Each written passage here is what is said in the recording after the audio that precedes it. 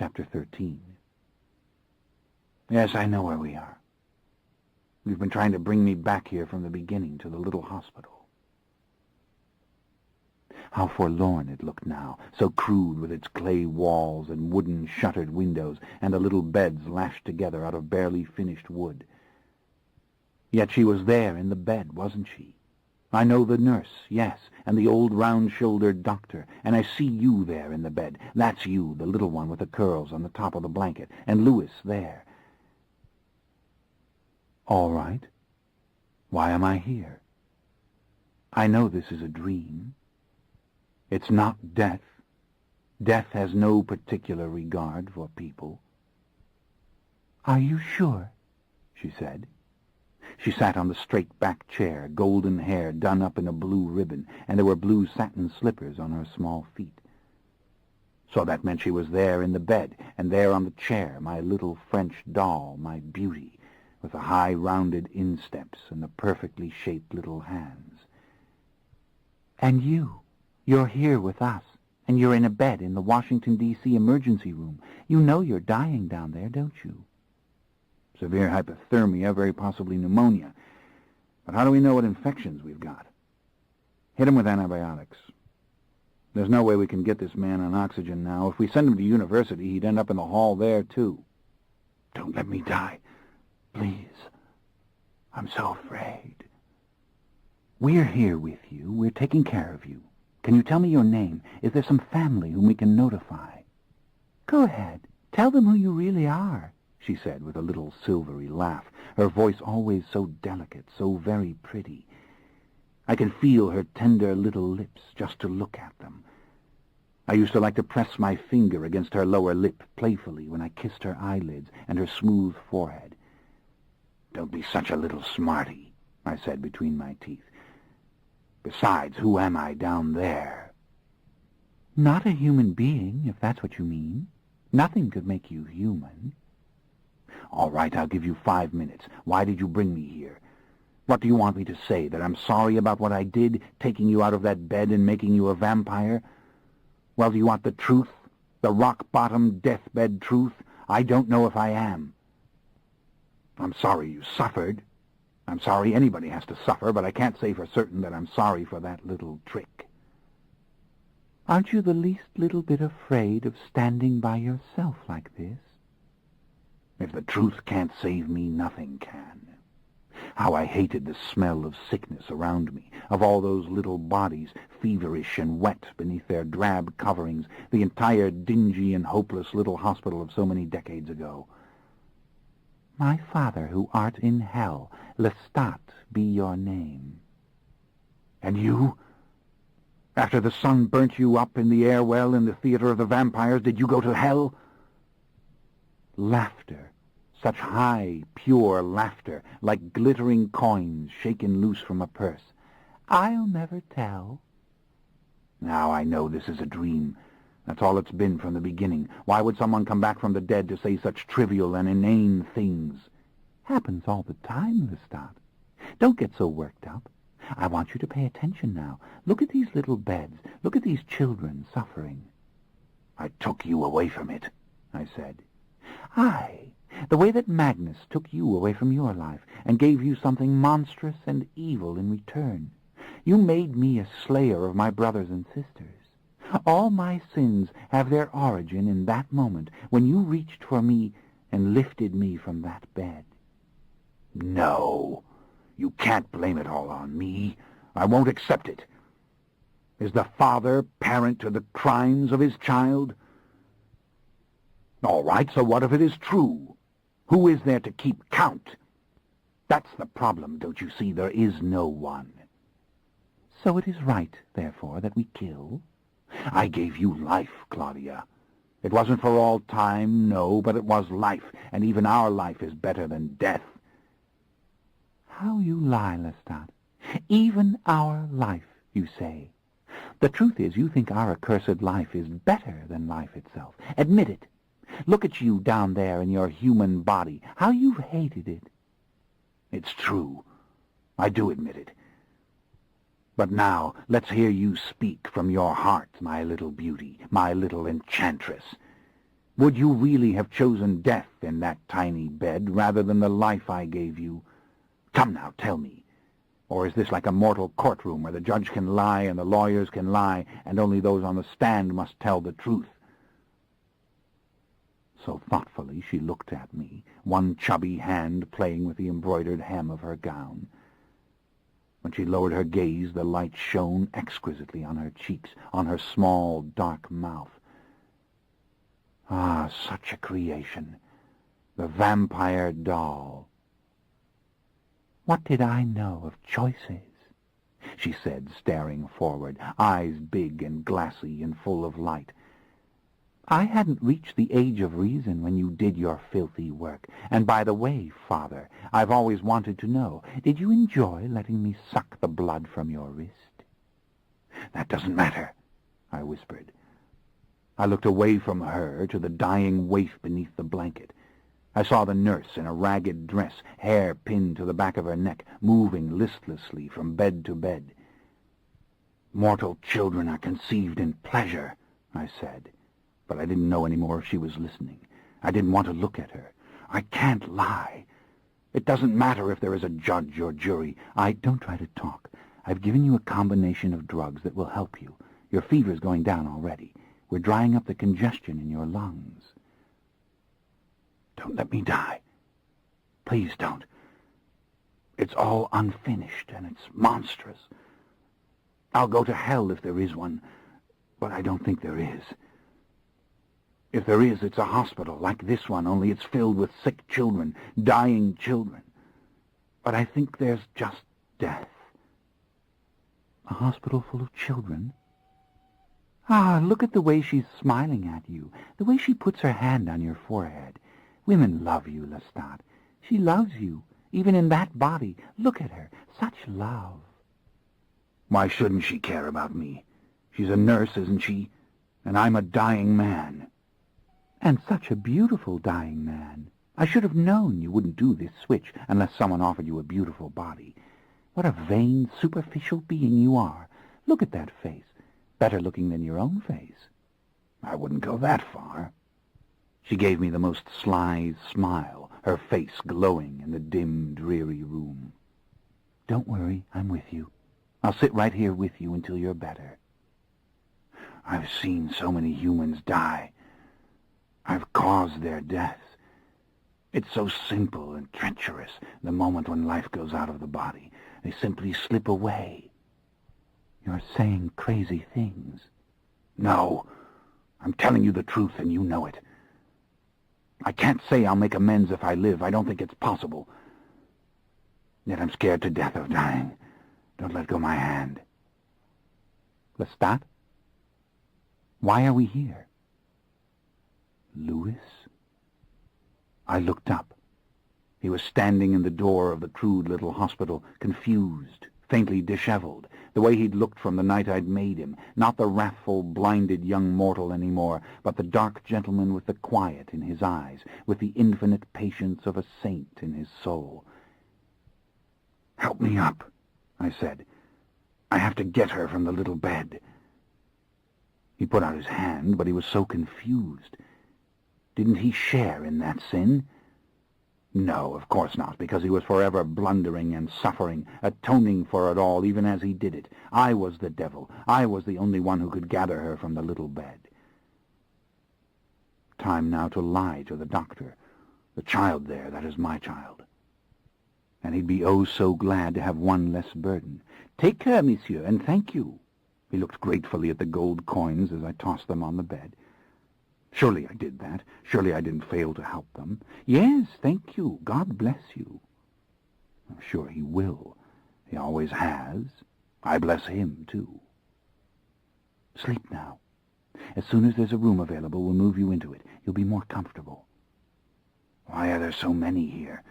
Please don't leave me. No, I'll stay with you. I'll sit right here. 8 o'clock.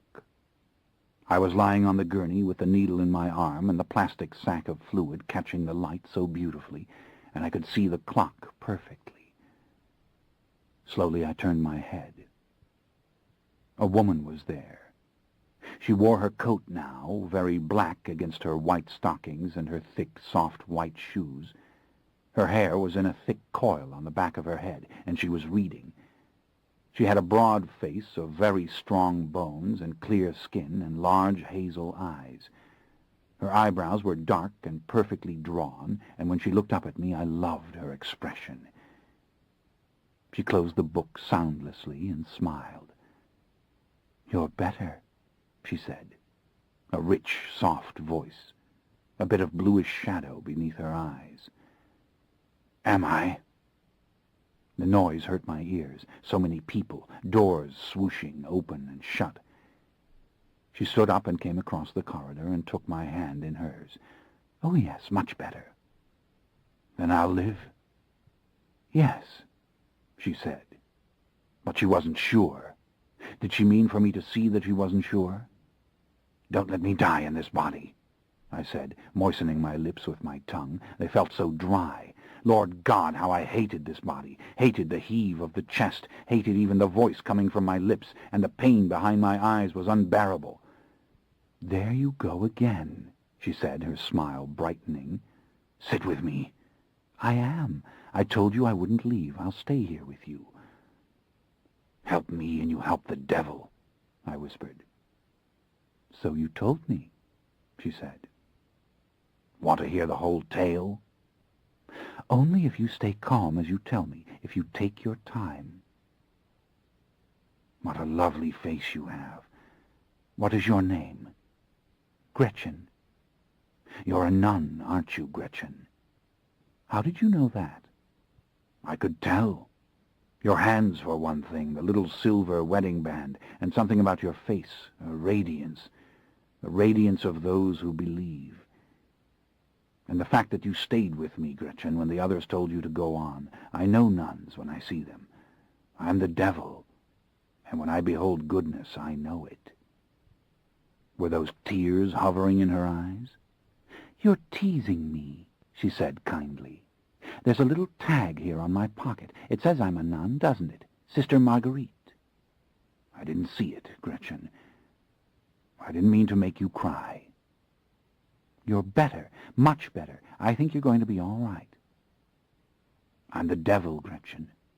Oh, not Satan himself, son of morning, Ben-Sharar, but bad, very bad. Demon of the first rank, certainly."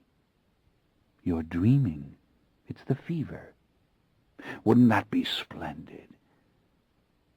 Yesterday I stood in the snow and tried to imagine just such a thing, that all my life of evil was but the dream of a mortal man. No such luck, Gretchen. The devil needs you. The devil's crying. He wants you to hold his hand. You're not afraid of the devil, are you?" "Not if he requires an act of mercy. Sleep now. They're coming to give you another shot. I'm not leaving. Here, I'll bring the chair to the side of the bed so you can hold my hand." "What are you doing, Lestat?" We were in our hotel suite now, much better place than that stinking hospital. I'll take a good hotel suite over a stinking hospital any time. And Louis had drunk her blood. Poor, helpless Louis. Claudia, listen to me. Come round, Claudia. You're ill, do you hear me? You must do as I tell you to get well." I bit through the flesh of my own wrist, and when the blood began to spill, I put it to her lips. "That's it, dear. More. Try to drink a little of this." She slipped her hand behind my neck. Ah, the pain when I lifted my head. It tastes so thin. It's not like blood at all. Her lids were heavy and smooth over her downcast eyes, like a Grecian woman painted by Picasso. So simple she seemed, large-boned and fine and strong. Had anybody ever kissed her nun's mouth? People are dying here, aren't they? That's why the corridors are crowded.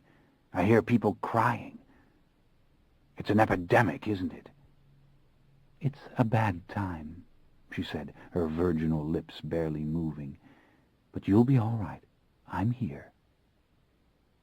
Louis was so angry. "But why, Lestat?"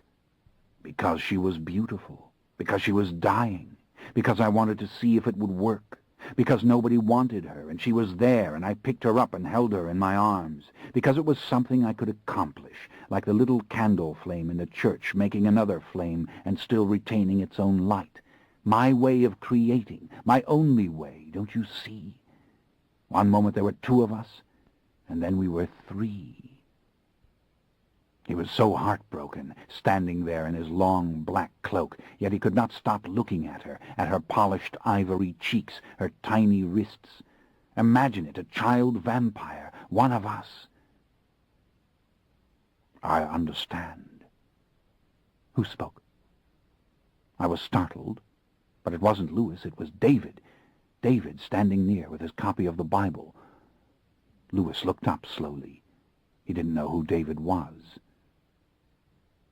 Are we close to God when we create something out of nothing? When we pretend we are the tiny flame and we make other flames? David shook his head. A bad mistake. And so is the whole world, then. She's our daughter. I'm not your daughter. I'm my mama's daughter. No, dear, not any more. I looked up at David. Well, answer me. Why do you claim such high aims for what you did? He asked.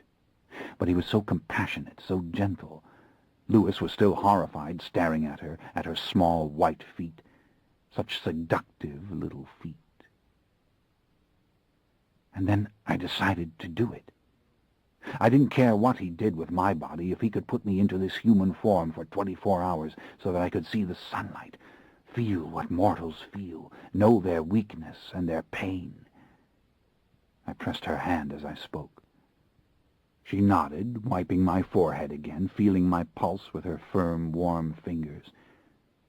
And I decided to do it, simply do it. Oh, I know it was wrong to let him go with all the power, but can you imagine? And now, you see, I can't die in this body. The others won't even know what's happened to me. If they knew, they'd come.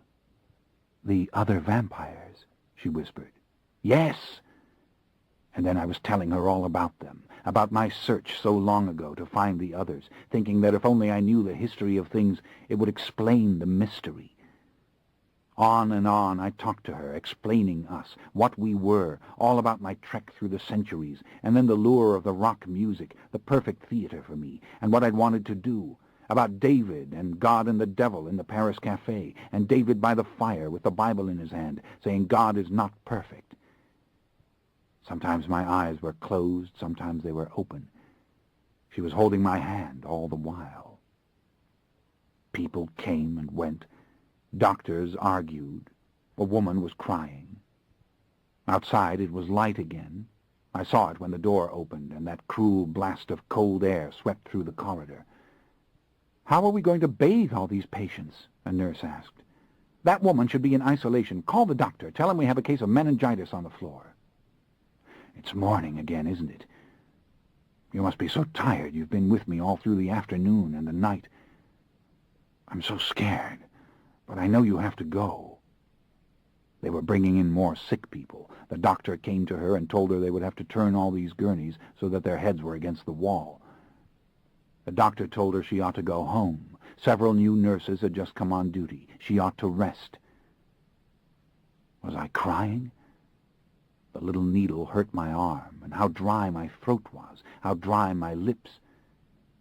We can't even officially admit all these patients. Can you hear me, Gretchen? I asked. Can you follow what I'm saying?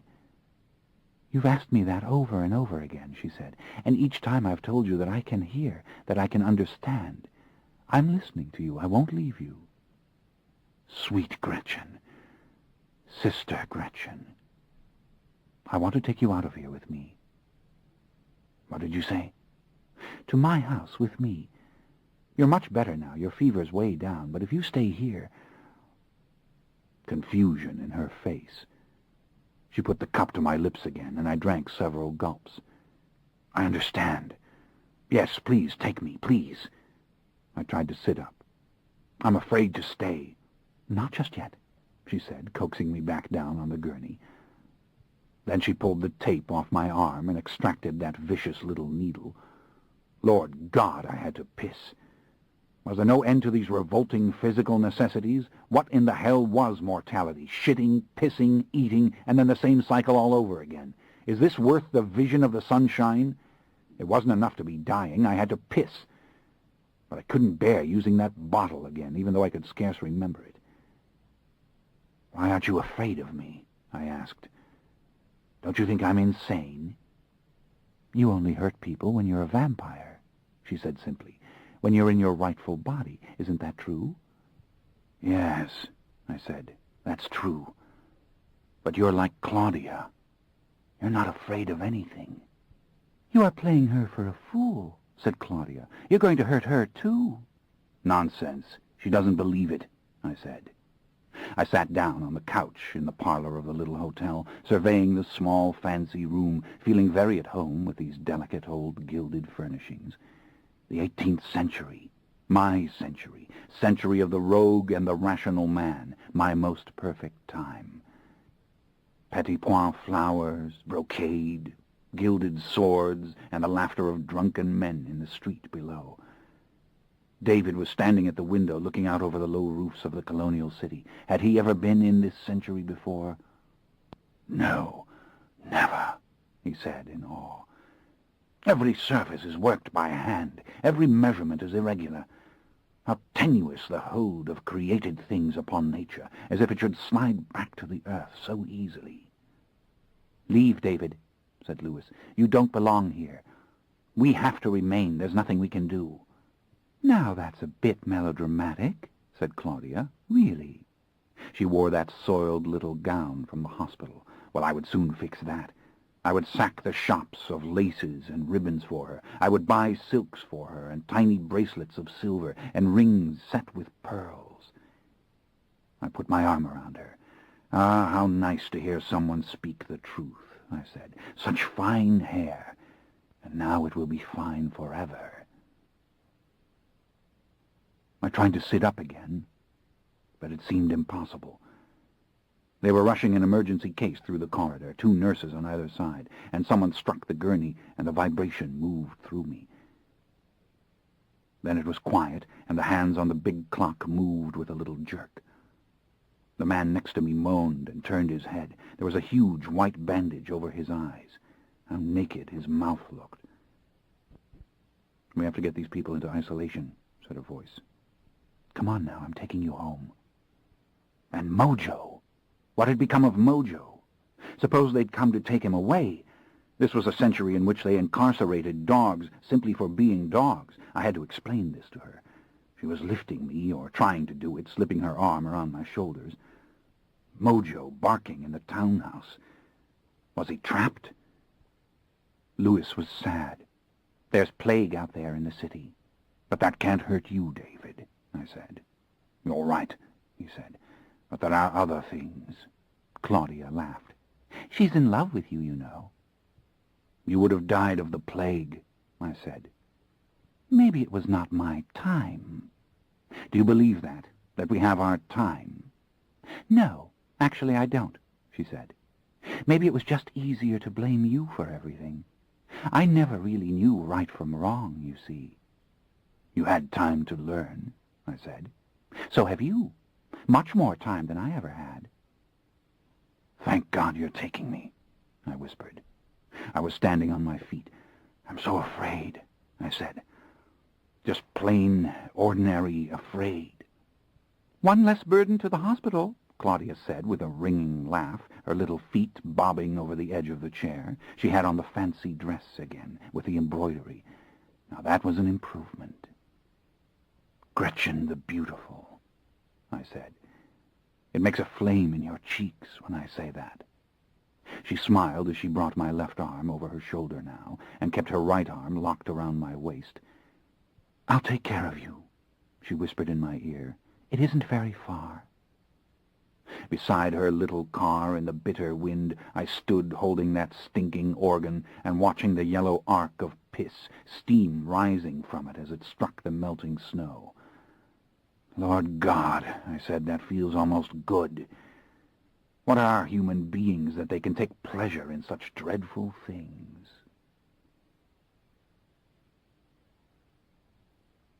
Chapter 14. At some point I began drifting in and out of sleep, aware that we were in a little car and that Mojo was with us, panting heavily by my ear, and that we were driving through wooded, snow-covered hills.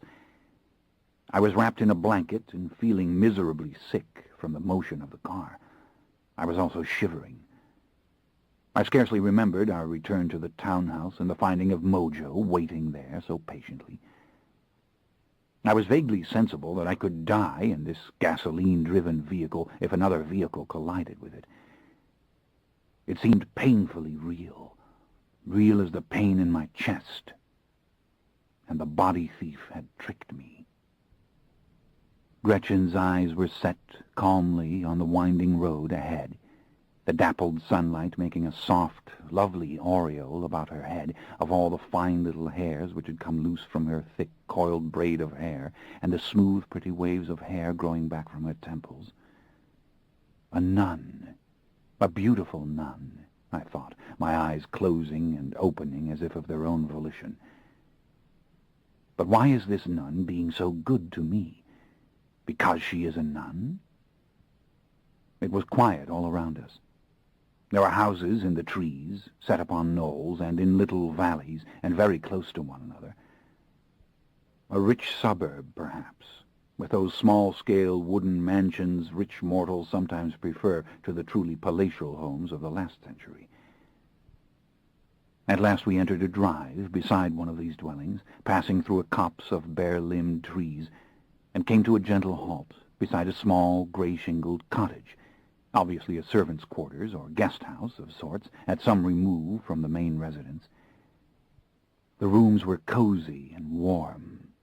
I wanted to sink down into the clean bed, but I was too soiled for that, and insisted that I be allowed to bathe this distasteful body. Gretchen strongly protested. I was sick, she said. I couldn't be bathed now. But I refused to listen.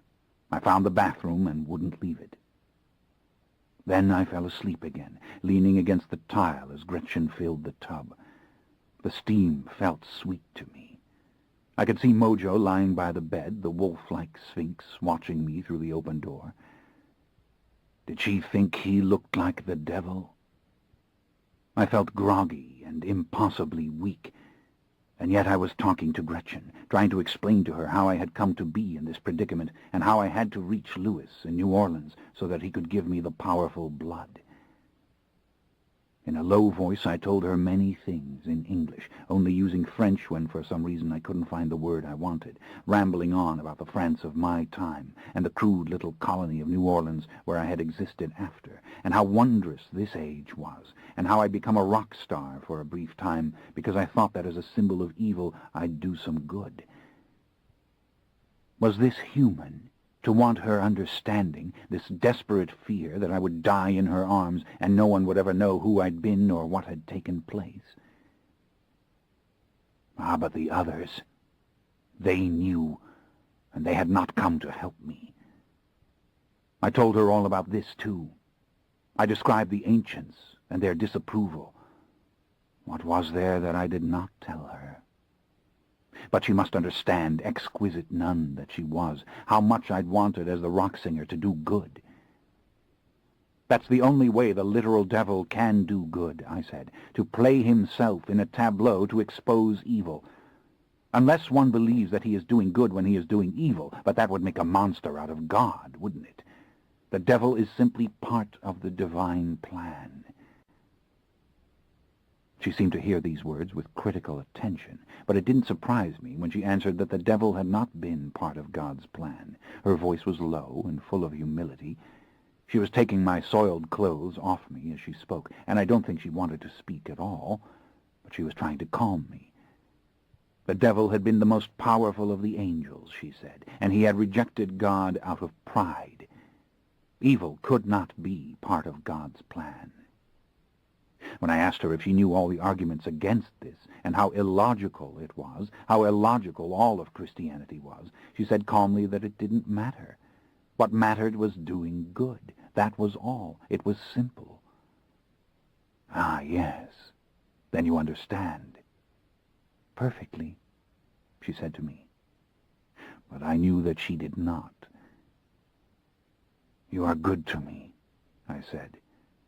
I kissed her gently on the cheek as she helped me into the warm water. I lay back in the tub, watching her bathe me and noting that it felt good to me, the warm water against my chest, the soft strokes of the sponge on my skin, perhaps better than anything I had endured so far. But how long the human body felt, how strangely long my arms. An image came back to me from an old film, of Frankenstein's monster lumbering about, swinging his hands as if they didn't belong at the ends of his arms. I felt as if I were that monster. In fact, to say that I felt entirely monstrous as a human is to hit the perfect truth. Seems I said something about it. She cautioned me to be quiet. She said that my body was strong and fine and not unnatural. She looked deeply worried. I felt a little ashamed, letting her wash my hair and my face. She explained it was the sort of thing which a nurse did all the time. She said she had spent her life in the foreign missions, nursing the sick, in places so soiled and ill-equipped that even the overcrowded Washington hospital seemed like a dream compared to them. I watched her eyes move over my body, and then I saw the flush in her cheeks and the way that she looked at me, overcome with shame and confusion. How curiously innocent she was. I smiled to myself, but I feared she would be hurt by her own carnal feelings. What a cruel joke on us both that she found this body enticing. But there was no doubt that she did, and it stirred my blood, my human blood, even in my fever and exhaustion. This body was always struggling for something. I could barely stand as she dried me all over with the towel, but I was determined to do it. I kissed the top of her head, and she looked up at me in a slow, vague way, intrigued and mystified. I wanted to kiss her again, but I hadn't the strength. She was very careful in drying my hair, and gentle as she dried my face. No one had touched me in this manner in a very long time. I told her I loved her for the sheer kindness of it. I hate this body so much. It's hell to be in it. "It's that bad?" she asked. "To be human?" "You don't have to humor me," I said. "I know you don't believe the things I've told you." "Ah, but our fantasies are like our dreams," she said, with a serious little frown. "They have meaning." Suddenly I saw my reflection in the mirror of the medicine cabinet, this tall, caramel-skinned man with thick brown hair, and the large-boned, soft-skinned woman beside him. The shock was so great my heart stopped. "Dear God, help me," I whispered. "I want my body back." I felt like weeping. She urged me to lie down against the pillows of the bed. The warmth of the room felt good. She began to shave my face. Thank God. I hated the feeling of the hair on it. I told her I'd been clean-shaven, as all men of fashion were when I died, and once we were made vampires, we remained the same forever. We grew whiter and whiter, that was true, and stronger, and our faces became smoother. But our hair was forever the same length, and so were our fingernails and whatever beard we had, and I had not had that much to begin with. "Was this transformation a painful thing?" she asked. "It was painful because I fought. I didn't want it to happen. I didn't really know what was being done to me. It seemed some monster out of the medieval past had captured me and dragged me out of the civilized city. You must remember in those years that Paris was a wonderfully civilized place. Oh, you would think it barbaric beyond description if you were spirited there now, but to a country lord from a filthy castle it was so exciting. What with the theaters and the opera and the balls at court, you can't imagine. And then this tragedy, this demon coming out of the dark and taking me to his tower. But the act itself, the dark trick, it isn't painful. It's ecstasy. And then your eyes are opened, and all humanity is beautiful to you in a way that you have never realized before. I put on the clean, skivvy shirt which she gave to me and climbed under the covers and let her bring the covers up to my chin. I felt as if I were floating. Indeed, this was one of the most pleasant feelings I had experienced since I become mortal, this feeling like drunkenness. She felt my pulse and my forehead. I could see the fear in her, but I didn't want to believe it. I told her that the real pain for me as an evil being was that I understood goodness, and I respected it. I had never been without a conscience. But all my life, even as a mortal boy, I had always been required to go against my conscience to obtain anything of intensity or value. "But how? What do you mean?" she asked. I told her that I had run off with a band of actors when I was a boy, committing an obvious sin of disobedience. I had committed the sin of fornication with one of the young women of the troupe. Yet those days acting on the village stage and making love had seemed of inestimable value. You see, that's when I was alive, merely alive, the trivial sins of a boy. After I was dead, every step I took in the world was a commitment to sin, and yet at every turn I saw the sensual and the beautiful. How could this be? I asked her. When I'd made Claudia a child vampire, and Gabrielle, my mother, into a vampire beauty, I'd been reaching again for an intensity. I'd found it irresistible. And in those moments no concept of sin made sense. I said more, speaking again of David and his vision of God and the devil in the cafe, and of how David thought that God was not perfect, that God was learning all the time, and that indeed the devil learned so much that he came to despise his job and begged to be let out of it. But I knew I had told her all these things before in the hospital when she'd been holding my hand. There were moments when she stopped her fussing with the pillows and with pills and glasses of water and merely looked at me. How still her face was, how emphatic her expression, the dark, thick lashes surrounding her paler eyes, her large, soft mouth, so eloquent of kindness. "I know you are good," I said. "I love you for it. Yet I would give it to you, the dark blood, to make you immortal, to have you with me in eternity, because you are so mysterious to me and so strong." There was a layer of silence around me, a dull roaring in my ears and a veil over my eyes. I watched motionless as she lifted a syringe, tested it apparently by squirting a tiny bit of silver liquid into the air, and then put the needle into my flesh.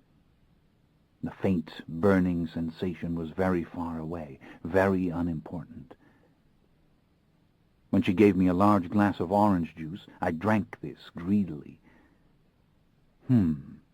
Now this was something to taste, thick like blood, but full of sweetness, and strangely like devouring light itself. "I'd forgotten all about such things," I said. "How good it tastes. Better than wine, really. I should have drunk it before. And to think I would have gone back without knowing it." I sank down into the pillow and looked up at the bare rafters of the low, sloping ceiling. Nice, clean little room, very white, very simple, her nun's cell. Snow was falling gently outside the little window. I counted 12 little panes of glass. I was slipping in and out of sleep. I vaguely recall her trying to make me drink soup and that I couldn't do it. I was shaking and terrified that those dreams would come again. I didn't want Claudia to come. The light of the little room burnt my eyes. I told her about Claudia haunting me and the little hospital. "Full of children," she said. Hadn't she remarked on this before? How puzzled she looked. She spoke softly of her work in the missions with children, in the jungles of Venezuela and in Peru. "Don't speak any more," she said. I knew I was frightening her. I was floating again, in and out of darkness, aware of a cool cloth on my forehead, and laughing again at this weightless feeling. I told her that in my regular body I could fly through the air. I told her how I had gone into the light of the sun above the Gobi Desert. Now and then I opened my eyes with a start, shaken to discover myself here, her small white room. In the burnished light I saw a crucifix on the wall with a bleeding Christ, and a statue of the Virgin Mary atop a small bookcase, the old familiar image of the mediatrix of all graces, with her bowed head and outstretched hands. Was that Saint Rita there with the red wound in her forehead? Ah, all the old beliefs. And to think they were alive in this woman's heart. I squinted, trying to read the larger titles on the books on her shelves, Aquinas, Maritain, Teilhard de Chardin. The sheer effort of interpreting these various names to mean Catholic philosophers exhausted me. Yet I read other titles, my mind feverish and unable to rest. There were books on tropical diseases, childhood diseases, on child psychology. I could make out a framed picture on the wall near the crucifix of veiled and uniformed nuns together, perhaps at a ceremony. If she was one of them, I couldn't tell, not with these mortal eyes and hurting the way they were. The nuns wore short blue robes and blue and white veils. She held my hand. I told her again I had to go to New Orleans. I had to live to reach my friend Louis, who would help me recover my body. I described Louis to her, how he existed beyond the reach of the modern world in a tiny, unlighted house behind his ramshackle garden. I explained that he was weak, but he could give me the vampiric blood, and then I'd be a vampire again, and I'd hunt the body thief and have my old form restored to me. I told her how very human Louis was, that he would not give me much vampiric strength, but I could not find the body thief unless I had a preternatural body. So this body will die, I said, when he gives the blood to me. You are saving it for death. I was weeping. I realized I was speaking French, but it seemed that she understood, because she told me in French that I must rest, that I was delirious. I am with you, she said in French, very slowly and carefully. I will protect you. Her warm, gentle hand was over mine. With such care she brushed the hair back from my forehead. Darkness fell around the little house. There was a fire burning in the little hearth, and Gretchen was lying beside me. She had put on a long flannel gown, very thick and white, and her hair was loose, and she was holding me as I shivered. I liked the feel of her hair against my arm. I held on to her, frightened I'd hurt her. Over and over again she wiped my face with a cool cloth. She forced me to drink the orange juice or cold water. The hours of the night were deepening, and so was my panic. I won't let you die, she whispered in my ear, but I heard the fear which she couldn't disguise. Sleep rolled over me, thinly, so that the room retained its shape, its color, its light. I called upon the others again, begging Marius to help me. I began to think of terrible things, that they were all there as so many small white statues with the Virgin and with Saint Rita watching me and refusing to help. Sometime before dawn I heard voices. A doctor had come, a tired young man with sallow skin and red-rimmed eyes. Once again a needle was put into my arm. I drank greedily when the ice water was given me. I could not follow the doctor's low murmuring, nor was I meant to understand it, but the cadences of the voice were calm and obviously reassuring. I caught the words epidemic and blizzard and impossible conditions. When the door shut, I begged her to come back. "Next to your beating heart," I whispered in her ear as she lay down at my side. How sweet this was, her tender, heavy limbs, her large, shapeless breasts against my chest, her smooth leg against mine. Was I too sick to be afraid? "Sleep now," she said. "Try not to worry." At last a deep sleep was coming to me, deep as the snow outside, as the darkness "Don't you think it's time you made your confession?" asked Claudia. "You know you really are hanging by the proverbial thread." She was sitting in my lap, staring up at me, hands on my shoulders, her little upturned face not an inch from mine. My heart shrank, exploding in pain, but there was no knife, only these little hands clutching me, and the perfume of crushed roses rising from her shimmering hair. "No, I can't make my confession," I said to her. How my voice trembled. "Oh, Lord God, what do you want of me?" "You're not sorry. You've never been sorry. Say it. Say the truth. You deserved the knife when I put it through your heart, and you know it. You've always known it." "No." Something in me broke as I stared down at her, at the exquisite face in its frame of fine-spun hair. I lifted her and rose, placing her in the chair before me, and I dropped to my knees at her feet. "Claudia, listen to me. I didn't begin it. I didn't make the world. It was always there, this evil. It was in the shadows, and it caught me and made me part of it, and I did what I felt I must. Don't laugh at me, please. Don't turn your head away. I didn't make evil. I didn't make myself." How perplexed she was, staring at me, watching me, and then her small, full mouth spread beautifully in a smile. "It wasn't all anguish," I said, my fingers digging into her little shoulders. "It wasn't hell. Tell me it wasn't. Tell me there was happiness. Can devils be happy? Dear God, I don't understand." "You don't understand, but you always do something, don't you?" "Yes, and I'm not sorry. I'm not. I would roar it from the rooftops right up into the dome of heaven. Claudia, I would do it again." A great sigh passed out of me. I repeated the words, my voice growing louder. "I would do it again." Stillness in the room. Her calm remained unbroken. Was she enraged? Surprised? Impossible to know as I looked into her expressionless eyes. "Oh, you are evil, my father," she said in a soft voice. "How can you abide it?" David turned from the window. He stood over her shoulder, looking down at me as I stayed there on my knees. "I am the ideal of my kind," I said. "I am the perfect vampire. You are looking at the vampire Lestat when you look at me.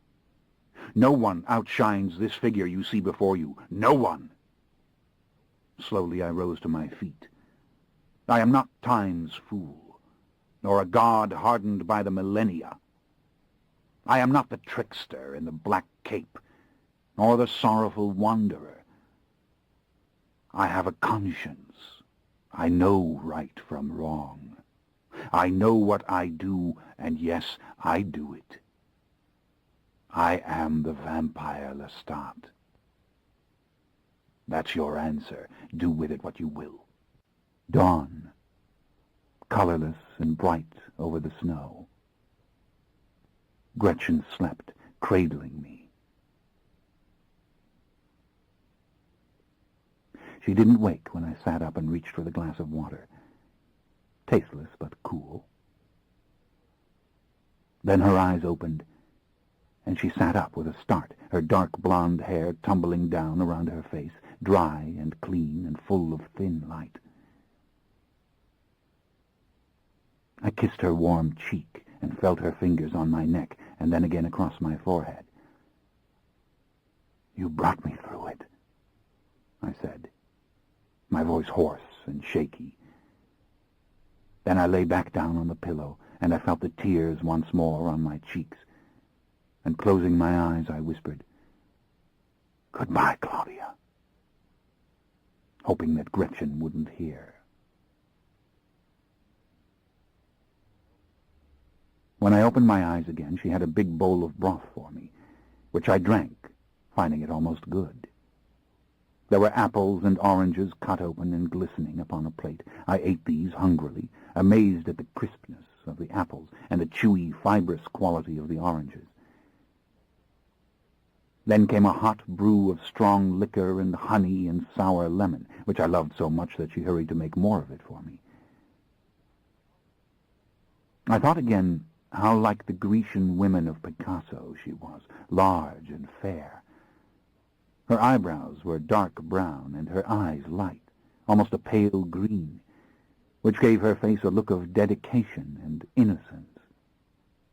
She was not young, this woman, and that too enhanced her beauty very much for me. There was something selfless and distracted in her expression, in the way that she nodded and told me I was better when I asked. She looked perpetually deep in thought. For a long moment she remained, looking down at me as if I puzzled her, and then very slowly she bent and pressed her lips to mine. A raw vibration of excitement passed through me. Once more I slept. No dreams came to me. It was as if I'd always been human, always in this body, and oh, so grateful for this soft, clean bed. Afternoon. Patches of blue beyond the trees. In a trance, it seemed, I watched her build up the fire. I watched the glow on her smooth, bare feet. Mojo's gray hair was covered with light, powdery snow as he ate quietly and steadily from a plate between his paws, now and then looking up at me.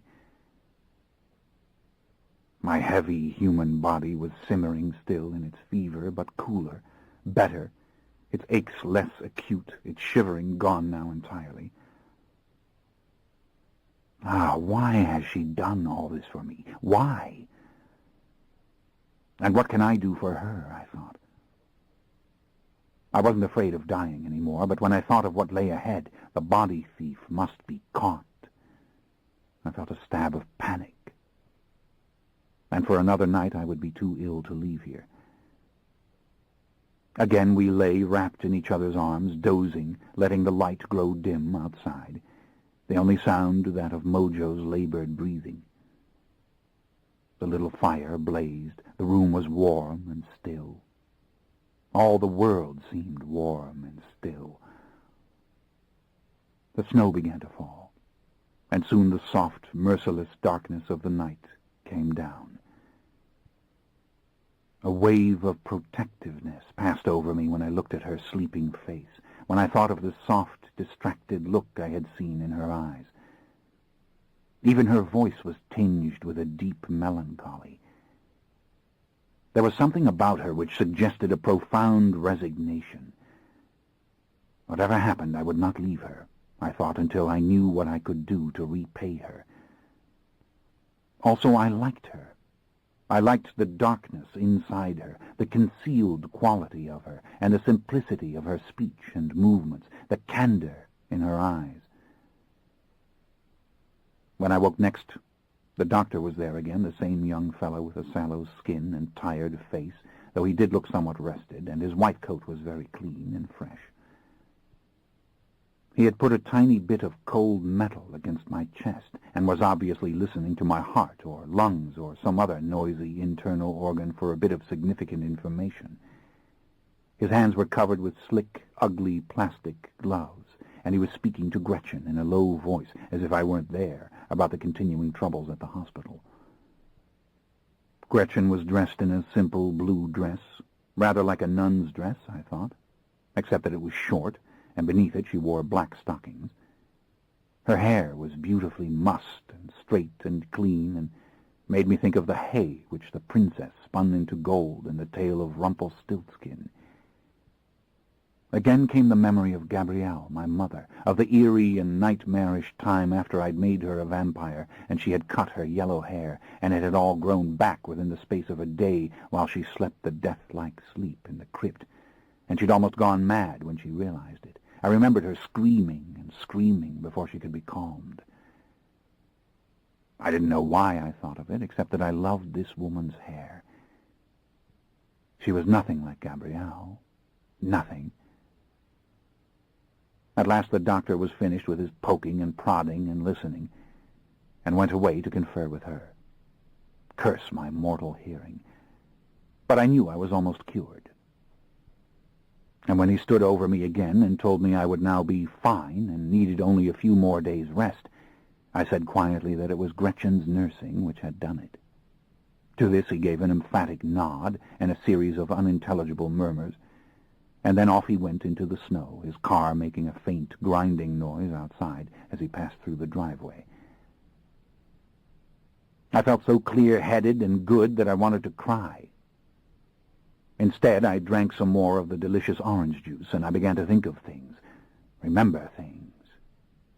"I need to leave you for only a little while," Gretchen said. "I have to get some food." "Yes, and I shall pay for this food," I said. I laid my hand on her wrist. Though my voice was still weak and hoarse, I told her about the hotel, that my money was there in my coat. It was enough money for me to pay her for my care as well as for the food, and she must get it. The key must be in my clothes, I explained. She had put my clothes on hangers, and now she did find the key in the shirt pocket. "See," I said with a little laugh, "I've been telling you the truth about everything." She smiled, and her face was filled with warmth.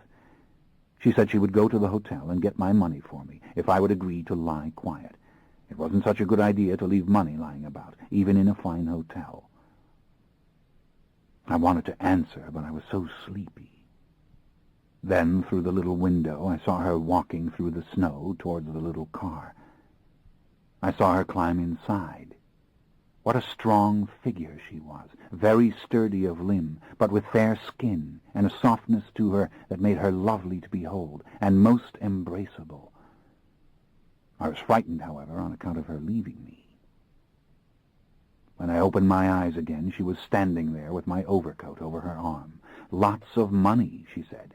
She'd brought it all back. She'd never seen so much money in packets and wads. What a strange person I was. There was something like $28,000 there. She'd closed out my account at the hotel. They'd been worried about me. They had seen me run off in the snow. They had made her sign a receipt for everything. This bit of paper she gave to me as if it was important. She had my other possessions with her, the clothing I had purchased, which was still in its sacks and boxes. I wanted to thank her, but where were the words? I would thank her when I came back to her in my own body. After she had put away all the clothing, she fixed us a simple supper of broth again, and bread with butter. We ate this together, with a bottle of wine, of which I drank much more than she thought permissible. I must say that this bread and butter and wine was about the best human food I'd tasted so far. I told her so, and I wanted more of the wine, please, because this drunkenness was absolutely sublime. "Why did you bring me here?" I asked her. She sat down on the side of the bed, looking towards the fire, playing with her hair, not looking at me. She started to explain again about the overcrowding at the hospital, the epidemic. "No, why did you do it? There were others there." "Because you're not like anyone I've ever known," she said. "You make me think of a story I once read about an angel forced to come down to earth in a human body." With a flush of pain, I thought of Raglan James telling me that I looked like an angel. I thought of my other body roaming the world, powerful, and under his loathsome charge.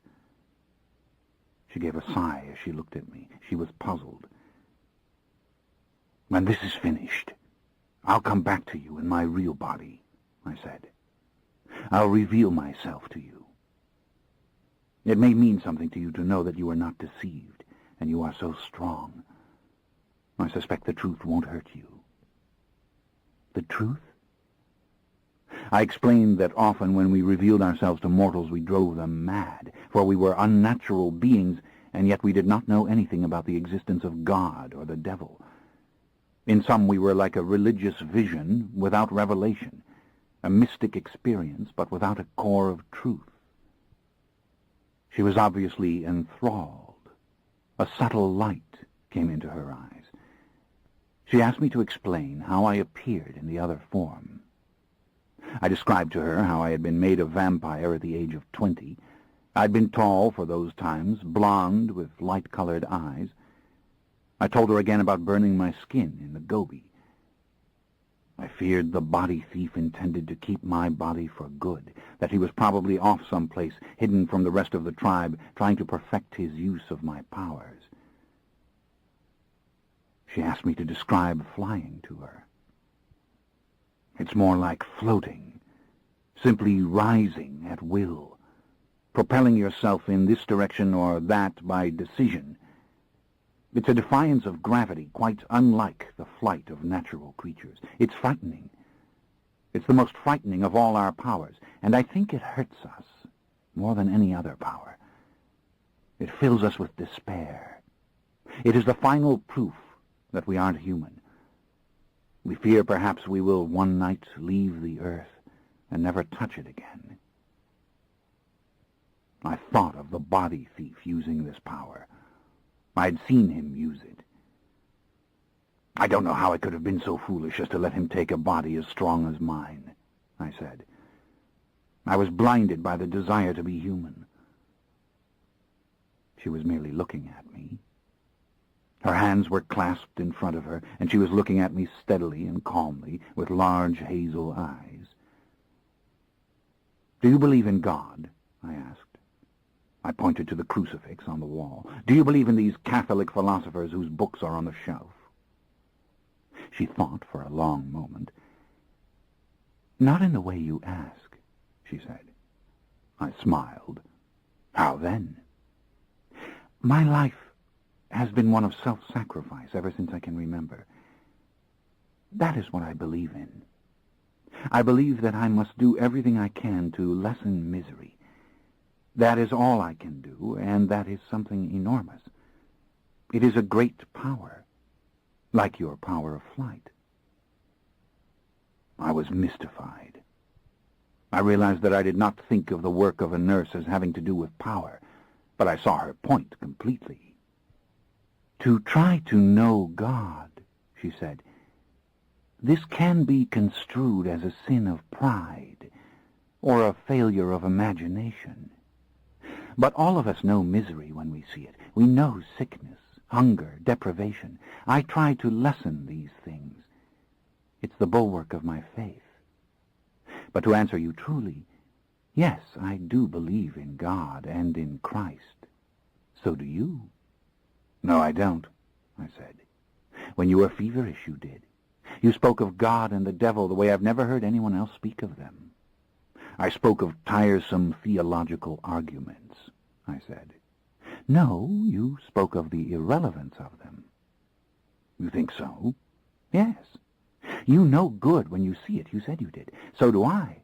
I devote my life to trying to do it." I sighed. "Yes, I see," I said. "Would I have died had you left me in the hospital?" "You might have," she said. "I honestly don't know." It was very pleasurable merely to look at her. Her face was large, with few contours, and nothing of elegant aristocratic beauty. But beauty she had in abundance, and the years had been gentle with her. She was not worn from care. I sensed a tender, brooding sensuality in her, a sensuality which she herself did not trust or nurture. "Explain this to me again," she said. "You spoke of being a rock singer because you wanted to do good? You wanted to be good by being a symbol of evil? Talk of this some more." I told her yes.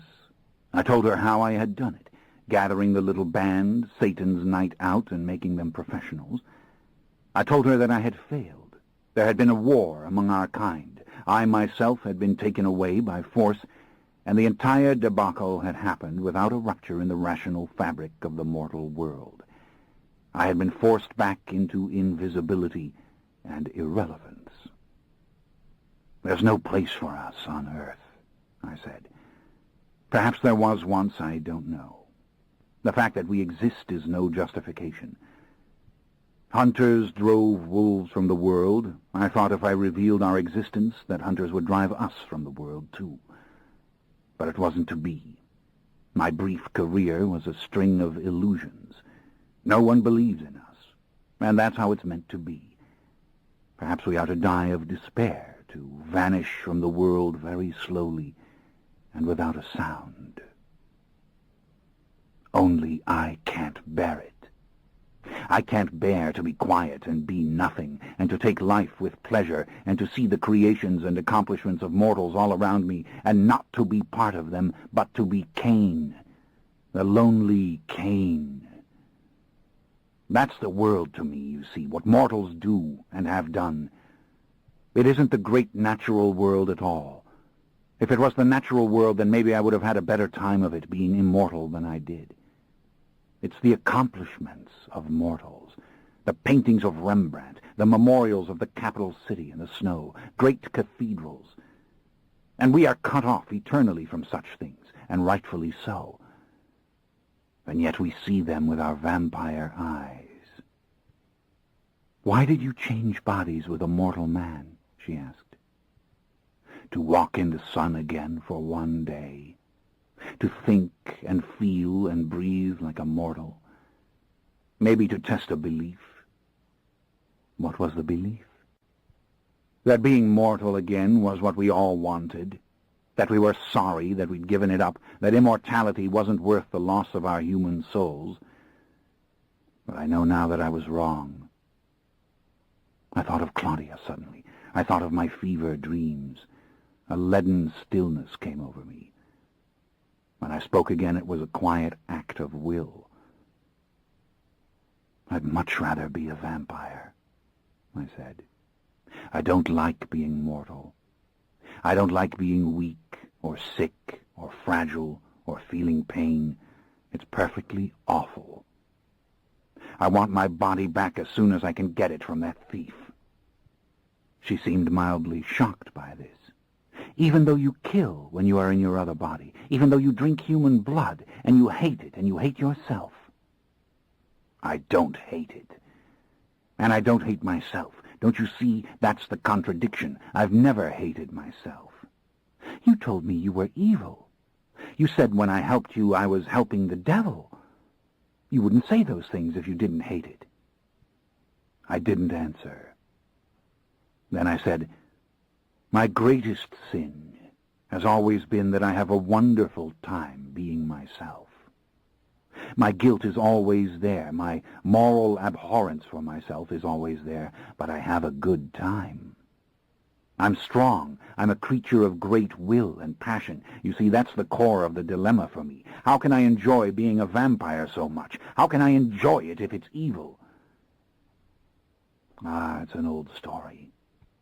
Men work it out when they go to war. They tell themselves there is a cause. Then they experience the thrill of killing as if they were merely beasts. And beasts do know it. They really do. The wolves know it. They know the sheer thrill of tearing to pieces the prey. I know it.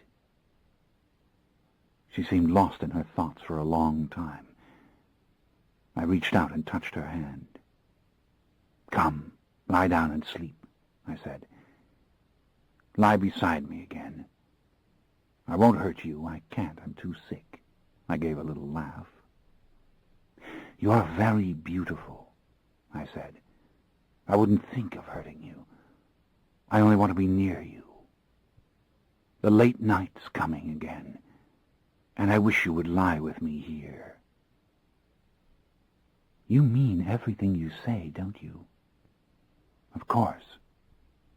You realize you are like a child, don't you? You have a great simplicity to you, the simplicity of a saint." I laughed. "Dearest Gretchen, you're misunderstanding me in a crucial way. But then again, maybe you aren't. If I believed in God, if I believed in salvation, then I suppose I would have to be a saint." She reflected for a long time. Then she told me in a low voice that she had taken a leave of absence from the foreign missions only a month ago. She had come up from French Guiana to Georgetown to study at the university, and she worked only as a volunteer at the hospital. "Do you know the real reason why I took the leave of absence?" she asked me. "No, tell me." "I wanted to know a man. The warmth of being close to a man. Just once, I wanted to know it. I'm 40 years old, and I've never known a man. You spoke of moral abhorrence. You used those words. I had an abhorrence for my virginity, of the sheer perfection of my chastity. It seemed, no matter what one believed, to be a cowardly thing. I understand, I said. Surely to do good in the missions has nothing to do, finally, with chastity. No, they are connected, she said, but only because hard work is possible when one is single-minded and married to no one but Christ. I confessed I knew what she meant. But if the self-denial becomes an obstacle to work, I said, then it's better to know the love of a man, isn't it? That is what I thought, she said. Yes, know this experience, and then return to God's work. Exactly. In a slow, dreamy voice, she said, I've been looking for the man, for the moment. That's the answer, then, as to why you brought me here. Perhaps, she said. God knows I was so frightened of everyone else. I'm not frightened of you. She looked at me as if her own words had left her surprised. Come, lie down and sleep. There's time for me to heal and for you to be certain it's what you really want. I wouldn't dream of forcing you, of doing anything cruel to you. But why, if you're the devil, can you speak with such kindness? I told you that's the mystery. Or it's the answer, one or the other. Come lie beside me. I closed my eyes. I felt her climbing beneath the covers, the warm pressure of her body beside me, her arms slipping across my chest. You know, I said, this is almost good, this aspect of being human. I was half asleep when I heard her whisper, I think there's a reason you took your leave of absence, she said. You may not know it. Surely you don't believe me, I murmured, the words running together sluggishly. How delicious it was to slip my arm around her again, to tuck her head against my neck. I was kissing her hair, loving the soft springiness of it against my lips. There is a secret reason you came down to earth, she said, that you came into the body of a man. Same reason that Christ did it. And that is redemption, she said. Ah, yes, to be saved. Now, wouldn't that be lovely? I wanted to say more. How perfectly impossible it was to even consider such a thing, but I was sliding away into a dream, and I knew that Claudia would not be there. Maybe it wasn't a dream after all, only a memory. I was with David in the Rijksmuseum, and we were looking at the great painting by Rembrandt. To be saved. What a thought. What a lovely, extravagant, and impossible thought. How nice to have found the one mortal woman in all the world who would seriously think of such a thing. And Claudia wasn't laughing anymore, because Claudia was dead.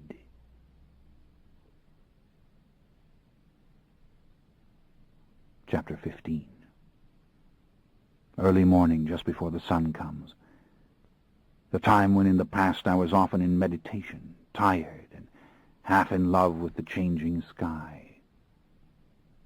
I bathed slowly and carefully, the small bathroom full of dim light and steam around me.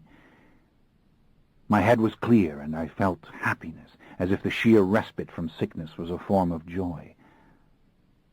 I shaved my face slowly until it was perfectly smooth, and then, delving into the little cabinet behind the mirror, I found what I wanted. The little rubber sheaths that would keep her safe from me, from my planting a child within her, from this body giving her some other dark seed that might harm her in ways I could not foresee. curious little objects, these gloves for the organ. I would love to have thrown them away, but I was determined that I would not make the mistakes I had made before. Silently I shut the little mirror door, and only then did I see a telegram message taped above it, a rectangle of yellowed paper with the words in pale, indistinct print. "Gretchen, come back. We need you. No questions asked. We are waiting for you." The date of the communication was very recent, only a few days before, and the origin was Caracas, Venezuela. I approached the bed, careful not to make a sound, and I laid the small safety devices on the table in readiness. And I lay with her again, and began to kiss her tender, sleeping mouth. Slowly I kissed her cheeks, and the flesh beneath her eyes. I wanted to feel her eyelashes through my lips.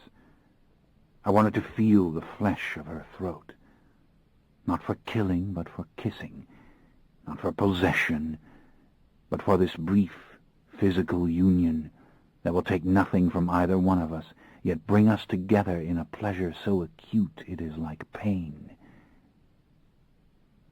She waked slowly under my touch. "Trust in me," I whispered. "I won't hurt you." "Oh, but I want you to hurt me," she said in my ear. Gently I pulled the flannel gown off her. She lay back, looking up at me, her breasts as fair as the rest of her, the areolas of her nipples very small and pink, and the nipples themselves hard. Her belly was smooth, her hips broad. A lovely dark shadow of brown hair lay between her legs, glistening in the light coming through the windows. I bent down and kissed this hair. I kissed her thighs, parting her legs with my hand, until the warm inside flesh was open to me, and my organ was stiff and ready. I looked at the secret place there, folded and demure, and a dark pink in its soft veil of down. A coarse, warm excitement went through me, further hardening the organ. I might have forced her, so urgent was the feeling. But no, not this time. I moved up beside her, turning her face to me, and accepting her kisses now, slow and awkward and fumbling. I felt her leg pressed against mine, and her hands moving over me, seeking the warmth beneath my armpits and the damp nether hair of this male body, thick and dark. It was my body, ready for her and waiting. This my chest, which she touched, seeming to love its hardness, my arms, which she kissed as if she prized their strength. The passion in me ebbed slightly, only to grow hot again instantly, and then to die down again, waiting, and then to rise once more. No thoughts came to me of the blood-drinking, no thought at all of the thunder of the life inside her, which I might have consumed, a dark draught at another time. Rather, the moment was perfumed with the soft heat of her living flesh, and it seemed vile that anything could harm her, anything mar the common mystery of her trust and her yearning and her deep and common fear. I let my hand slip down to the little doorway. How sorry and sad that this union would be so partial, so brief. Then, as my fingers gently tried the virgin passage, her body caught fire. Her breast seemed to swell against me, and I felt her open, petal by petal, as her mouth grew harder against my mouth. But what of the dangers? Didn't she care about them? In her new passion she seemed heedless and completely under my command. I forced myself to stop, to remove the little sheath from its packet and to roll it up and over the organ, as her passive eyes remained fixed on me, as if she no longer had a will of her own. It was this surrender that she needed. It was what she required of herself. Once again I fell to kissing her. She was moist and ready for me. I could keep it back no longer, and when I rode her now it was hard. The little passage was snug and maddeningly heated as its juices flowed. I saw the blood come up into her face as the rhythm quickened. I bent my lips to lick at her nipples, to claim her mouth again. When the final moan came out of her, it was like the moan of pain. And there it was again, the mystery, that something could be so perfectly finished and complete, and have lasted such a little while, such a precious little while. Had it been union? Were we one with each other in this clamorous silence? I don't think that it was union. On the contrary, it seemed the most violent of separations. Two contrary beings flung at each other in heat and clumsiness, in trust and in menace, the feelings of each unknowable and unfathomable to the other, its sweetness terrible as its brevity, its loneliness hurtful as its undeniable fire. And never had she looked so frail to me as she did now. Her eyes closed, her head turned into the pillow, her breasts no longer heaving, but very still.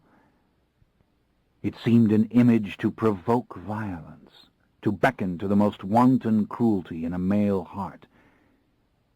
Why was this so? I didn't want any other mortal to touch her. I didn't want her own guilt to touch her. I didn't want regret to hurt her, or for any of the evils of the human mind to come near her. And only now did I think of the dark gift again, and not of Claudia, but of the sweet, throbbing splendor in the making of Gabrielle. Gabrielle had never looked back from that long-ago moment. Clad in strength and certainty, she had begun her wandering, never suffering an hour's moral torment, as the endless complexities of the great world drew her on. But who could say what the dark blood would give to any one human soul? And this a virtuous woman, a believer in old and merciless deities, drunk on the blood of martyrs and the heady suffering of 1,000 saints. Surely she would never ask for the dark gift, or accept it, any more than David would. But what did such questions matter until she knew the words I spoke were true? And what if I could never prove their truth to her? What if I never had the dark blood again inside me to give anyone, and I remained forever trapped in this mortal flesh? I lay quiet, watching the sunlight fill the room. I watched it strike the tiny body of the crucified Christ above her bookshelf. I watched it fall upon the Virgin with her bowed head. Snuggled against each other, we slept again. Chapter 16. Noon. I was dressed in the clean new clothes which I had bought on that last fateful day of my wandering, soft white pullover shirt with long sleeves, fashionably faded denim pants. We had made a picnic of sorts before the warm, crackling little fire, a white blanket spread out on the carpet, on which we sat having our late breakfast together, as Mojo dined sloppily and greedily in his own fashion on the kitchen floor. It was French bread and butter again, and orange juice and boiled eggs, and the fruit in big slices. I was eating hungrily, ignoring her warnings that I was not entirely well. I was plenty well enough. Even her little digital thermometer said so. I ought to be off to New Orleans. If the airport was open, I could have been there by nightfall, perhaps. But I didn't want to leave her just now. I asked for some wine. I wanted to talk. I wanted to understand her, and I was also afraid to leave her, afraid of being alone without her. The plane journey struck a cowardly fear in my soul, and besides, I liked being with her. She'd been talking easily about her life in the missions, of how she'd loved it from the very beginning. The first year she'd spent in Peru, then she'd gone on to the Yucatan. Her most recent assignment had been in the jungles of French Guiana, a place of primitive Indian tribes. The mission was St. Margaret Mary, 6 hours' journey up the Maroni River by motorized canoe from the town of Saint Laurent. She and the other sisters had refurbished the concrete chapel, the little whitewashed schoolhouse, and the hospital. But often they had to leave the mission itself and go directly to the people in their villages. She loved this work, she said. She laid out for me a great sweep of photographs, small rectangular colored pictures of the crude little mission buildings, and of her and her sisters, and of the priest who came through to say Mass. None of these sisters wore veils or habits out there. They were dressed in khaki or white cotton, and their hair was free. Real working sisters, she explained. And there she was in these pictures, radiantly happy, none of the brooding melancholy evident in her. In one snapshot she stood surrounded by dark-faced Indians before a curious little building with ornate carvings on its walls. In another she was giving an injection to a wraith of an old man who sat in a brightly painted, straight-back chair. Life in these jungle villages had been the same for centuries, she said. These people had existed long before the French or Spanish ever set foot on the soil of South America. It was difficult to get them to trust the sisters and the doctors and the priests. She herself did not care whether or not they learnt their prayers. She cared about inoculations and the proper cleaning of infected wounds. She cared about setting broken limbs so that these people would not be crippled forever. Of course they wanted her to come back. They'd been very patient with her little leave of absence. They needed her. The work was waiting for her. She showed me the telegram, which I had already seen, tacked to the wall above the bathroom mirror. "You miss it. Obviously you do," I said. I was studying her, watching for signs of guilt over what we had done together, but I didn't see this in her. She did not seem racked with guilt over the telegram, either. "I'm going back, of course," she said simply. "This may sound absurd, but it was a difficult thing to leave in the first place. But this question of chastity, it had become a destructive obsession." Of course I understood. She looked at me with large, quiet eyes. "And now you know," I said, "that it's not really so very important at all whether or not you sleep with a man. Isn't that what you found out?" "Perhaps," she said with a faint, simple smile. How strong she seemed, sitting there on the blanket, her legs demurely folded to one side, her hair still loose, and more like a nun's veil here in this room than in any photograph of her. "How did it begin for you?" I asked. "Do you think that's important?" she asked. "I don't think you will approve of my story if I tell you." "I want to know," I answered. She'd grown up the daughter of a Catholic schoolteacher and an accountant in the Bridgeport section of Chicago, and very early on exhibited a great talent for playing the piano. The whole family had sacrificed for her lessons with a famous teacher. "Self-sacrifice, you see," she said, smiling faintly again, "even from the beginning. Only it was music then, not medicine." But even then she had been deeply religious, reading the lives of the saints and dreaming of being a saint, of working in the foreign missions when she grew up. Saint Rose de Lima, the mystic, held a special fascination for her, and so did Saint Martin de Porres, who had worked more in the world, and Saint Rita. She had wanted to work with lepers some day, to find a life of all-consuming and heroic work. She'd built a little oratory behind her house when she was a girl, and there she would kneel for hours before the crucifix, hoping that the wounds of Christ would open in her hands and feet, the stigmata. "I took these stories very seriously," she said. "Saints are real to me. The possibility of heroism is real to me." "Heroism," I said. My word. But how very different was my definition of it. I did not interrupt her. It seemed that the piano playing was at war with my spiritual soul. I wanted to give up everything for others, and that meant giving up the piano, above all the piano. This saddened me. I had the feeling she had not told this story often, and her voice was very subdued when she spoke. "But what about the happiness you gave to people when you played?" I asked. "Wasn't that something of real value?" "Now I can say that it was," she said, her voice dropping even lower and her words coming with painful slowness. "But then I wasn't sure of it. I wasn't a likely person for such a talent. I didn't mind being heard, but I didn't like being seen. She flushed slightly as she looked at me. Perhaps if I could have played in a choir loft or behind a screen, it would have been different. I see, I said. There are many humans who feel this way, of course. But you don't, do you? I shook my head. She explained how excruciating it was for her to be dressed in white lace and made to play before an audience. She did it to please her parents and her teachers. Entering the various competitions was an agony, but almost invariably she won. Her career had become a family enterprise by the time she was 16. But what about the music itself? Did you enjoy it? She thought for a moment. Then, it was absolute ecstasy, she answered. When I played alone, with no one there to watch me, I lost myself in it completely. It was almost like being under the influence of a drug. It was almost erotic. Sometimes melodies would obsess me.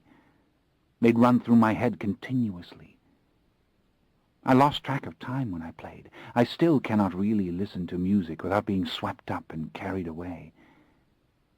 You don't see any radio here or tape player. I can't have those things near me, even now. But why deny yourself this? I looked around. There was no piano in this room either. She shook her head dismissively. The effect is too engulfing. Don't you see? I can forget everything else too easily. And nothing is accomplished when this happens. Life is on hold, so to speak.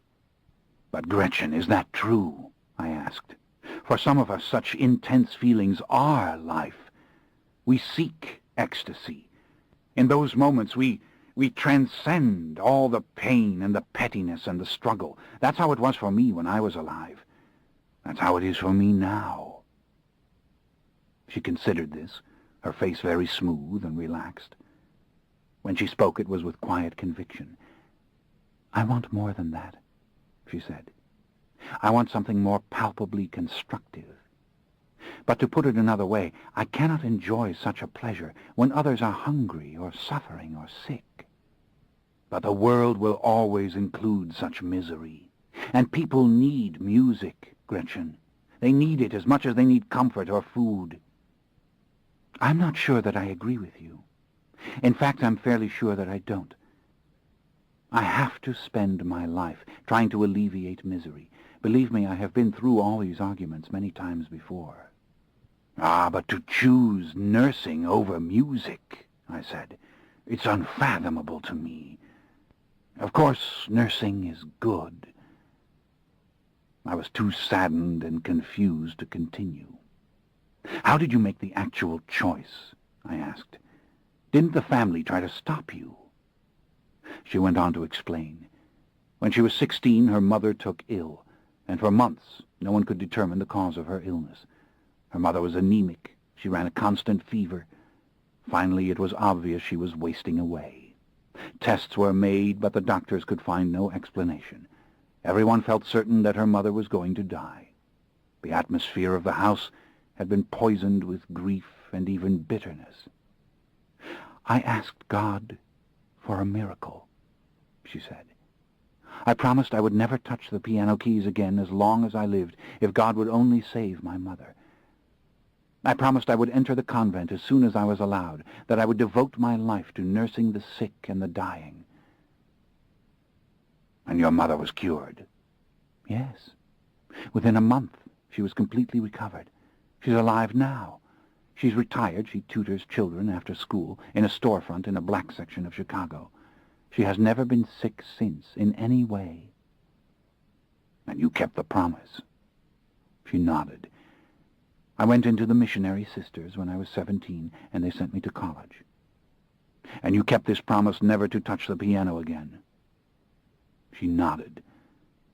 There was not a trace of regret in her, nor was there a great longing or need for my understanding or approval. In fact, I knew my sadness was obvious to her, and that if anything she felt a little concern for me. Were you happy in the convent? Oh, yes, she said with a little shrug.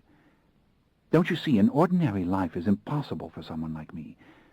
I have to be doing something hard. I have to be taking risks.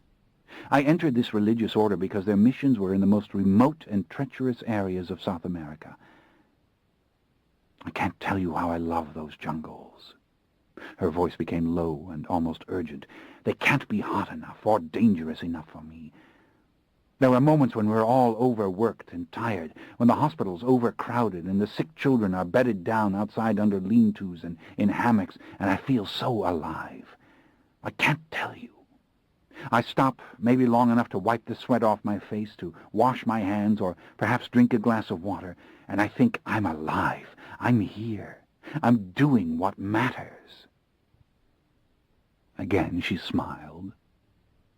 It's another kind of intensity, I said, something wholly unlike the making of music. I see the crucial difference. I thought of David's words to me about his early life, how he had sought the thrill in danger. She was seeking the thrill in utter self-sacrifice. He had sought the danger of the occult in Brazil. She sought the hard challenge of bringing health to thousands of the nameless and the eternally poor. This troubled me deeply. There's a vanity in it, too, of course, she said. Vanity is always the enemy. That's what troubled me the most about my chastity, she explained. The pride I felt in it. But you see, even coming back like this to the States was a risk. I was terrified when I got off the plane, when I realized I was here in Georgetown, and nothing could stop me from being with a man if I wanted it. I think I went to work at the hospital out of fear. God knows freedom isn't simple. This part I understand, I said. But your family, how did they respond to this promise you made, to your giving up the music? They didn't know at the time. I didn't tell them. I announced my vocation. I stuck to my guns. There was a lot of recrimination. After all, my sisters and brothers had worn second-hand clothes so I could have piano lessons. But this is often the case. Even in a good Catholic family, the news that a daughter wants to be a nun is not always greeted with cheers and accolades. They grieved for your talent, I said quietly. Yes, they did, she said with a slight lift of her eyebrows. How honest and tranquil she seemed. None of this was said with coldness or hardness. But I had a vision of something vastly more important than a young woman on a concert stage rising from the piano bench to collect a bouquet of roses. It was a long time before I told them about the promise. Years later, she nodded. They understood. They saw the miracle. How could they help it? I told them I'd been more fortunate than anyone I knew who had ever gone into the convent. I'd had a clear sign from God. He had resolved all conflicts for all of us. You believe this? Yes, I do, she said. But in a way it doesn't matter whether it's true or not. And if anyone should understand, you should. Why is that? Because you speak of religious truths and religious ideas, and you know that they matter, even if they are only metaphors. This is what I heard in you even when you were delirious. I sighed. Don't you ever want to play the piano again?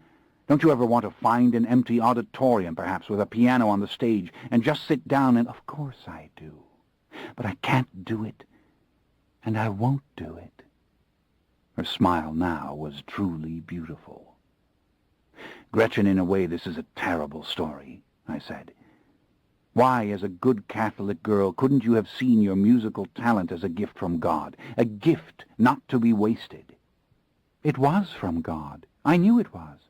But don't you see, there was a fork in the road.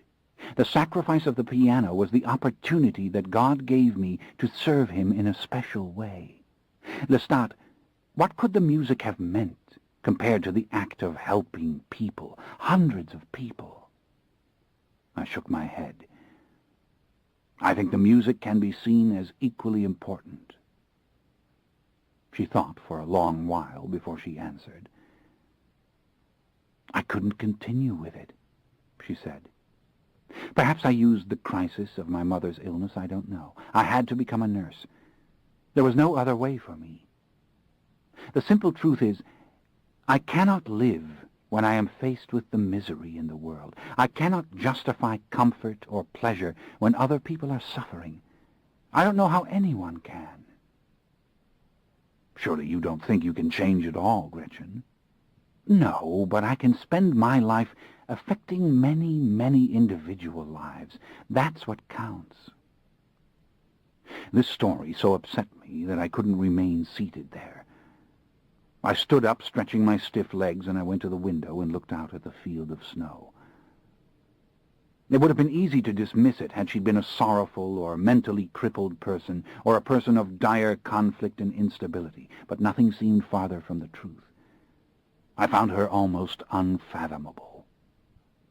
She was as alien to me as my mortal friend Nicola had been so many, many decades ago, not because she was like him, but because his cynicism and sneering and eternal rebellion had contained an abnegation of self which I couldn't really understand. My Nicky, so full of seeming eccentricity and excess, yet deriving satisfaction from what he did only because it pricked others. Abnegation of self. That was the heart of it. I turned around. She was merely watching me. I had the distinct feeling again that it didn't matter much to her what I said. She didn't require my understanding. In a way, she was one of the strongest people I'd encountered in all my long life. It was no wonder she took me out of the hospital. Another nurse might not have assumed such a burden at all. "Gretchen," I asked, "you're never afraid that your life has been wasted, that sickness and suffering will simply go on long after you've left the earth, and what you've done will mean nothing in the larger scheme?" "Lestat," she said, "it is the larger scheme which means nothing." Her eyes were wide and clear. "It is the small act which means all. Of course sickness and suffering will continue after I am gone, but what's important is that I have done all I can. That's my triumph and my vanity. That's my vocation and my sin of pride. That is my brand of heroism. But, chérie, it works that way only if someone is keeping score, if some supreme being will ratify your decision, or you'll be rewarded for what you've done, or at least upheld." "No," she said, choosing her words thoughtfully as she proceeded. "Nothing could be farther from the truth. Think of what I've said. I'm telling you something that is obviously new to you. Maybe it's a religious secret. How so?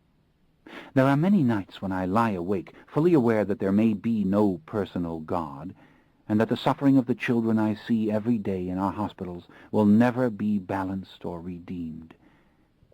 I think of those old arguments. You know, how can God justify the suffering of a child? Dostoevsky asked that question. So did the French writer Albert Camus.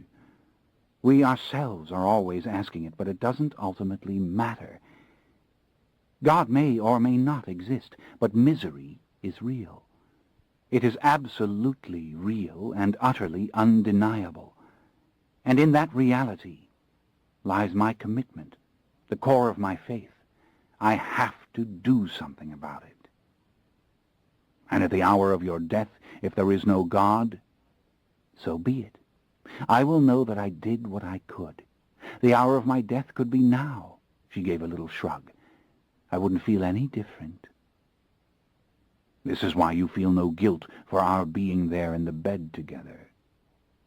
She considered. "Guilt? I feel happiness when I think of it. Don't you know what you've done for me?" She waited, and slowly her eyes filled with tears. "I came here to meet you, to be with you," she said, her voice thickening. "And I can go back to the mission now." She bowed her head and slowly, silently regained her calm, her eyes clearing. Then she looked up and spoke again. "When you spoke of making this child, Claudia, When you spoke of bringing your mother, Gabrielle, into your world, you spoke of reaching for something. Would you call it a transcendence? When I work until I drop in the mission hospital, I transcend. I transcend doubt and something perhaps hopeless and black inside myself. I don't know. Hopeless and black. Yes, that's the key, isn't it? The music didn't make this go away. Yes, it did, but it was false. Why false? Why was doing that good, playing the piano, false? Because it didn't do enough for others, that's why. Oh, but it did. It gave them pleasure. It had to. Pleasure? Forgive me, I'm choosing the wrong tack. You've lost yourself in your vocation.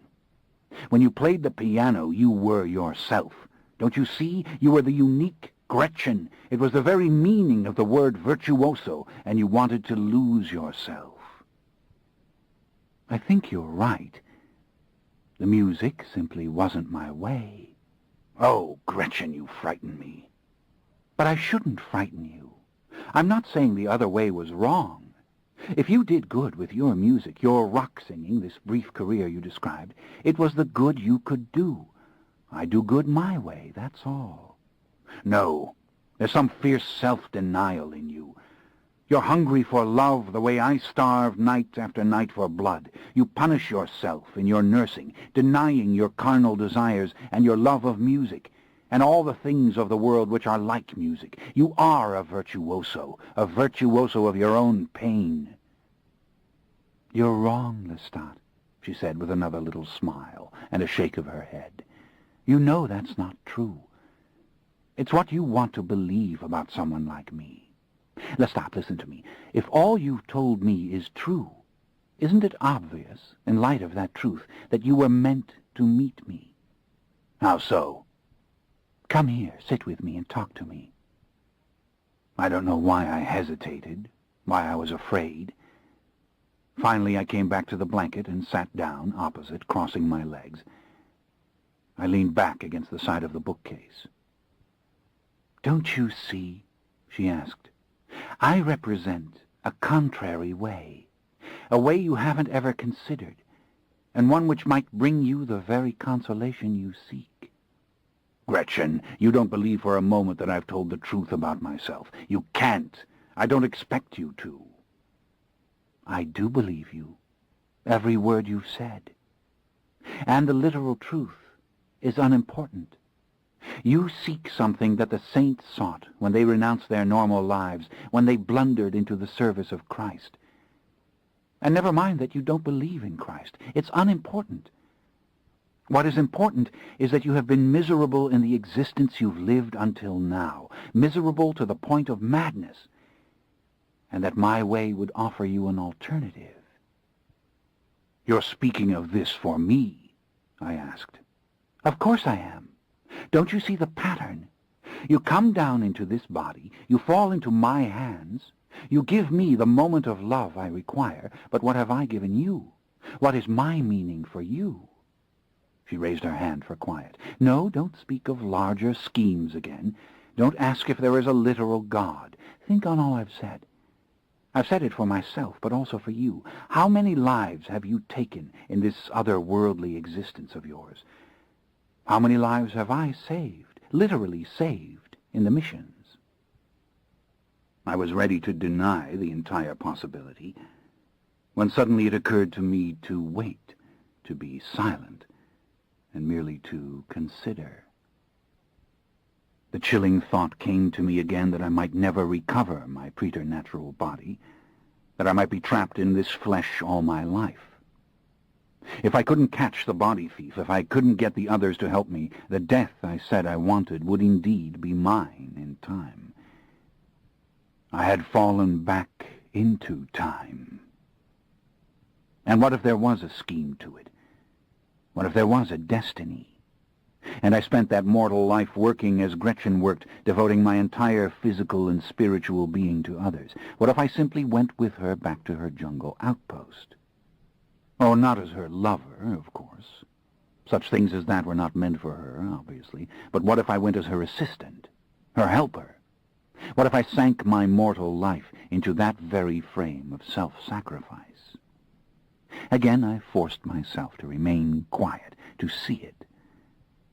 Of course, there was an added capability of which she knew nothing, the wealth I could bestow upon her mission, upon missions like it. And though this wealth was so vast some men could not have calculated it, I could calculate it. I could see in a large, incandescent vision its limits, its effects. Whole village populations fed and clothed, hospitals stocked with medicines, schools furnished with books and blackboards and radios and pianos. Yes, pianos. Oh, this was an old, old tale. This was an old, old dream. I remained quiet as I considered it. I saw the moments of each day of my mortal life, my possible mortal life, spent, along with every bit of my fortune, upon this dream. I saw this as if it were sand sliding through the narrow center of an hourglass. Why, at this very minute, as we sat here in this clean little room, people starved in the great slums of the Eastern world. They starved in Africa. Worldwide they perished from disease and from disaster. Floods washed away their dwellings. Drought shriveled their food and their hopes. The misery of even one country was more than the mind could endure, were it described in even vague detail. But even if everything I possessed I gave to this endeavor, what would I have accomplished in the final analysis? How could I even know that modern medicine in a jungle village was better than the old way? How could I know that the education given a jungle child spelt happiness for it? How could I know that any of this was worth the loss of myself? How could I make myself care whether it was or not? That was the horror. I didn't care. I could weep for any individual soul who suffered, yes, but about sacrificing my life to the nameless millions of the world, I couldn't care. In fact, it filled me with dread, terrible, dark dread. It was sad, beyond sad. It seemed no life at all. It seemed the very opposite of transcendence. I shook my head. In a low, stammering voice, I explained to her why this vision frightened me so much. Centuries ago, when I first stood on the little boulevard stage in Paris, when I saw the happy faces, when I heard applause, I felt as if my body and soul had found their destiny. I felt as if every promise in my birth and childhood had begun its fulfillment at last. Oh, there were other actors, worse and better, other singers, other clowns. There have been a million since, and a million will come after this moment. But each of us shines with his own inimitable power. Each of us comes alive in his own unique and dazzling moment. Each of us has his chance to vanquish the others forever in the mind of the beholder, and that is the only kind of accomplishment I can really understand. The kind of accomplishment in which the self, this self, if you will, is utterly whole and triumphant. Yes, I could have been a saint, you are right. But I would have had to found a religious order or lead an army into battle. I would have had to work miracles of such scope that the whole world would have been brought to its knees. I am one who must dare, even if I'm wrong, completely wrong. Gretchen, God gave me an individual soul, and I cannot bury it. I was amazed to see that she was still smiling at me, softly and unquestioningly, and that her face was full of calm wonder. Better to reign in hell, she asked carefully, than to serve in heaven? Oh, no. I would make heaven on earth if I could. But I must raise my voice. I must shine. And I must reach for the very ecstasy that you've denied, the very intensity from which you fled. That, to me, is transcendence. When I made Claudia, blundering error that it was, yes, it was transcendence. When I made Gabrielle, wicked as it seemed, yes, it was transcendence. It was a single, powerful, and horrifying act, which wrung from me all my unique power and daring. "They shall not die," I said. Yes, perhaps the very words you use to the village children. But it was to bring them into my unnatural world that I uttered these words. The goal was not merely to save, but to make of them what I was, a unique and terrible being. It was to confer upon them the very individuality I cherished. We shall live, even in this state called living death. We shall love, we shall feel, we shall defy those who would judge us and destroy us. That was my transcendence. And self-sacrifice and redemption had no part in it. Oh, how frustrating it was that I could not communicate it to her. I could not make her believe it in literal terms. Don't you see? I survived all that has happened to me because I am who I am. My strength, my will, my refusal to give up, those are the only components of my heart and soul which I can truly identify. This ego, if you wish to call it that, is my strength. I am the vampire Lestat, and nothing, not even this mortal body, is going to defeat me. I was amazed to see her nod, to see her totally accepting expression. "And if you came with me," she said gently, "the vampire Lestat would perish, wouldn't he, in his own redemption?" "Yes, he would. He would die slowly and horribly among the small and thankless tasks, caring for the never-ending hordes of the nameless, the faceless, the eternally needy." I felt so sad suddenly I couldn't continue. I was tired in an awful, mortal way, the mind having worked its chemistry upon this body. I thought of my dream and of my speech to Claudia, and now I had told it again to Gretchen. And I knew myself as never before. I drew up my knees and rested my arms on them, and I put my forehead on my arms. "I can't do it," I said under my breath. "I can't bury myself alive in such a life as you have. And I don't want to, that's the awful part. I don't want to do it. I don't believe it would save my soul. I don't believe it would matter." I felt her hands on my arms. She was stroking my hair again, drawing it back from my forehead. "I understand you," she said, "even though you're wrong." I gave a little laugh as I looked up at her. I took a napkin from our little picnic, and I wiped my nose and my eyes. "But I haven't shaken your faith, have I?" "No," she said. And this time her smile was different, more warm and more truly radiant. "You've confirmed it," she said in a whisper. "How very strange you are, and how miraculous that you came to me. I can almost believe your way is right for you. Who else could be you? No one." I sat back and drank a little sip of wine. It was now warm from the fire, but still it tasted good, sending a ripple of pleasure through my sluggish limbs. I drank some more of it. I set down the glass and looked at her.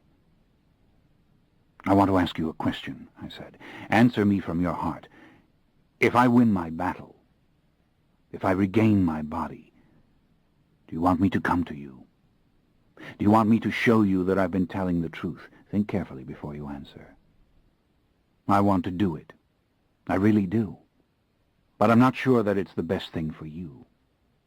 Yours is almost a perfect life.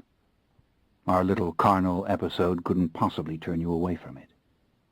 I was right, wasn't I, in what I said before? You know now that erotic pleasure really isn't important to you, and you're going to return to your work in the jungle very soon, if not immediately." "That's true," she said. "But there's something else you should know also. There was a moment this morning when I thought I could throw away everything just to be with you." "No, not you, Gretchen." "Yes, me. I could feel it sweeping me away, the way the music once did. And if you were to say, "Come with me," even now I might go. If this world of yours really existed—" She broke off with another little shrug, tossing her hair a little and then smoothing it back behind her shoulder. "The meaning of chastity is not to fall in love," she said, her focus sharpening as she looked at me. "I could fall in love with you. I know I could." She broke off and then said in a low, troubled voice, "You could become my God. I know that's true." This frightened me, yet I felt at once a shameless pleasure and satisfaction, a sad pride. I tried not to yield to the feeling of slow physical excitement. After all, she didn't know what she was saying. She couldn't know. But there was something powerfully convincing in her voice and in her manner. "I'm going back," she said in the same voice, full of certitude and humility. "I'll probably leave within a matter of days. But yes, if you win this battle, if you recover your old form, for the love of God, come to me. I want to know." I didn't reply.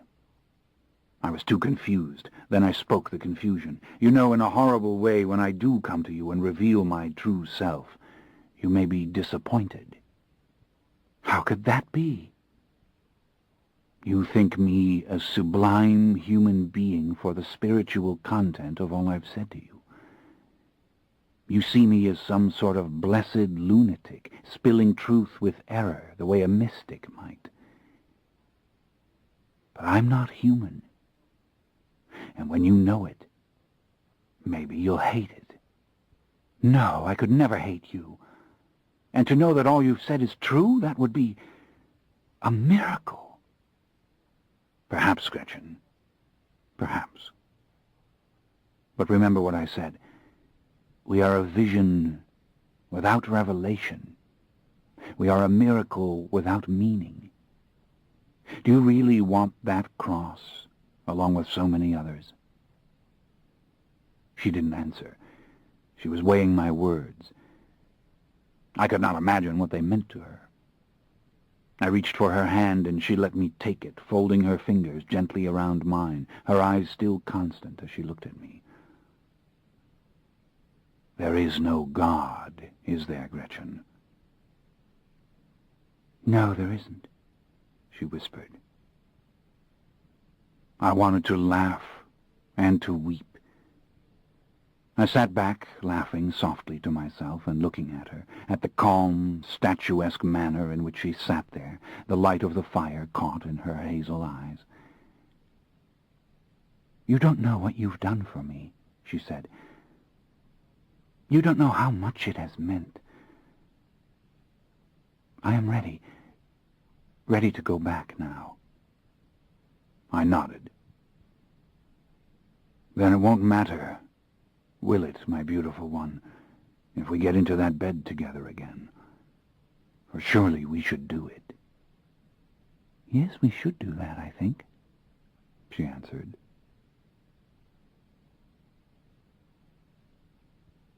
It was almost dark when I left her quietly to take the phone by its long cord into the little bath and call my New York agent.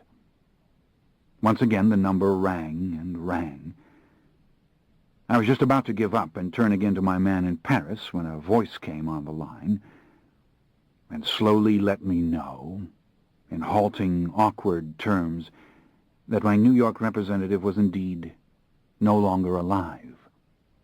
He had died by violence several nights ago in his office, high above Madison Avenue. Robbery had now been affirmed as the motive for the attack. His computer and all his files had been stolen. I was so stunned that I could make no answer to the helpful voice on the phone. At last I managed to collect myself sufficiently to put a few questions. On Wednesday night, about 8 o'clock, the crime had occurred. No one knew the extent of damage done by the theft of the files. Yes, unfortunately, the poor man had suffered. Awful, Awful situation, said the voice. If you were in New York, you couldn't avoid knowing about it. Every paper in town had the story. They were calling it a vampire killing. The man's body was entirely drained of blood. I hung up the phone, and for a long moment sat there in rigid silence. Then I rang Paris. My man there answered after only a small delay. "Thank God I had called," said my man. "But please, I must identify myself. No, the code words weren't enough. What about conversations which had taken place between us in the past? Ah, yes, that was it. Talk, he said. I at once poured out a litany of secrets known only to me and this man, and I could hear his great relief as he at last unburdened himself. The strangest things had been happening, he said. He'd been contacted twice by someone claiming to be me who obviously wasn't. This individual even knew 2 of our code words used in the past and gave an elaborate story as to why he did not know the latest ones. Meantime, several electronic orders had come in for shifts of funds, but in every case the codes were wrong. But not entirely wrong. Indeed, there was every indication that this person was in the process of cracking our system. "But, monsieur, let me tell you the simplest part. This man does not speak the same French that you do. I don't mean to insult you, monsieur, but your French is rather, how shall I say, unusual. You speak old-fashioned words, and you put words in unusual order. I know when it is you." "I understand exactly," I said. "Now believe me when I say this. You must not talk to this person any more. He is capable of reading your mind. He is trying to get the code words from you telepathically. We are going to set up a system, you and I. You will make one transfer to me now, to my bank in New Orleans, but everything must be locked up tight after that. And when I contact you again, I shall use 3 old-fashioned words. We won't agree on them, but they will be words you've heard me use before, and you will know them." Of course, this was risky, but the point was this man knew me. I went on to tell him that the thief in question was most dangerous, that he had done violence to my man in New York, and every conceivable personal protection must be taken. I should pay for all this, guards of any number round the clock. He must err on the side of excess. You'll hear from me again very soon. Remember, old-fashioned words. You'll know me when you speak to me. I put down the phone. I was trembling with rage, unsupportable rage. Ah, the little monster. It is not enough for him to have the body of the god. He must ransack the god's storehouses. The little fiend, the little imp. And I had been so foolish not to realize that this would happen. "Oh, you are human, all right," I said to myself. "You are a human idiot." And oh, to think of the denunciations Louis would heap upon my head before he consented to help me. And what if Marius knew? Oh, that was too awful to contemplate. Just reach Louis as fast as you can. I had to obtain a valise and get to the airport. Mojo would undoubtedly have to travel by crate, and this too must be obtained. My farewell to Gretchen would not be the graceful, slow leave-taking I had envisioned, but surely she would understand. Much was happening within the complex, delusionary world of her mysterious lover. It was time to part. Chapter 17. The trip south was a small nightmare. The airport, only just reopened after the repeated storms, had been jammed to overflowing with anxious mortals waiting for their long-delayed flights or come to find their arriving loved ones. Gretchen gave way to tears, and so did I. A terrible fear had seized her that she would never see me again, and I could not reassure her sufficiently that I would come to her at the mission of St. Margaret Mary in the jungles of French Guiana up the Moroni River from Saint Laurent. The written address was carefully placed in my pocket along with all numbers relevant to the mother house in Caracas, from which the sisters could direct me should I be unable to find the place on my own. She had already booked a midnight flight for the first leg of her return. "One way or another, I must see you again," she said to me in a voice that was breaking my heart. "You will, ma chère," I said. "That I promise you. I'll find the mission. I'll find you." The flight itself was hellish. I did little more than lie there in a stupor, waiting for the plane to explode and for my mortal body to be blown to pieces. Drinking large amounts of gin and tonic did not alleviate the fear, and when I did free my mind from it for a few moments at a time, it was only to become obsessed with difficulties facing me. My rooftop apartment, for example, was full of clothes which did not fit me, and I was used to going in through a door on the roof. I had no key now to the street stairway. Indeed, the key was in my nocturnal resting place beneath the Lafayette Cemetery, a secret chamber I could not possibly reach with only a mortal strength, for it was blocked with doors at several points which not even a gang of mortal men might have opened. And what if the body thief had been to New Orleans before me? What if he had sacked my rooftop rooms and stolen all the money hidden there? Not likely. No, but if he had stolen all the files of my poor, unfortunate mortal agent in New York... better to think about the plane exploding. And then there was Louis. What if Louis were not there? What if... And so it went on for the better part of 2 hours. At last we made our rattling, roaring, cumbersome, and terrifying descent amid a rainstorm of biblical proportions. I collected Mojo, discarding his crate, and leading him boldly into the back of the taxi.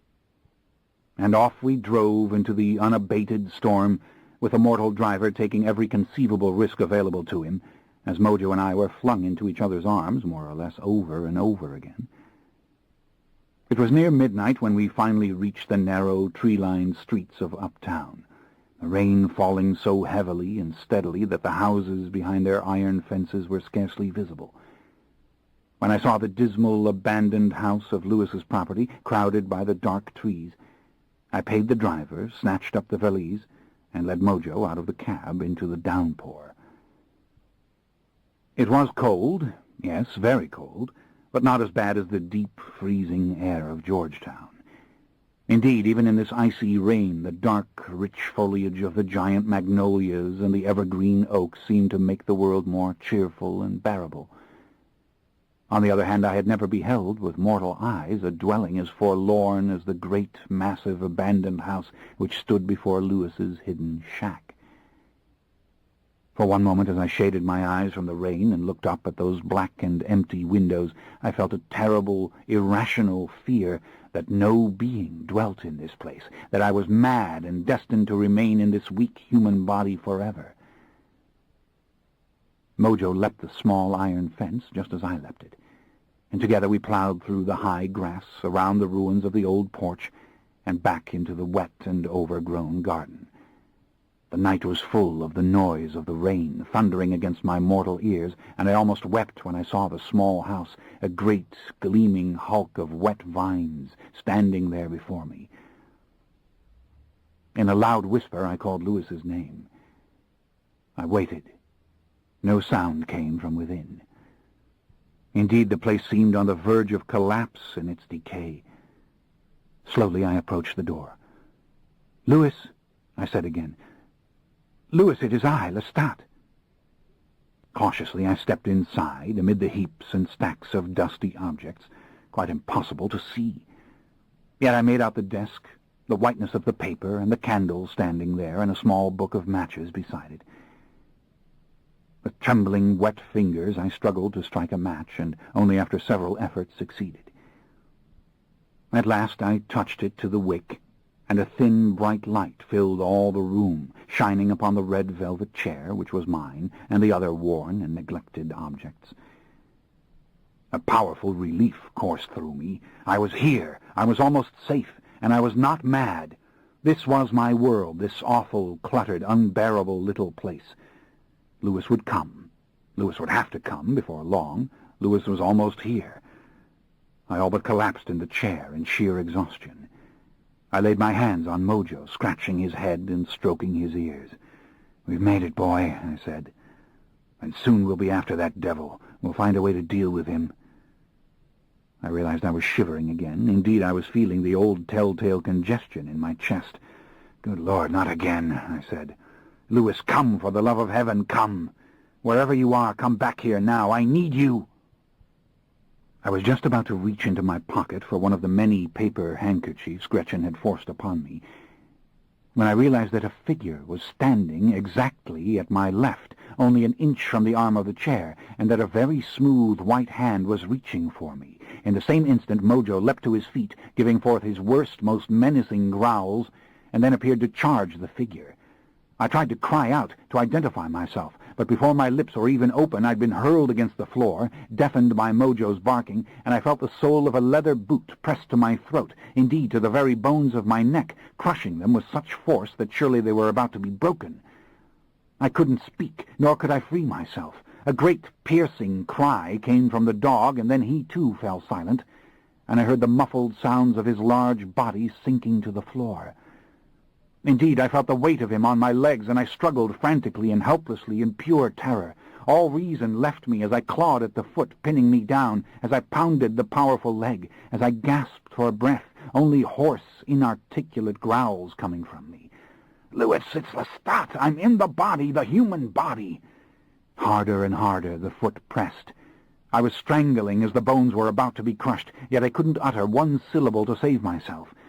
And above me, in the gloom, I saw his face, the subtle, gleaming whiteness of the flesh that did not seem at all to be flesh, the exquisitely symmetrical bones, and the delicate, half-closed hand which hovered in the air in a perfect attitude of indecision as the deep-set eyes, fired with a subtle and incandescent green, looked down upon me without the slightest palpable emotion.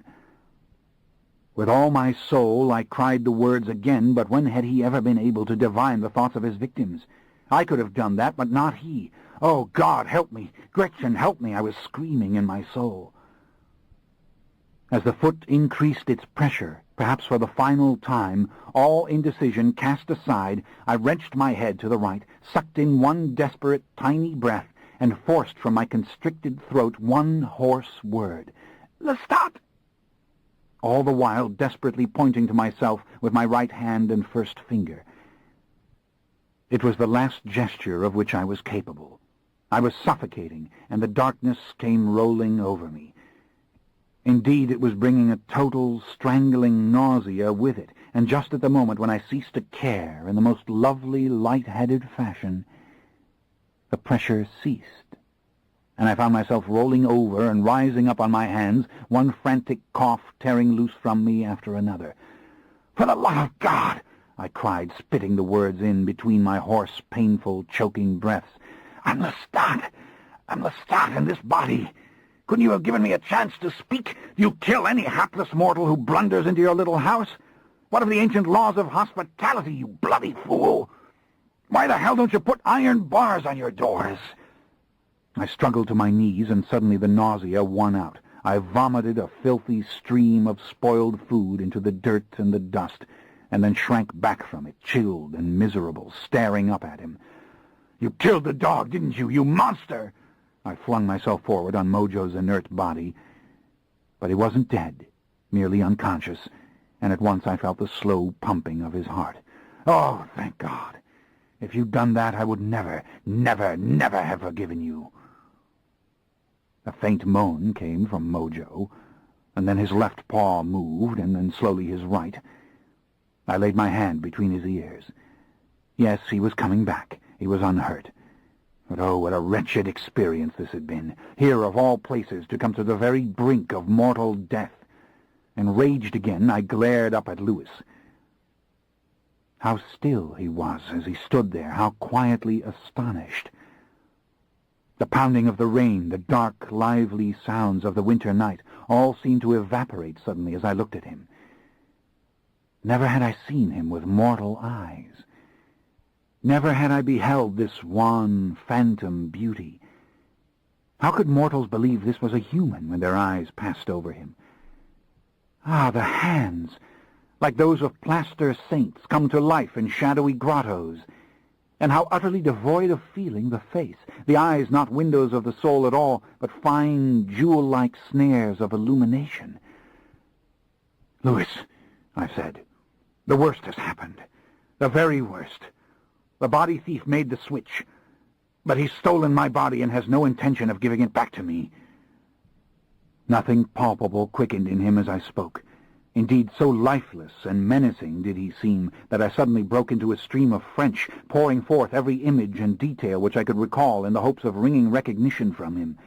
I spoke of our last conversation in this very house and the brief meeting at the foyer of the cathedral. I recalled his warning to me that I must not speak to the body thief, and I confessed that I had found the man's offer impossible to resist and had gone north to meet with him and to accept his proposal. Still, nothing of vitality sparked the merciless face, and suddenly I fell silent.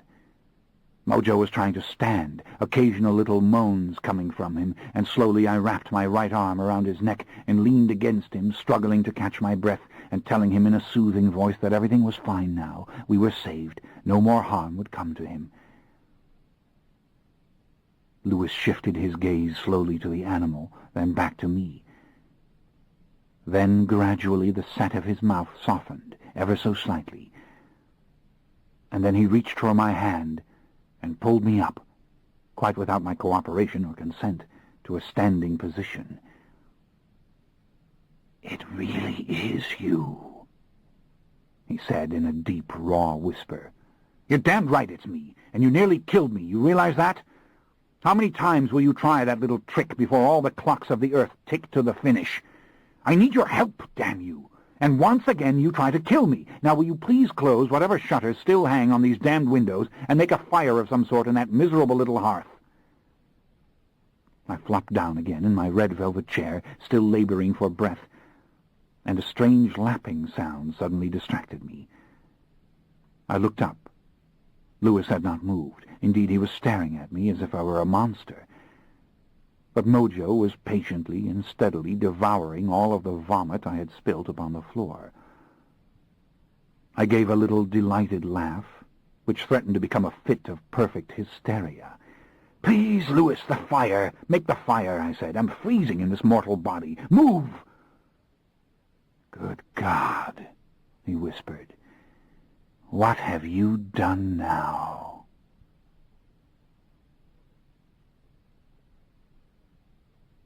Chapter 18. It was 2 by the watch on my wrist. The rain had slackened beyond the broken shutters which covered both doors and windows, and I sat huddled in the red velvet chair enjoying the little blaze from the brick fireplace, yet badly chilled again, and suffering the same old racking cough. But the moment was at hand, surely, when such a thing would no longer be of concern. I had poured out the whole tale. In a frenzy of mortal candor I had described each and every dreadful and bewildering experience, from my conversations with Raglan James to the very last sad farewell to Gretchen. I had told even of my dreams, of Claudia and me in the long-ago little hospital, of our conversation in the fantasy parlor of the 18th century hotel suite, and of the sad, terrible loneliness I had felt in loving Gretchen. For I knew that she believed at heart that I was mad, and only for that reason had she loved me. She had seen me as some sort of beatific idiot, and no more. It was finished and done. I had no idea where to find the body thief, but I must find him. And this search could only begin when I was once again a vampire, when this tall, powerful body was pumped with preternatural blood. Weak as I would be, with only the power Louis could give me, I would nevertheless be some 20 times stronger than I was now, and capable perhaps of summoning help from the others, for who knew what manner of fledgling I would become? Once the body was transformed, surely I'd have some telepathic voice. I could beg Marius for his help, or call out to Armand, or even Gabrielle, as, yes, my beloved Gabrielle, for she would no longer be my fledgling, and she could hear me, which in the ordinary scheme of things, if such a word can be used, she could not. He sat at his desk, as he had the entire time, oblivious to the drafts, of course, and the rain splattering on the slats of the shutters, and listening without a word as I'd spoken, watching with a pained and amazed expression as I'd climbed to my feet and paced in my excitement, as I had rambled on and on. "Judge me not for my stupidity," I implored him. I told him again of my ordeal in the Gobi, of my strange conversations with David, and David's vision in the Paris café. I was in a state of desperation when I did this. You know why I did it. I don't have to tell you. But now it must be undone. I was now coughing almost continuously and blowing my nose frantically with those miserable little paper handkerchiefs. "You cannot imagine how absolutely revolting it is to be in this body," I said. "Now please do it quickly. Do it with your greatest skill. It's been 100 years since you did it last. Thank God for that. The power is not dissipated. I'm ready now. There need be no preparations. When I regain my form, I'll fling him into this one and burn him to a cinder." He made no reply. I stood up, pacing again, this time to keep warm, and because a terrible apprehension was taking hold of me. After all, I was about to die, was I not, and be born again, as it had happened over 200 years ago. But there would be no pain. No pain. Only those awful discomforts, which were nothing compared to the chest pain I felt now, or the chill knotted in my fingers or in my feet. "Louis, for the love of God, be quick," I said. I stopped and looked at him. "What is it? What's the matter with you?" In a very low and uncertain voice, he answered, "I cannot do this." "What?" I stared at him, trying to fathom what he meant, what possible doubt he could have, what possible difficulty we must now dispose of. And I realized what a dreadful change had come over his narrow face, that all its smoothness had been lost, and that indeed it was a perfect mask of sorrow. Once again I realized that I was seeing him as human beings saw him. A faint red shimmer veiled his green eyes. Indeed, his entire form, so seemingly solid and powerful, was trembling. "I cannot do it, Lestat," he said again, and all his soul seemed to come out in the words. "I can't help you." "What in the name of God are you saying to me?" I demanded. "I made you. You exist tonight because of me. You love me. You spoke those very words to me. Of course you will help me." I rushed towards him, slamming my hands down on the desk and looking into his face. "Louis, answer me. What do you mean you can't do it?" "Oh, I don't blame you for what you've done. I don't. But can't you see what's happened?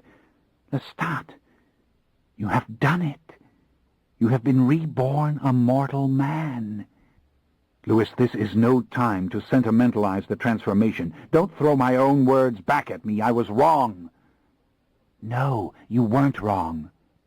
"What are you trying to tell me? Louis, we are wasting time. I have to go after that monster. He has my body."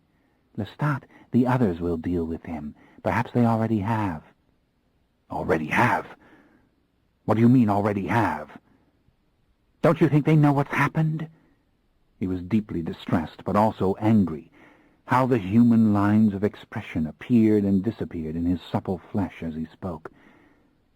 "How could such a thing have taken place without their knowing?" he said, as if he were pleading with me to understand. "You spoke of this Raglan James as a sorcerer, but no sorcerer can veil himself entirely from creatures as powerful as Maharet or her sister, as powerful as Cayman and Marius, or even Armand. And what a clumsy sorcerer to murder your mortal agent in such a bloody and cruel way." He shook his head, his hands suddenly pressed to his lips. "Lestat, they know. They must know. And it could well be that your body has already been destroyed." "They wouldn't do that." "Why wouldn't they? You surrendered an engine of destruction to this demon, but he didn't know how to use it. It was only for 36 hours of mortal time. Louis, whatever the case, you must give me the blood. Lecture me afterwards. Work the dark trick, and I'll find the answers to all these questions. We're wasting precious minutes, hours." "No, Lestat, we are not. That's my entire point. The question of this body thief and the body he stole from you isn't what must concern us here. It's what's happening to you, your soul, in this body now." "All right, have it your way. Now make this body a vampire now." "I can't. Or more truly, I will not." I rushed at him. I couldn't prevent myself. And in an instant I had both hands on the lapels of his miserable, dusty black coat. I pulled at the cloth, ready to tear him up and out of the chair, but he remained absolutely unmovable, looking at me quietly, his face still stricken and sad. In impotent fury, I let go of him and stood there, trying to still the confusion in my heart. "You can't mean what you're saying," I pleaded, slamming my fists again on the desk in front of him. "How can you deny me this?" "Will you let me be the one who loves you now?" he asked, his voice once again infused with emotion, his face still deeply and tragically sad. "I wouldn't do it no matter how great your misery, no matter how strongly you pleaded, no matter what awful litany of events you set down before me. I wouldn't do it because I will not make another one of us for any reason under God. But you have brought me no great misery. You are not beset by any awful litany of disasters." He shook his head, overcome, as if he couldn't continue, and then, "You have triumphed in this, as only you could." No, you're not understanding." "Oh, yes, I am. Do I need to push you in front of a mirror?" He rose slowly from behind the desk and faced me eye to eye. "Must I sit you down and make you examine the lessons of the tale I've heard from your own lips? Lestat, you have fulfilled your dream. Don't you see it? You have done it. You have been reborn a mortal man, a strong and beautiful mortal man." "No," I said. I backed away from him, shaking my head, my hands up to implore him. "You're mad. You don't know what you're saying. I loathe this body. I loathe being human. Louis, if you have an ounce of compassion in you, throw aside these delusions and listen to my words." "I've heard you. I've heard it all. Why can't you hear it? Lestat, you've won. You're free from the nightmare. You're alive again." "I'm miserable," I cried at him. "Miserable! Dear God, what must I do to convince you?" "There is nothing. It is I who must convince you. What have you lived in this body? 3, 4 days? You speak of discomforts as if they were deathly afflictions. You talk of physical limits as if they were malicious and punitive restraints. And yet through all your endless complaining, you yourself have told me that I must refuse you. You yourself have implored me to turn you away. Lestat, why did you tell me the story of David Talbot and his obsessions with God and the devil? Why tell me all the things that the nun Gretchen said to you? Why describe the little hospital you saw in your fever dream? Oh, I know it wasn't Claudia who came to you. I don't say God put this woman Gretchen in your path, but you love this woman. By your own admission, you love her. She's waiting for you to return. She can be your guide through the pains and annoyances of this mortal life." "No, Louis, you've misunderstood everything. I don't want her to guide me. I don't want this mortal life." "Lestat, can't you see the chance you've been given? Can't you see the path laid out for you and the light ahead?" "I'm going to go mad if you don't stop saying these things." "Lestat, what can any of us do to redeem ourselves? And who has been more obsessed with this very question than you?" "No, no!" I threw my arms up and crossed them back and forth repeatedly, as if trying to head off this dump truck of mad philosophy which was driving right down upon me. "No, I tell you this is false. This is the worst of all lies." He turned away from me, and again I rushed at him, unable to stop myself, and would have grabbed him by the shoulders and shaken him, but with a gesture too quick for my eye, he hurled me backwards against the chair. Stunned, one ankle painfully twisted, I fell down on the cushions, and then made my right hand into a fist and drove it into the palm of my left. "Oh, no, not sermons, not now," I was almost weeping. "Not platitudes and pious recommendations." "Go back to her," he said. "You're mad." "Imagine it," he went on, as if I hadn't spoken, his back turned to me, his eyes fixed perhaps on the distant window, his voice almost inaudible, his dark form outlined against the running silver of the rain. "All the years of inhuman craving, of sinister and remorseless feeding, and you are reborn. And there, in that little jungle hospital, you could conceivably save a human life for everyone you've ever taken. Oh, what guardian angels look over you! Why are they so merciful? And you come to me and you beg me to bring you back into this horror, yet with every word you affirm the splendor of all you've suffered and seen. I bare my soul to you and you use it against me. Oh, I do not, Lestat. I seek to make you look into it. You are begging me to drive you back to Gretchen. Am I perhaps the only guardian angel?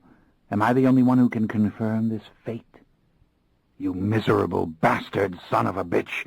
If you don't give me the blood—" He turned around, his face like that of a ghost, eyes wide and hideously unnatural in their beauty. "I will not do it. Not now, not tomorrow, not ever. Go back to her, Lestat. Live this mortal life." "How dare you make this choice for me?" I was on my feet again and finished with whining and begging. "Don't come at me again," he said patiently. "If you do, I shall hurt you, and that I don't wish to do." "Ah, you've killed me. That's what you've done. You think I believe all your lies. You've condemned me to this rotting, stinking, aching body. That's what you've done. You think I don't know the depth of hatred in you, the true face of retribution when I see it? For the love of God, speak the truth." "It isn't the truth. I love you, but you are blind with impatience now, and overwrought with simple aches and pains. It is you who will never forgive me if I rob you of this destiny. Only it will take time for you to see the true meaning of what I've done." "No, no, please." I came towards him, only this time not in anger. I approached slowly until I could lay my hands on his shoulders and smell the faint fragrance of dust and the grave that clung to his clothes. Lord God, what was our skin, that it drew the light to itself so exquisitely? And our eyes, to look into his eyes. "Louis," I said, "I want you to take me. Please do as I ask you. Leave the interpretations of all my tales to me. Take me, Louis, look at me." I snatched up his cold, lifeless hand and laid it on my face. "Feel the blood in me. Feel the heat. You want me, Louis.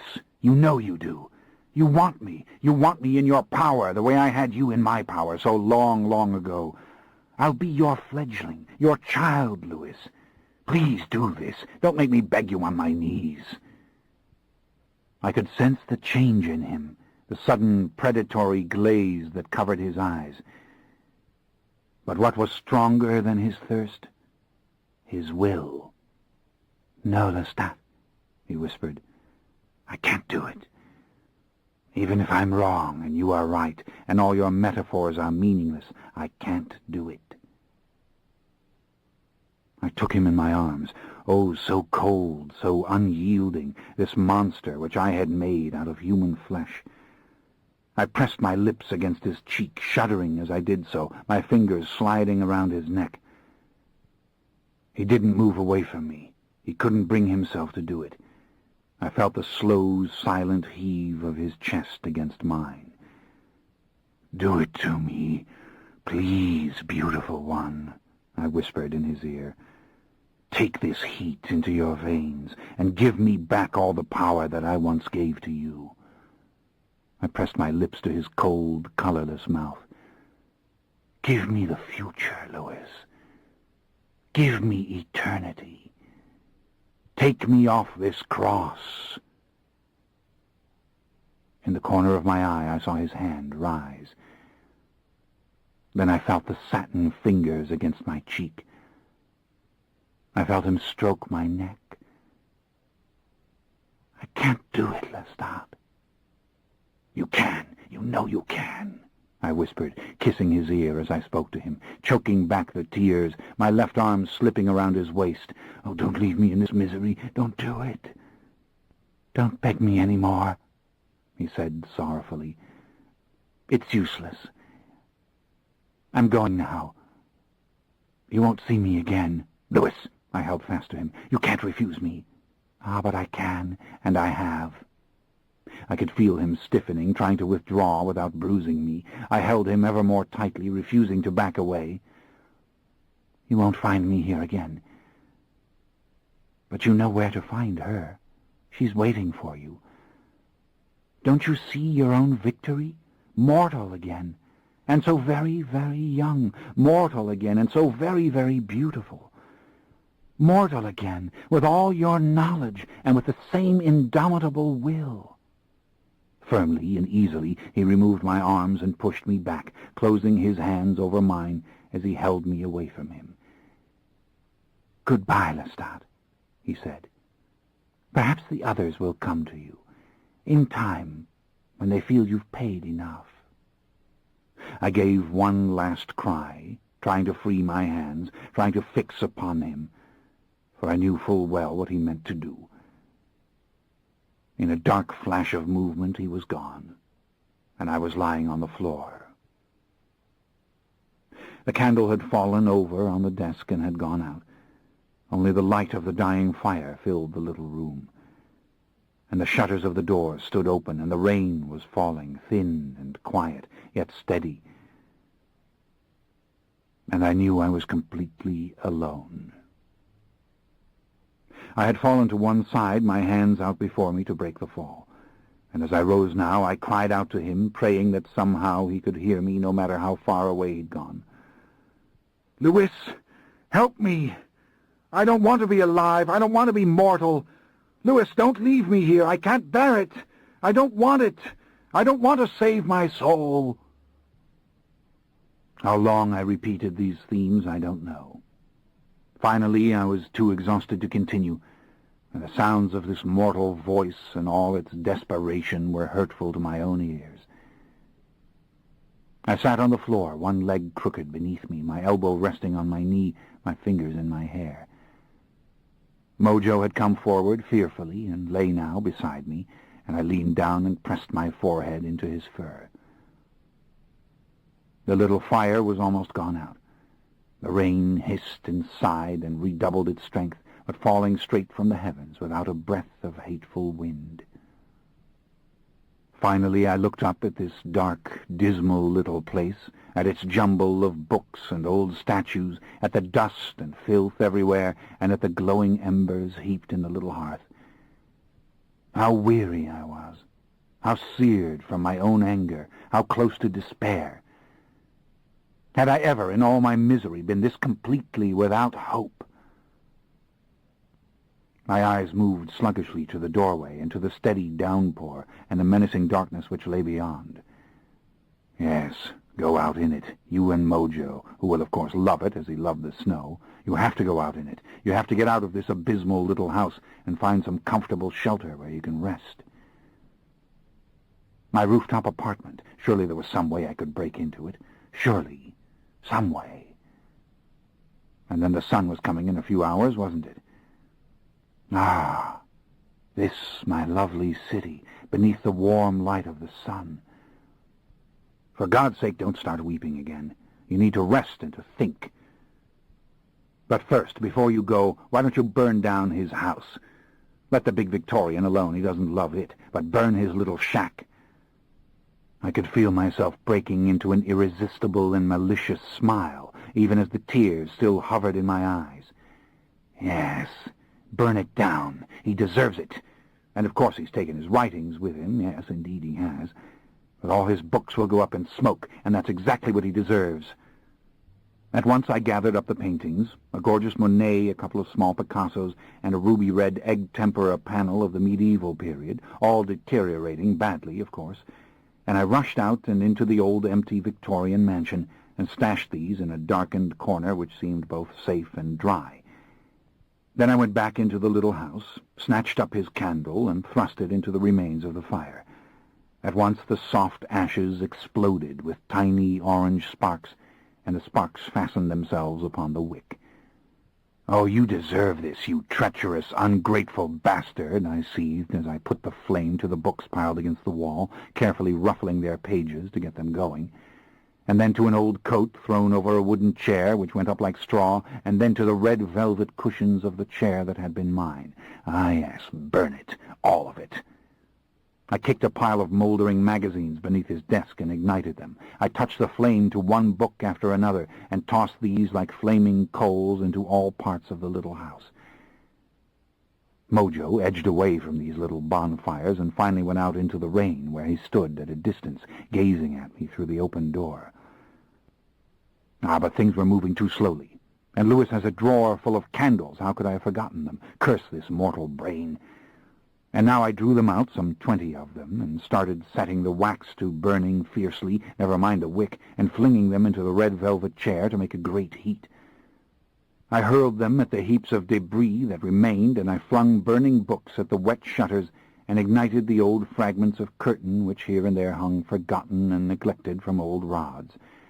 I kicked out holes in the rotted plaster and threw the burning candles in upon the old laving, and then I leant down and set afire the worn, threadbare rugs, wrinkling them to let the air move underneath. Within minutes the place was full of raging blazes, but the red chair and the desk were the greatest of all. I ran out into the rain, and I saw the fire flickering through the dark, broken slats. A damp, ugly smoke rose as the fire licked at the wet shutters, as it curled up and out of the windows into the wet mass of the Queen's Reef. Oh, the cursed rain! But then, as the blaze of the desk and chair grew ever brighter, the entire little building exploded with orange flames. Shutters were blown into the darkness. A great hole burst in the roof. "Yes! Yes, burn!" I shouted, the rain pelting my face, my eyelids. I was practically jumping up and down with joy. Mojo backed away toward the darkened mansion, lowering his head. "Burn! Burn!" I declared. "Louis, I wish I could burn you. I'd do it. Oh, if only I knew where you lie by day." But even in my glee, I realized I was weeping. I was wiping at my mouth with the back of my hand and crying, "How could you leave me like this? How could you do it? I curse you!" And dissolving into tears, I went down on my knees again against the rainy earth.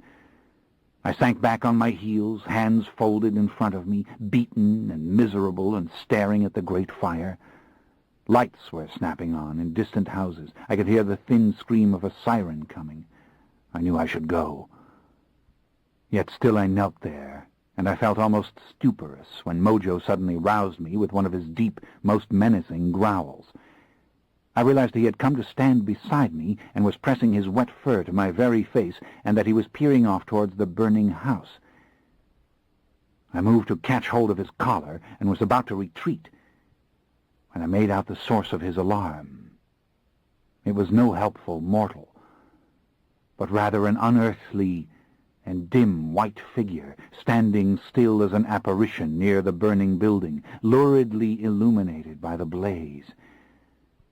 Even with these weak, mortal eyes, I saw it was Marius, and I saw the expression of wrath stamped on his face. Never have I seen such a perfect reflection of fury, and there was not the slightest doubt that it was what he meant for me to see. My lips parted, but my voice had died in my throat. All I could do was stretch out my arms to him, to send from my heart a silent plea for mercy and for help. Again the dog gave his fierce warning and seemed about to spring. And as I watched helplessly and trembling uncontrollably, the figure turned its back slowly, and giving me one last angry, disdainful look, disappeared. It was then that I sprang to life, crying his name. "Marius!" I rose to my feet, calling louder and louder. "Marius, don't leave me here! Help me!" I reached up into the skies. "Marius!" I roared. But it was useless, and I knew it. The rain soaked through my coat. It soaked into my shoes. My hair was slick and wet with it, and it didn't matter now whether or not I'd been crying, because the rain had washed away the tears. "You think I'm defeated," I whispered. What need was there to shout for him? "You think you've passed your judgment, and that's the end of it? Oh, you think it is as simple as that? Well, you are wrong. I shall never have vengeance for this moment, but you will see me again. You will see me again." I bowed my head. The night was full of mortal voices, the sounds of running feet. A great, noisy engine had come to a halt on the distant corner. I had to force these miserable mortal limbs to move. I motioned for Mojo to follow, and off we crept past the ruins of the little house, still burning merrily, and over a low garden wall, and through an overgrown alley, and away. Only later did I think how close we had probably come to capture the mortal arsonist and his menacing dog. But how could such a thing matter? Louis had cast me out, and so had Marius. Marius, who might find my preternatural body before I did and destroy it on the spot. Marius, who might already have destroyed it, so that I was left forever within this mortal frame. Oh, if ever I'd known such misery in my mortal youth, I didn't remember it. And if I had, it would have been little consolation to me now. As for my fear, it was unspeakable. Reason couldn't compass it. Round and round I went with my hopes and feeble plans. I have to find the body thief. I have to find him, and you must give me time. Marius, if you will not help me, you must grant me that much. Over and over I said it like the Hail Mary of a rosary as I trudged on through the bitter rain. Once or twice I even shouted my prayers in the darkness, standing beneath a high, dripping oak tree and trying to see the approaching light coming down through the wet sky. Who in all the world would help me? David was my only hope. Though what he could do to help me I couldn't even imagine. David! And what if he, too, turned his back on me?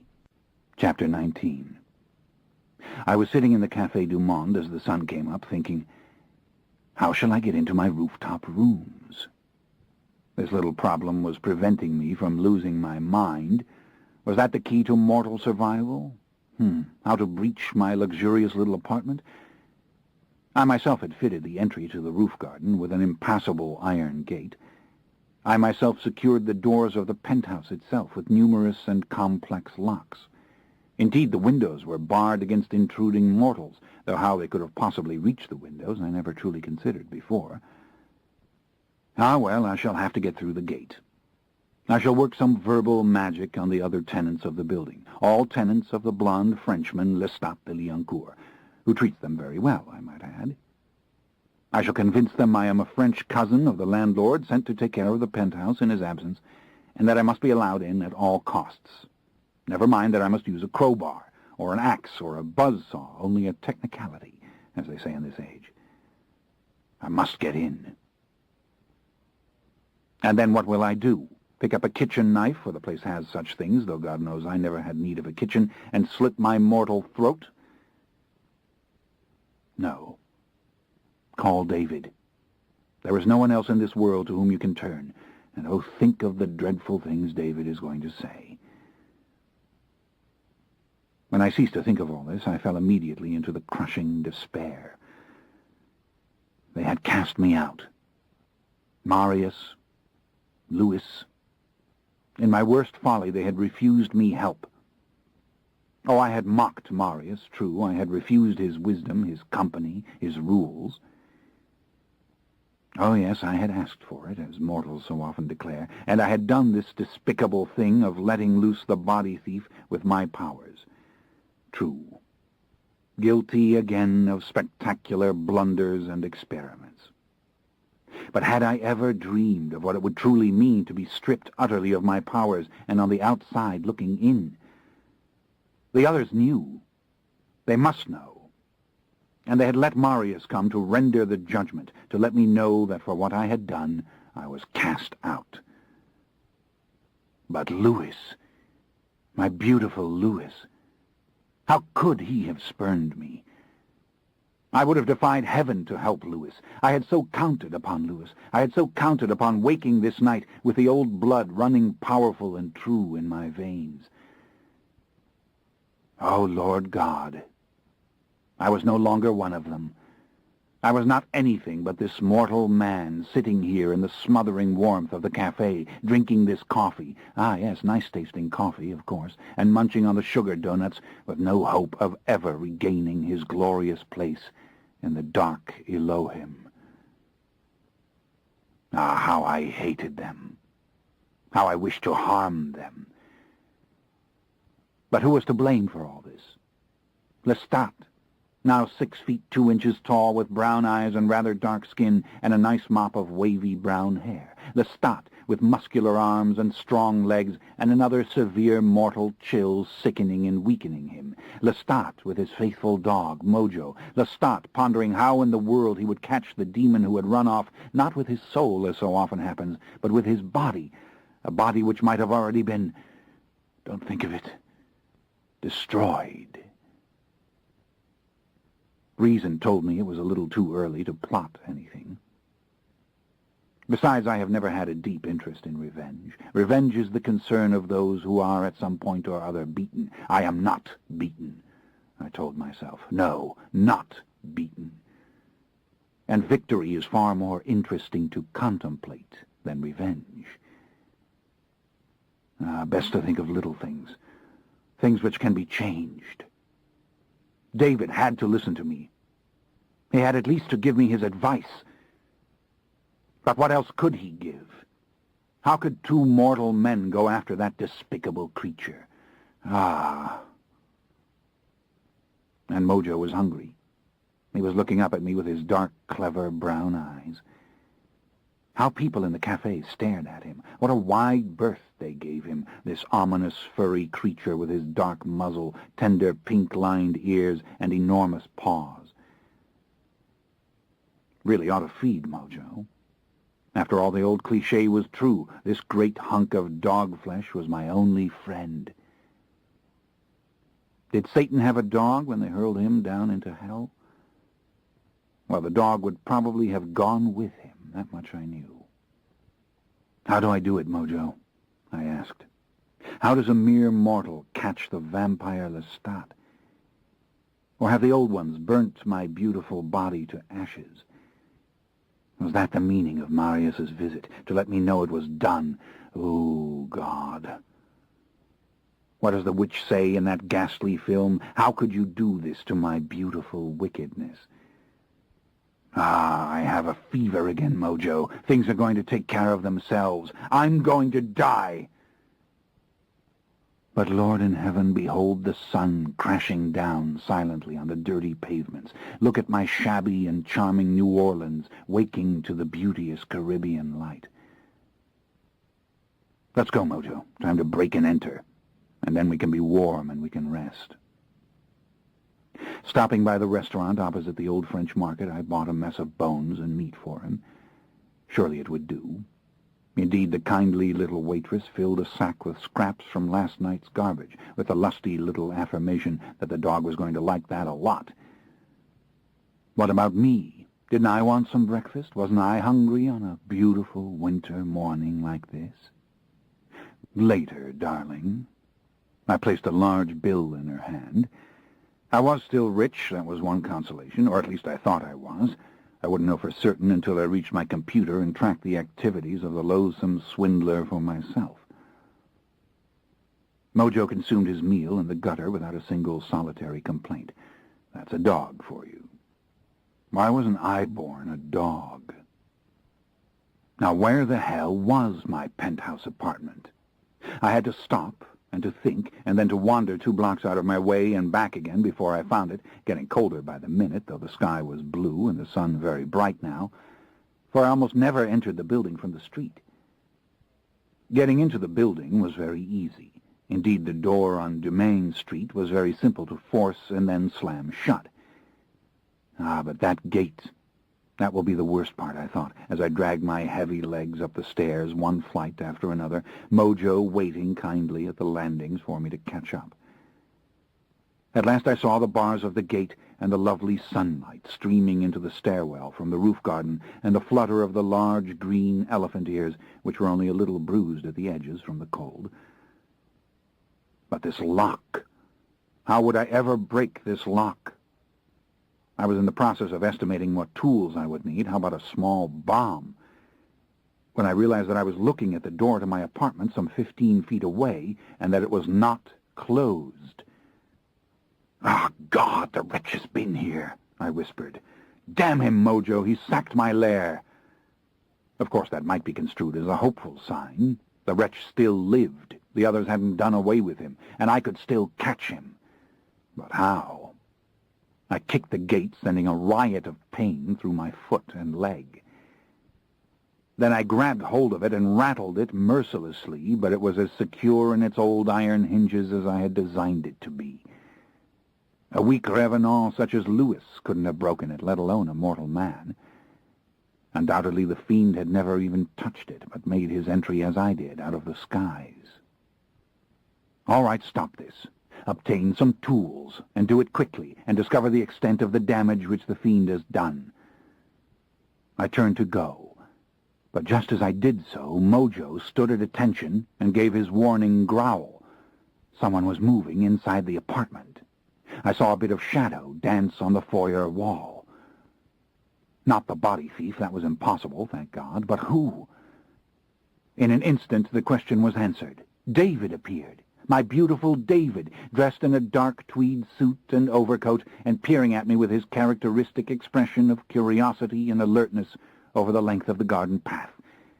I don't think I have ever been so glad to see another mortal being in all my long, accursed life. I called his name at once, and then in French declared that it was I, Lestat. Please open the gate. He did not immediately respond. Indeed, never had he seemed so dignified, self-possessed, and so truly the elegant British gentleman as he stood there, staring at me, his narrow, heavily lined face registering nothing but mute shock. He stared at the dog. Then he stared at me again, and then once more at the dog. "David, it's Lestat! I swear to you!" I cried in English. "This is the body of the mechanic. Remember the photograph. James did it, David. I'm trapped in this body. David, let me in!" He remained motionless. Then all of a sudden he came forward with swift, determined steps, his face quite unreadable as he stopped before the gate. I was near to fainting with happiness. I clung to the bars still, with both hands, as if I were in prison, and then I realized I was staring directly into his eyes, that for the first time we were the same height. "David, you don't know how glad I am to see you," I said, lapsing into French again. "How did you ever get in?" "David, it's Lestat. It's me. Surely you believe me. You recognize my voice. David, God and the devil in the Paris Café. Who else knows but me?"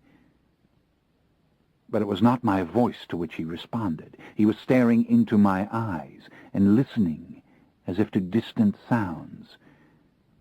Then quite suddenly his entire manner was altered, and I saw the clear signs of recognition in his face. "Oh, thank heaven," he said with a small, very polite British sigh. He reached into his pocket for a small case, quickly removing from it a thin piece of metal, which he inserted into the lock.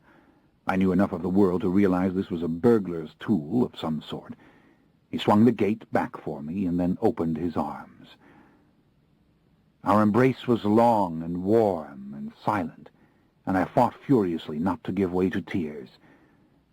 Only very seldom in all this time had I ever actually touched this being, and the moment was charged with an emotion which caught me somewhat off guard. The drowsy warmth of my embraces with Gretchen came back to me.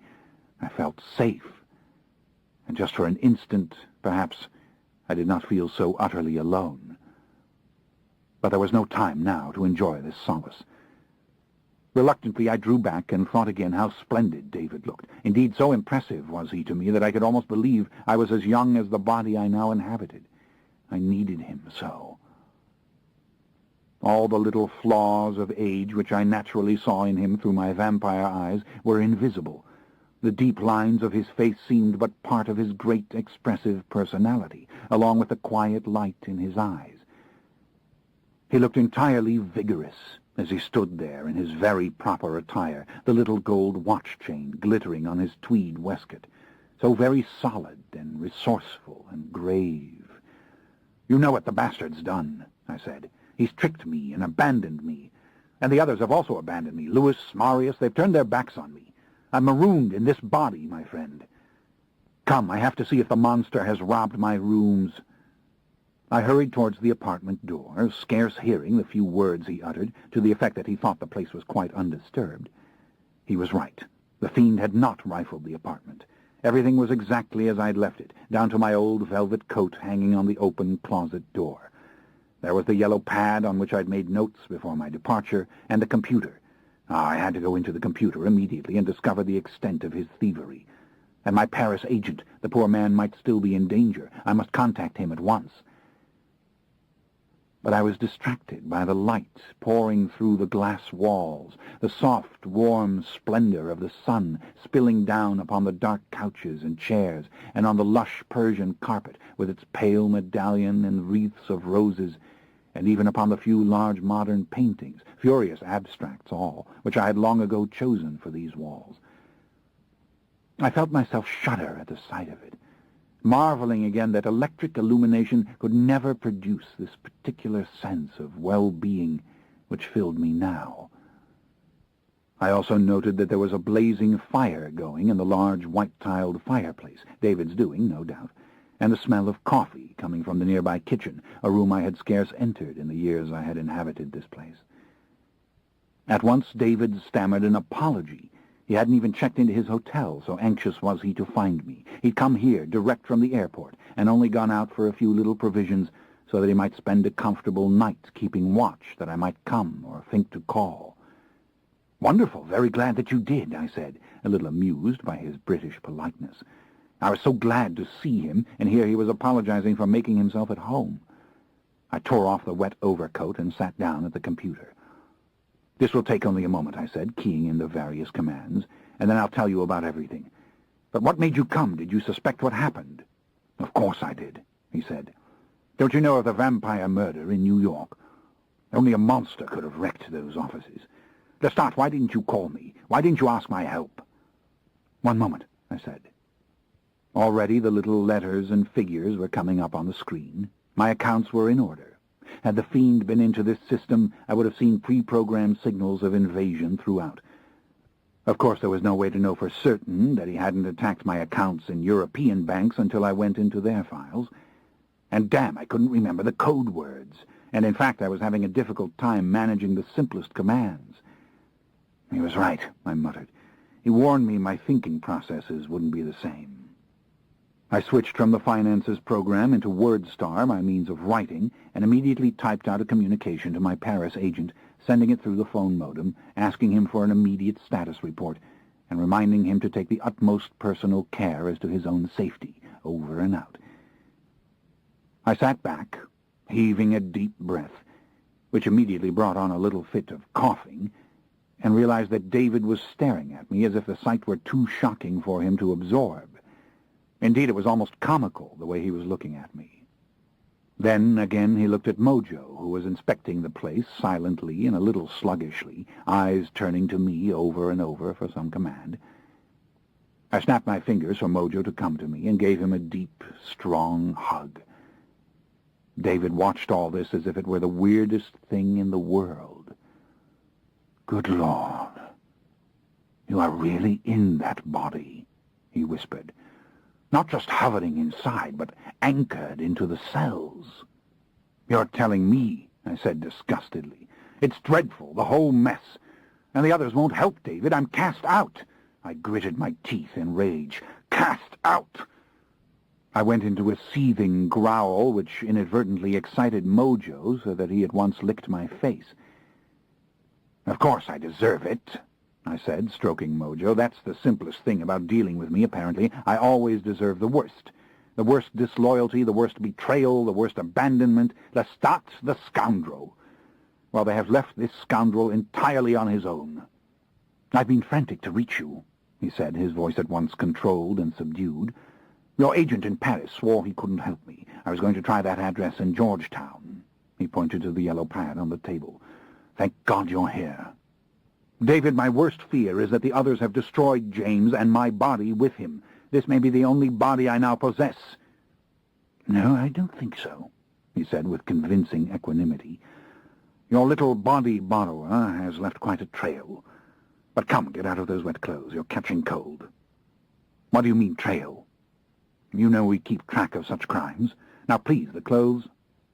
"More crimes after New York?" I asked excitedly. I let him coax me towards the fireplace, immediately glad of the warmth. I pulled off the damp sweater and shirt. Of course, there was nothing to fit me in my various closets, and I realized I had forgotten my valise somewhere on Lewis's property last night. "New York was Wednesday night, was it not?" "My clothes will fit you," David said, immediately snatching the thought from my mind. He headed for a mammoth leather suitcase in the corner. "What's happened? What makes you think it's James?" "Has to be," he answered, popping open the suitcase and removing several folded garments, and then a tweed suit, very like his own, still on its hanger, which he laid over the nearest chair. "Here, change into these. You're going to catch your death." "No, David," I said, continuing to undress. "I've almost caught my death repeatedly. In fact, I've spent my whole brief mortal life nearly dying. The care of this body is a revolting nuisance. How do living people endure this endless cycle of eating, pissing, sniveling, defecating, and then eating again? When you mix in fever, headache, attacks of coughing, and a runny nose, it becomes a penitential sentence. And prophylactics, good Lord. Removing the ugly little things is worse than having to put them on. Whatever made me think I wanted to do this? The other crimes, when did they take place? When is more important than where?" He had fallen into staring at me again, too purely shocked to answer. Mojo was giving him the eye now, sizing him up, more or less, and offering a friendly lick of his pink tongue to David's hand. David petted him lovingly, but continued to stare blankly at me. "David," I said as I took off the wet socks, "speak to me. The other crimes. You said that James had left a trail." "It's so wildly uncanny," he said in a stunned voice. "I have a dozen pictures of this face, but to see you inside it, I simply couldn't imagine it, not at all. When did this fiend strike last?" The last report was from the Dominican Republic. That was, 2 nights ago. Dominican Republic? Why in the world would he go there? Exactly what I would like to know. Before that, he struck near Bal Harbor in Florida. Both times it was a high-rise condominium, and entry was the same as in New York, through the glass wall. Furniture smashed to pieces at all 3 crime scenes, wall safes ripped from their moorings, bonds, gold, jewelry taken. 1 man dead in New York, a bloodless corpse, of course. 2 women left drained in Florida, and a family killed in Santo Domingo with only the father drained in classic vampire style. He can't control his strength. He's blundering about like a robot. Exactly what I thought. It was the combination of destructiveness and sheer force which first alerted me. The creature's unbelievably inept, and the whole operation is so stupid. But what I can't figure is why he's chosen these locations for his various thefts. Suddenly he broke off and turned away, almost shyly. I realized I had stripped off all the garments and was standing there naked, and this had produced in him a strange reticence and a near blush to his face. "Here, dry socks," he said. "Don't you know better than to go about in soaking wet garments?" He tossed the socks to me without looking up. "I don't know much of anything," I said. "That's what I've discovered. I see what you mean about the locations. Why in the world would he journey to the Caribbean when he might steal to his heart's content in the suburbs of Boston or New York?" "Yes, unless the cold is giving him considerable discomfort. But does that make sense?" "No, he doesn't feel it that keenly. It's just not the same." It felt good to pull on the dry shirt and pants, and these garments did fit, though they were loose in a rather old-fashioned way, not the slim, tailored clothes more popular with the young. The shirt was heavy broadcloth, and the tweed pants were pleated, but the waistcoat felt snug and warm. "Here, I can't tie this tie with mortal fingers," I declared. "But why am I dressing up like this, David? Don't you ever go around in anything casual, as the expression goes? Good Lord, we look like we're going to a funeral. Why must I wear this noose around my neck?" "Because you'll look foolish in a tweed suit without it," he answered in a slightly distracted voice. "Here, let me help you." Once again he had that shy look about him as he drew close to me. I realized that he was powerfully drawn to this body. In the old one I had amazed him, but this body truly ignited his passion. And as I studied him closely, as I felt the busy work of his fingers on the knot of the tie, that keen little pressure, I realized that I was powerfully attracted to him. I thought of all the times I'd wanted to take him and fold him in my arms and sink my teeth slowly and tenderly into his neck and drink his blood. Now I might have him in a sense without having him, in a mere human tangling with his limbs, in whatever combination of intimate gestures and delectable little embraces he might like, and I might like. The idea paralyzed me. It sent a soft chill over the surface of my human skin. I felt connected to him, connected as I had been to the sad, unfortunate young woman whom I'd raped, to the wandering tourists of the snow-covered capital city, my brothers and sisters, connected as I had been to my beloved Gretchen. Indeed, so strong was this awareness of being human and being with a human that I feared it suddenly in all its beauty, and I saw that the fear was part of the beauty. Ah, yes, I was mortal now, as he was. I flexed my fingers and slowly straightened my back, letting the chill become a deep, erotic sensation. He broke away from me abruptly, alarmed and vaguely determined, picked up the jacket from the chair and helped me to put it on. "You have to tell me all that's happened to you," he said, "and within an hour or so we may have news from London. That is, if the bastard has struck again." I reached out and clamped my weak, mortal hand on his shoulder, drew him to me, and kissed him softly on the side of his face. Once again he backed away. "Stop all this nonsense," he said, as if reproving a child. "I want to know everything. Now, have you had breakfast? You need a handkerchief. Here. How will we get this news from London?" "Fax from the mother house to the hotel. Now come, let's have something to eat together. We have a day of work ahead to figure this all out." "If he isn't already dead," I said with a sigh, 2 nights ago in Santo Domingo. I was again filled with a crushing and black despair. A delicious and frustrating erotic impulse was threatened. David removed a long wool scarf from the suitcase. He placed this around my neck. "Can't you call London again now, by phone?" I asked. "It's a bit early, but I'll give it a try." He found the phone beside the couch and was in fast conversation with someone across the sea for about 5 minutes. No news yet. Police in New York, Florida, and Santo Domingo were not in communication with each other, apparently, as no connections regarding these crimes had yet been made. At last he hung up. "They'll fax information to the hotel as soon as they receive it. Let's go there, shall we? I myself am famished. I've been here all night long, waiting. Oh, and that dog. What will you do with that splendid dog?" "He's had breakfast. He'll be happy in the roof garden." "You're very anxious to be out of these rooms, aren't you?" "Why don't we simply get into bed together? I don't understand."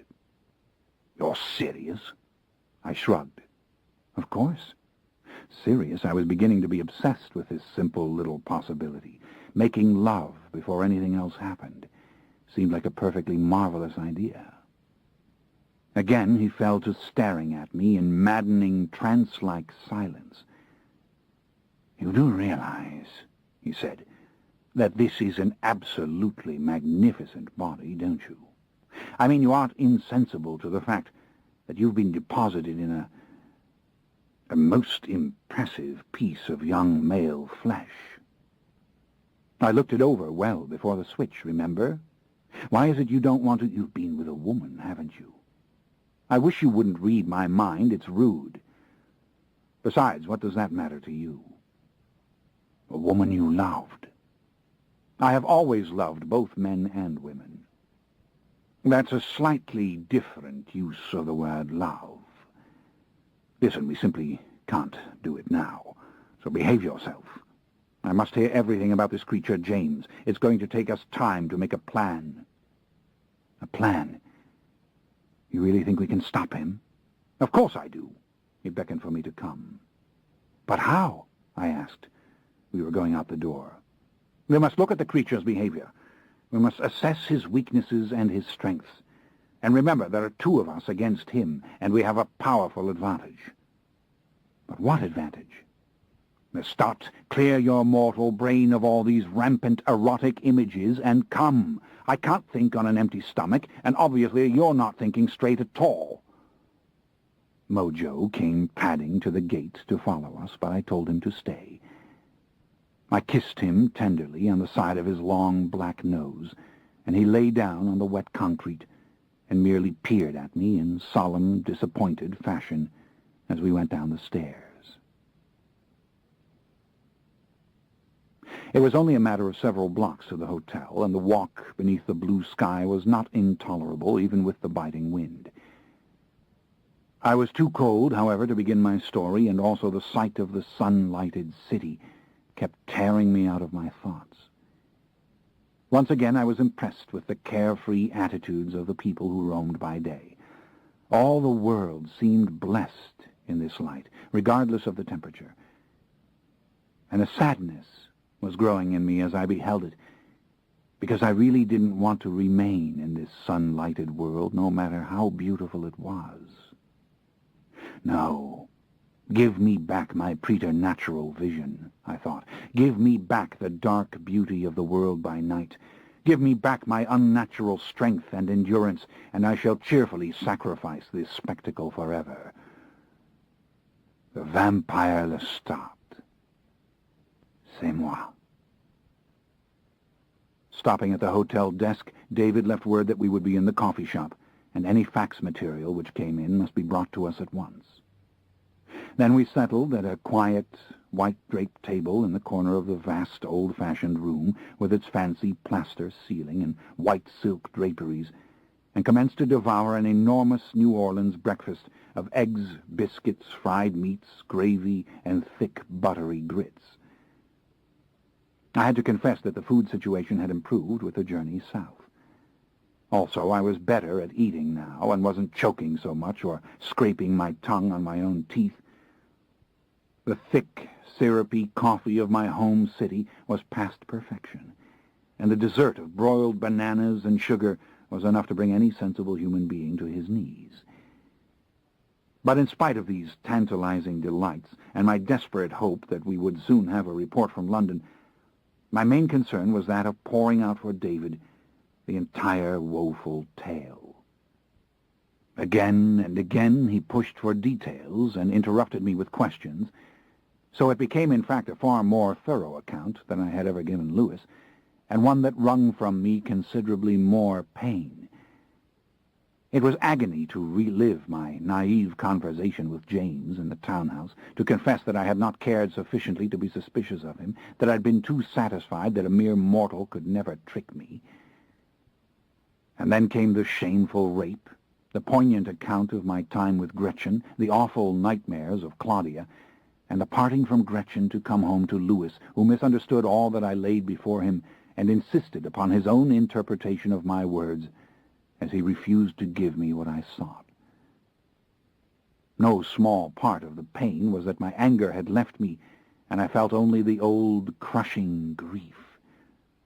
I saw Louis again in my mind's eye, and he was not my tender, embraceable lover any longer, so much as an unfeeling angel who had barred me from the dark court.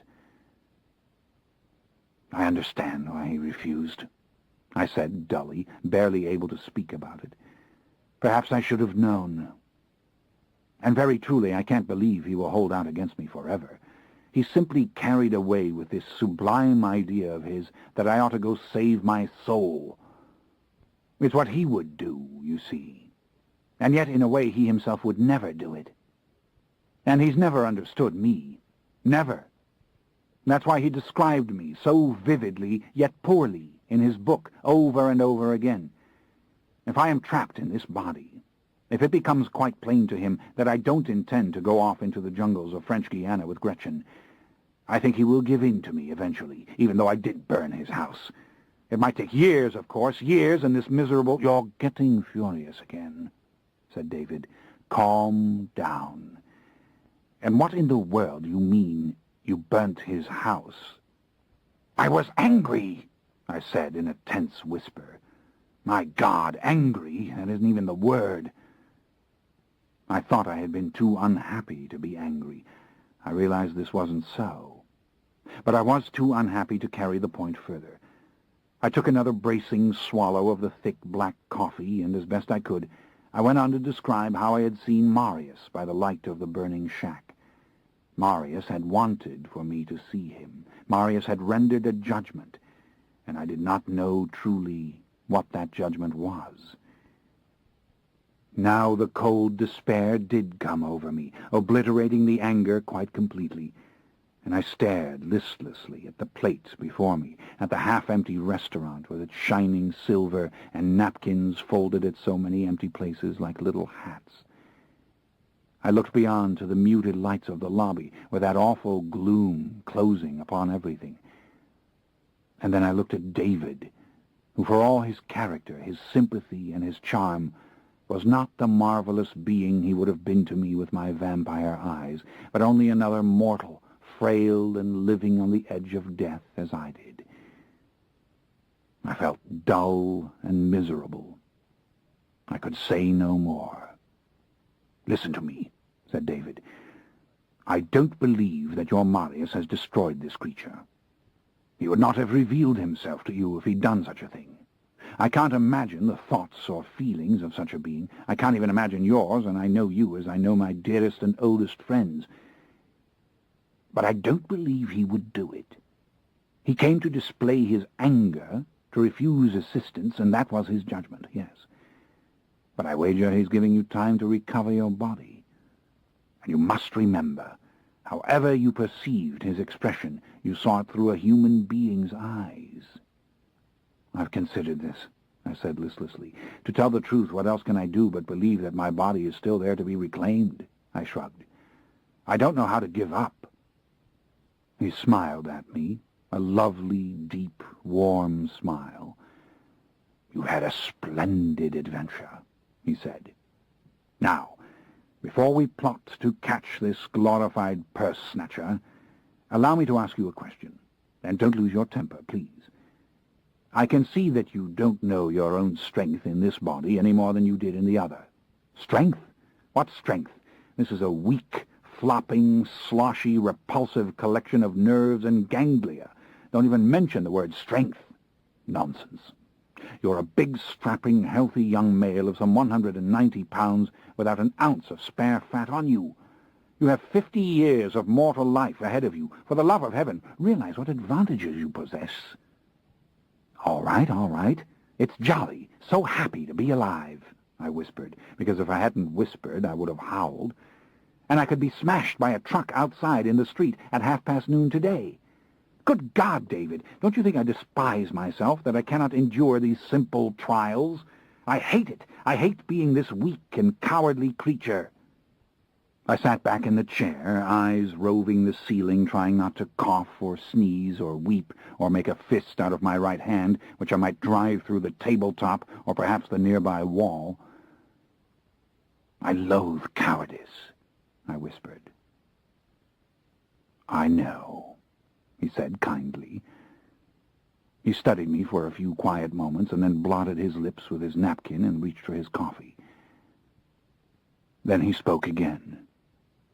"Assuming that James is still running about in your old body, you are absolutely certain that you want to make the switch back into it, that you do want to be Lestat in his old body again?"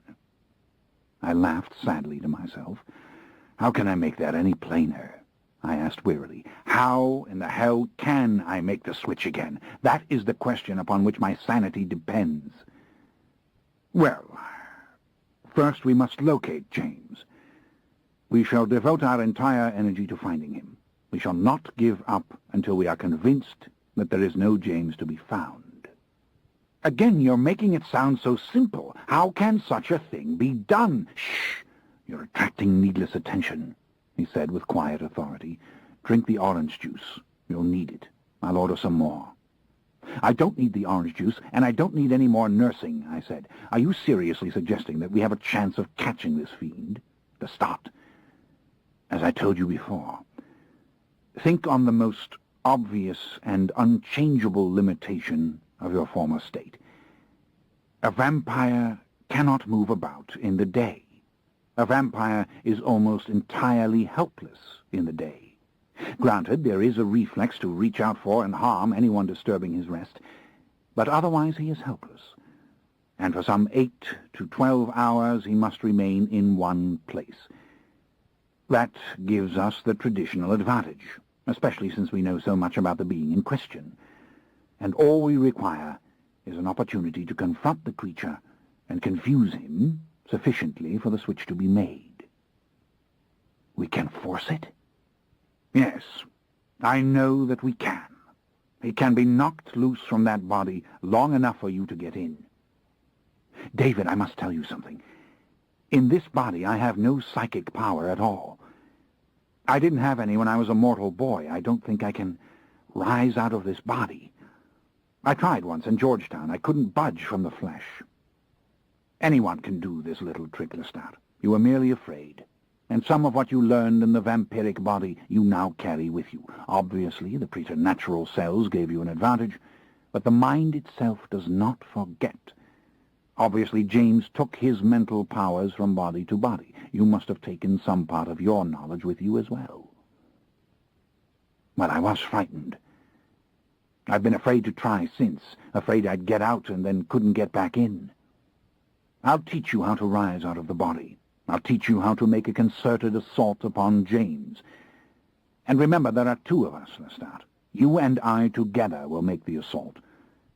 And I do have considerable psychic power, to use the simplest descriptive words for it. There are many things which I can do. David, I shall be your slave for eternity in exchange for this. Anything you wish I will get for you. I shall go to the ends of the earth for you. If only this can be done. He hesitated, as if he wanted to make some small, jesting comment, but then thought the better of it, and went right on. We will begin with our lessons as soon as we can. But the more I consider it, I think it's best I jolt him out of the body. I can do it before he even realizes that you are there. Yes, that must be our game plan. He won't suspect me when he sees me. I can veil my thoughts from him easily enough. And that's another thing you must learn, to veil your thoughts. But what if he recognizes you, David? He knows who you are. He remembers you. He spoke of you. What's to stop him from burning you alive the minute he sees you? The place where the meeting occurs. He won't risk a little conflagration too near his person, and we shall be sure to ensnare him where he would not dare to show his powers at all. We may have to lure him into position. This requires thinking, and until we know how to find him, well, that part can wait. We approach him in a crowd, or very near to sunrise, when he cannot risk a fire near his lair. Exactly. Now, let's try to make a fair assessment of his powers from the information we have in hand. He paused as the waiter swooped down upon the table with one of those beautiful, heavy, silver-plated coffee pots which hotels of quality always possess. They have a patina like no other silver, and always several tiny little dents. I watched the black brew coming out of the little spout. Indeed, I realized I was watching quite a few little things as we sat there, anxious and miserable though I was. Merely being with David gave me hope. David took a hasty sip of the fresh cup as the waiter went away, and then reached into the pocket of his coat. He placed in my hand a little bundle of thin sheets of paper. These are newspaper stories of the murders. Read them carefully. Tell me anything that comes to your mind. The first story, Vampire Murder in Midtown, enraged me beyond words. I noted the wanton destruction which David had described. Had to be clumsiness to smash the furniture so stupidly. And the theft, how silly in the extreme. As for my poor agent, his neck had been broken as he'd been drained of his blood. More clumsiness. It's a wonder he can use the power of flight at all, I said angrily. Yet here he went through the wall on the 30th floor. That doesn't mean he can use the power over really great distances, David replied. But how then did he get from New York to Bal Harbor in one night? And more significantly, why? If he is using commercial aircraft, why go to Bal Harbor instead of Boston or Los Angeles or Paris, for heaven's sakes? Think of the high stakes for him were he to rob a great museum, an immense bank. Santo Domingo, I don't understand. Even if he has mastered the power of flight, it can't be easy for him. So why on earth would he go there? Is he merely trying to scatter the kills so that no one will put together all the cases? No, said David. If he really wanted secrecy, he wouldn't operate in this spectacular style. He's blundering. He's behaving as if he's intoxicated. Yes, and it does feel that way in the beginning. Truly it does. You're overcome by the effect of your heightened senses. Is it possible that he is traveling through the air and merely striking wherever the winds carry him? David asked. That there is no pattern at all? I was considering the question as I read the other reports slowly, frustrated that I could not scan them as I would have done with my vampire eyes. Yes, more clumsiness, more stupidity. Human bodies crushed by a heavy instrument, which was, of course, simply his fist. "He likes to break glass, doesn't he?" I said. "He likes to surprise his victims. He must enjoy their fear. He leaves no witnesses. He steals everything of obvious value, and none of it is very valuable at all. Oh, I hate him. And yet, I have done things as terrible myself." I remembered the villain's conversations with me, how I had failed to see through his gentlemanly manner. But David's early descriptions of him, of his stupidity and his self-destructiveness also came back, and his clumsiness. How could I ever forget that? "No," I said finally. "I don't believe he can cover these distances. You have no idea how terrifying this power of flight can be. It's 20 times more terrifying than out-of-body travel. All of us loathe it. Even the roar of the wind induces a helplessness, a dangerous abandon, so to speak." I paused.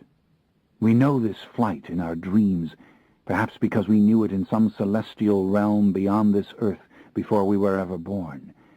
But we can't conceive of it as earthly creatures, and only I could know how it had damaged and torn my heart and soul. "Go on, Lestat. I'm listening. I understand." I gave a little sigh. "I learnt this power only because I was in the grip of one who was fearless," I said, "for whom it was nothing. There are those of us who never use this power. No, I can't believe he's mastered it. He's traveling by some other means and then taking to the air only when the prey is near at hand." "Yes, that would seem to square with the evidence, if only we knew—" He was suddenly distracted. An elderly hotel clerk had just appeared in the distant doorway. He came towards us with maddening slowness, a genial, kindly man with a large envelope in his hand. At once David brought a bill out of his pocket and held it in readiness. "Fax, sir, just in." "Oh, thank you so much." He tore open the envelope. Here we are. "News wire via Miami. A hilltop villa on the island of Curacao. Probable time early yesterday evening, not discovered till 4 a.m. 5 persons found dead." Curacao? Where the hell is that? This is even more baffling. Curacao is a Dutch island very far south in the Caribbean. Now that really makes no sense at all. We scanned the story together. Once again, robbery was apparently the motive. The thief had come crashing through a skylight and had demolished the contents of 2 rooms. The entire family had been killed. Indeed, the sheer viciousness of the crime had left the island in the grip of terror. There had been 2 bloodless corpses, one that of a small child. Surely the devil isn't simply moving south. "Even in the Caribbean there are far more interesting places," said David. "Why, he's overlooked the entire coast of Central America. Come, I want to get a map. Let's have a look at this pattern flat out.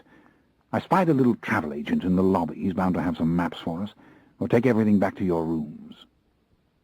The agent was most obliging, an elderly, bald-headed fellow with a soft, cultured voice, who groped about in the clutter of his desk for several maps.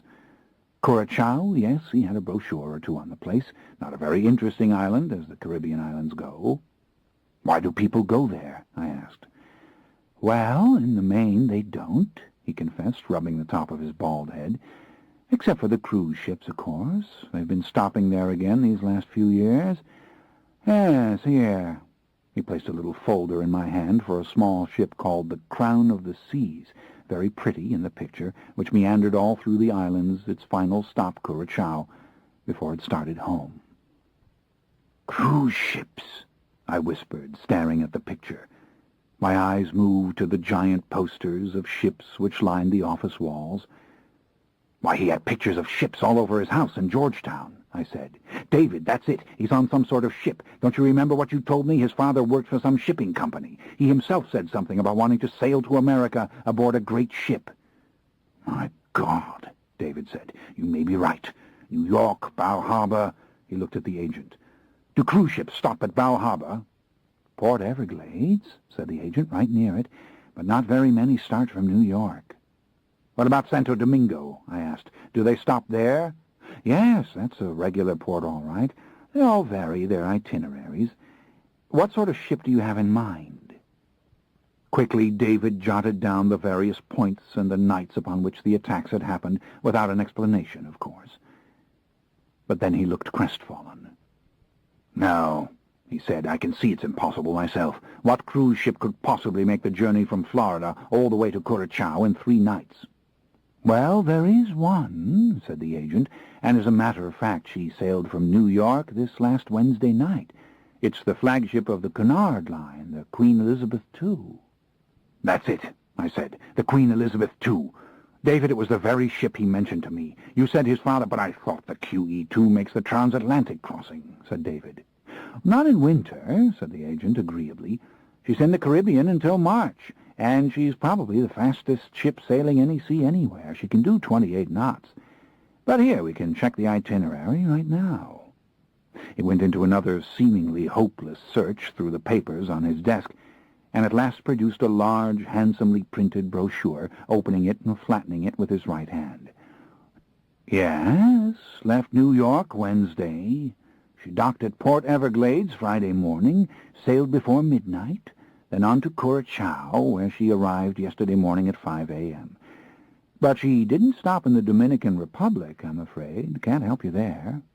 Never mind that. She passed it, David said. She passed the Dominican Republic the very next night. Look at the map.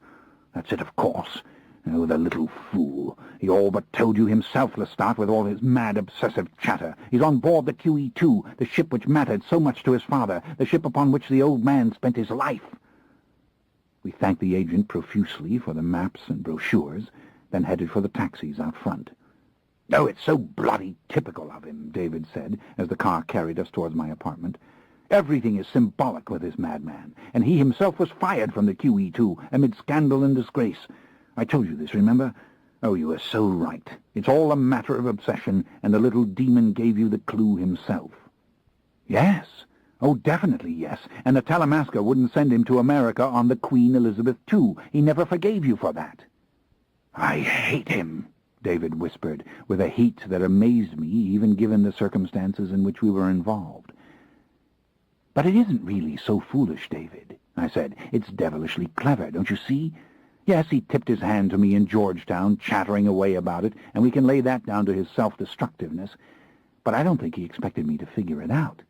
And frankly, if you hadn't laid out the news stories for me of the other murders, maybe I never would have thought of it on my own. Possibly. I think he wants to be caught. No, David, he's hiding. From you, from me, and from the others. Oh, he's very smart. Here we have this beastly sorcerer, capable of cloaking himself entirely, and where does he conceal himself? Amid a whole teeming little world of mortals in the womb of a fast-moving ship. Look at this itinerary. Why, every night she's sailing. Only by day does she remain in port. Have it your way, said David, but I prefer to think of him as an idiot, and we're going to catch him. Now, you told me you gave him a passport, did you not? Clarence Oddbody was the name, but surely he didn't use it. We'll soon find out. My suspicion is that he boarded in New York in the usual way. It would have been crucial to him to be received with all due pomp and consideration, to book the finest suite and go parading up to the top deck with stewards bowing to him. Those suites on the signal deck are enormous. No problem whatsoever for him to have a large trunk for his daylight hiding place. No cabin steward would trouble such a thing. We had come around again to my building. He pulled out some bills to pay the driver, and up the stairs we went. As soon as we reached the apartment, we sat down with the printed itinerary and the news stories, and worked out a schedule of how the killings had been done. It was plain the beast had struck my agent in New York only hours before the ship sailed. He'd had plenty of time to board before 11 p.m. The murder near Bal Harbor had been committed only hours before the ship docked. Obviously, he covered a small distance by the power of flight, returning to his cabin or other hiding place before the sun rose. For the Santo Domingo murder, he had left the ship for perhaps an hour, and then caught up with her on the journey south. Again, these distances were nothing. He did not even need preternatural sight to spot the giant Queen Elizabeth II steaming across the open sea. The murders on Curacao had taken place only a little while after the ship sailed. He'd probably caught up with the ship within less than an hour, laden with his loot. The ship was now on her way north again. She had docked at La Guaira on the coast of Venezuela only 2 hours ago. If he struck tonight in Caracas or its environs, we knew we had him for certain. But we had no intention of waiting for further proof. "All right, let's think this out," I said. "Dare we board this vessel ourselves?" "Of course, we must." "Then we should have fake passports for this. We may leave behind a great deal of confusion. David Talbot mustn't be implicated, and I can't use the passport he gave me. Why, I don't know where that passport is. Perhaps still in the townhouse in Georgetown. God knows why he used his own name on it, probably to get me in trouble first time I went through customs." "Absolutely right. I can take care of the documents before we leave New Orleans. Now, we can't get to Caracas before the ship leaves at 5 o'clock. No. We'll have to board her in Grenada tomorrow. We'll have until 5 p.m. Very likely there are cabins available. There are always last-minute cancellations, sometimes even deaths. In fact, on a ship as expensive as the QE2, there are always deaths. Undoubtedly James knows this. He can feed any time he wishes if he takes the proper care. But why? Why deaths on the QE2? "Elderly passengers," David said. "It's a fact of cruise life. The QE2 has a large hospital for emergencies. This is a floating world, a ship of this size. But no matter. Our investigators will clarify everything. I'll get them on it at once. We can easily make Grenada from New Orleans, and we have time to prepare for what we must do. Now, Lestat, let's consider this in detail. Suppose we confront this fiend right before sunup. And suppose we send him right straight back into this mortal body and cannot control him after that. We need a hiding place for you, a third cabin booked under a name which is in no way connected with either one of us. Yes, something deep in the center of the ship, on one of the lower decks, not the very lowest, that would be too obvious. Something in the middle, I should think. But how fast can you travel? Can you make it within seconds to a lower deck?" "Without question. Don't even worry about such a thing. An inside cabin, that's important, and one large enough to include a trunk. Well, the trunk isn't really essential, not if I've fitted a lock to the door beforehand, but the trunk would be a fine idea." "Ah, I see it. I see it all. I see now what we must do. You rest, drink your coffee, take a shower, do whatever you wish. I'm going in the next room and make the calls I must make. This is Talamasca, and you must leave me alone." "You're not serious," I said. "I want to hear what you'll do as I say. Oh, and find someone to care for that beautiful canine. We can't take him with us, that's patently absurd, and a dog of such character mustn't be neglected." Off he hurried, closing me out of the bedroom so that he might make all these exciting little calls alone. "And just when I was beginning to enjoy this," I said. I sped off to find Mojo, who was sleeping in the cold, wet roof garden as if it were the most normal thing in the world. I took him down with me to the old woman on the first floor. Of all my tenants, she was the most agreeable, and could certainly use a couple of $100 for boarding a gentle dog. At the mere suggestion, she was beside herself with joy. Mojo could use the courtyard behind the building, and she needed the money and the company, and wasn't I a nice young man? Just as nice as my cousin, Monsieur de Liancourt, who was like a guardian angel to her, never bothering to cash the checks she gave him for her rent. I went back up to the apartment and discovered that David was still at work and refusing to let me listen. I was told to make coffee, which of course I didn't know how to make. I drank the old coffee and called Paris. My agent answered the phone. He was just in the process of sending me the status report I'd requested. All was going well. There had been no further assaults from the mysterious thief. Indeed, the last had occurred on Friday evening. Perhaps the fellow had given up. An enormous sum of money was waiting for me now at my New Orleans bank. I repeated all my cautions to the man and told him that I would call soon again. Friday evening. That meant James had tried his last assault before the Queen Elizabeth II left the States. He had no means, while at sea, to consider his computer thievery, and surely he had no intention of hurting my Paris agent. That is, if James was still content with his little vacation on the Queen Elizabeth II. There was nothing to stop him from jumping ship whenever he pleased. I went into the computer again and tried to access the accounts of Lestat Gregor, the alias who had wired the $20 million to the Georgetown Bank. Just as I suspected, Lestat Gregor still existed, but he was virtually penniless. Bank balance zero. The $20 million wired to Georgetown for the use of Raglan James had indeed reverted back to Mr. Gregor at Friday noon, and then been immediately withdrawn from his account. The transaction assuring this withdrawal had been set up the preceding night. By 1 p.m. on Friday, the money was gone on some untraceable path. The whole story was there, embedded in various numerical codes and general bank gibberish, which any fool could see. And surely there was a fool staring at this computer screen right now. The little beast had warned me that he could steal through computers. No doubt he'd wheedled information from the people at the Georgetown Bank or raked their unsuspecting minds with his telepathy to gain the codes and numbers he required. Whatever the case, he had a fortune at his disposal, which had once been my fortune.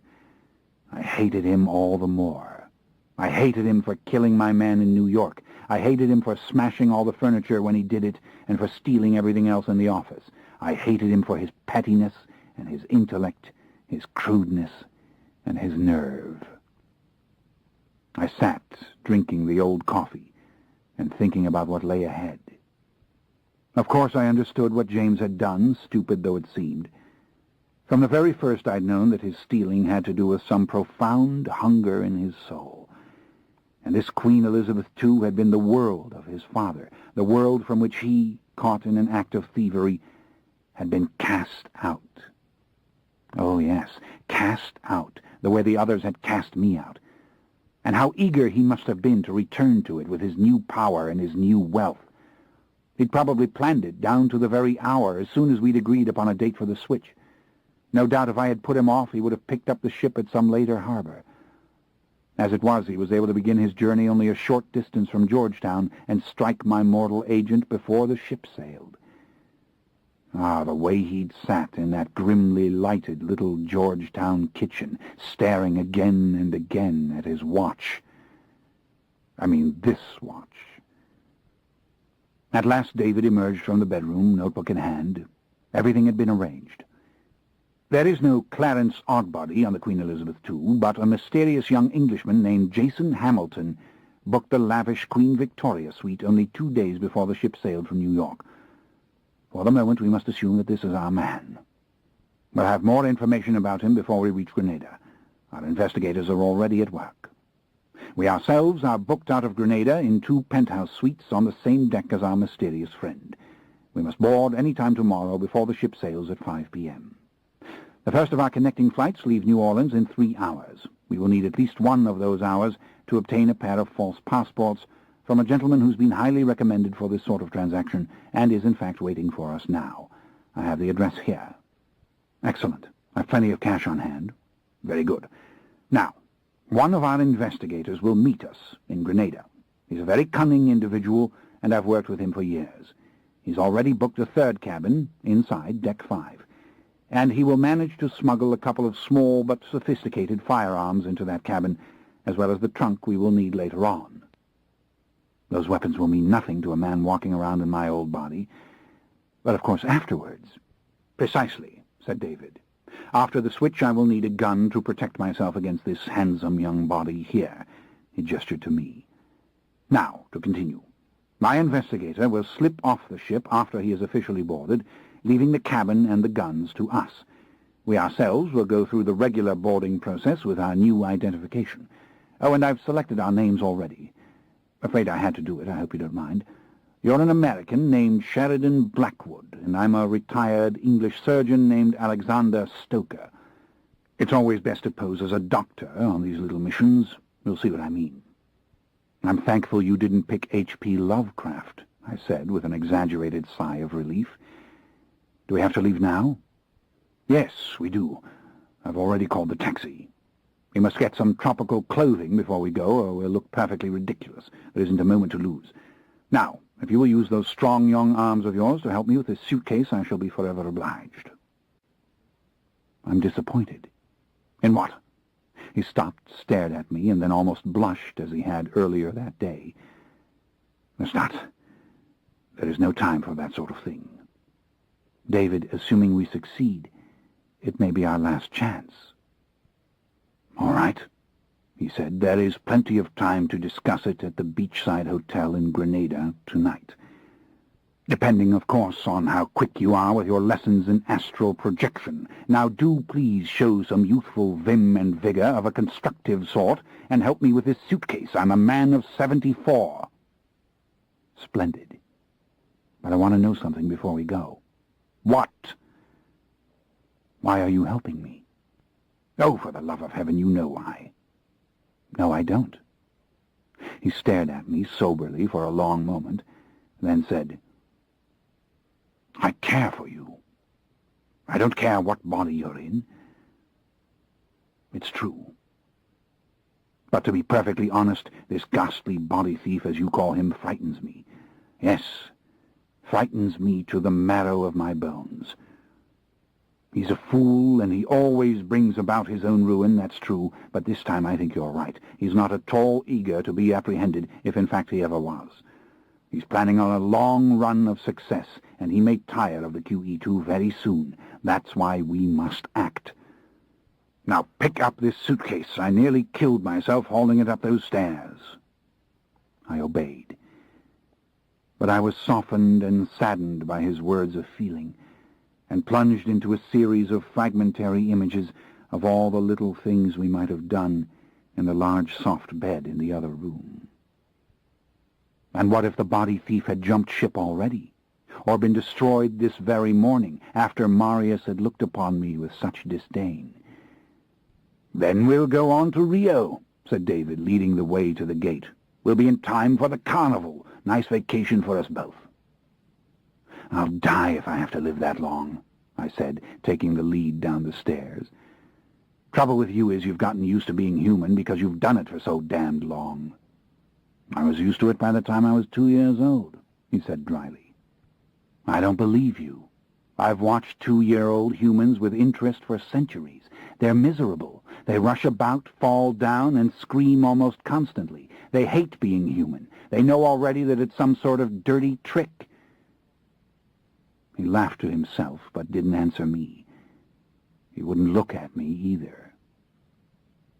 The cab was already waiting for us when we reached the front door.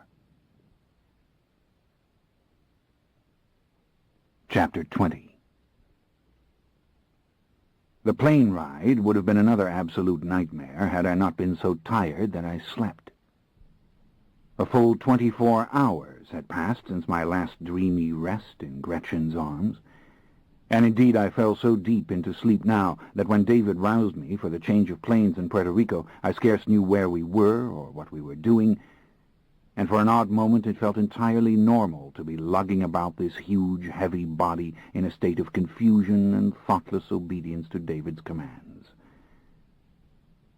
We did not go outside the terminal for this transfer of planes, and when at last we did land in the small airport in Grenada, I was surprised by the close and delicious Caribbean warmth and the brilliant twilight sky. All the world seemed changed by the soft, balmy, embracing breezes which greeted us. I was glad we had raided the Canal Street shop in New Orleans, for the heavy tweed clothes felt all wrong.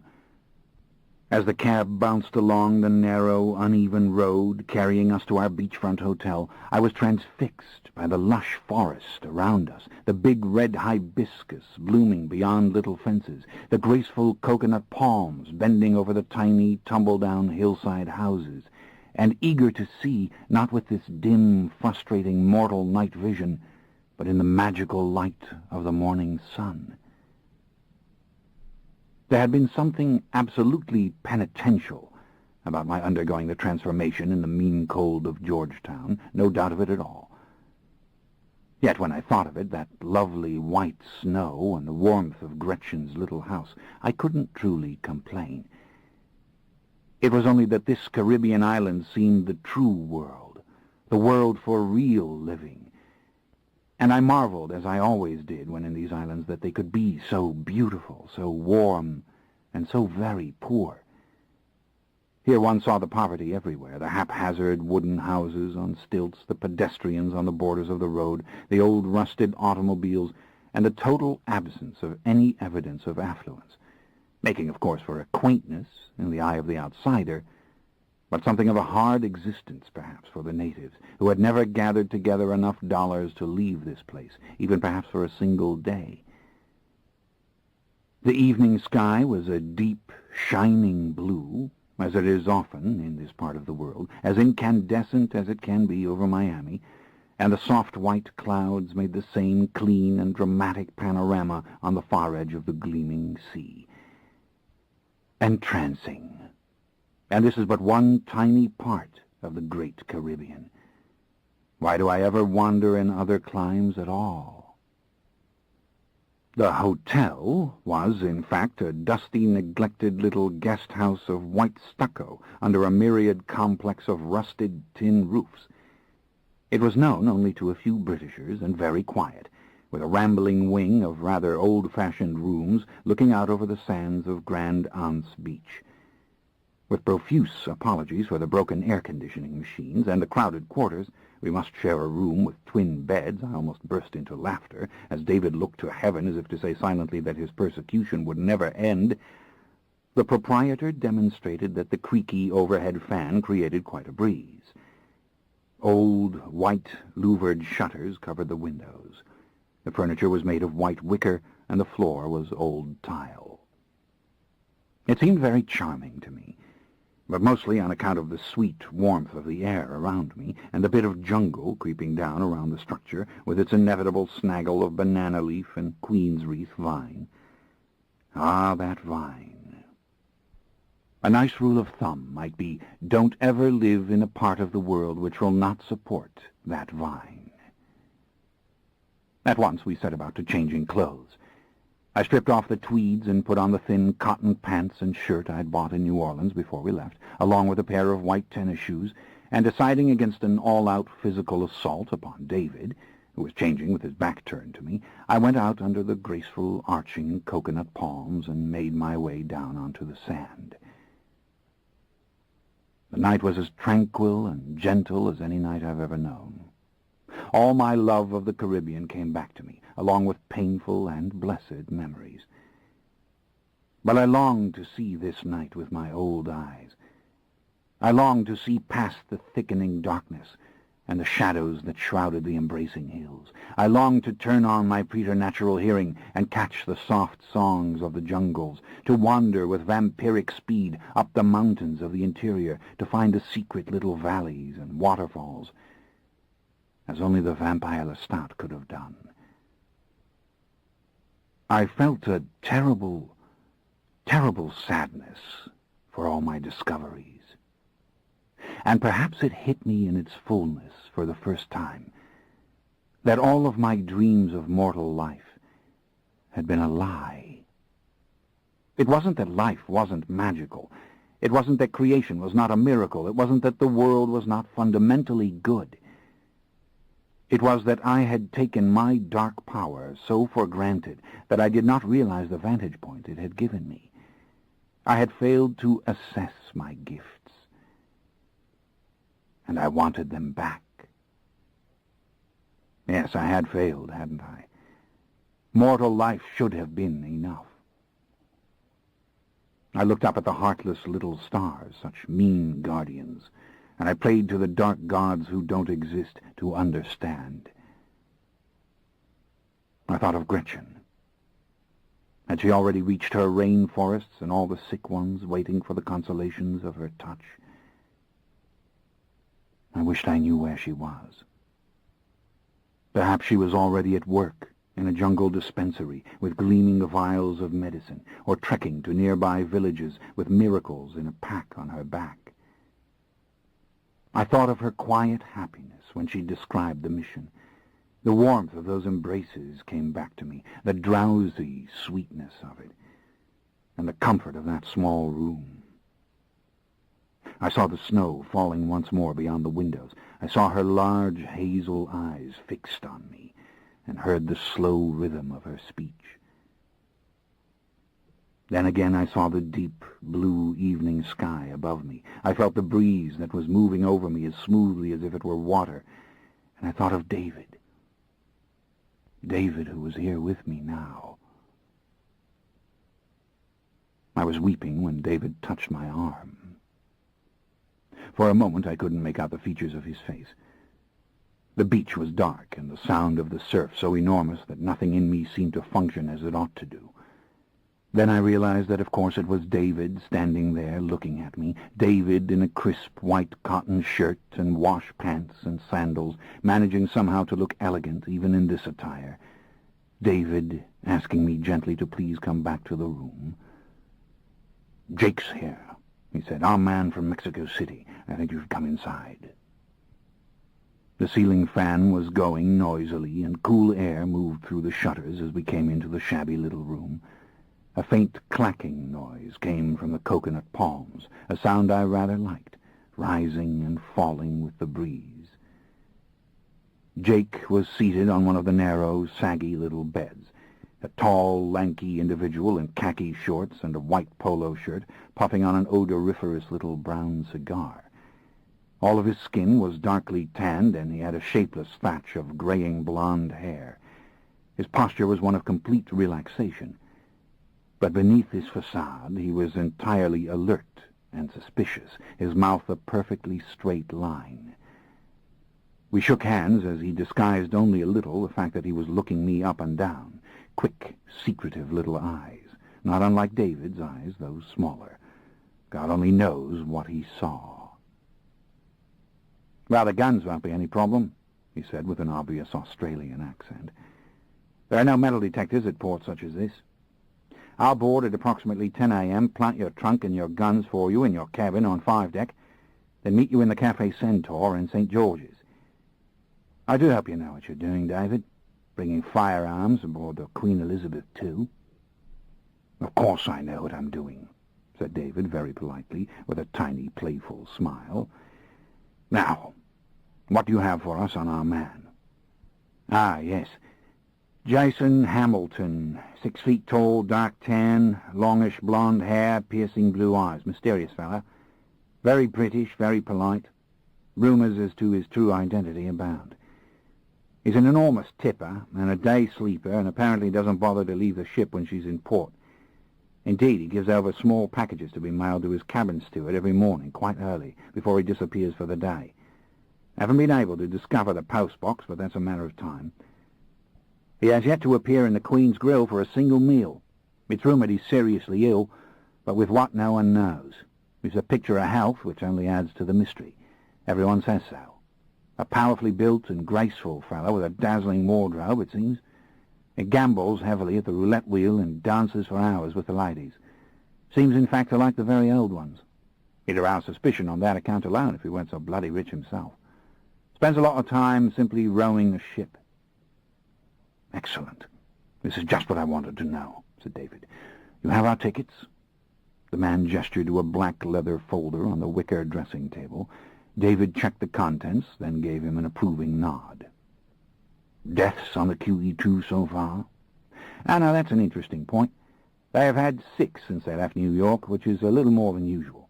All very elderly women and all apparent heart failure." "This is the sort of thing you want to know?" "Certainly is," said David. "The little drink," I thought. "Now, you ought to have a look at these firearms," said Jake, "and know how to use them." He reached for a worn little duffel bag on the floor, just the sort of beat-up sack of canvas in which one would hide expensive weapons, I presumed. Out came the expensive weapons, one a large Smith & Wesson revolver, the other a small black automatic, no bigger than the palm of my hand. "Yes, I'm quite familiar with this," David said, taking the big silver gun and making to aim it at the floor. "No problem." He pulled out the clip, then slipped it back in. "Pray I don't have to use it, however. It will make a hell of a noise." He then gave it to me. "Lestat, get the feel of it," he said. "Of course, there's no time to practice. I asked for a hair trigger." "And that you have," said Jake, looking at me coldly. "So please watch out." Barbarous little thing, I said. It was very heavy, a nugget of destructiveness. I spun the cylinder. 6 bullets. It had a curious smell. "Both the guns are 38s, said the man with a slight note of disdain. "Those are man-stoppers." He showed me a small cardboard box. "You'll have plenty of ammunition available to you for whatever it is that you are going to do on this bout." "Don't worry, Jake," said David firmly. "Things will probably go without a hitch. And I thank you for your usual efficiency. Now go have a pleasant evening on the island, and I shall see you at the Centaur Cafe before noon." The fellow gave me a deep, suspicious look, then nodded, gathered up the guns and the little box of bullets, put them back in his canvas bag, and offered his hand again to me and then to David, and out he went. I waited until the door had closed. "I think he dislikes me," I said. "Blames me for involving you in some sort of sordid crime." David gave a short little laugh. "I've been in far more compromising situations than this one," he said. "And if I worried about what our investigators thought of us, I would have retired a long time ago. What do we know now from this information?" "Well, he's feeding on the old women, probably stealing from them also. And he's mailing home what he steals in packages too small to arouse suspicion. What he does with the larger loot we'll never know, probably throws it into the ocean. I suspect there's more than one postbox number, but that's no concern of ours." "Correct. Now, lock the door. It's time for a little concentrated witchcraft. We'll have a nice supper later on. I have to teach you to veil your thoughts. Jake could read you too easily, and so can I. The body thief will pick up your presence when he's still 200 miles out to sea." "Well, I did it through an act of will when I was Lestat," I said. "I haven't the faintest idea how to do it now." "Same way. We're going to practice until I can't read a single image or random word from you. Then we'll get to the out-of-body travel." He looked at his watch, which reminded me of James suddenly in that little kitchen. "Slip that bolt. I don't want any maid blundering in here later on." I obeyed. Then I sat on the bed opposite David, who had assumed a very relaxed yet commanding attitude, rolling up the stiff, starched cuffs of his shirt, which revealed the dark fleece of his arms. There was also quite a bit of dark hair on his chest, bubbling up through the open collar of the shirt. Only a little gray mixed in with it, like the gray that sparkled here and there in his heavy, shaven beard. I found it quite impossible to believe he was a man of 74. "Ah, I caught that," he said with a little lift of the eyebrows. "I catch entirely too much. Now, listen to what I say. You must fix it in your mind that your thoughts remain within you, that you are not attempting to communicate with other beings, not through facial expression or body language of any sort, that indeed you are impenetrable. Make an image of your sealed mind, if you must. Ah, that's good. You've gone blank behind your handsome young face. Even your eyes have changed ever so slightly. Perfect. Now I'm going to try to read you. Keep it up."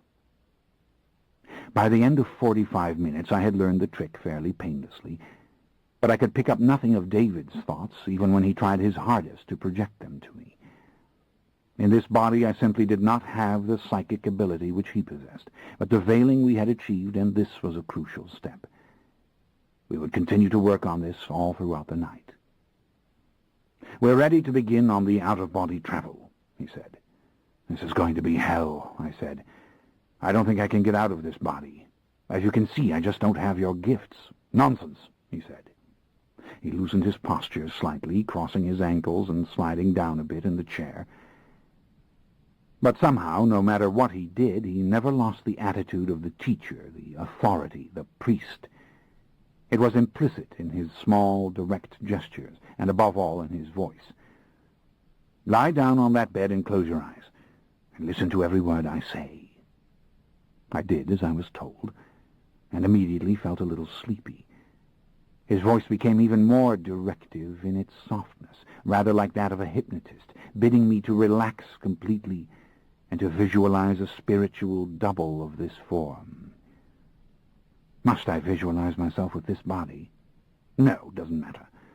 What matters is that you, your mind, your soul, your sense of self, are linked to the form you envision.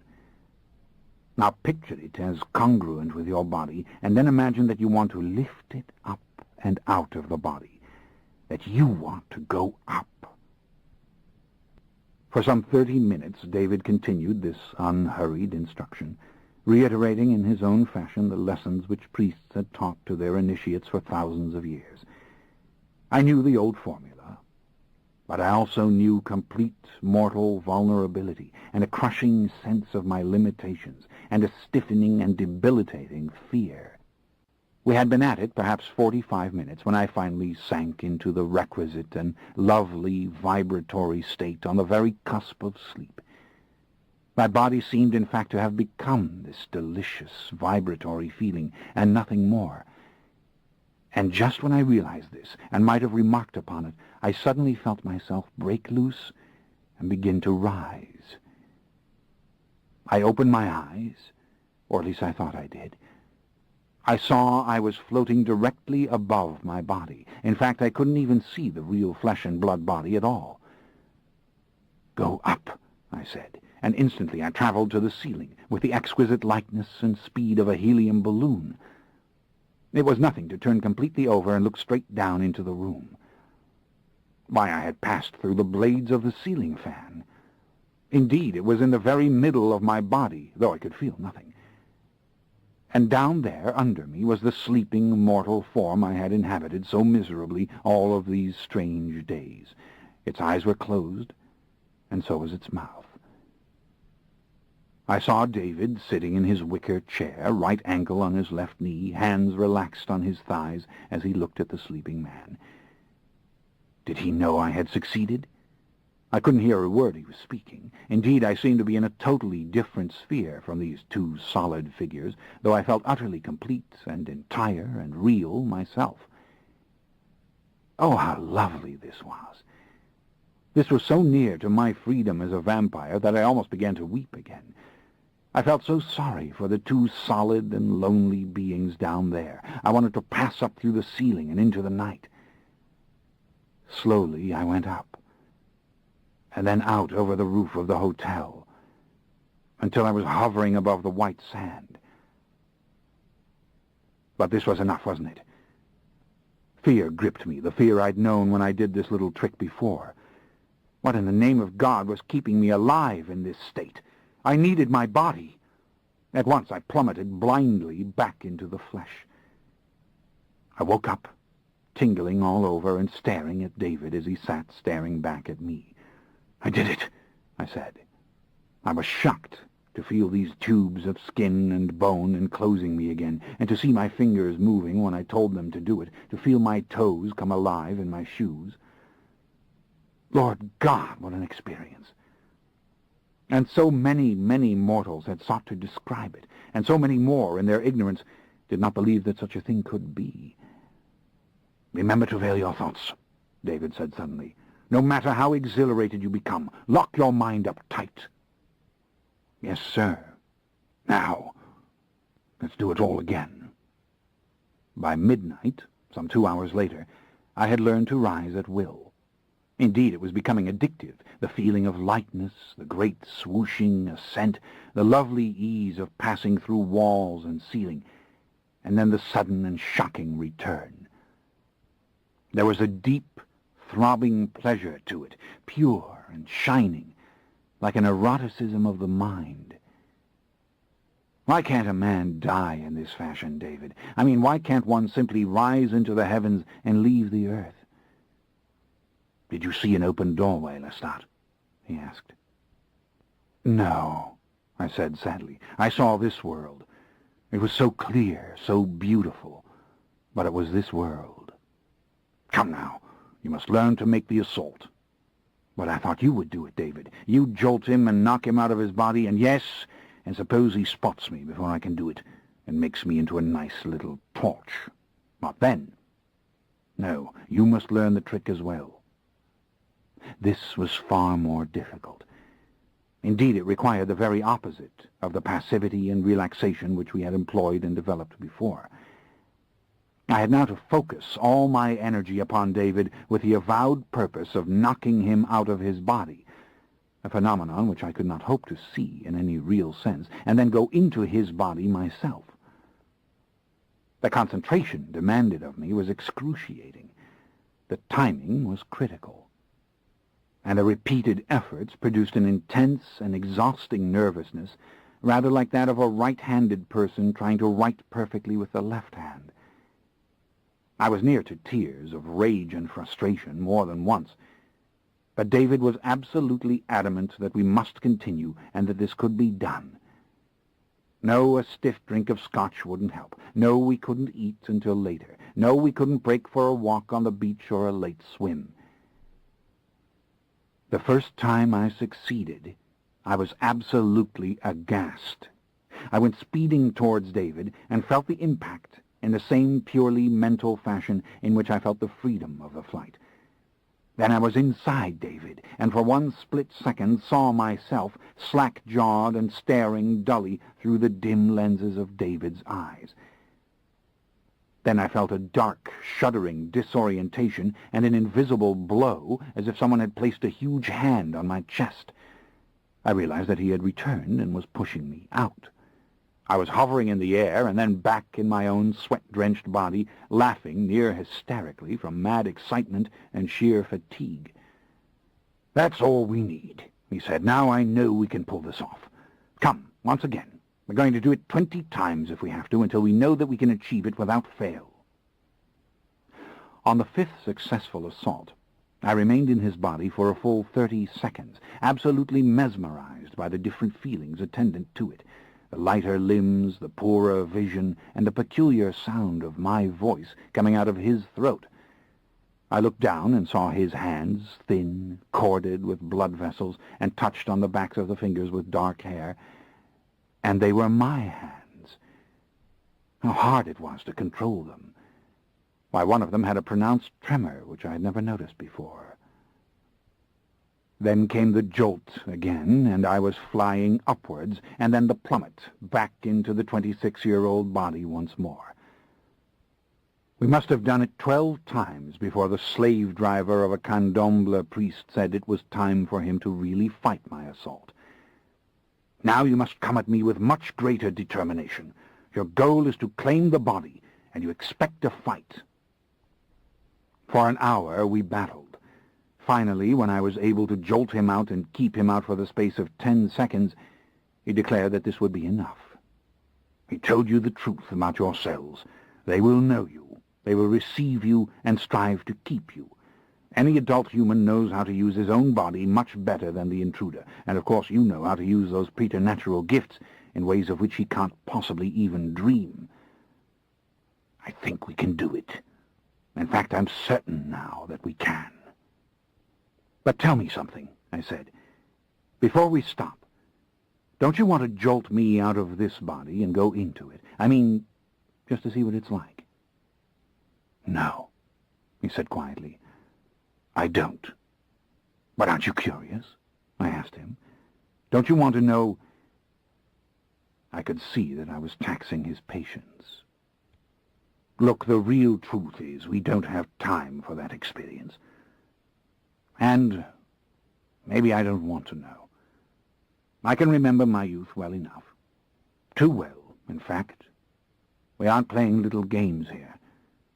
You can make the assault now. That's what counts." He looked at his watch. "It's almost 3. We'll have some supper and then we'll sleep. We've a full day ahead, exploring the ship and confirming our plans.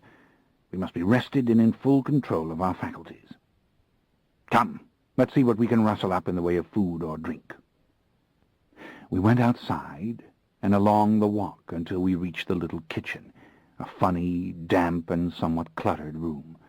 The kindly proprietor had left 2 plates for us in the rusted, groaning refrigerator, along with a bottle of white wine. We sat down at the table and commenced to devour every morsel of rice, yams, and spiced meat, not caring at all that it was very cold. "Can you read my thoughts?" I asked, after I'd consumed 2 glasses of wine. Nothing. You've got the trick. So how do I do it in my sleep? The Queen Elizabeth II can't be more than 100 miles out now. She's to dock in 2 hours. Same way you do it when you're awake. You shut down. You close up. Because, you see, no one is ever completely asleep. Not even those in a coma are completely asleep. Will is always operative. And will is what this is about. I looked at him as we sat there. He was obviously tired, but he did not look haggard or in any way debilitated. His thick, dark hair obviously added to the impression of vigor, and his large, dark eyes had the same fierce light in them which they always had. I finished quickly, shoved the dishes into the sink, and went out on the beach without bothering to say what I meant to do. I knew he would say we had to rest now, and I didn't want to be deprived of this last night as a human being under the stars. Going down to the lip of the water, I peeled off the cotton clothes and went into the waves. They were cool but inviting, and then I stretched out my arms and began to swim. It was not easy, of course, but it wasn't hard either, once I resigned myself to the fact that humans did it this way, stroke by stroke against the force of the water, and letting the water buoy the cumbersome body, which it was entirely willing to do. I swam out quite far, and then rolled over on my back and looked at the sky. It was still full of fleecy white clouds. A moment of peace came over me, in spite of the chill on my exposed skin and the dimness all around me, and the strange feeling of vulnerability I experienced as I floated on this dark, treacherous sea. When I thought of being back in my old body, I could only be happy, and once again I knew that in my human adventure I had failed. I had not been the hero of my own dreams. I had found human life too hard. Finally, I swam back into the shallows and then walked up onto the beach. I picked up my clothes, shook off the sand, slung them over my shoulder, and walked back to the little room.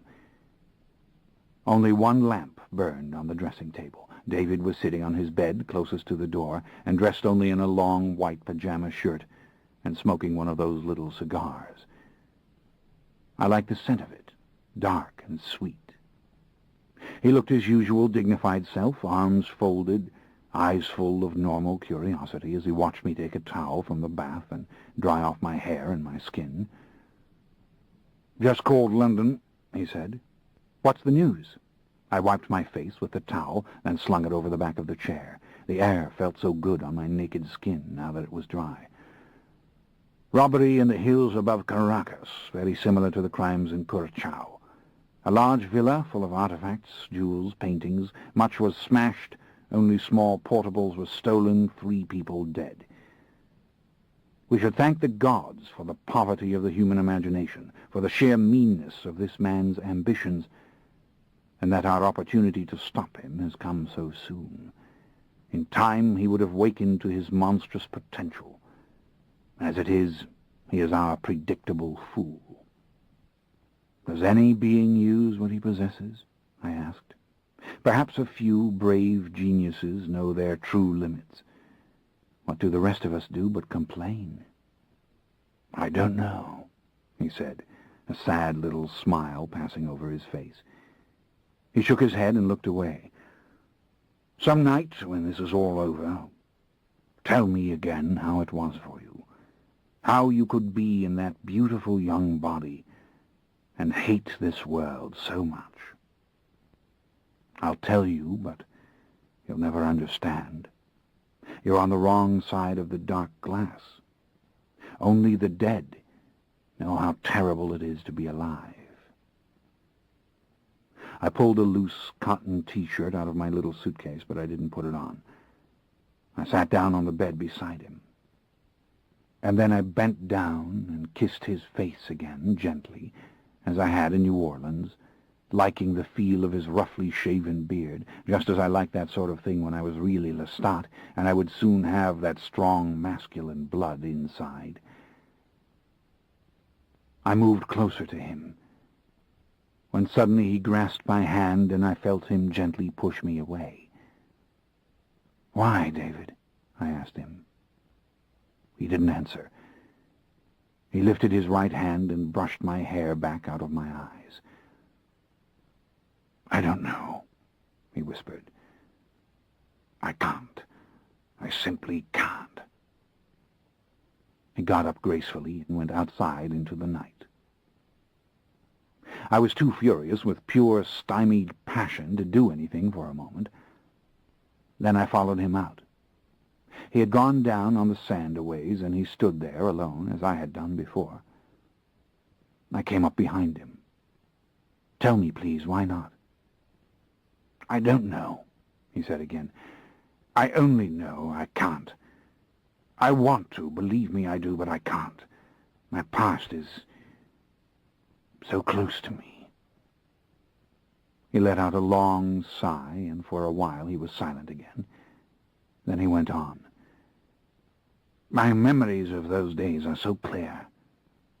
It's as if I'm in India again, or Rio. Ah, yes, Rio.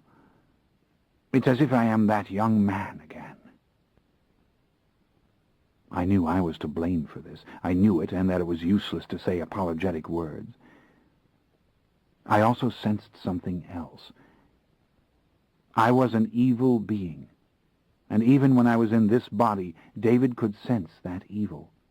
He could sense the powerful vampiric greed.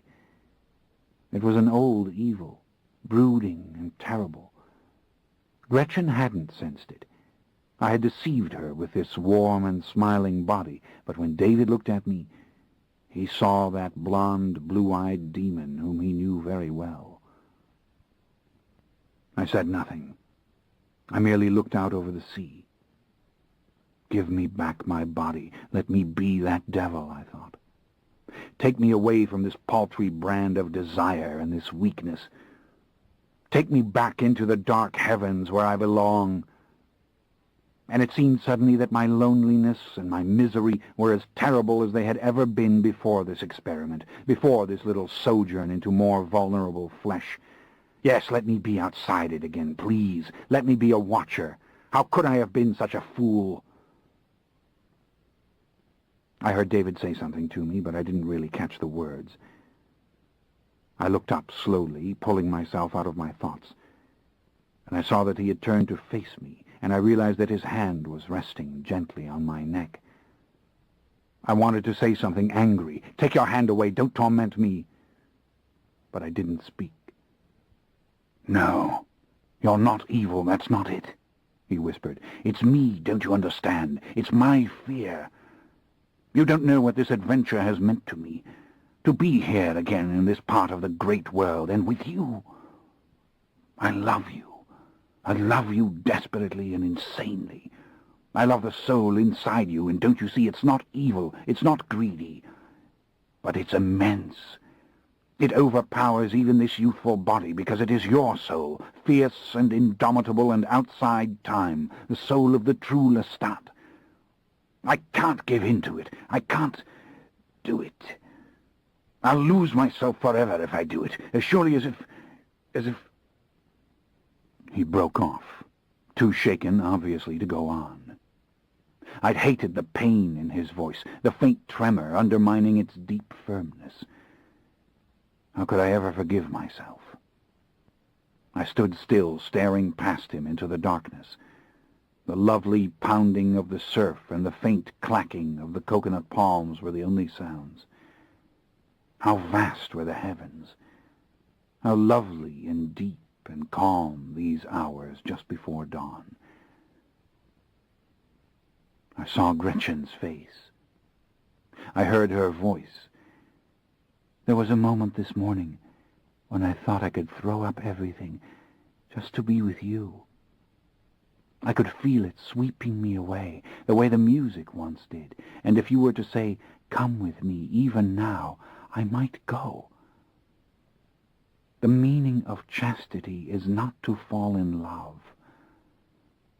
I could fall in love with you. I know I could. And then beyond this burning image, faint yet undeniable, I saw the face of Louis, and I heard words spoken in his voice that I wanted to forget. Where was David? Let me wake from these memories. I don't want them. I looked up and I saw him again, and in him the old familiar dignity, the restraint, the imperturbable strength. But I saw the pain, too. "Forgive me," he whispered. His voice was still unsteady as he struggled to preserve the beautiful and elegant facade. "You drank from the fountain of youth when you drank the blood of Magnus. Really you did. You'll never know what it means to be the old man that I am now. God help me, I loathe the word, but it's true. I'm old." "I understand," I said. "Don't worry." I leant forward and kissed him again. "I'll leave you alone. Come on, we should sleep. I promise. I'll leave you alone."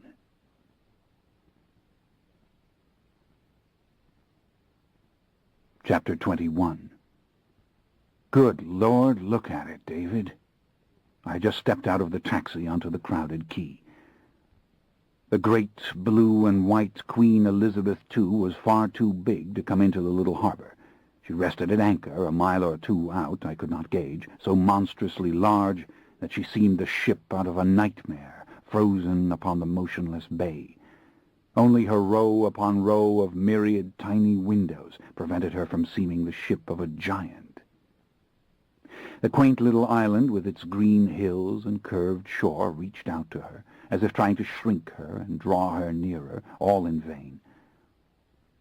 I felt a spasm of excitement as I looked at her. I had never been aboard a modern vessel. This part was going to be fun. A small wooden launch bearing her name in bold painted letters, and obviously laden with but one load of her many passengers, made its way to the concrete dock as we watched. "There's Jake in the prow of the launch," said David. "Come on, let's go into the cafe."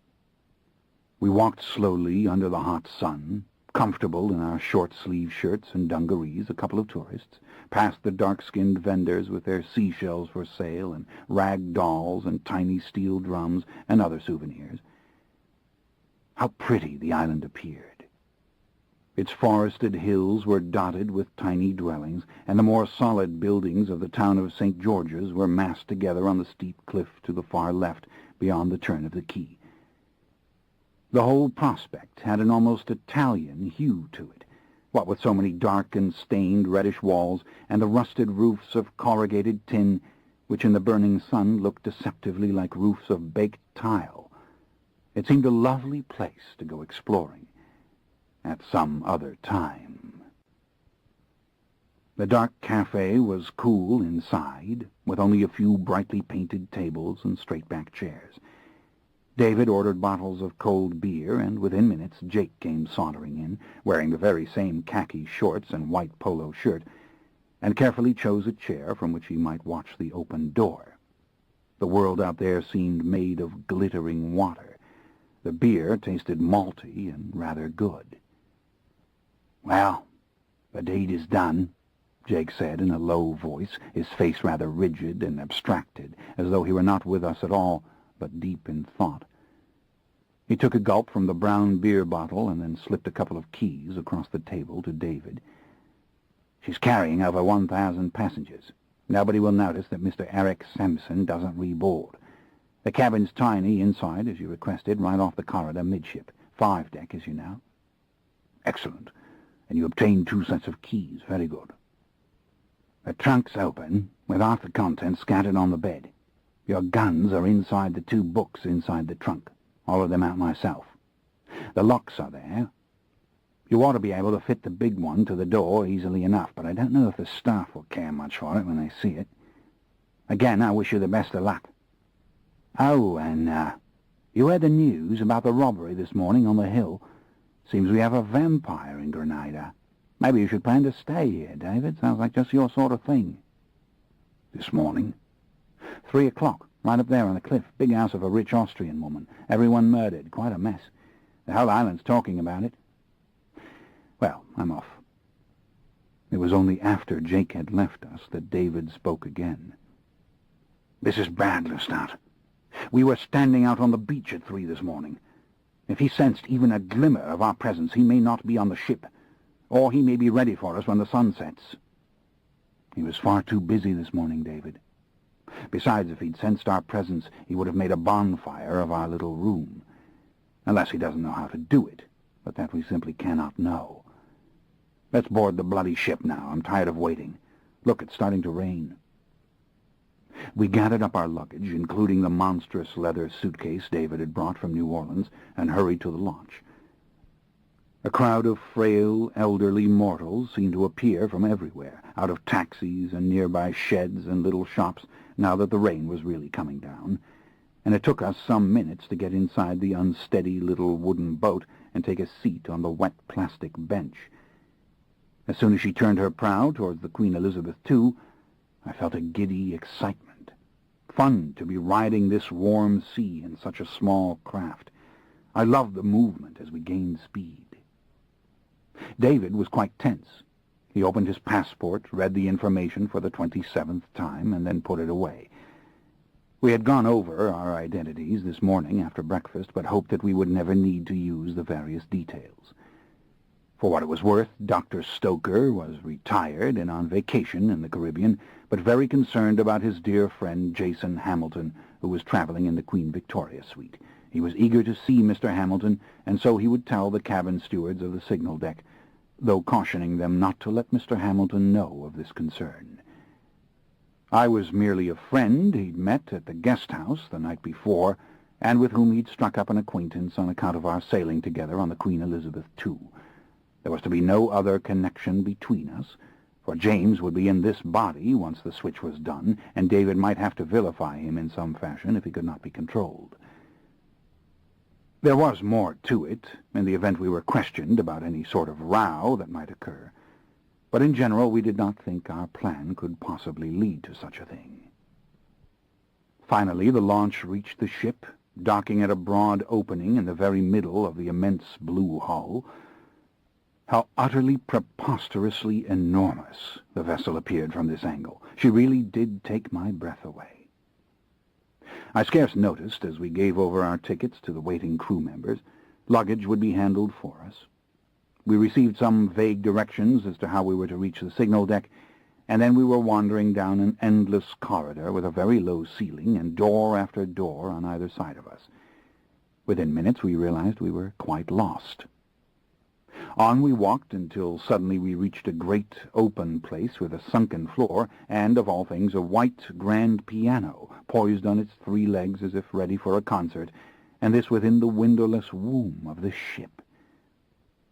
"It's the midships lobby," said David, pointing to a great colored diagram of the vessel in a frame upon the wall. "I know where we are now. Follow me." "How absurd this all is," I said, staring at the brightly colored carpet and the chrome and plastic everywhere I looked. "How utterly synthetic and hideous." "Shh! The British are very proud of this ship. You're going to offend someone. They can't use wood anymore. It has to do with fire regulations." He stopped at an elevator and pushed the button. "This will take us up to the boat deck. Didn't the man say we must find the Queen's Grill lounge there?" "I have no idea," I said. I was like a zombie wandering into the elevator. This is unimaginable. "Lestat, there have been giant liners like this one since the turn of the century. You've been living in the past." The boat deck revealed an entire series of wonders. The ship housed a great theater, and also an entire mezzanine of tiny, elegant shops. Below the mezzanine was a dance floor with a small bandstand and a sprawling lounge area of small cocktail tables and squat, comfortable leather chairs. The shops were shut up since the vessel was in port, but it was quite easy to see their various contents through the airy grilles which closed them off. Expensive clothing, fine jewelry, china, black dinner jackets and boiled shirts, sundries and random gifts were all on display in the shallow little bays. There were passengers wandering everywhere, mostly quite old men and women, dressed in scant beach clothing, many of whom were gathered in the quiet, daylighted lounge below. "Come on, the rooms," said David, pulling me along.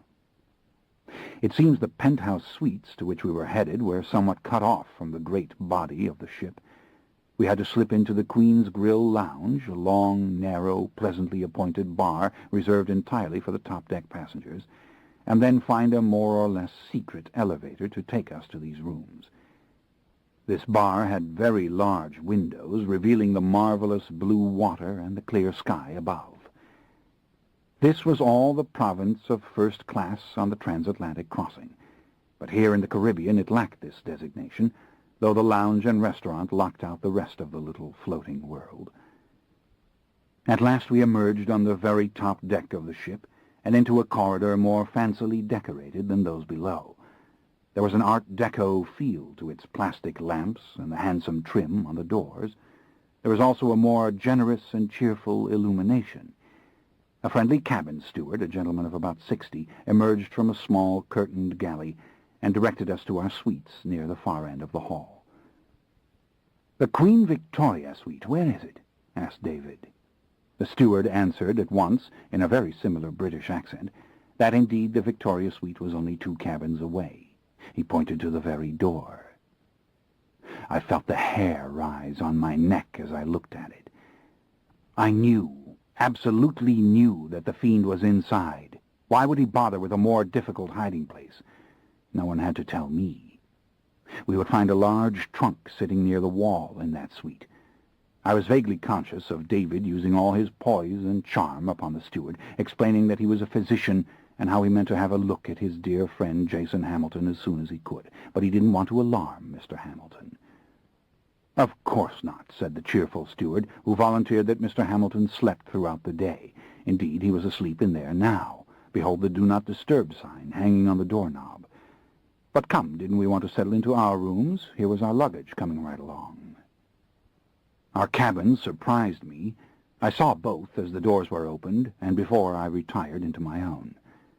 Once again I spied only synthetic materials, looking very plastic and lacking altogether the warmth of wood. But the rooms were quite large and obviously luxurious, and opened to each other with a connecting door to make one grand suite. This door was now closed. Each room was furnished identically except for small differences of color, and rather like streamlined hotel rooms, with low king-sized beds draped in soft pastel bedspreads and narrow dressing tables built into the mirrored walls. There was the de rigueur giant television set, and the cleverly concealed refrigerator, and even a small sitting area with pale, tastefully shaped little couch, coffee table, and upholstered chair. The real surprise, however, was the verandas. A great glass wall with sliding doors opened upon these small private porches, which were wide enough to contain a table and chairs of their own. What a luxury it was to walk outside and stand at the railing and look out upon the lovely island and its sparkling bay. And of course this meant the Queen Victoria suite would have a veranda through which the morning sun would very brightly shine. I had to laugh to myself, remembering our old vessels of the 19th century with their tiny portholes.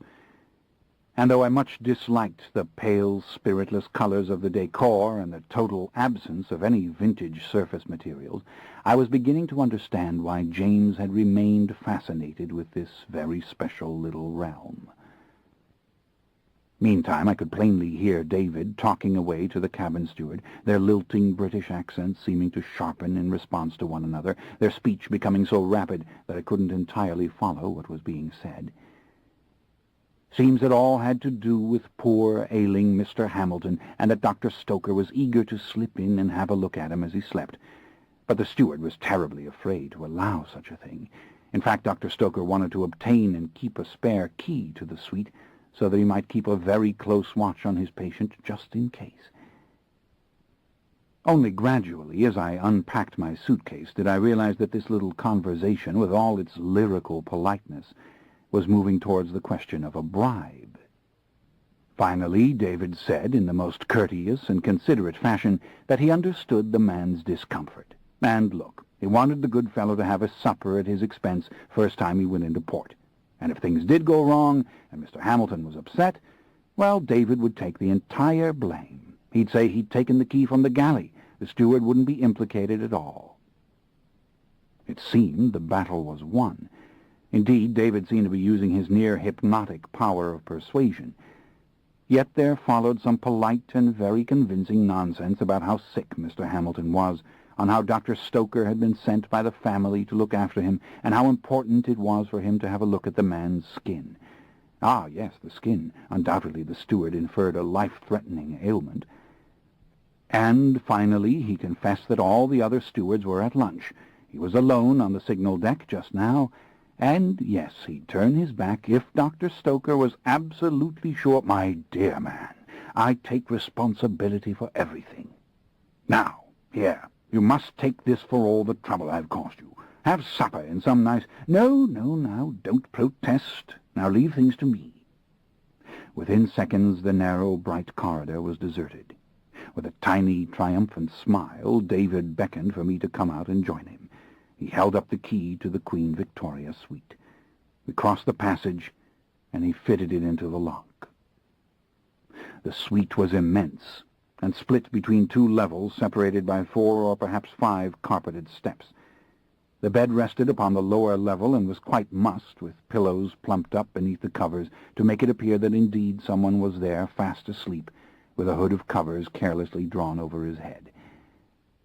The upper level contained the sitting area and the doors to the veranda, over which the thick draperies had been pulled, admitting almost no visible light. We slipped into the suite, snapped on the overhead lamp, and closed the door. The pillows piled on the bed made an excellent ruse for anyone peeking in from the hallway, but on closer inspection did not appear to be a contrivance at all, merely a messy bed. So where was the devil? Where was the trunk? Ah, there, I whispered, on the far side of the bed. I had mistaken it for some sort of table, as it was almost entirely draped with a decorative cloth. Now I could see that it was a large black metal locker, trimmed in brass and very shiny, and easily big enough to accommodate a man with his knees crooked and lying upon his side. The thick drapery of decorative fabric was no doubt held in place upon the lid with a bit of glue. In the old century I had often used this trick myself. Everything else was quite immaculate, though the closets veritably bulged with fine clothes. A quick search of the dresser drawers revealed no documents of importance. Obviously he carried what few papers he required on his person, and his person was concealed inside that trunk. There were no jewels or gold hidden in this room as far as we could determine, but we found the stack of pre-stamped mailing envelopes which the fiend was using to get rid of the stolen treasures, and these were quite thick and large. 5 post-boxes, I said as I went through them. David noted all the numbers in his small leather-bound book, then slipped it back in his pocket and looked at the trunk. I warned him in a whisper to be careful. The fiend can sense danger even in his sleep. Don't think of touching the lock. David nodded. He knelt down silently beside the trunk and gently laid his ear against the lid, and then he drew back rather fast and stared at it with a fierce and excited expression on his face. "He's in there, all right," he said, eyes still fixed on the trunk. "What did you hear?" "His heartbeat. Go listen for yourself if you wish. It's your heart." "I want to see him," I said. "Stand over there, out of the way." "I don't think you should do this." "Ah, but I want to. Besides, I must assess that lock just in case." I approached the trunk and realized as soon as I saw it closely that the lock had not even been turned. He either could not do it telepathically or had never bothered. Standing well to one side, I reached down with my right hand and jerked at the brass edge of the lid. Then I threw it back against the wall. It struck the paneling with a dull sound, remaining open, and I realized that I was looking at a mass of soft black fabric, folded loosely and completely hiding the contents below. Nothing stirred beneath this fabric. No powerful white hand suddenly reached for my throat. Standing as far back as I could, I reached out and snatched up the cloth and drew it back in a great black flash of silk. My mortal heart was pounding miserably, and I almost lost my balance as I put several feet of space between myself and the trunk. But the body, which lay there quite visibly, with its knees drawn up, just as I'd imagined, and its arms folded around its knees, did not move. Indeed, the sunburnt face was as still as that of a mannequin, with its eyes closed and its familiar profile burning against the funereal padding of white silk beneath it. My profile, my eyes, my body dressed in formal evening black, a vampire's black, if you will, with stiff white shirt front and shining black tie at the neck, my hair loose and full and golden in the dim light. My body. And I, standing there in a trembling mortal frame with this bolt of loose black silk hanging like a matador's cape from my trembling hand. "Hurry," David whispered. Even as the syllables left his lips, I saw the crooked arm inside the trunk begin to move. The elbow tightened. The hand was sliding loose from its grip on the bent knee. At once I hurled the fabric back over the body, seeing it slip into the same shapeless covering it had been before, and with a quick swipe of my left fingers, I threw the lid up away from the wall so that it fell shut with a dull sound. Thank God the fancy outer cloth did not catch in it, but tumbled down into place, covering the unsnapped lock. I moved backwards away from the locker, almost sick with fear and amazement, and felt the reassuring pressure of David's hand on my arm. Together we stood there, silent for a long moment, until we were certain that the preternatural body was at rest again. Finally, I had collected myself sufficiently to take one more quiet look about. I was still trembling, but powerfully excited by the tasks that lay ahead. Even with their thick layer of synthetic materials, these quarters were sumptuous by any standards. They represented the sort of luxury and privilege which very few mortals can ever attain. How he must have reveled in it. Ah, and to look at all those fine evening clothes, black velvet dinner jackets, as well as the more familiar style, and even an opera cape. He had indulged himself in that as well.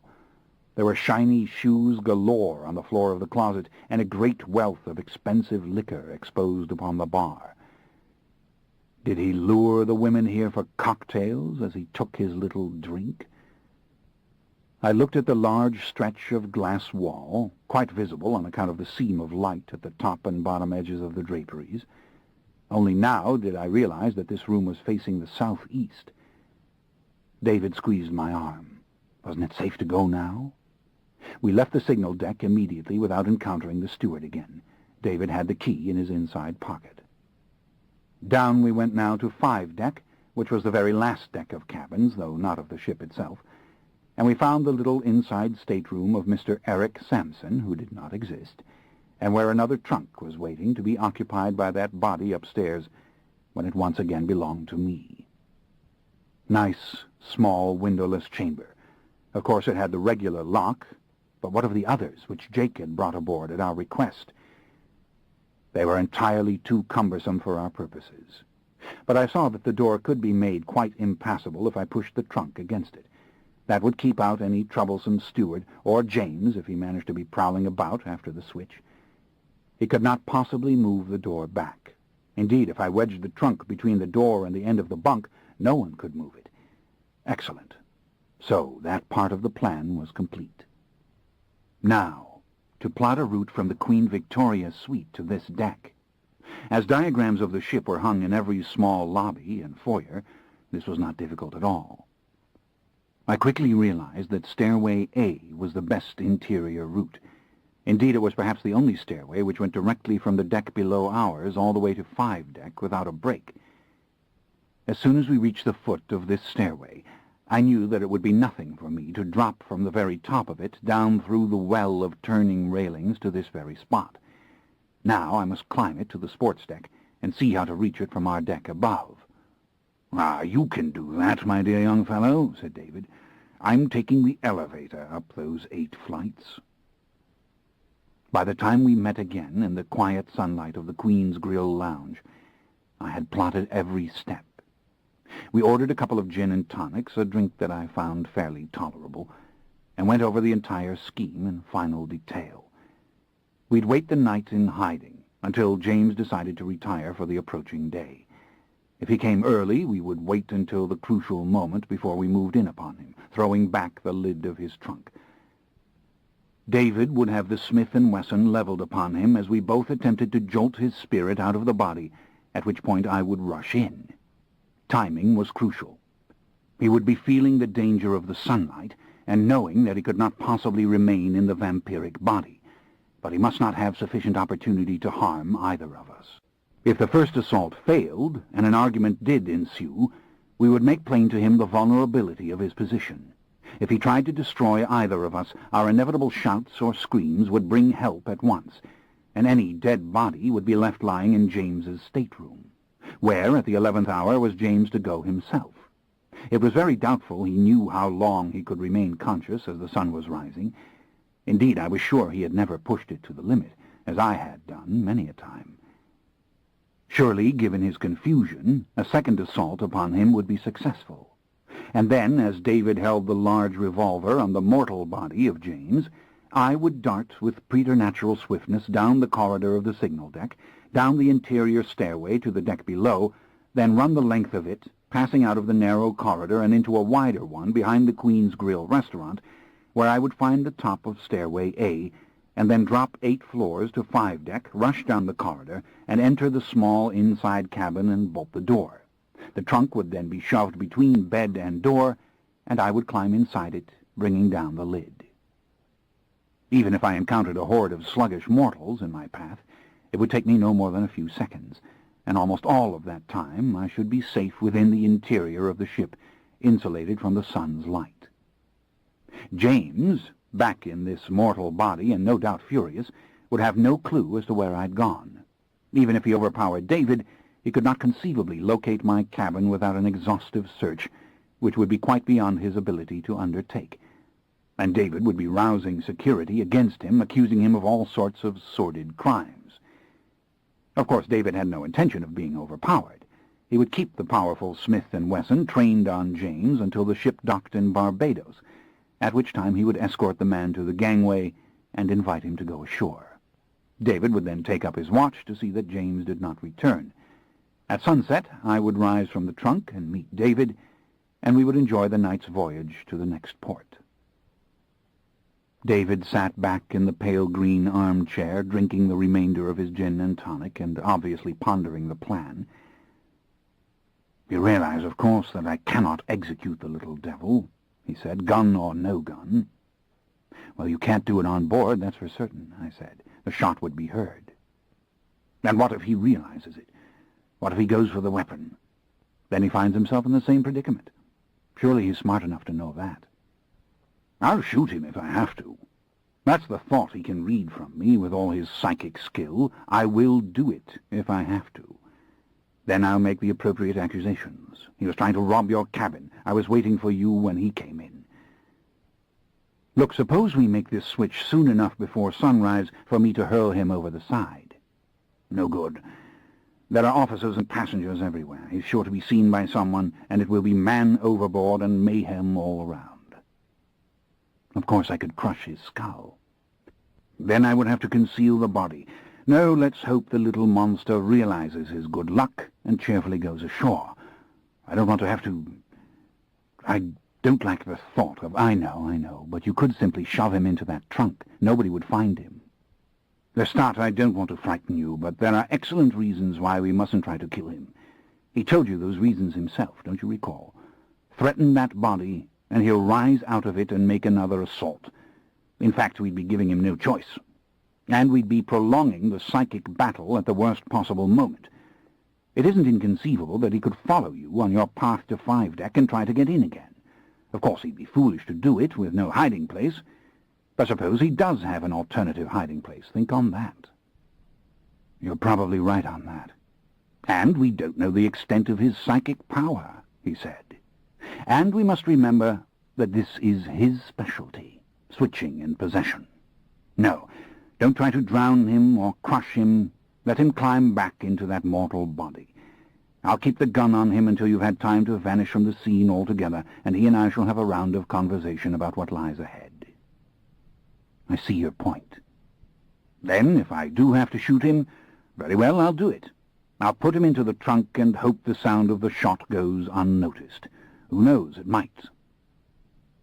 "God, I'm leaving you with this monster. You realize it?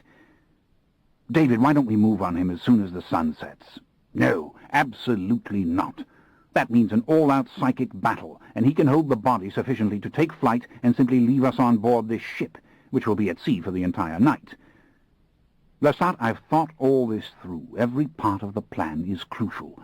We want him at his weakest, just before dawn, with the ship about to dock, so that once he is in his mortal body, he can cheerfully and gratefully disembark. Now, you must trust that I'll handle this fellow. You don't know how much I despise him.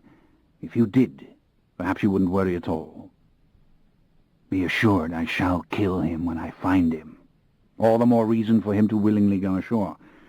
He'll want a head start, and I shall advise him to be quick. The big game hunt. I shall love it. I'll find him, even if he hides in another body. What a lovely game it will be.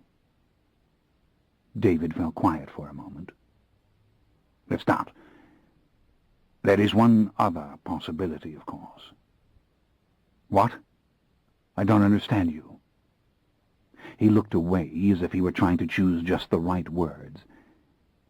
Then he looked directly at me. We could destroy that thing, you know. David, are you mad to even... Lestat, the two of us could do it. There are ways. Before sunset, we could destroy that thing, and you would be... Say no more! I was angry.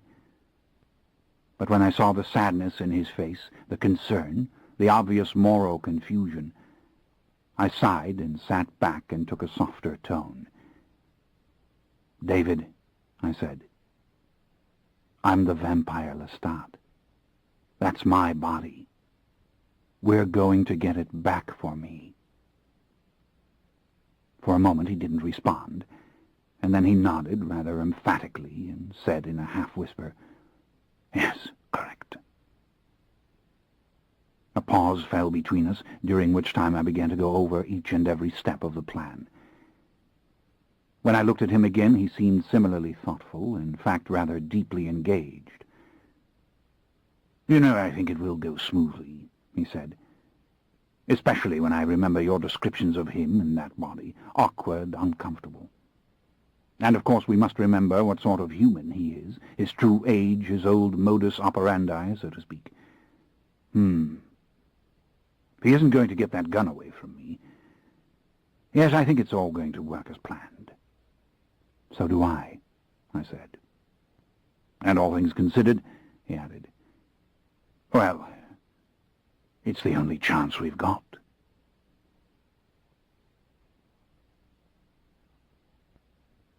Chapter 22. For the next 2 hours we went exploring the ship. It was imperative that we be able to hide in it during the nighttime hours when James might be roaming the various decks. For this we had to know it, and I must confess that my curiosity about the vessel was extreme. We wandered out of the quiet and narrow Queen's Grill lounge and back into the main body of the vessel, past many cabin doors, before we reached the circular mezzanine with its village of fancy shops. Then down a large circular stairway we went, and across a vast polished dance floor through the main lounge, and off to other darkened bars and lounges, each with its own great spread of dizzying carpet and throbbing electronic music, and then past an indoor pool around which hundreds lunched at large circular tables, and then outside to yet another pool in the open, where countless passengers sunned themselves in beach chairs, snoozing or reading their folded papers or little paperback books. Eventually we came upon a small library full of quiet patrons and a darkened casino, not to be opened until the ship had left the port. Here stood banks of somber, darkened slot machines and tables for blackjack and roulette. At one point we peeked into the darkened theater and found it to be enormous, though only some 4 or 5 people were watching the film upon a giant screen. Then there was another lounge, and yet another, some with windows and some utterly dark, and a fine, fancy restaurant for passengers of middle rank reached by a winding stairs. Yet a third, also quite handsome, served the patrons of the very lowest decks. Down we went, past my secret cabin hiding place. And there we discovered not one, but two health spas, with their machines for building muscles and rooms for cleansing the pores of the skin with jets of steam. Somewhere we stumbled upon the small hospital with nurses in white uniforms and tiny, brightly lighted rooms. At another juncture, a large, windowless chamber full of computers, at which several persons were working quietly away. There was a beauty salon for women, and a similar grooming establishment for men. We came upon a travel desk at one time, and at another what seemed a sort of bank. And always we were walking in narrow corridors to which we could not quite see the end. The dull beige walls and ceilings were forever close around us. One hideous color of carpet gave way to another. Indeed, sometimes the garish modern patterns met with such violence at various doorways that I all but laughed out loud. I lost count of the many stairways with their shallow, padded steps. I could not distinguish one bank of elevators from another. Everywhere I looked there were numbered cabin doors. The framed pictures were bland and indistinguishable one from another. I had again and again to seek the diagrams to determine where exactly I had been and might be going now, or how to escape some circular path in which I found myself wandering for the fourth or fifth time. David thought it powerfully amusing, especially since we encountered other passengers who were lost at almost every turn. At least 6 different times we helped these very old individuals find their way to a certain place, and then became lost ourselves again. Finally, by some miracle, we found our way back through the narrow Queen's Grill lounge and up to the secret signal deck and to our cabins. It was only an hour before sunset, and the giant engines were already roaring. As soon as I had on my clothes for the evening, a white turtleneck and light seersucker suit, I headed out on the veranda to see the smoke pouring from the great chimney above. The entire ship had begun to vibrate with the power of the engines, and the soft Caribbean light was waning over the distant hills. A fierce, churning apprehension gripped me. It was as if my entrails had been caught by the vibration of the engine. But it had nothing to do with such things. I was merely thinking that I should never see this brilliant natural light again. I should see the light of only moments from now, twilight, but never this splash of the dying sun on the tessellated water, never this gleam of gold in distant windows, or the blue sky shining so clear in its last hour above the rolling clouds. I wanted to cling to the moment, to savor every soft and subtle change. Then again I did not. Centuries ago there had been no farewell to the daylight hours. As the sun set on that last fateful day, I had not even dreamed that I would never see it until this time, never even dreamed. Surely I should stand here, feeling the last of its sweet warmth, enjoying these precious moments of wholesome light. But I really didn't want to. I really didn't care. I had seen it at moments far more precious and wondrous. It was over, wasn't it? I would soon be the vampire Lestat again. I passed slowly back through the stateroom. I looked at myself in the large mirror. Oh, this would be the longest night of my existence, I thought, longer even than that awful night of cold and sickness in Georgetown. And what if we fail? David was waiting for me in the corridor, looking his very proper self in white linen. We must get away from here, he said, before the sun went down below the waves. I wasn't so anxious. I didn't think that slovenly idiot creature would hop right from the trunk into the burning twilight, as I so loved to do. On the contrary, he would probably lie there fearfully in the dark for some time before he emerged. Then what would he do? Open the draperies to his veranda and leave the ship by that means to rob some doomed family on the distant shore? But he had struck Grenada. Maybe he meant to rest. We couldn't know. We slipped off down to the Queen's Grill lounge again, and then out onto the windy deck. Many passengers had come outside to see the ship leave port. The crew was making ready. Thick gray smoke poured from the chimney into the waning light of the sky. I leant my arms against the rail and looked out towards the distant curve of land. The infinitely changing waves caught and held the light with 1,000 different shades and degrees of opacity. But how much more varied and translucent it would appear to my eyes when tomorrow night came.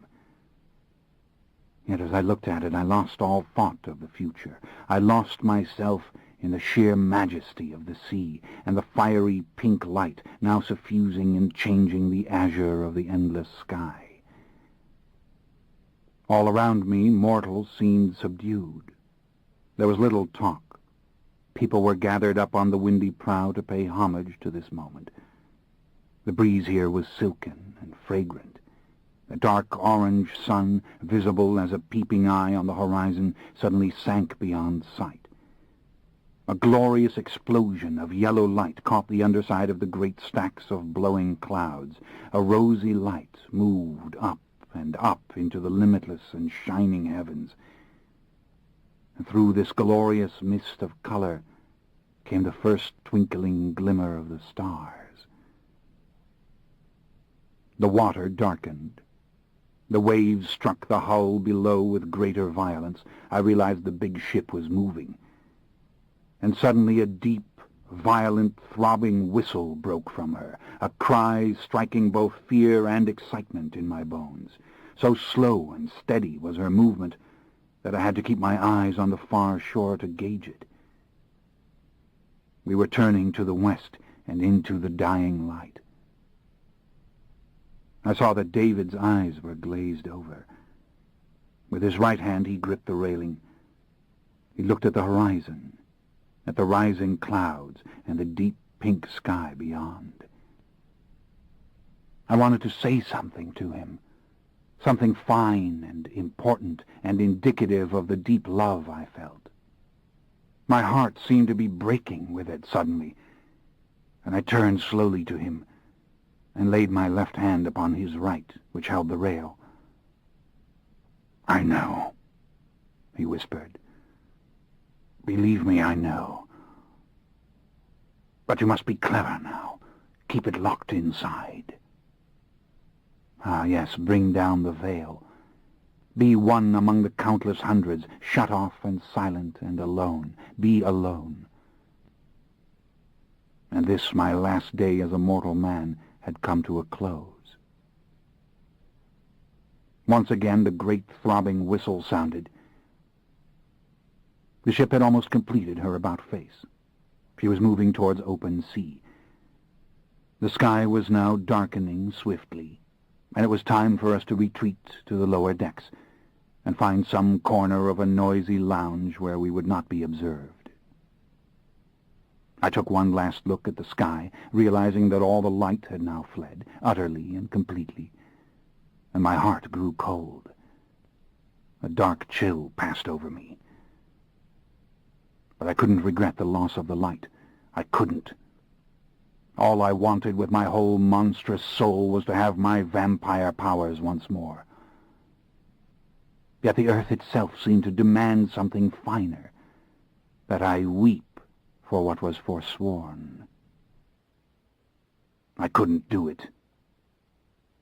I felt sadness, and the crushing failure of my human venture weighed upon me in the silence as I stood there motionless, feeling the warm, tender breeze. I felt David's hand tugging gently at my arm.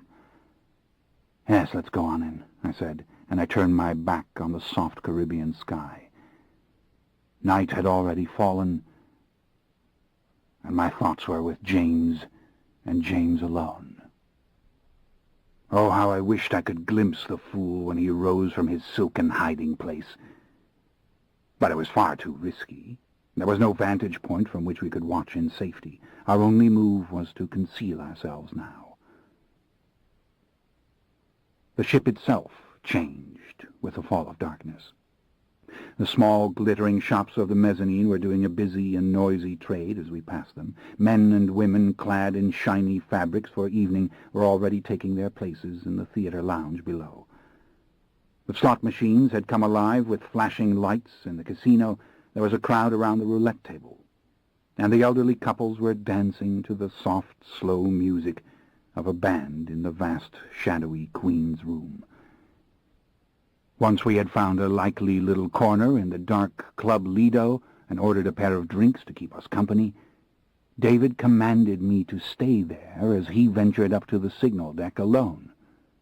"Why? What do you mean, stay here?" I was instantly furious. "He'll know you the minute he sees you," he said dismissively, as if he were talking to a child. He fitted a pair of dark glasses over his face. "He's not likely to notice me at all." "All right, boss," I said disgustedly. I was outraged to have to wait here in silence while he went adventuring about. I slumped back in the chair, drank another deep, cold, antiseptic swallow of my gin and tonic, and strained to see through the annoying darkness as several young couples moved out over the flashing lights of the electrically illuminated dance floor. The music was intolerably loud, but the subtle vibratory movement of the giant ship was delicious. She was already tearing along. Indeed, when I looked to the far left out of this little pit of contrived shadows and through one of the many vast glass windows, I could see the cloud-filled sky, still luminous with the light of early evening, simply flying by. A mighty ship, I thought. I must give her that. For all her flashy little lights and ugly carpet, her oppressively low ceilings and endlessly boring public rooms, she is a mighty ship indeed.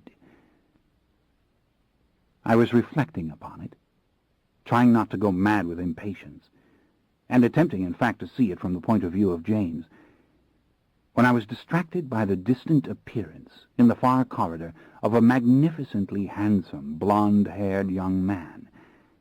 He was dressed all in evening clothes, except for an incongruous pair of violet-tinted glasses, and I was drinking up his appearance in characteristic fashion, when I suddenly realized with stultifying horror that I was gazing at myself. It was James, in his black dinner jacket and boiled shirt, scanning the place from behind those fashionable lenses and making his way slowly to this lounge.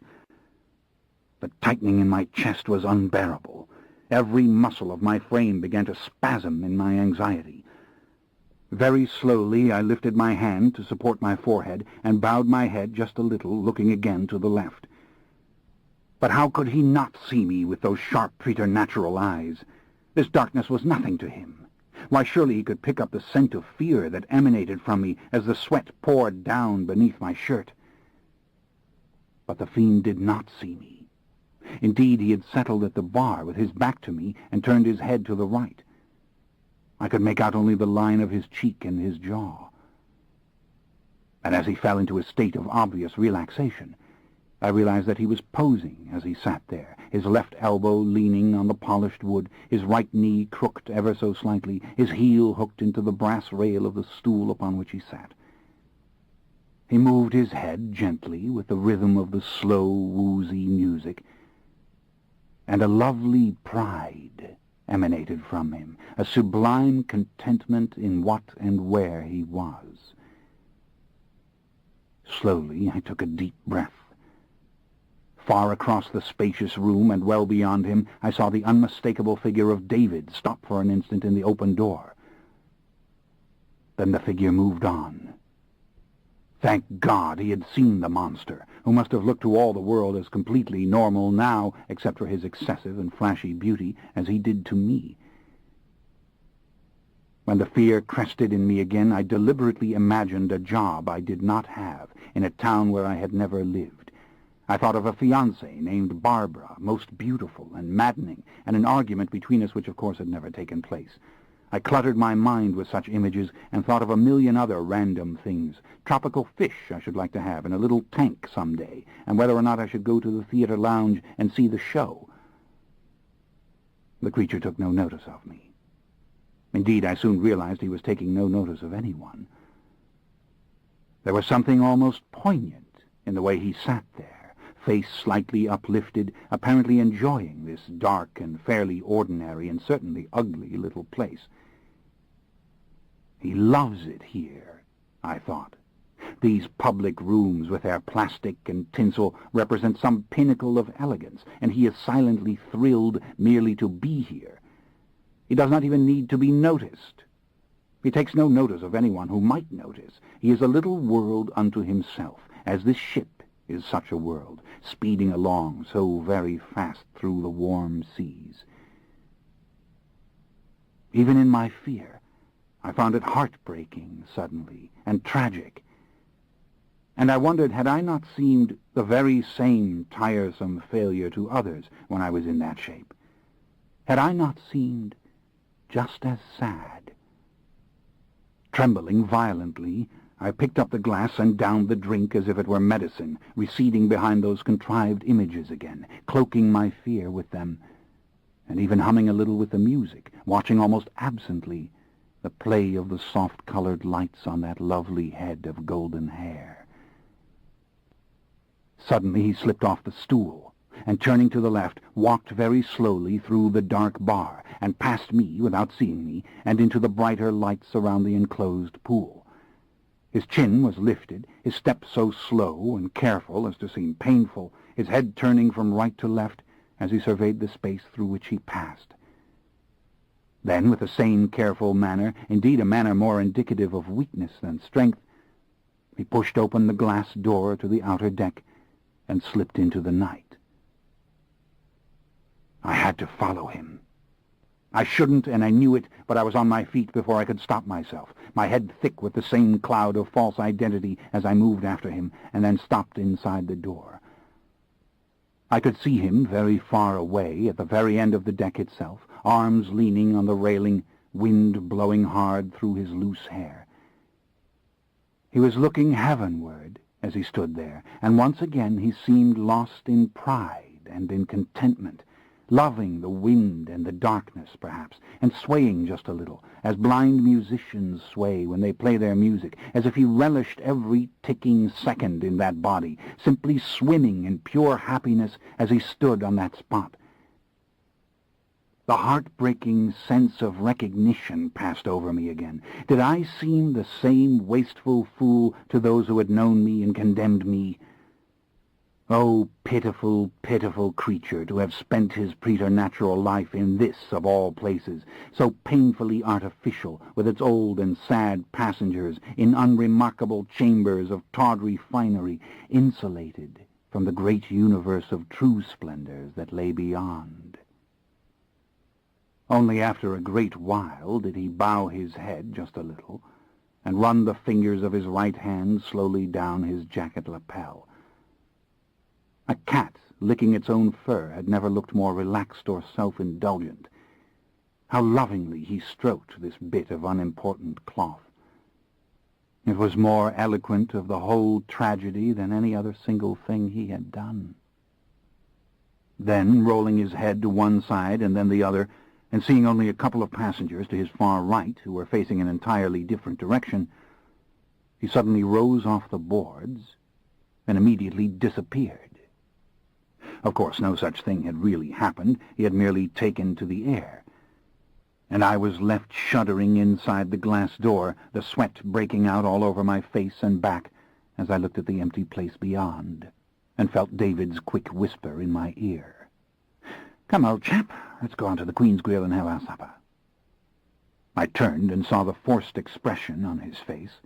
Of course, James was still within range to hear both of us, to hear anything out of the ordinary, without so much as a deliberate scan.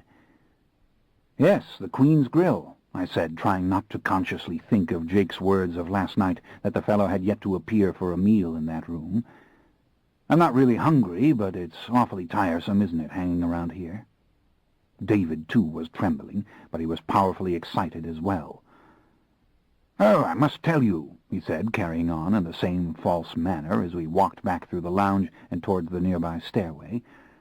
"They're all in black tie up there, but they have to serve us as we've just come aboard. I don't care if they're all naked. It's going to be a hell of a night."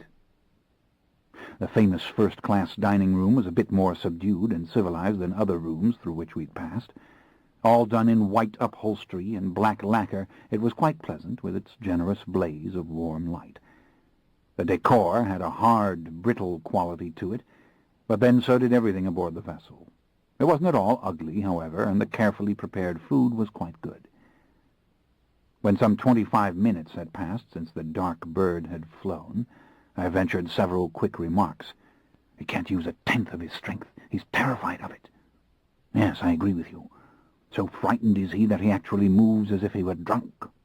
"Ah, that's it. You have it. And he wasn't 20 feet away from me, David, and he had absolutely no sense that I was there." "I know, Lestat. Believe me, I know. My God, there's so much I haven't taught you. I stood there watching you, terrified he'd try some telekinetic mischief, and I hadn't given you the slightest instruction on how to fend him off." "David, if he really uses his power, nothing can fend him off. But you see, he can't use it. And if he had taken a stab, I'd draw on instinct, because that's all you've been teaching me to do." "Yes, that's true. It's all a matter of the same tricks which you knew and understood in the other form. I had the feeling last night that you achieved the surest victories when you forgot you were mortal and lapsed into behaving as if you were your old self." "Perhaps so," I said. "I honestly don't know. Oh, just the sight of him in my body." "Shh! Eat your last meal and keep your voice down." "My last meal?" I gave a little chuckle. "I'll make a meal of him when I finally catch him." Then I stopped, realizing with distaste that I was speaking of my own flesh. I looked down at the long, dark-skinned hand which was holding the silver knife. Did I feel any affection for this body? No. I wanted my own body, and I could not bear the thought that we had some 8 hours to wait before it would again be mine. We didn't see him again until well past 1 o'clock. I knew enough to avoid the little Club Lido, as it was the best place for dancing, which he liked to do, and it was also comfortably dark. Instead, I hung about in the larger lounge areas, dark glasses securely in place, and hair plastered back with a thick dollop of grease, which a confused young steward had obligingly given me upon request. I didn't mind looking so dreadful. I felt more anonymous and safe. When we spotted him, he was again in one of the outer corridors, moving this time into the casino. It was David who went after him to watch, and principally because he couldn't resist. I wanted to remind him that we didn't have to follow the monster. All we had to do was move upon the Queen Victoria suite at the appropriate time. The ship's little newspaper, which had already been issued for the following morning, gave the exact time of sunrise as 6:21 a.m. I laughed when I saw it. But then I couldn't tell such a thing so easily now, could I? Well, by 6:21 a.m. I would be myself again. At last David returned to his chair beside me and picked up the newspaper he'd been doggedly reading by the small table light. "He's at the roulette wheel and winning. The little beast is using his telekinetic power to win. How stupid he is." "Yes, you keep saying that," I said. "Shall we talk now about our favorite films? Haven't seen anything with Rutger Hauer lately. I miss that chap." David gave a little laugh. "Yes, I'm rather fond of that Dutch actor myself." We were still talking quietly at 25 minutes past 3, when we happened to see the handsome Mr. Jason Hamilton pass by again. So slow, so dreamy, so doomed. When David moved to follow, I laid my hand on his. "No need, old boy. Just 3 more hours. Tell me the plot of that old film, Body and Soul. You remember it, the one about the boxer. And isn't there a line in it about the tiger from Blake?" At 6:10, the milky light was already filling the sky. This was exactly the moment when I usually sought my resting place, and I couldn't imagine that he had not already sought his. We should find him in his shiny black trunk. We had not seen him since a little past 4 o'clock, when he'd been dancing in his slow, drunken fashion on the little floor of the deserted Club Lido, with a smallish, gray-haired woman in a lovely, soft red gown. We'd stood some distance away, outside the bar, our backs to the wall, listening to the brisk flow of his oh-so-proper British voice. Then we had both fled. Now the moment was at hand. No more running from him. The long night was coming to its close. It occurred to me several times that I might perish within the next few minutes, but never in my life had such a thought stopped me from doing anything. If I thought of David being hurt, I would entirely lose my nerve. David had never been more determined. He had only just taken the big silver gun from the cabin on 5 deck and was carrying it in the pocket of his coat. We had left the trunk open there in readiness for me, and the door wore its little "Do Not Disturb" sign to keep the stewards out. We had also determined that I could not carry the black gun with me, for after the switch the weapon would then be in the hands of James. The little cabin was left unlocked. Indeed, the keys were inside it, for I could not risk carrying these either. If some helpful steward did lock the door, I should have to move the lock with my mind, which would not be difficult for the old Lestat at all. What I did carry on my person now was the bogus Sheridan Blackwood passport in my coat pocket, along with enough money for the fool to get out of Barbados and to whatever part of the world he wished to flee. The ship was already making its way into the harbor of Barbados. God willing, it would not take her too long to dock. As we'd hoped, the broad, brightly lighted passage of the signal deck was deserted. I suspected that the steward was behind the galley curtains catching a little sleep. Quietly we proceeded to the door of the Queen Victoria suite, and David slipped the key in the lock. Immediately we were inside. The trunk lay open and empty. The lamps were burning. The fiend had not yet come. Without a word I turned off these lights one by one and went to the veranda doors and drew back the drapes. The sky was still the shining blue of night, but growing paler by the second.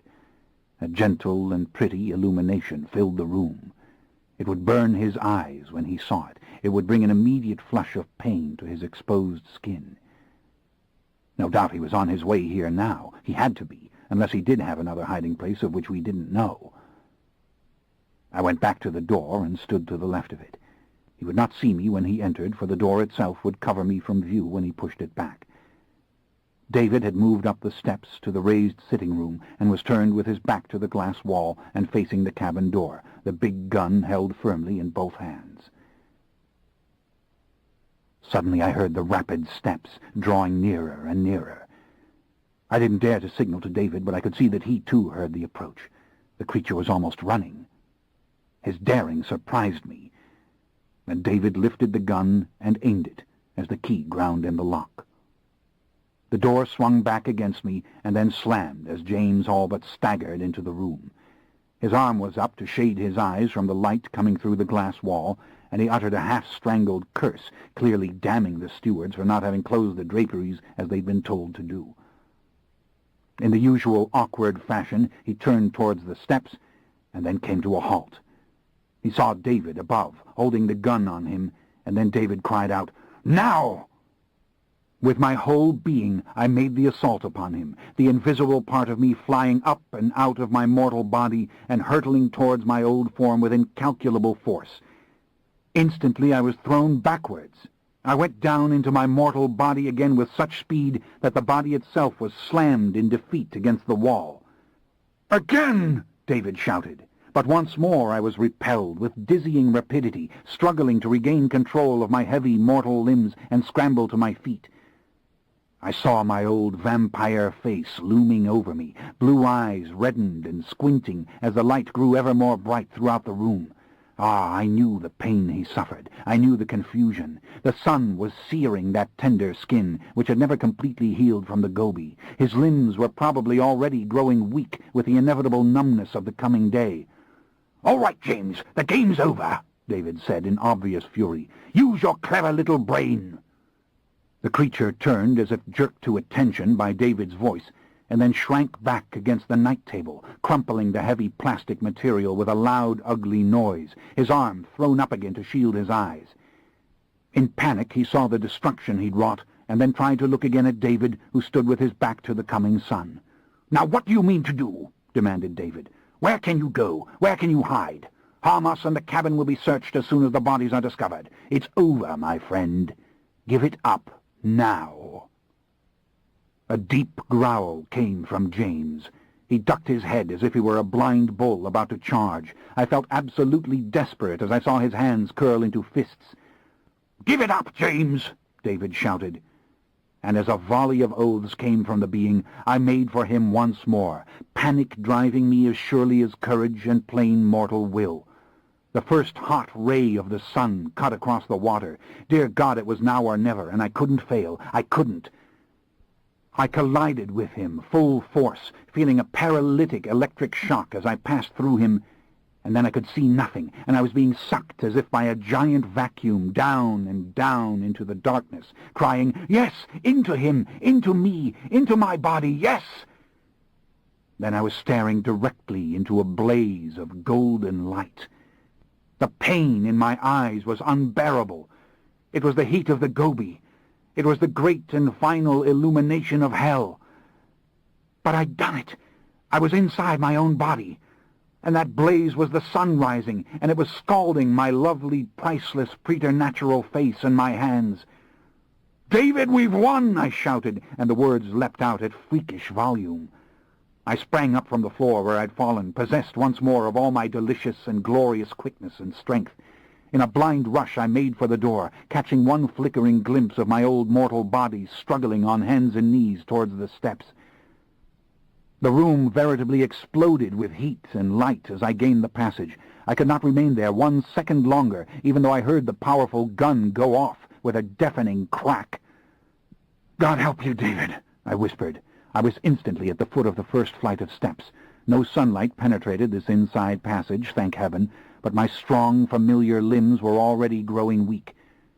By the time the second shot was fired, I'd vaulted the railing of Stairway A and plunged all the way down to 5 deck, where I hit the carpet at a run.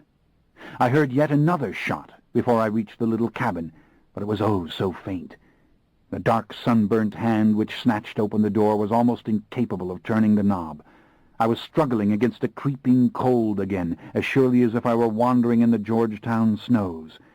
But the door was jerked open. I fell on my knees inside the little room.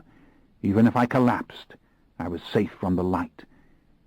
With one last thrust of sheer will, I slammed the door and shoved the open trunk into place and toppled into it. Then it was all I could do to reach up for the lid. I could feel nothing any longer as I heard it fall into place. I was lying there motionless, a ragged sigh escaping my lips. "God help you, David," I whispered. Why had he fired? Why? And why so many shots from that great, powerful gun? How could the world have not heard that big, noisy gun?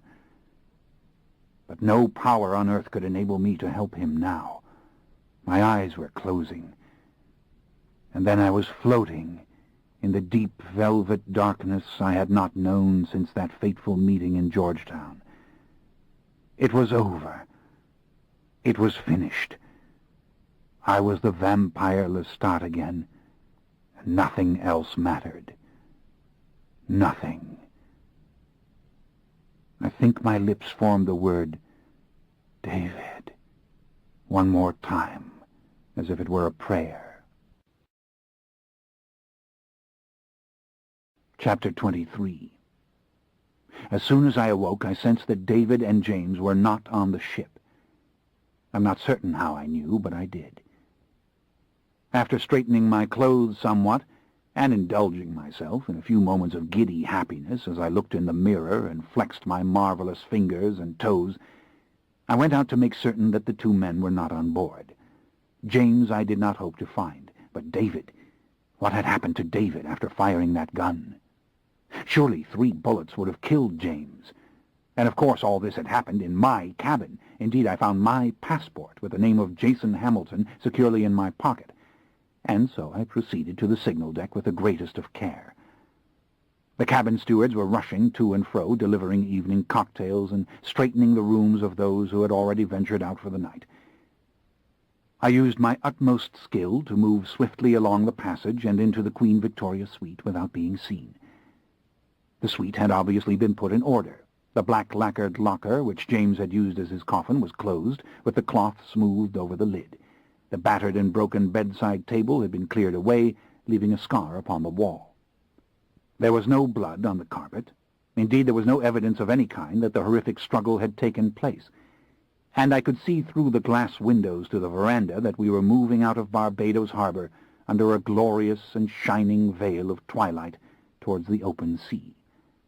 I stepped outside on the veranda for a moment just to look up into the limitless night and feel the joy of my old true vampiric vision once again. On the distant, glittering shores I saw a million tiny details which no mortal could ever see. I was so thrilled to feel the old physical lightness, the sense of dexterity and grace, that I wanted to start dancing. Indeed, it would be lovely to do a little tap dance up one side the ship and down the other, snapping my fingers and singing songs all the while. But there was no time for all this. I had to find out what had happened to David at once. Opening the door to the passage, I quickly and silently worked the lock on David's cabin across the way. Then, in a little spurt of preternatural speed, I entered it, unseen by those moving down the hall. Everything was gone. Indeed, the cabin had been sanitized for a new passenger. Obviously, David had been forced to leave the ship. He might now be in Barbados, and if he was, I could find him quickly enough. But what about the other cabin, the one that had belonged to my mortal self? I opened the connecting door without touching it, and I found that this cabin had also been emptied and cleaned. How to proceed? I didn't want to remain on this ship any longer than I had to, for certainly I would be the center of attention as soon as I was discovered. The debacle had taken place in my suite. I heard the easily identifiable tread of the steward who had been of such service to us earlier, and I opened the door just as he meant to pass by. When he saw me, he was powerfully confused and excited. I beckoned for him to come inside. "Oh, sir, they are looking for you. They thought you'd left the ship in Barbados. I must contact security at once." But tell me what happened," I said, peering directly into his eyes and beyond his words. I could see the charm working on him as he softened and fell into a complete state of trust.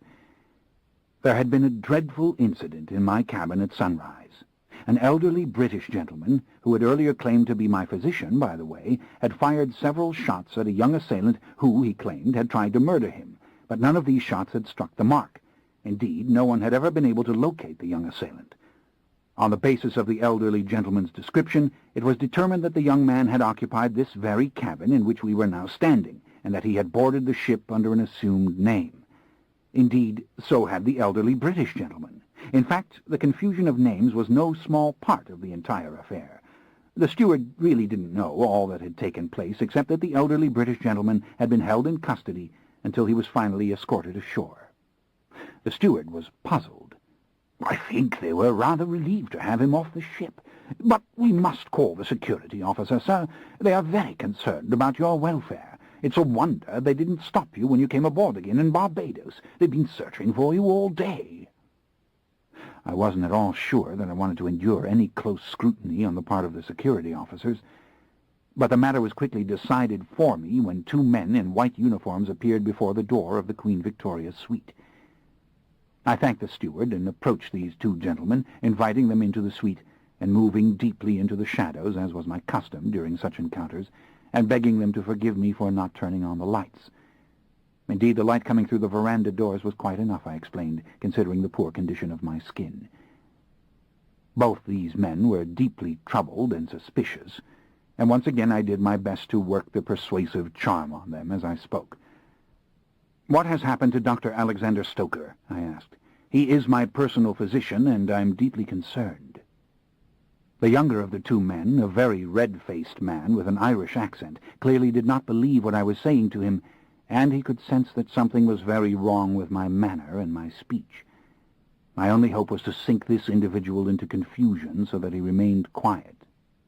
But the other, the tall and educated Englishman, was much easier to spellbind, and he began to pour out the whole tale without guile. Seems Dr. Stoker was not really Dr. Stoker, but a man from England named David Talbot, though why he had used the assumed name he refused to say. "You know, this Mr. Talbot had a gun on board this vessel, sir," said the tall officer, while the other continued to stare at me in deep, inarticulate distrust. Of course, this organization in London, this Talamasca, or whatever it is, was most apologetic and eager to make things right. It was settled with the captain, finally, and some persons at the Home Offices of Cunard. No charges were brought against Mr. Talbot when Mr. Talbot agreed to pack his belongings and allow himself to be escorted ashore and to a plane leaving immediately for the United States. To where in the United States? Miami, sir. In fact, I saw him to the flight myself.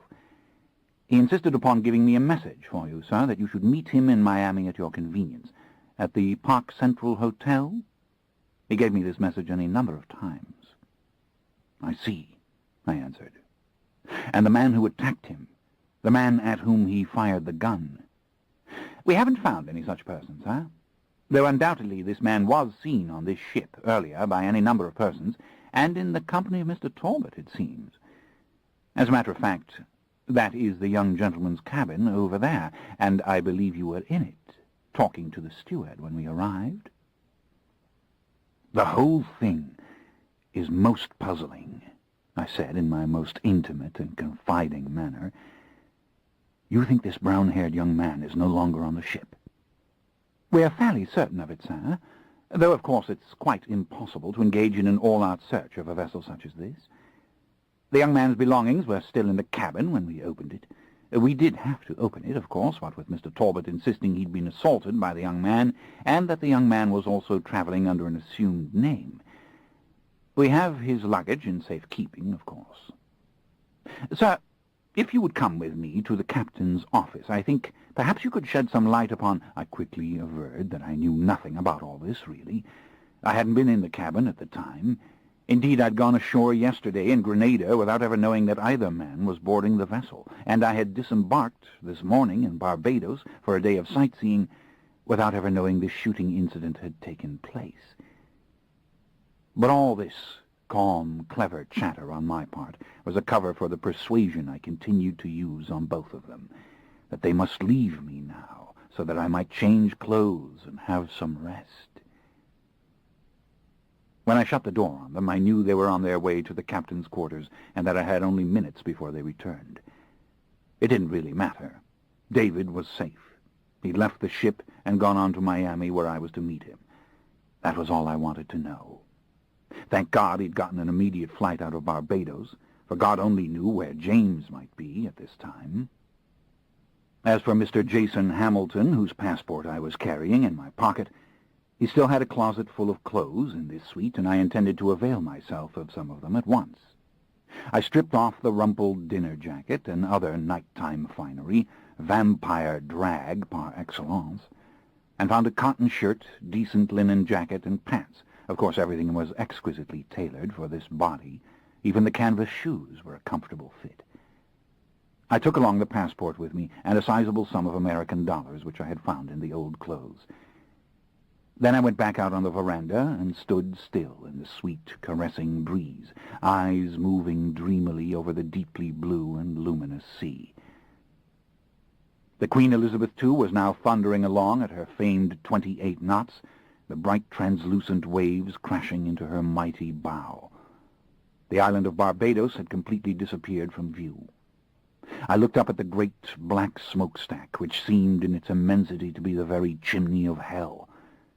It was a splendid sight to see the thick gray smoke gushing from it, and then arching back and down to the very water in the continuous blast of the wind.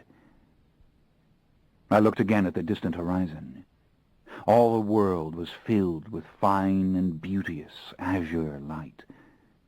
Beyond a thin haze which mortals could not have detected, I saw the tiny twinkling constellations and the somber shining planets drifting ever so slowly by. I stretched my limbs, loving the feel of them, and the sweet ripples of sensation which moved down my shoulders and back. I shook myself all over, loving the feel of my hair on the back of my neck, and then I rested my arms upon the rail. "I'll catch up with you, James," I whispered. "You can be certain of it. But I have other things I must do now. For the moment, plot your little schemes in vain." Then I went upwards slowly.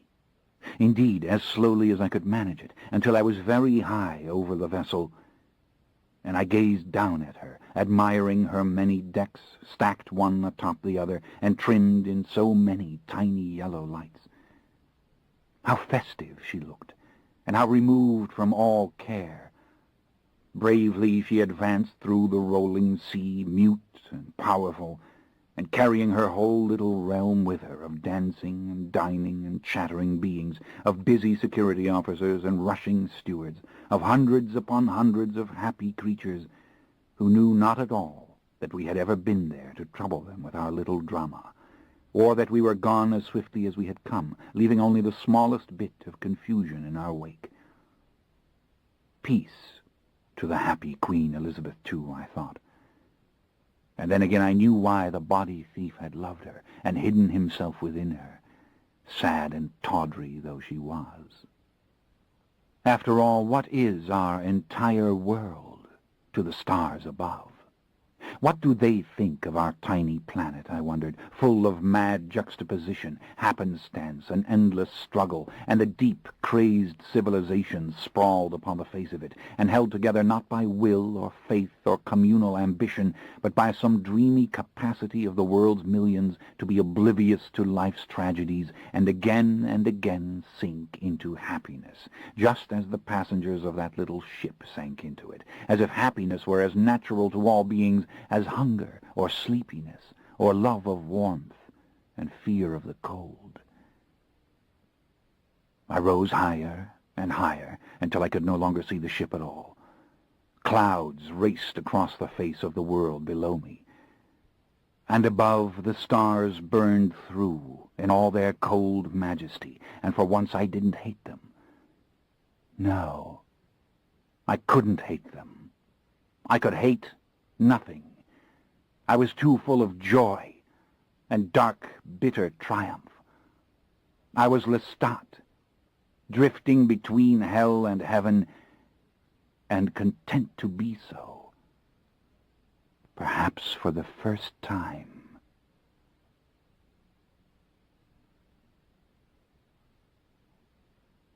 Chapter 24.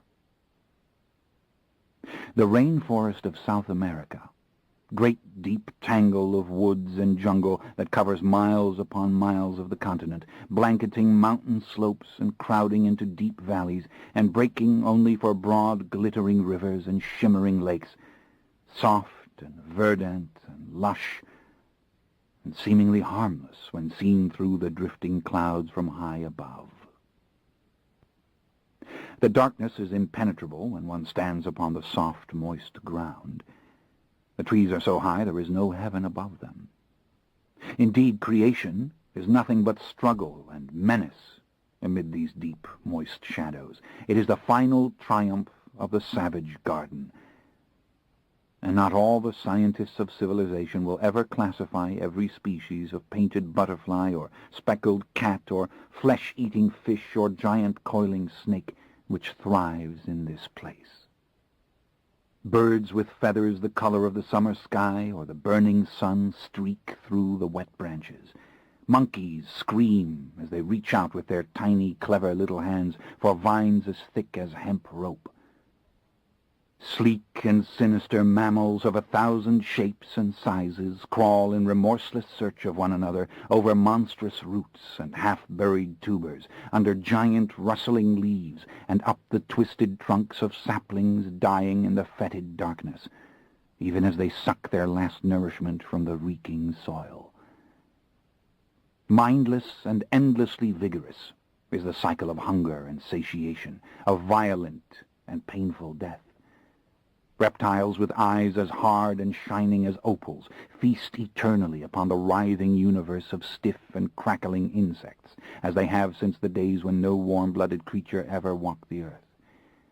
And the insects, winged, fanged, pumped with deadly venom, and dazzling in their hideousness and ghastly beauty, and beyond all cunning, ultimately feast upon all.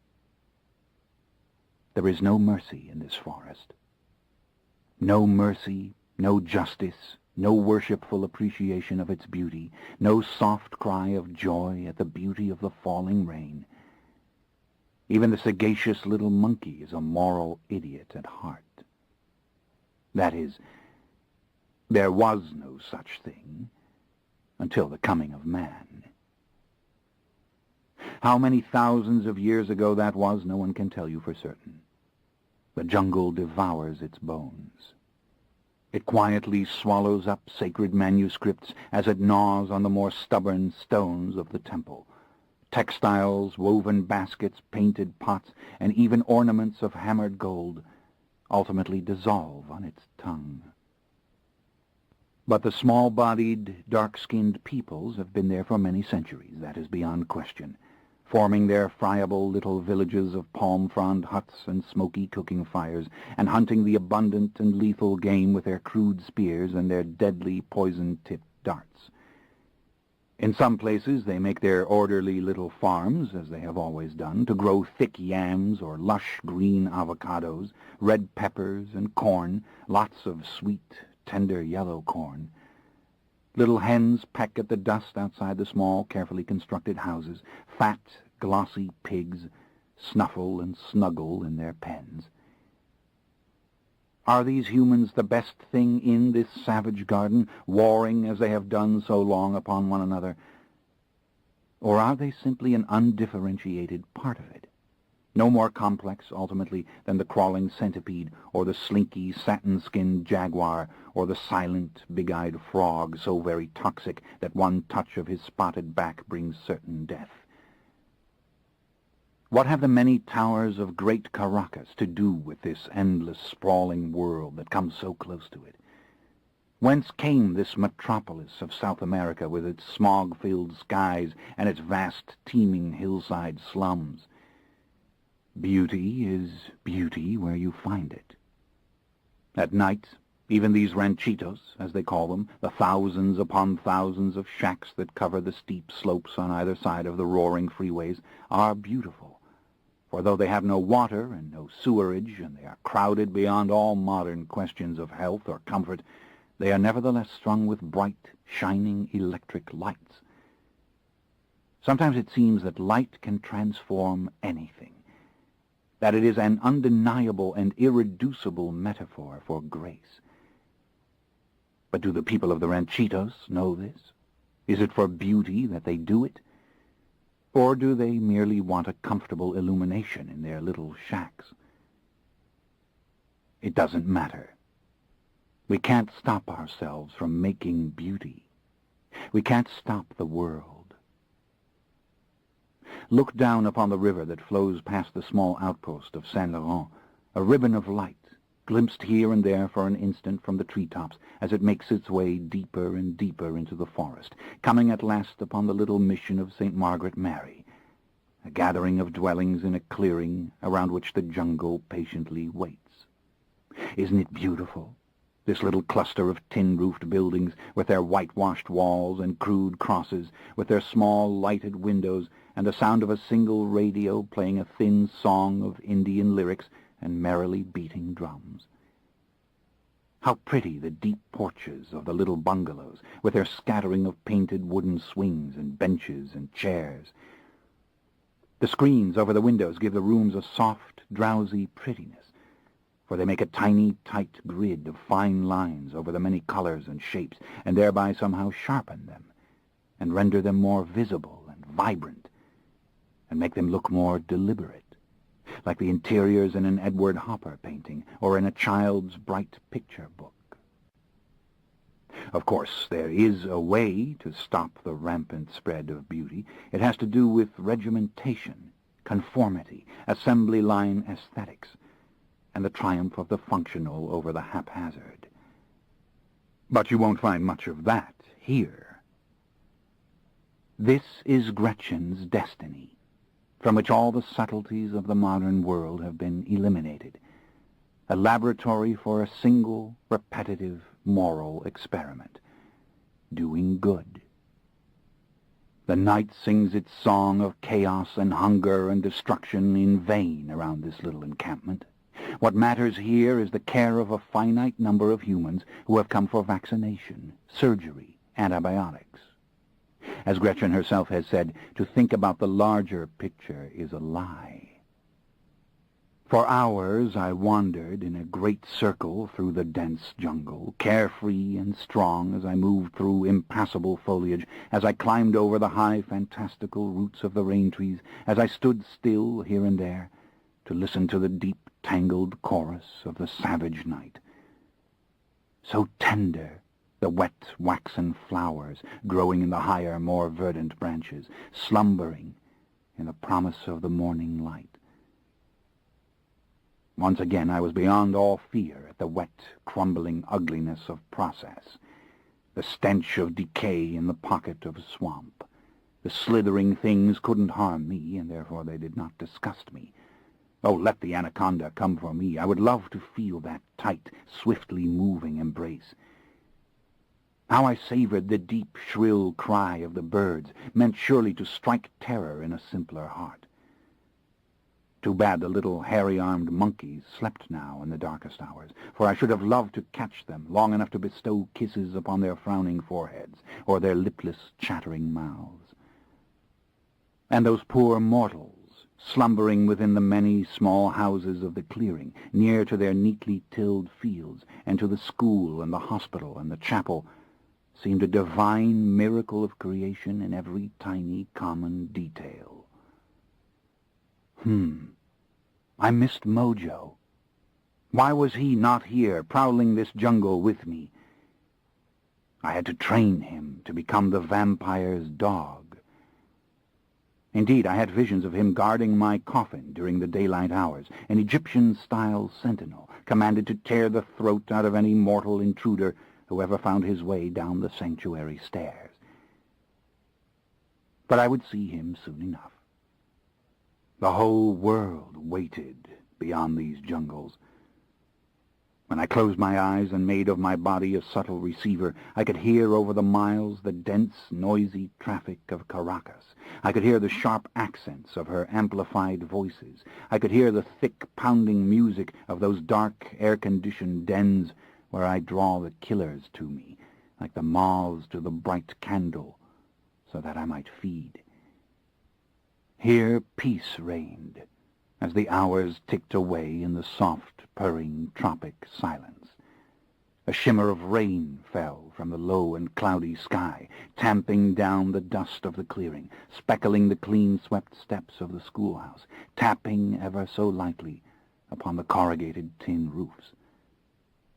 Lights winked off in the small dormitories and in the outlying houses. Only a dull red illumination flickered deep inside the darkened chapel with its low tower and big, shiny, silent bell. Small yellow bulbs in their rounded metal shades shone upon the clean paths and whitewashed walls. Lights went dim in the first of the little hospital buildings where Gretchen worked alone. Now and then I saw her profile against the window screens. I caught a glimpse of her just inside the doorway, seated at a desk long enough to scratch some notes on paper, her head bent, her hair gathered at the nape of her neck. Finally I moved silently towards the doorway and slipped into the small, cluttered office with its one glaring lamp, and to the door of the ward itself. Children's Hospital. They were all small beds, crude, simple, in 2 rows. Was I seeing things in this deep semi-darkness? Or were the beds made of crude wood, lashed at the joints and hung with netting? And on the small, colorless table, was that not a stub of candle on a small plate? I felt dizzy suddenly. The great clarity of vision left me. Not this hospital. I blinked, trying to tear loose the timeless elements from those that made sense. Plastic sacks of intravenous food glistening on their chrome racks at bedside, weightless nylon tubing shining as it descended to the tiny needles stuck in thin, fragile little arms. This wasn't New Orleans. This wasn't that little hospital. Yet look at the walls. Are they not stone? I wiped the thin sheen of blood sweat from my forehead, staring at the stain on the handkerchief. Was that not a blonde-haired child lying in that distant little bed? Again the dizziness swept over me. I thought I heard a dim, high-pitched laughter, full of gaiety and easy mockery. But that was a bird, surely, in the great outer darkness. There was no old female nurse in homespun skirts to her ankles and kerchief about her shoulders. She'd been gone for centuries, along with that little building. But the child was moaning. The light gleamed on her small, rounded head. I saw her chubby hand against the blanket. Again I tried to clear my vision. A deep shadow fell over the floor beside me. Yes, look! The apnea alarm with its tiny glowing digits and the glass-doored cabinets of medicines. Not that hospital, but this hospital. So you've come for me, Father? You said you would do it again. No, I won't hurt her. I don't want to hurt her. Was I whispering aloud? Far, far down at the end of the narrow room she sat on the small chair, her little feet kicking back and forth, her hair in fancy curls against her puff sleeves. Oh, you've come for her. You know you have. Shh, you'll wake the children. Go away. You're not there. Everyone knew you would be victorious. They knew you'd beat the body thief, and here you are. Come for her. No, not to hurt her, but to lay the decision in her hands. Monsieur, may I help you? I looked up at the old man standing in front of me, the doctor, with the stained whiskers and the tiny spectacles. No, not this doctor. Where had he come from? I stared at the name tag. This is French Guiana. That's why he's speaking French. And there is no child at the end of the ward sitting in any chair. To see Gretchen, I whispered. Sister Marguerite. I had thought she was in this building, that I'd glimpsed her through the windows. I knew she was here. Dull noises at the far end of the ward. He can't hear them, but I can hear them. She's coming. I caught her scent suddenly, mingled with the scent of the children, of the old man. But even with these eyes, I couldn't see in the intolerable gloom. Where was the light in this place coming from? She had just extinguished the tiny electric lamp at the far door, and she came now down the length of the ward, past bed after bed, her steps quick, though dogged, her head bowed. The doctor made a little weary gesture and shuffled past me. Don't stare at the stained whiskers, don't stare at the spectacles or the rounded hump of his bent back. Why, you saw the plastic name tag on his pocket. He is no ghost. The screen door thumped softly behind him as he shambled away. In the thin darkness, she stood. How beautiful her wavy hair, pulled back from her smooth forehead, and her large, steady eyes. She saw my shoes before she saw me. Sudden awareness of the stranger, the pale, soundless figure. Not so much as a breath comes from me in the absolute stillness of the night, where he does not belong. The doctor had vanished. It seemed the shadows had swallowed him. But surely he was out there somewhere in the dark. I stood against the light from the office. Her scent was overpowering me, blood and the clean perfume of a living being.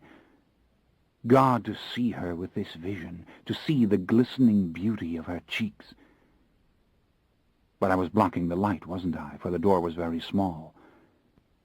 Could she see the features of my face clearly enough?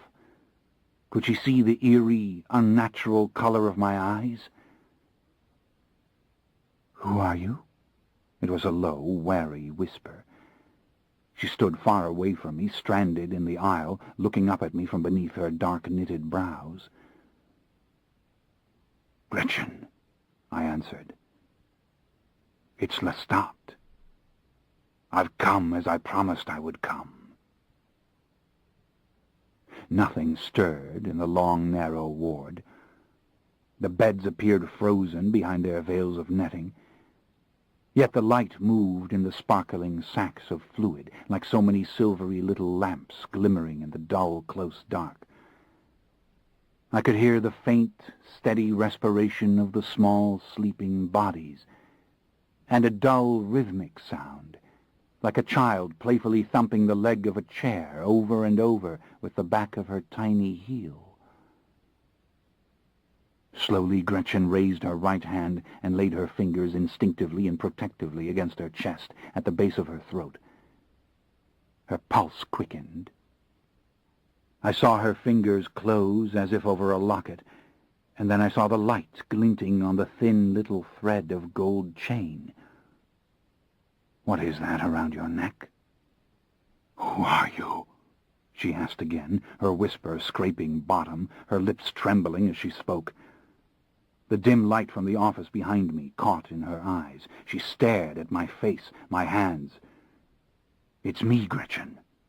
I won't hurt you. It's the farthest thing from my mind to hurt you. I've come because I promised I would come."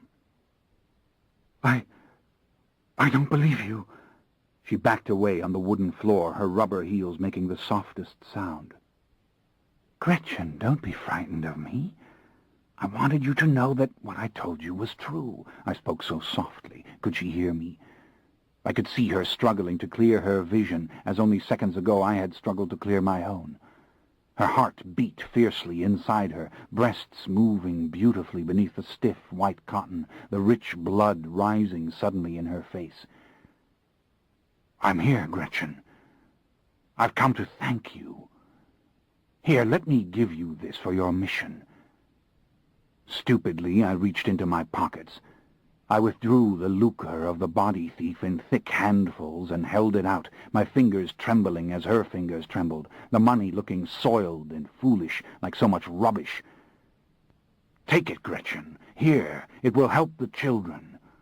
I turned and saw the candle again. That same candle. Why the candle? I laid the money down beside it, hearing the boards creak under my weight as I stepped to the little table. As I turned to look back at her, she came towards me, fearfully, eyes wide. "Who are you?" she whispered for the third time. How large her eyes, how dark the pupils as they danced over me, like fingers drawn to something that would burn them. "I'm asking you again to tell me the truth." "Lestat, whom you nursed in your own house, Gretchen." "Gretchen, I've recovered my true form. I came because I promised you I would come." I could scarcely bear it, my old anger kindling as the fear intensified in her, as her shoulders stiffened and her arms came tightly together, and the hand clenching the chain at her neck began to shake. "I don't believe you," she said in the same strangled whisper, her entire body recoiling, though she did not even take a step. "No, Gretchen. Don't look at me in fear or as if you despise me. What have I done to you that you should look at me that way? You know my voice. You know what you did for me. I came to thank you." "Liar!" "No, that's not true. I came because I wanted to see you again." Lord God, was I weeping? Were my emotions now as volatile as my power? And she would see the blood in streaks on my face, and it would scare her even more. I could not bear the look in her eyes. I turned and stared at the little candle. I struck the wick with my invisible will and saw the flame leap up, a tiny yellow tongue. Mon Dieu, that same play of shadow on the wall. She gasped as she stared at it and back at me as the illumination spread around us, and she saw for the first time very clearly and unmistakably the eyes that were fixed upon her, the hair that framed the face which looked at her, the gleaming fingernails of my hands, the white teeth, just visible perhaps behind my parted lips. "Gretchen, don't be afraid of me. In the name of truth, look at me. You made me promise I would come. Gretchen, I didn't lie to you. You saved me. I am here, and there is no God. Gretchen, you told me so. From anyone else it wouldn't have mattered, but you said it yourself." Her hands went to her lips as she drew back, the little chain falling loose so that I saw the gold cross in the candle's light. Oh, thank God, a cross, not a locket. She stepped back again. She could not stop the impulsive motion. Her words came in a low, faltering whisper. "Get away from me, unclean spirit! Get out of this house of God!" "I won't hurt you." "Get away from these little ones!" "Gretchen, I won't hurt the children." "In the name of God, get away from me! Go!" Her right hand groped again for the cross, and she held it towards me, her face flushed and her lips wet and loose and trembling in her hysteria, her eyes devoid of reason as she spoke again. I saw it was a crucifix with the tiny, twisted body of the dead Christ. "Go out of this house! God himself protects it! He protects the children! Go!" "In the name of truth, Gretchen," I answered, my voice as low as hers and as full of feeling. "I lay with you. I am here." "Liar!" she hissed. "Liar!" Her body was shaking so violently it seemed she would lose her balance and fall. "No, it's the truth. If nothing else is true, it's true. Gretchen, I won't hurt the children. I won't hurt you." In another instant, surely, she would lose her reason altogether. Helpless screams would break from her, and the whole night would hear her, and every poor soul of the compound would come outdoors to heed her, to take up perhaps the very same cry. But she remained there, shaking all over, and only dry sobs came suddenly from her open mouth. "Gretchen, I'll go now. I'll leave you if that's what you really want. But I kept my promise to you. Is there nothing more I can do?" A little cry came from one of the beds behind her, and then a moan from another, and she turned her head frantically this way and that. Then she bolted towards me and past me through the small office, papers flying off the desk as she brushed past it, the screen door banging behind her as she ran out into the night. I heard her distant sobbing as, in a daze, I turned around. I saw the rain falling in a thin, soundless mist. I saw her far across the clearing already, and racing towards the chapel doors. "I told you you would hurt her." I turned back and looked down the shadowy length of the ward. "You're not there. I'm done with you," I whispered. The light of the candle showed her clearly now, even though she remained at the far end of the room. She was swinging her white-stockinged legs still, the heel of her black slippers striking the leg of the chair. "Go away," I said as gently as I could. "It's over." The tears were running down my face, blood tears. Had Gretchen seen them? "Go away," I said again. "It's finished, and I'm going too." It seemed she smiled, but she did not smile. Her face became the picture of all innocence, the face of the dream locket. And in the stillness, as I stood transfixed, looking at her, the entire image remained, but ceased altogether to move. Then it dissolved. I saw only an empty chair. Slowly I turned back to the door. I wiped at my tears again, hating them, and put the handkerchief away. Flies buzzed against the screen of the door. How clear the rain was, pelting the earth now. There came that soft swelling sound as the rain came down harder, as if the sky had slowly opened its mouth and sighed. Something forgotten. What was it? The candle! Ah, blow out the candle, lest a fire start and hurt these tender little ones. And look at the far end. The little blonde child in the oxygen tent, the sheet of crinkled plastic flashing as if made up of bits and pieces of light. How could you have been so foolish as to make a flame in this room? I put out the light with a pinch of my fingers. I emptied all my pockets. I laid down all the soiled and curling bills, hundreds upon hundreds of dollars, and the few coins I found as well. And then I went out, and I walked slowly past the chapel with its open doors. Through the gentle downpour I heard her praying, her low, rapid whispers. And then through the open entrance I saw her, kneeling before the altar, the reddened fire of a candle flickering beyond her as she held her arms outstretched in the form of a cross. I wanted to go. It seemed in the depths of my bruised soul I wanted nothing more. But something again held me. I had smelled the sharp, unmistakable scent of fresh blood. It came from the chapel, and it was not the blood pumping within her. It was blood that was flowing free from a new wound. I drew closer, careful not to make the slightest noise, until I stood in the chapel door. The smell grew stronger, and then I saw the blood dripping from her outstretched hands.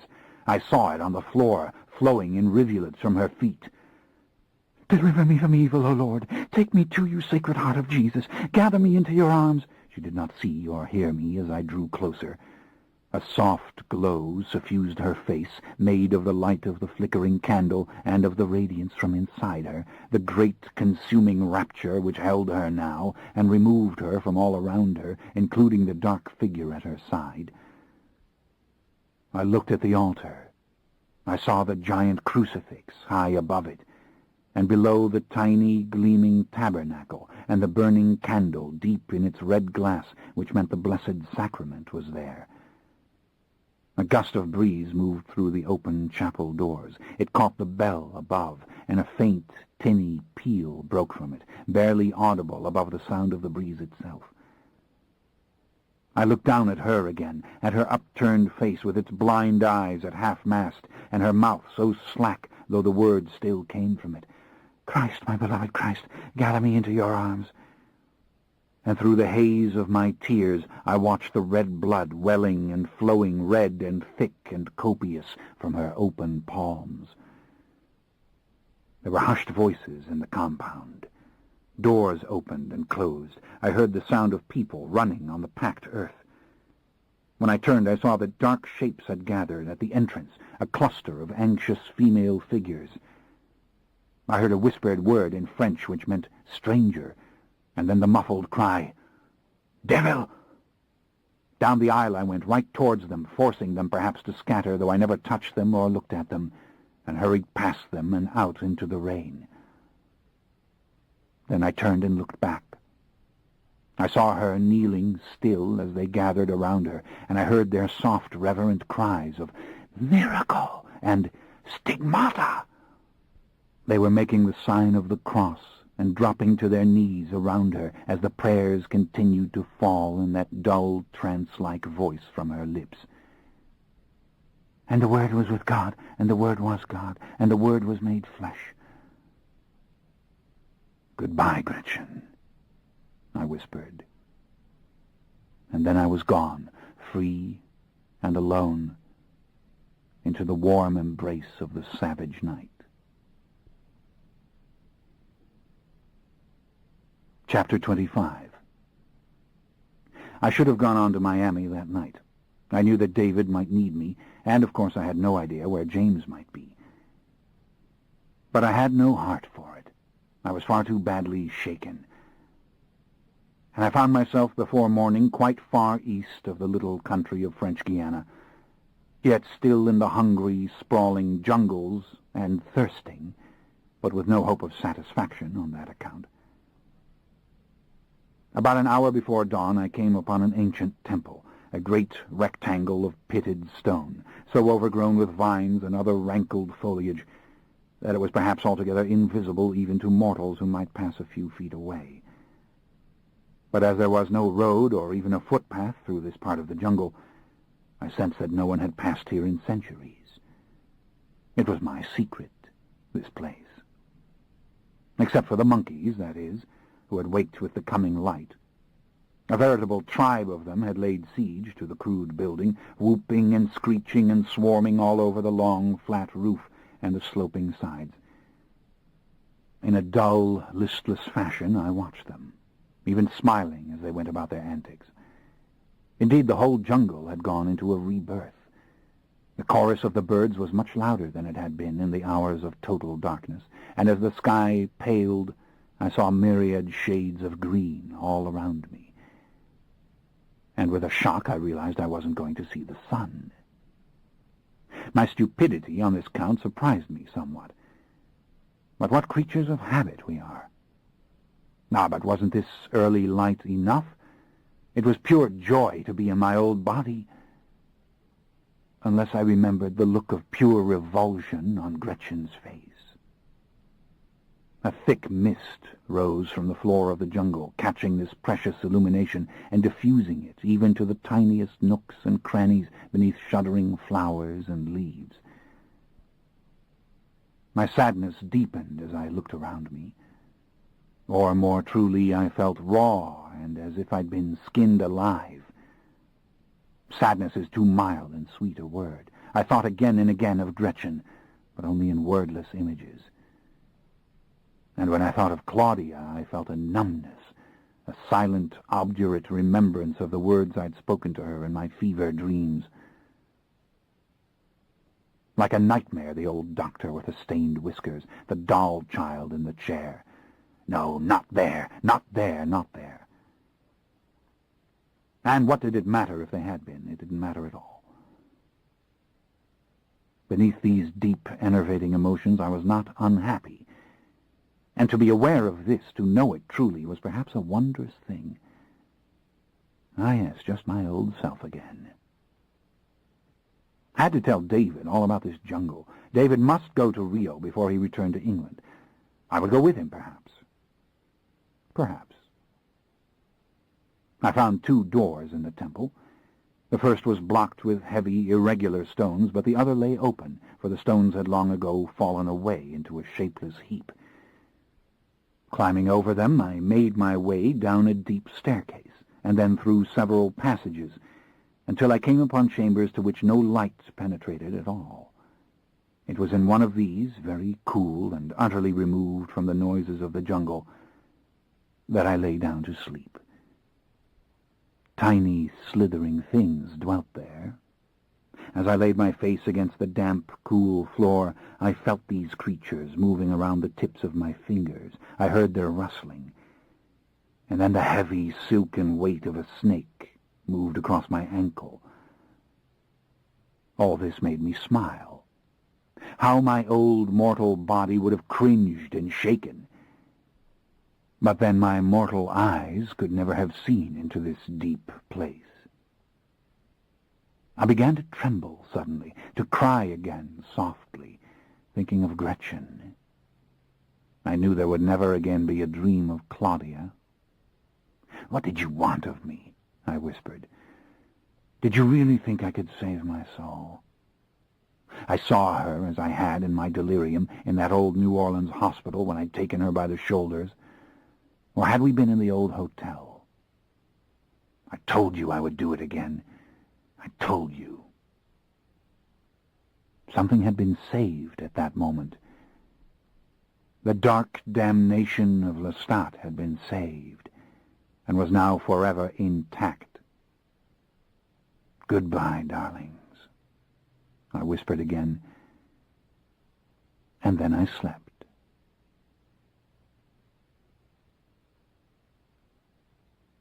Chapter 26. Miami.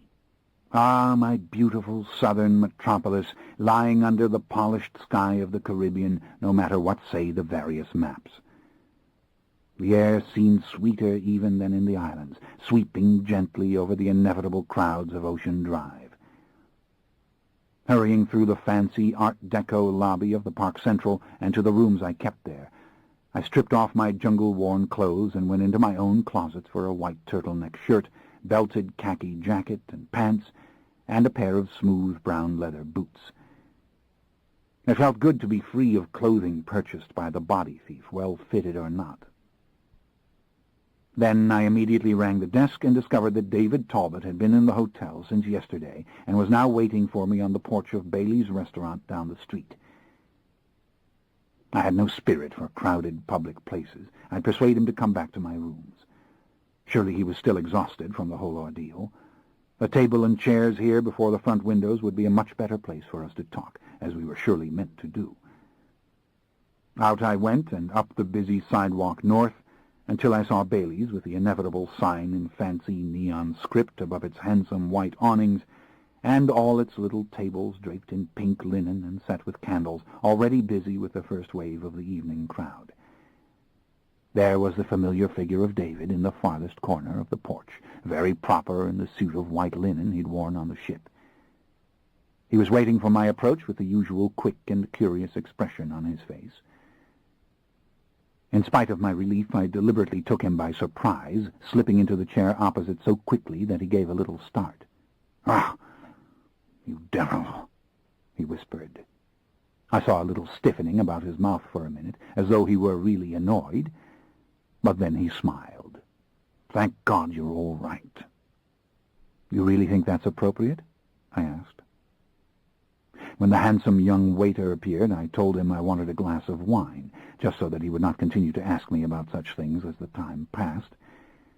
David had already been served some loathsome colored exotic drink.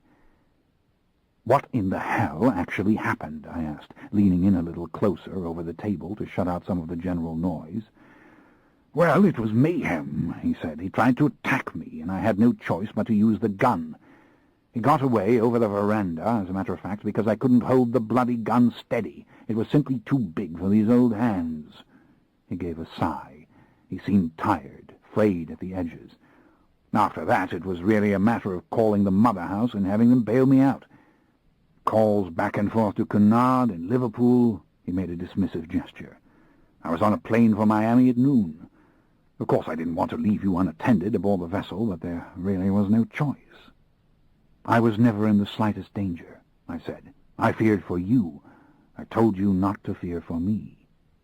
"Well, that's what I thought would be the case. I sent them after James, of course, hoping to drive him from the ship.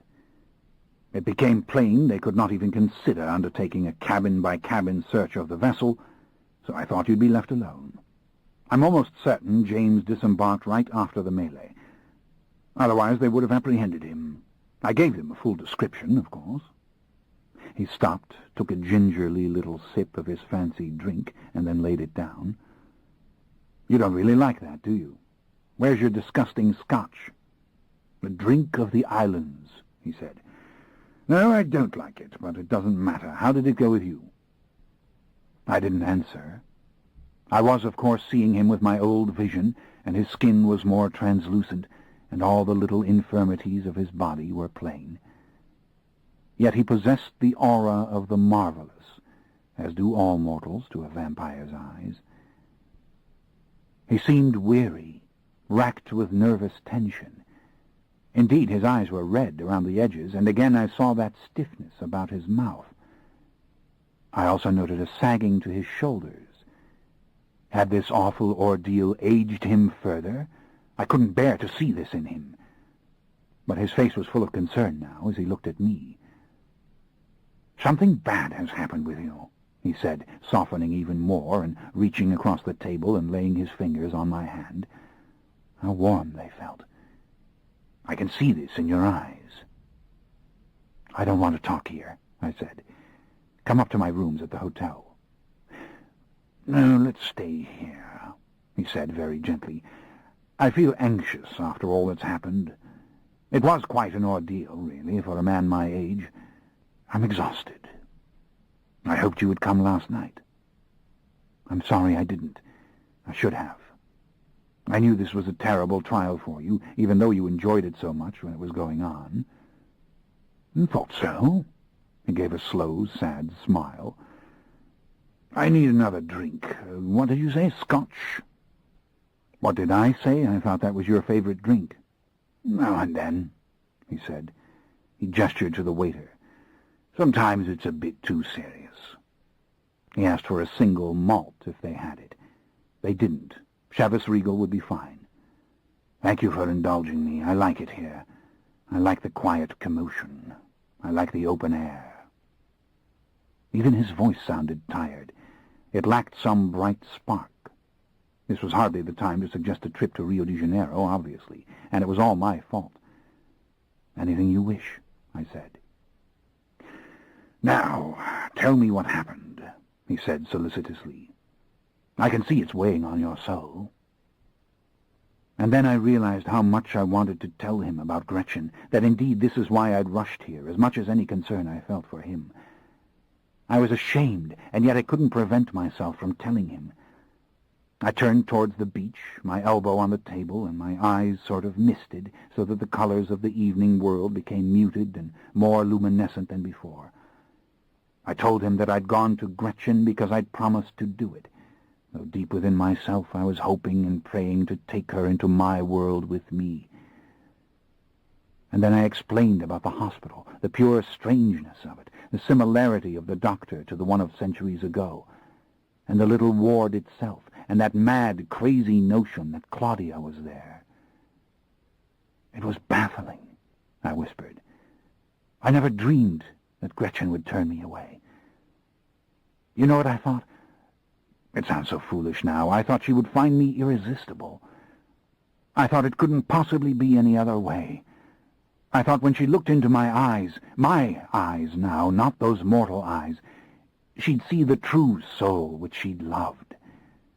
I never imagined that there would be revulsion, or that it could be so total, both moral and physical, and that in the very moment of understanding what we are, she would recoil completely and turn away. I can't understand how I could have been foolish, how I persist in my illusions. Is it vanity, or am I simply mad? You've never found me repellent, have you, David, or am I deluded on that score as well? You are beautiful, he whispered, the words softened with feeling. But you are unnatural, and that is what this woman saw. How deeply distressed he seemed. He had never sounded more solicitous in all his patient talks with me. Indeed, he looked as if he felt the pain I felt, acutely and totally. She was no fit companion for you. Don't you see? He said kindly. Yes, I see. I rested my forehead against my hand. I wished we were in the quiet of my rooms, but I didn't push the matter. He was being my friend again, as no other being on earth had ever been, really, and I would do as he wished. You know you are the only one, I said suddenly, my own voice sounding ragged and tired. The only one who will let me be my defeated self without turning away. How so? Oh, all the others must damn me for my temper, my impetuosity, my will. They enjoy it. But when I show the weakness in myself, they shut me out. I thought then of Louis's rejection, and that I would very soon see him again, and an evil satisfaction filled me. Ah, he would be so very surprised. Then a little fear came over me. How would I forgive him? How would I keep my precious temper from exploding like a great wanton flame?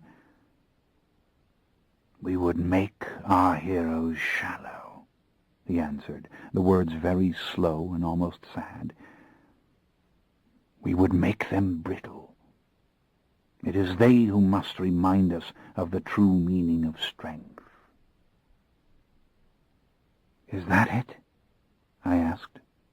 I turned and folded my arms on the table, facing him, staring at the finely turned glass of pale yellow wine.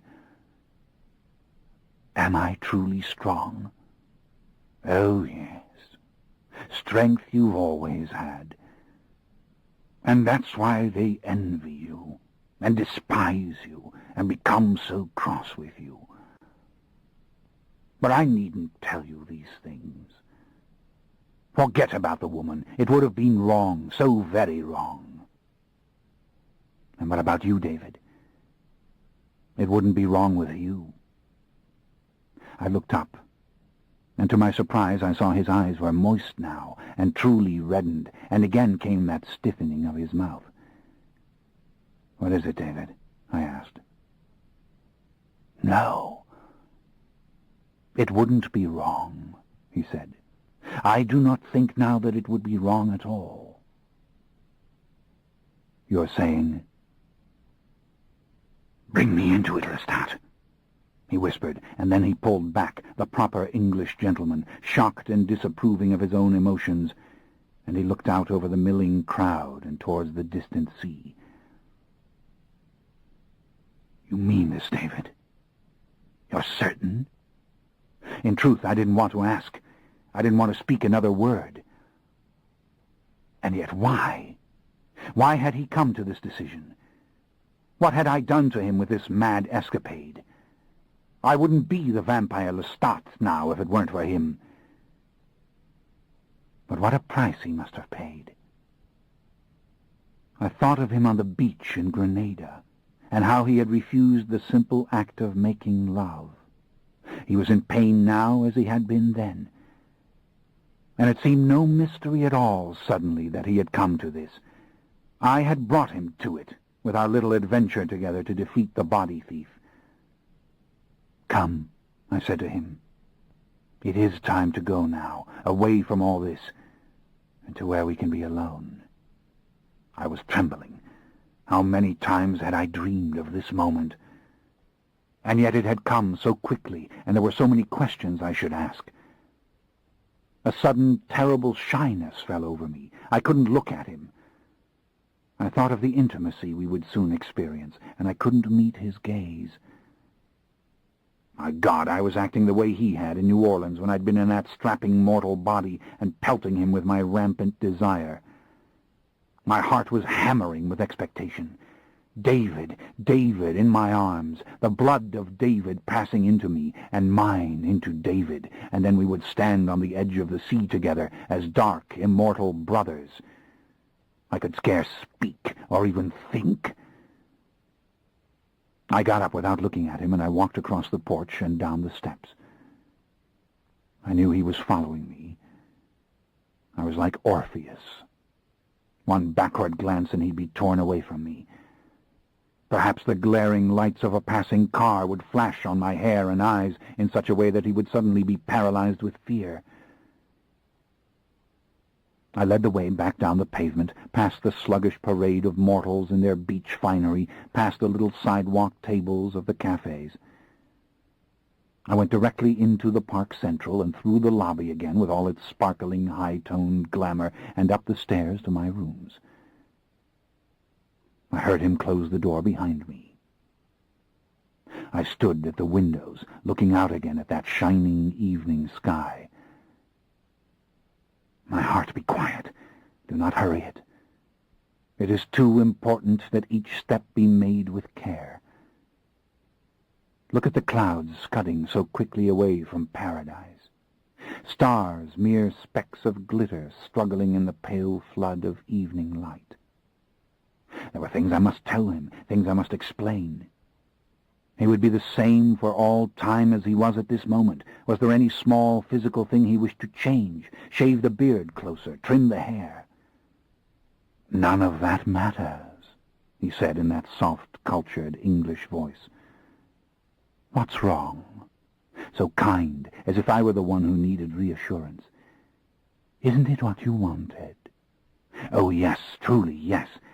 But you have to be sure you want it," I said, and only now I turned around. He stood there in the shadows, so composed in his trim white linen suit, pale silk tie properly knotted at the neck. The light from the street shone brightly on his eyes and flashed for one instant on the tiny gold stud in the tie. "I can't explain it," I whispered. "It's happened so quickly, so suddenly, when I was sure it wouldn't. I'm afraid for you. Afraid you're making a terrible mistake." "I want it," he said. But how strained his voice was, how dark, how without that bright lyric note. "I want it more than you can know. Do it now, please. Don't prolong my agony. Come to me. What can I do to invite you, to assure you? No, I've had longer than you know to brood on this decision. Remember how long I've known your secrets, all of you." How strange his face looked, how hard his eyes, and how stiff and bitter his mouth. "David, something is wrong," I said. "I know it is. Listen to me. We must talk it out together. It is the most crucial conversation, perhaps, that we will ever have. What's happened to make you want it? What was it? Our time on the island together? Spell it out for me. I must understand." "You waste time, Lestat." "Oh, but for this one must take time, David. It's the very last time that time really matters." I drew closer to him, deliberately letting his scent fill my nostrils, deliberately letting the scent of his blood come to me and awaken the desire in me, which cared little who he was or what I was, the sharp hunger for him that wanted only his death, the thirst twisted and snapped inside me like a great whip. He stepped backwards, I saw fear in his eyes. "No, don't be frightened. You think I would hurt you? How could I have beaten that stupid little body thief if it hadn't been for you?" His face stiffened all over, eyes becoming smaller, his mouth stretching in what seemed a grimace. Why, how dreadful and unlike himself he looked. What in God's name was going on in his mind? Everything was wrong about this moment, this decision. There was no joy, no intimacy. It was wrong. "Open to me," I whispered. He shook his head, eyes flashing as they narrowed again. "Won't it happen when the blood flows?" Brittle, his voice. "Give me an image, Lestat, to hold in mind, an image to hold against fear." I was confused. I wasn't sure I knew what he meant. "Shall I think of you, and how beautiful you are," he said tenderly, "and that we shall be together, companions always? Will that bring me through?" "Think of India," I whispered. "Think of the mangrove forest and when you were most happy." I wanted to say more. I wanted to say no, not that, but I didn't know why. And the hunger surged in me, and the burning loneliness mingled with it, and once again I saw Gretchen, saw the pure horror in her face. I moved closer to him. "David, David, at last. Do it, and be done with talking. What do the images matter? Do it. What's wrong with you that you fear to do it?" And this time I caught him firmly in my embrace. There came his fear again, a spasm, but he did not truly struggle against me, and I savored it for one moment, this lush physical intimacy, the tall, regal body in my arms. I let my lips move over his dark gray hair, breathing in the familiar fragrance. I let my fingers cradle his head. And then my teeth broke through the surface of the skin before I meant to do it, and the hot, salted blood flowed over my tongue and filled my mouth. David, David at last. In a torrent the images came, the great forests of India, and the great grey elephants thundering past, knees lifted awkwardly, giant heads wagging, tiny ears flapping like loose leaves, sunlight striking the forest. "Where is the tiger?" "Oh, dear God, Lestat, you are the tiger. You've done it to him. That's why you didn't want him to think of this." And in a flash I saw him staring at me in the sunlit glade, David of years ago in splendid youth, smiling. And suddenly, for a split second, superimposed upon the image, or springing from within it like an unfolding flower, there appeared another figure, another man. It was a thin, emaciated creature with white hair and cunning eyes. And I knew before it vanished once more into the faltering and lifeless image of David that it had been James. This man in my arms was James. I hurled him backwards, hand up to wipe the spilling blood from my lips. "James!" I roared. He fell against the side of the bed, eyes dazed, blood trickling onto his collar, one hand flung out against me. "Now don't be hasty," he cried in that old familiar cadence of his own, chest heaving, sweat gleaming on his face.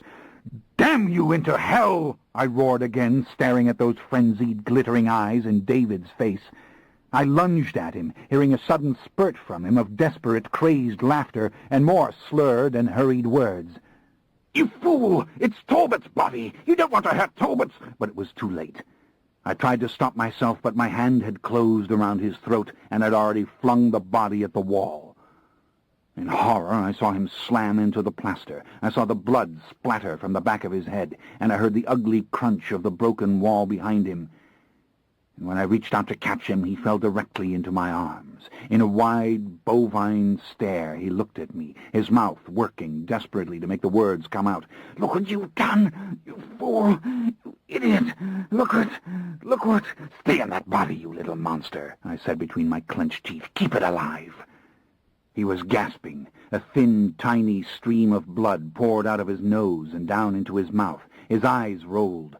I held him up, but his feet were dangling as if he were paralyzed. You fool! Call Mother! Call her! Mother! Mother Raglan needs you! Don't call Sarah! Don't tell Sarah! Call Mother!" And then he lost consciousness, head flopping forward as I held him and then laid him down on the bed. I was frantic. What was I to do? Could I heal his wounds with my blood? No, the wound was inside, in his head, in his brain. Ah, God, the brain! David's brain! I grabbed up the telephone, stammered the number of the room, and that there was an emergency. A man was badly hurt. A man had fallen. A man had had a stroke. They must get an ambulance for this man at once. Then I put down the phone and went back to him. David's face and body lying helplessly there. His eyelids were fluttering, and his left hand opened and then closed and opened again. "Mother," he whispered, "get Mother. Tell her Rattler needs her. Mother." "She's coming," I said. "You must wait for her." Gently, I turned his head to the side. But in truth, what did it matter? Let him fly up and out of it if he could. This body wasn't going to recover. This body could be no fit host to David ever again. And where the hell was David? Blood was spreading all over the coverlet of the bed. I bit into my wrist. I let the drops fall on the puncture wounds in the neck. Maybe a few drops on the lips would help somehow. But what could I do about the brain? Oh, God, how could I have done it? "Foolish," he whispered, "so foolish. Mother." The left hand began to flop from side to side on the bed. Then I saw that his entire left arm was jerking, and indeed the left side of his mouth was pulling to the side over and over again in the same repetitive pattern as his eyes stared upwards and pupils ceased to move. The blood continued to flow from the nose and down into the mouth and over the white teeth. "Oh, David, I didn't mean to do it," I whispered. "Oh, Lord God, he's going to die." I think he said the word mother once more. But I could hear the sirens now, screaming towards Ocean Drive. Someone was pounding on the door. I slipped to the side as it was flung open, and I darted from the room unseen. Other mortals were rushing up the stairway. They saw no more than a quick shadow as I passed. I stopped once in the lobby, and in a daze I watched the clerks scurrying about. The awful scream of the siren grew louder. I turned and all but stumbled out the doors and down into the street. "Oh, Lord God, David, what have I done?" A car horn startled me. Then another blast jogged me loose from my stupor. I was standing in the very middle of the traffic. I backed away and up onto the sand. Suddenly a large, stubby white ambulance came rattling to a halt directly before the hotel. One hulking young man jumped from the front seat and rushed into the lobby, while the other went to throw open the rear doors. Someone was shouting inside the building. I saw a figure at the window of my room above. I backed further away, my legs trembling as if I were mortal, my hands clutching stupidly at my head as I peered at the horrid little scene through the dim sunglasses, watching the inevitable crowd gather as people stopped in their meandering, as they rose from the tables of the nearby restaurants and approached the hotel doors. Now it was quite impossible to see anything in normal fashion, but the scene materialized before me as I snatched the images from mortal minds, the heavy gurney being carried through the lobby, with David's helpless body strapped to it, the attendants forcing people to the side. The doors of the ambulance were slammed shut. Again the siren began its frightful peal, and off the vehicle sped, carrying David's body inside it to God only knows where. I had to do something. But what could I do? Get into that hospital, work the change upon the body. What else can save it? And then you have James inside it? Where is David? Dear God, help me. But why should you? At last I sprang into action.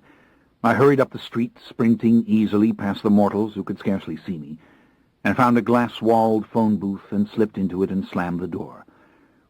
"I have to reach London," I told the operator, spilling out the information. "The Talamasca. Collect. Why was it taking so long?" I pounded upon the glass with my right fist in my impatience, the receiver pressed to my ear. At last one of those kindly, patient Talamasca voices accepted the call. "Listen to me," I said, blurting out my name in full as I began. "This isn't going to make sense to you, but it's dreadfully important. The body of David Talbot has just been rushed to a hospital in the city of Miami. I don't even know which hospital. But the body is badly wounded. The body may die. But you must understand, David is not inside this body. Are you listening? David is someplace... I stopped. A dark shape had appeared in front of me on the other side of the glass. And as my eyes fell on it, fully prepared to dismiss it, for what did I care if some mortal man were pressing me to hurry, I realized it was my old mortal body standing there, my tall, young, brown-haired mortal body, in which I had lived long enough to know every small particular, every weakness and strength. I was staring into the very face I had seen in the mirror only 2 days ago, only now it was 2 inches taller than I. I was looking up into those familiar brown eyes. The body wore the same seersucker suit with which I had last clothed it. Indeed, there was the same white turtleneck shirt that I had pulled over its head. And one of those familiar hands was lifted now in a calm gesture, calm as the expression on the face, giving me the unmistakable command to hang up the phone. I put the receiver back into its hook. In a quiet, fluid movement, the body came around to the front of the booth and opened the door. The right hand closed on my arm, drawing me out with my full cooperation onto the sidewalk and into the gentle wind. "David," I said, "do you know what I've done?" "I think so," he said with a little lift to the eyebrows, the familiar English voice issuing confidently from the young mouth. "I saw the ambulance at the hotel." "David, it was a mistake, a horrible, horrible mistake."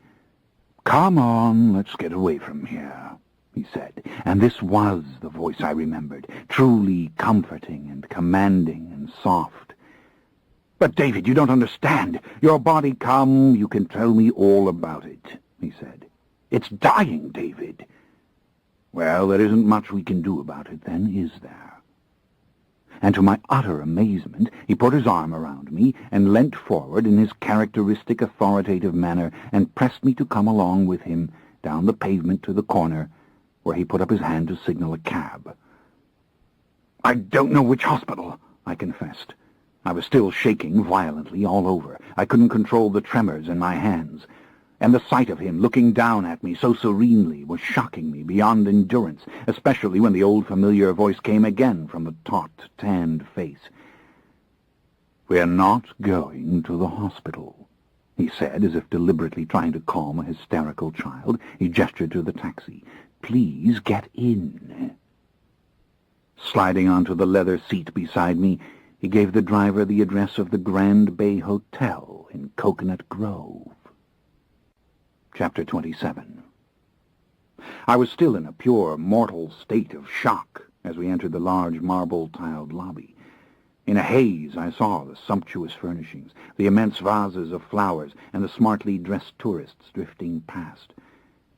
Patiently, the tall, brown-haired man who had been my former self guided me to the elevator, and we went up in swooshing silence to a high floor. I was unable to take my eyes off him, yet my heart was throbbing from what had only just taken place. I could still taste the blood of the wounded body in my mouth. The suite we entered now was spacious and full of muted colors, and open to the night through a great wall of floor-length windows which looked out upon the many lighted towers along the shores of dark, serene Biscayne Bay. "You do understand what I've been trying to tell you," I said, glad to be alone with him at last, and staring at him as he settled opposite me at the small round wooden table. "I hurt him, David. I hurt him in a rage. I flung him at the wall." "You and your dreadful temper, Lestat," he said, but again it was the voice one uses to calm an overwrought child. A great, warm smile fired the beautifully molded face with its clear, graceful bones and broad, serene mouth, David's unmistakable smile. I couldn't respond. Slowly I lowered my eyes from the radiant face to the powerful, straight shoulders settling against the back of the chair and the entire relaxed form. He led me to believe he was you, I said, trying to focus again. He pretended to be you. Oh, God, I poured out all my woe to him, David. He sat there listening to me, succouring me on. And then he asked for the dark gift. He told me he'd changed his mind.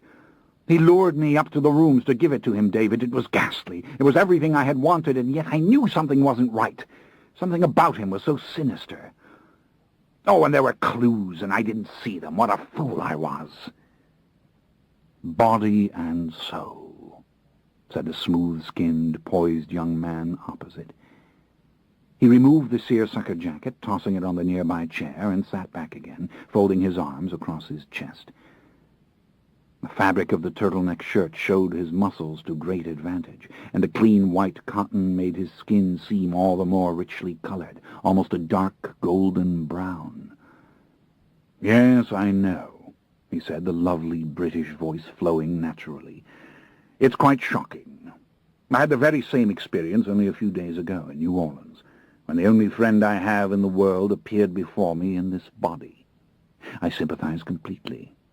And I do understand, you needn't ask me again, that my old body is probably dying. It's just I don't know what either of us can do. Well, we can't go near it, that's certain. If you were to come within a few feet of it, James might sense your presence and focus sufficiently to get out." "You think James is still in the body?" he asked, the eyebrows lifting again, precisely as David always lifted them when he spoke, the head tipping forward ever so slightly, and the mouth on the edge of a smile. David, in that face. The timbre of the voice was almost exactly the same. What? Oh, yes, James is in the body. David, it was a blow to the head. You remember our discussion. If I was to kill him, it ought to be a swift blow to the head. He was stammering something about his mother. He wanted her. He kept saying to tell her that Raglan needed her. He was in that body when I left the room. I see. This means the brain is functioning, but the brain is severely impaired. Exactly. Don't you see? He thought he would stop me from hurting him because it was your body. He had taken refuge in your body. Oh, he figured wrong. And to try to lure me into the dark trick. What vanity! He should have known better. He should have confessed his little scheme the moment he saw me, damn him. David, if I haven't killed your body, I've wounded it beyond repair. He had drifted into his thoughts precisely the way he always did in the midst of conversation, the eyes soft and wide and looking off into the distance through the floor-length windows and over the dark bay. "I must go to the hospital, mustn't I?" he whispered. "For God's sakes, no! Do you want to be plunged into that body as it dies? You can't be serious." He climbed to his feet with an easy grace and moved to the windows. He stood there, staring out into the night, and I saw the characteristic posture in him. I saw the unmistakable expression of David in troubled reflection in the new face. But absolute magic it was, to see this being with all his poise and wisdom shining from within this young form, to see the soft intelligence behind the clear young eyes as he looked down at me again. "My death's waiting for me, isn't it?" he whispered. "Let it wait. It was an accident, David. It's not an inevitable death. Of course, there is one alternative. We both know what it is." "What?" he asked. "We go there together. We get into the room somehow by bewitching a few medical persons of various rank. You push him out of the body, and you go into it, and then I give you the blood. I bring you to me. There is no conceivable injury that the full infusion of blood won't heal." "No, my friend. You should know better by now than to suggest it. That I cannot do." "I knew you'd say it," I said. "Then don't go near the hospital. Don't do anything to rouse him from his stupor." And then we both fell silent, looking at one another. The alarm was fast draining out of me. I was no longer trembling, and I realized quite suddenly that he had never been alarmed. He wasn't alarmed now. He did not even look sad. He was looking at me as if asking me silently to understand. Or perhaps he wasn't thinking of me at all.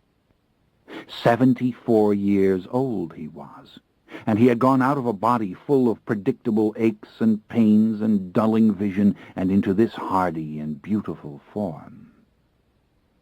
Why, I could have no idea at all of what he was really feeling.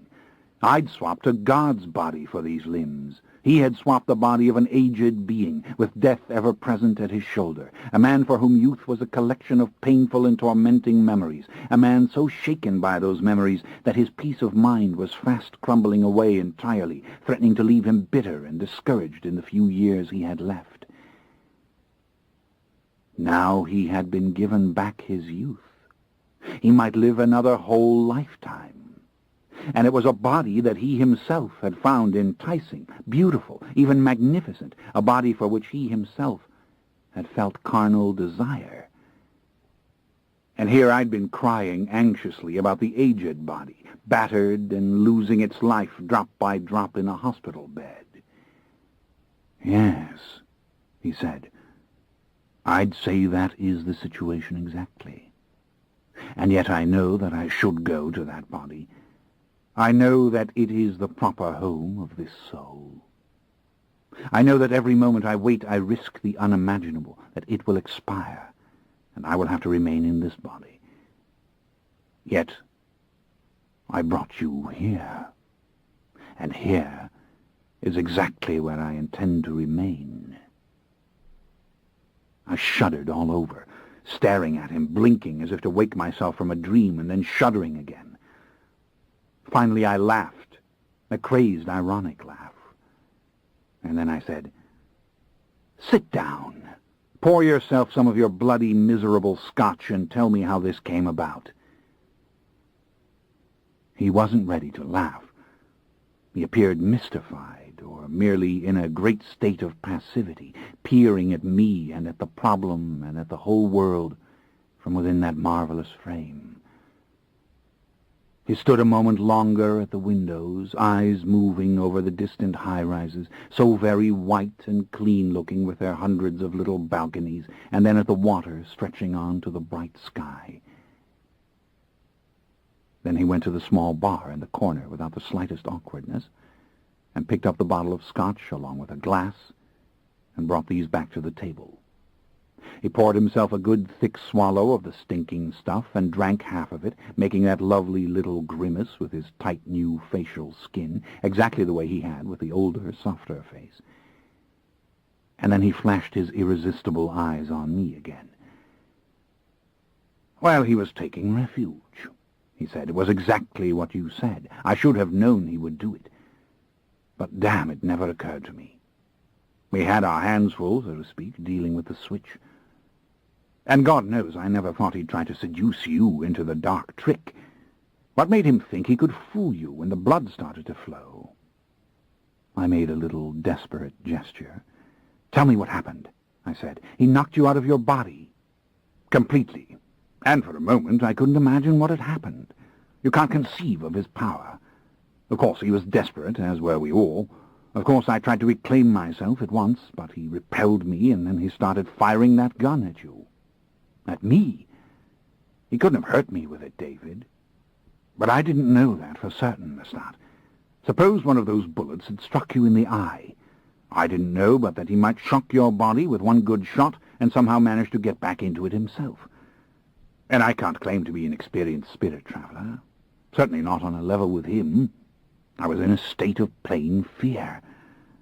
Then you were gone, and I still couldn't recapture my own body, and he turned that gun on the other, lying on the floor. I didn't even know if I could take possession of it. I've never done this. I wouldn't even attempt it when you invited me to do so.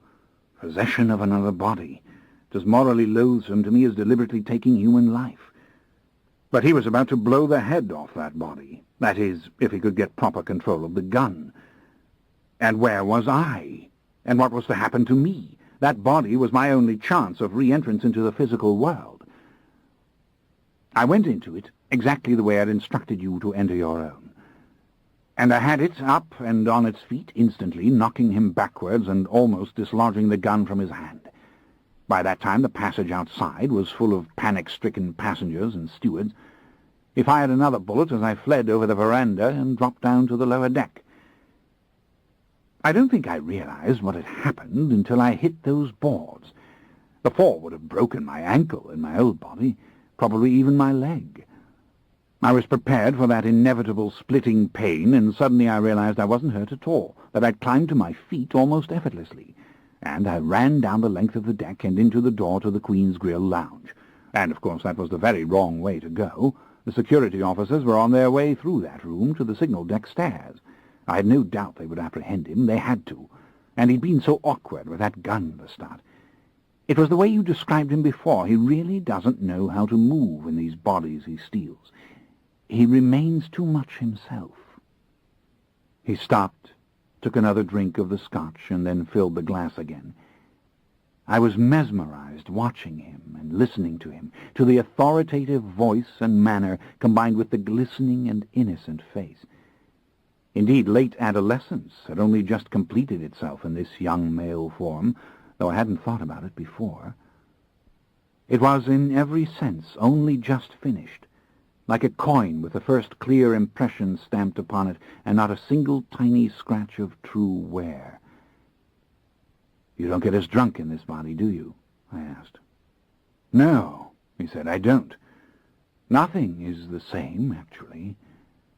Nothing. But let me go on. I didn't mean to leave you on the ship. I was frantic for your safety, but I had to. I told you not to worry on my account," I said. "Oh, Lord God," those were almost the same words I used to him when I thought he was you. But go on, what happened then? Well, I stepped back out into the hallway behind the Queen's Grill lounge, where I could still see inside through the little glass window in the door. I figured they had to bring him down that way. I didn't know of any other way. And I had to know if he had been caught. Understand, I'd made no decision as to what to do. Within seconds, a whole contingent of officers appeared, with me, David Talbot, in the very midst of them, and they ushered him, the old me, hastily and grimly through the Queen's Grill itself and towards the front of the ship. And oh, to see him struggling to preserve his dignity, talking at them rapidly and almost cheerfully, as if he were a gentleman of great wealth and influence, caught up in some sordid, annoying little affair. I can imagine it. But what is his game, I thought. I didn't realize, of course, that he was thinking of the future, how to take refuge from you. All I could think was, what is he up to now? Then it occurred to me that he would send them to search for me. He'd blame me for the entire incident, of course. At once I checked my pockets. I had the passport of Sheridan Blackwood, the money you'd left to help him get clear of the boat, and the key to your old cabin upstairs. I was trying to think what I should do. If I went to that cabin, they would come to look for me. He didn't know the name on the passport, but the cabin stewards would put it all together, of course. I was still utterly confused when I heard his name coming over the loudspeakers. A quiet voice was asking for Mr. Raglan James to report to any available officer of the ship at once. So he had implicated me, believing me to have that passport which he gave to you. And it would only be a matter of time before the name Sheridan Blackwood was connected to it. He was probably giving them a physical description of me now. I didn't dare go down to 5 deck to try to see if you'd made your hiding place safely. I might be leading them there if I tried. There was only one thing I could do, as I saw it, and that was to hide somewhere until I knew that he was off the ship. It seemed entirely logical to me that he'd be taken into custody in Barbados on account of the firearm, and then he probably didn't know what name was on his passport, and they would have a look at it before he could pull it out. I went down to the Lido deck, where the great majority of the passengers were having breakfast, got myself a cup of coffee, and crept into a corner. But within minutes I knew this wasn't going to work. 2 officers appeared and were obviously looking for someone. I barely escaped notice. I started talking to 2 kindly women next to me, and more or less slipped into their little group. Within seconds after these officers moved on, another announcement came over the public address system. This time they had the name right. Would Mr. Sheridan Blackwood report to any officer of the ship at once? And another dreadful possibility occurred to me. I was in the body of this London mechanic who'd murdered his entire family and escaped from a madhouse. The fingerprints of this body were probably on file. James wasn't past making that known to the authorities. And here we were, docking now in British Barbados. Not even the Talamasca could get this body out of custody if I were taken.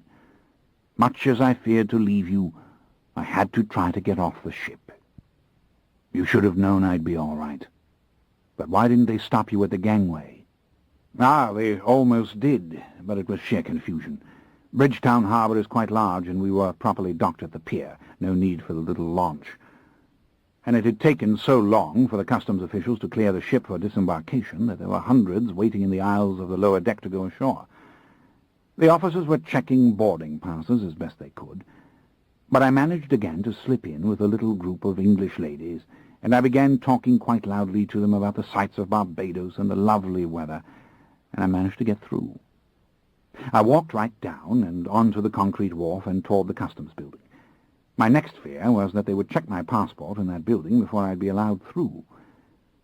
And, of course, you have to remember, I'd been in this body for less than an hour. Every step felt completely strange to me. Over and over I looked down and saw these hands, and there came the shock. Who am I? I would look into people's faces as if peering out of two holes in a blank wall. I couldn't imagine what they saw. I know, believe me. Oh, but the strength, Lestat. That you cannot know. It was as if I'd drunk some overwhelming stimulant which had saturated every fibre. And these young eyes, how far and how clearly they can see. I nodded. Well, to be perfectly frank, he said, I was scarcely reasoning at all.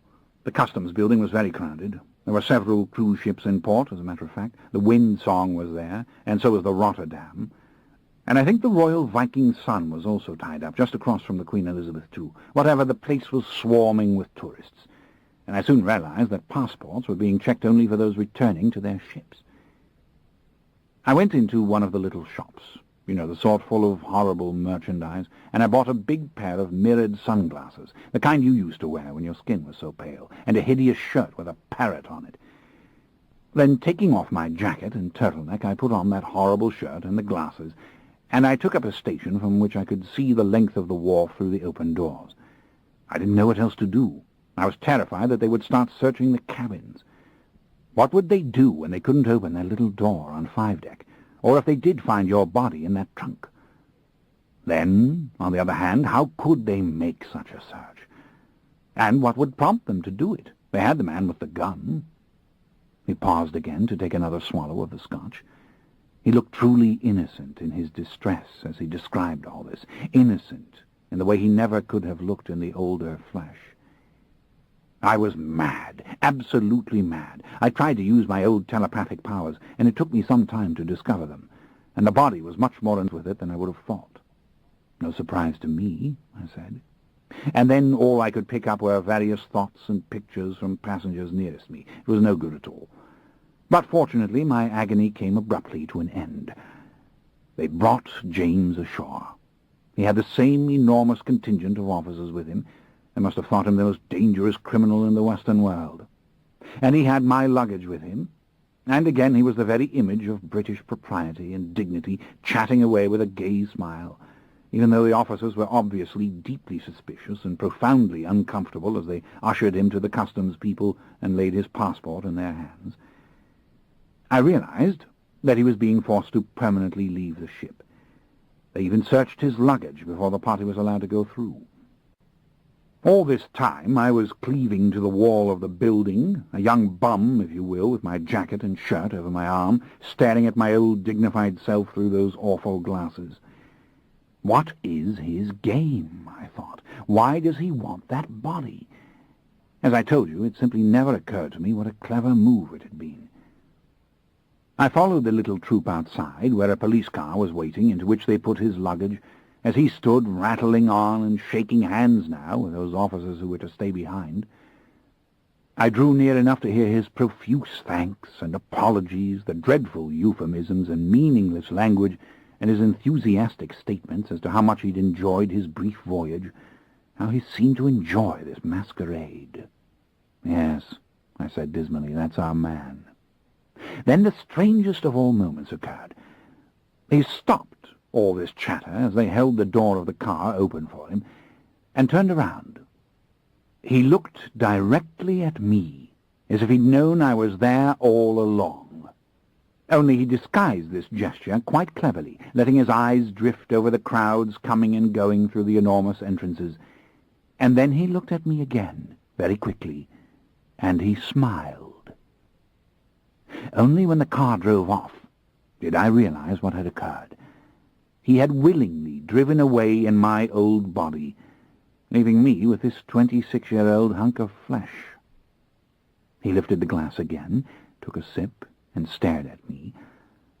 Maybe the switch at such a moment would have been absolutely impossible, I really don't know. But the fact was, he wanted that body. And I was left standing there outside the customs building, and I was a young man again. He stared fixedly at the glass, obviously not seeing it at all, and then again his eyes looked into mine. It was Faust, Lestat. I'd bought youth. But the strange part was, I hadn't sold my soul. I waited as he sat there in confounded silence, and shook his head a little and seemed on the verge of beginning again. Finally he spoke. "Can you forgive me for leaving then?"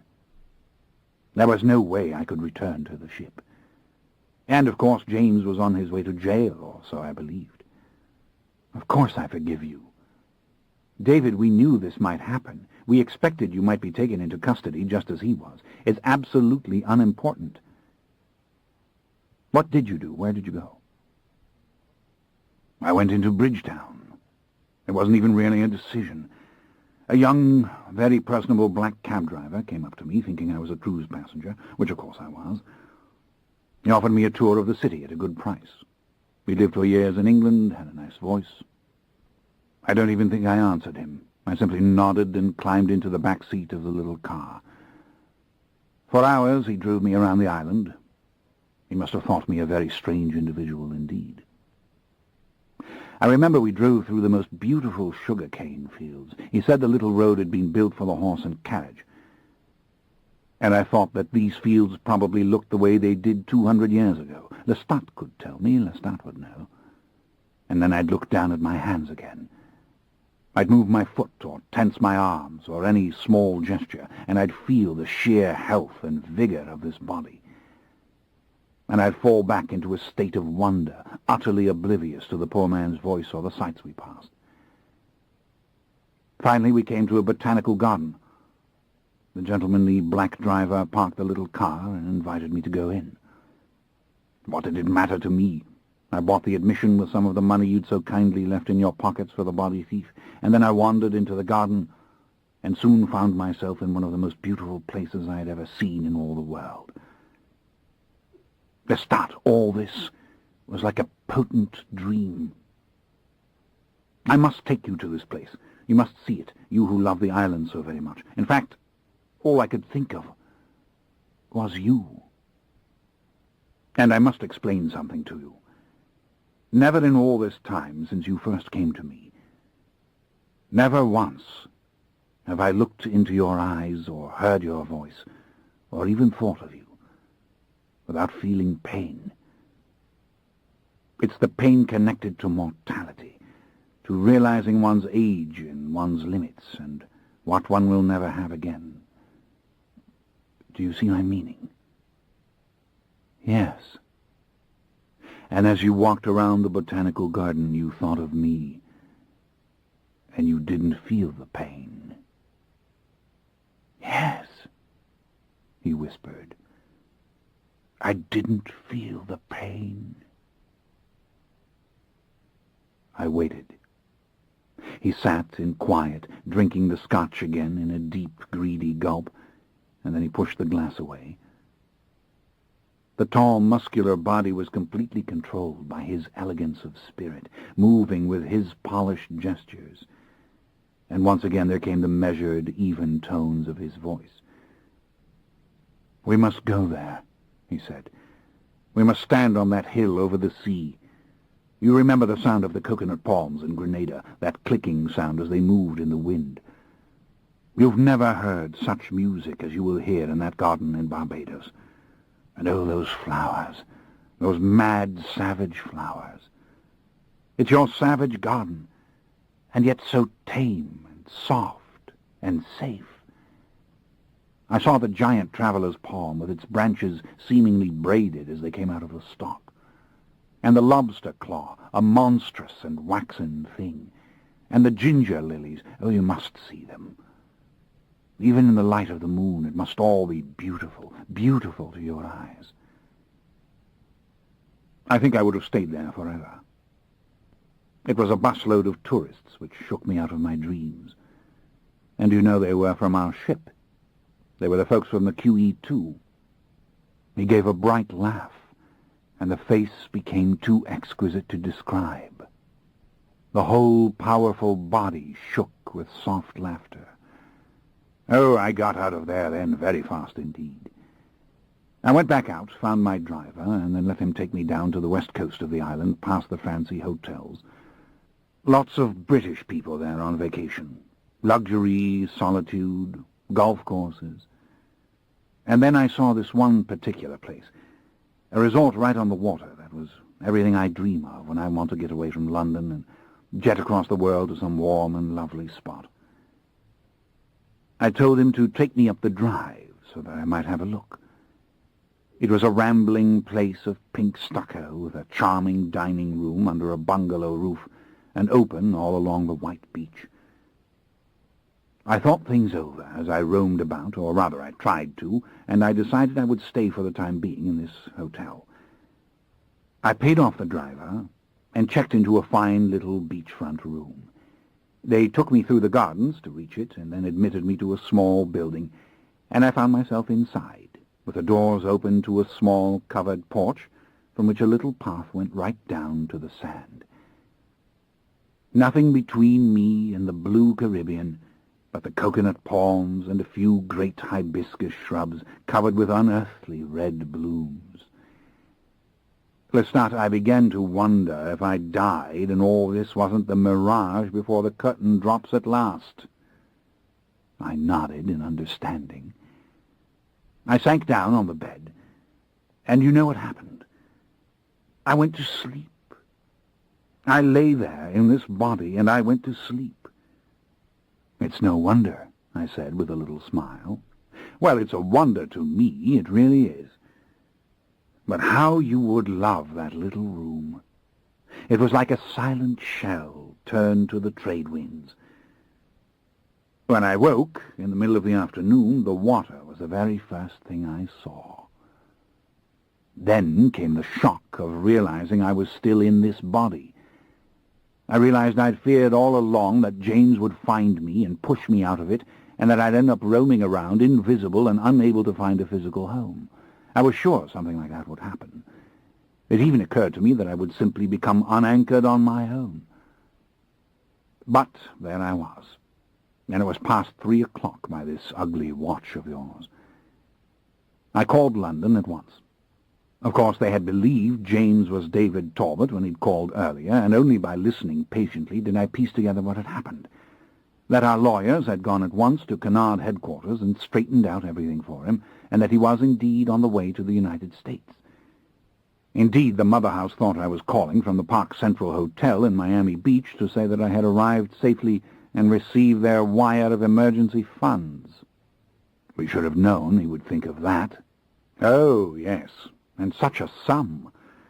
And they'd sent it right on, because David Talbot is still Superior General.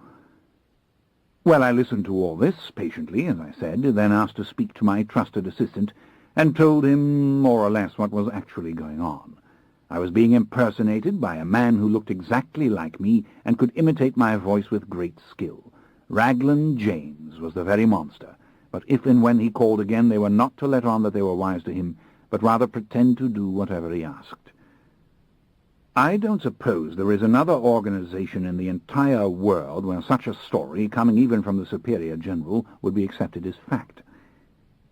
Indeed, I had to do some heavy convincing myself. But, really, it was a lot simpler than one would suppose. There were so many little things known only to me and my assistant. Identification was no real problem. And then, of course, I didn't tell him that I was firmly ensconced in the body of a 26-year-old man. I did tell him I needed to obtain a new passport immediately. I had no intention of trying to leave Barbados with the name Sheridan Blackwood stamped on my picture.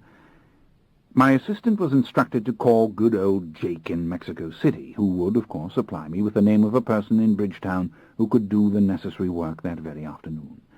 And then I needed some money myself. I was about to ring off when my assistant told me the impostor had left a message for Lestat de Liancourt, and that he was to meet him at the Park Central in Miami as soon as possible. The impostor had said that Lestat de Liancourt would surely call for this message, that it must be given to him without fail. He broke off again, and this time with a sigh. I know I should have gone on to Miami.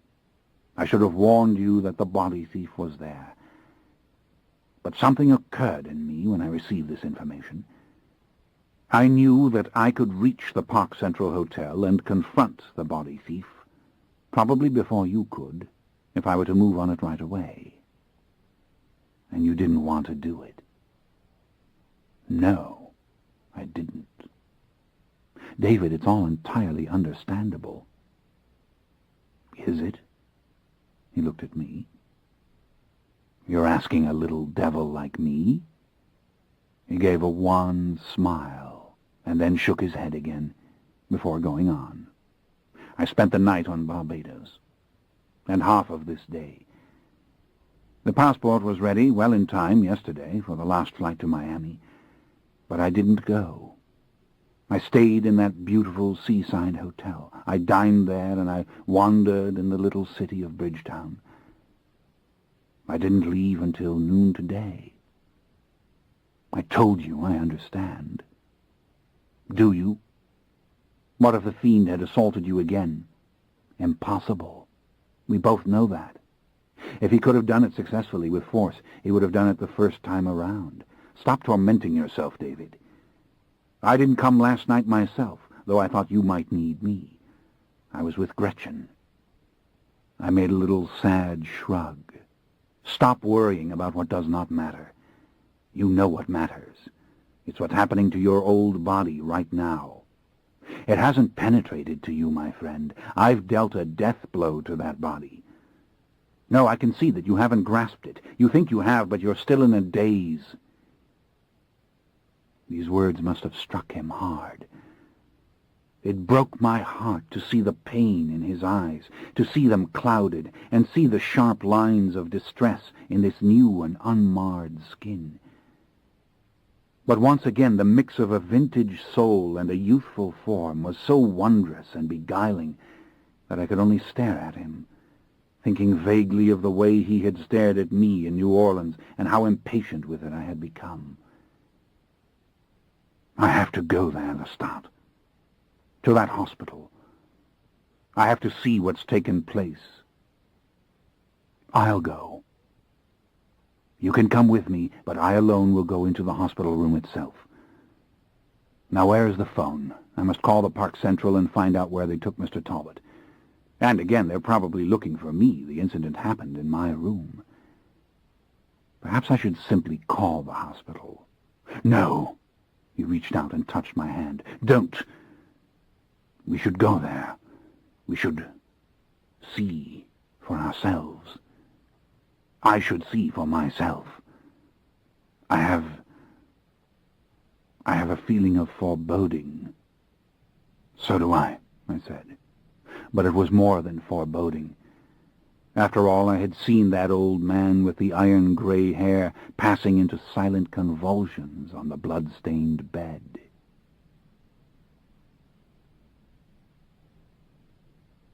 Chapter 28.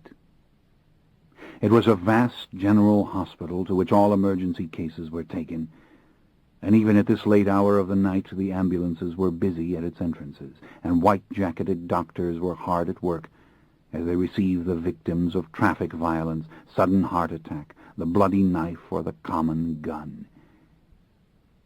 But David Talbot had been taken quite far away from the glaring lights and the relentless noise to the silent precincts on a higher floor known simply as intensive care. "You wait here," I said to David firmly, directing him into a sterile little parlor with dismal modern furnishings and a scattering of tattered magazines.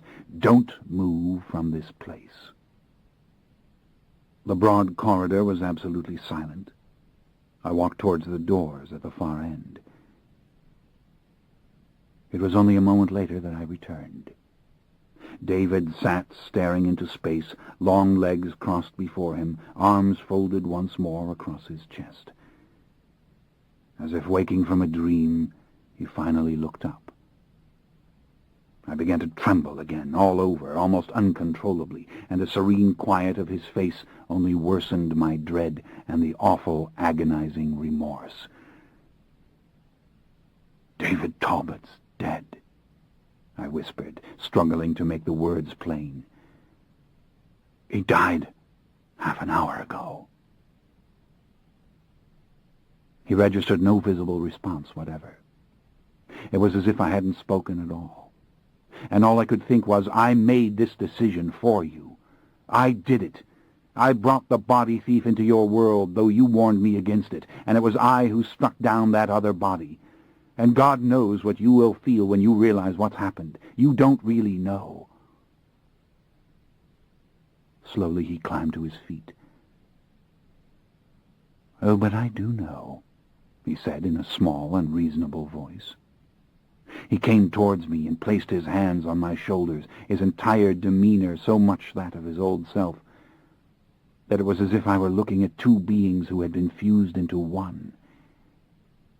"It's Faust, my beloved friend," he said, "and you weren't Mephistopheles. You were only Lestat, striking out in anger.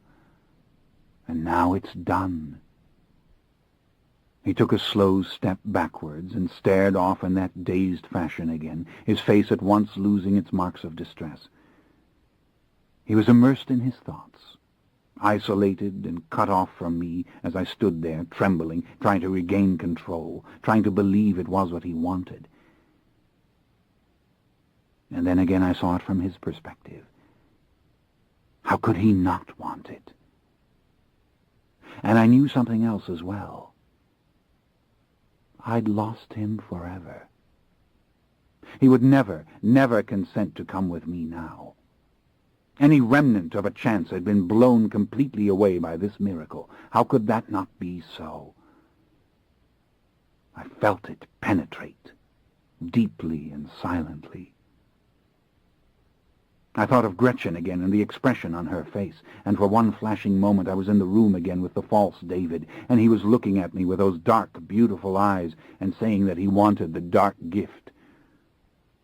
A shimmer of pain passed through me, and then it grew brighter and stronger, as if my body were suffering a ghastly and all-consuming inner fire.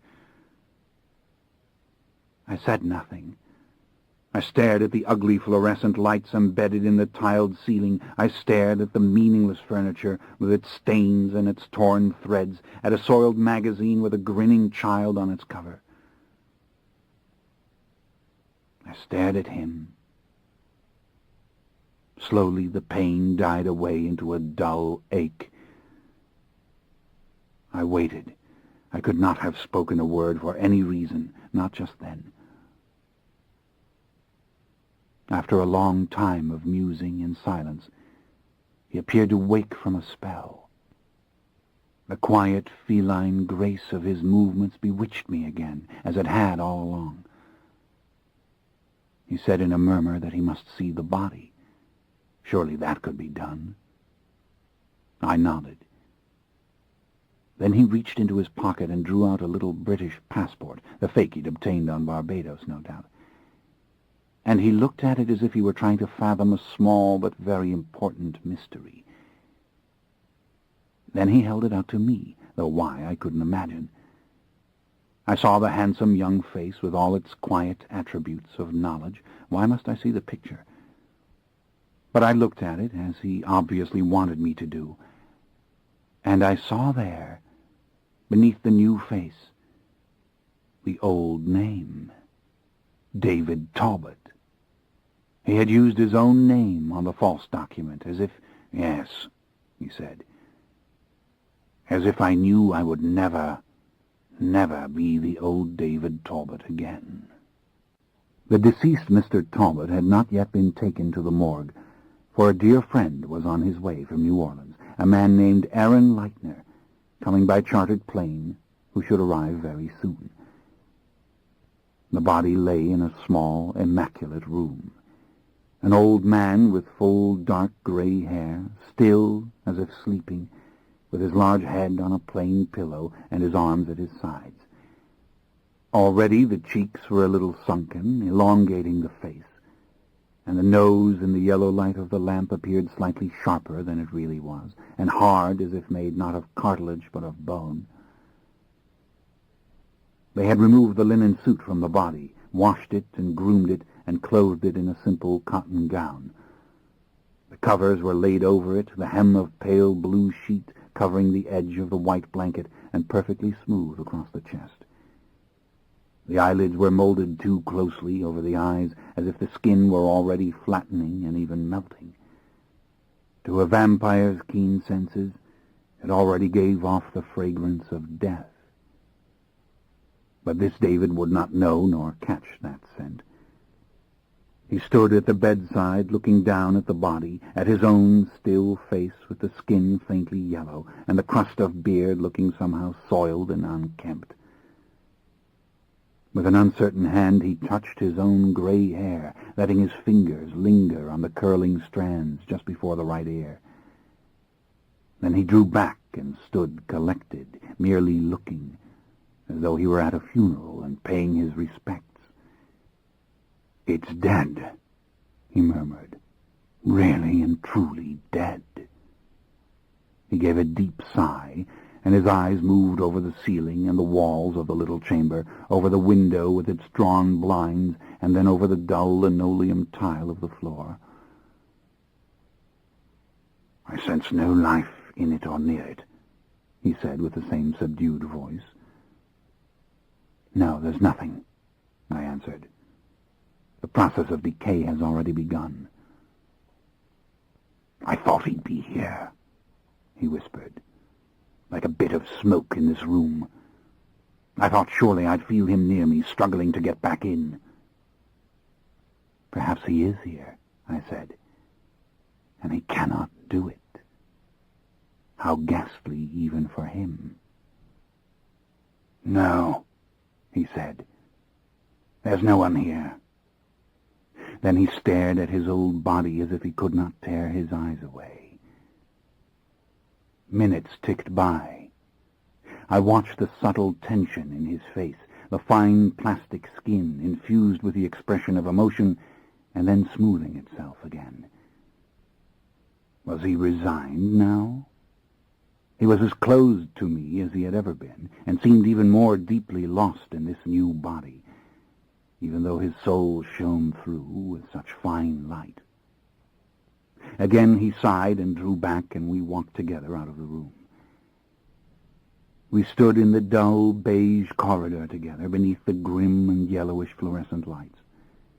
Beyond the glass window with its thin, dark screen, Miami flickered and blazed. A dull roar came from the nearby freeway, its cascade of burning headlamps sliding perilously close before the road swerved and rose again on its long, thin concrete legs and shot away. "You realize you've lost Talbot Manor," I said. "It belonged to that man there." "Yes, I've thought of that," he answered listlessly. "I'm the sort of Englishman who would. And to think it goes to such a dreary little cousin who will only want to put it on the market at once. I shall buy it back for you." "The order may do it. They're in my will for most of the estate." "Don't be so sure. Even the Talamasca might not be ready for this. And besides, humans can be perfect beasts when it comes to money. Call my agent in Paris. I'll instruct him to give you absolutely anything that you wish. I'll see to it your fortune is restored to you, to the very last pound, and most definitely the house. You can have anything that is mine to give. He looked faintly surprised, and then deeply moved. I couldn't help but wonder, had I ever seemed so completely at ease in this tall, limber body? Surely my movements had been more impulsive and even a little violent.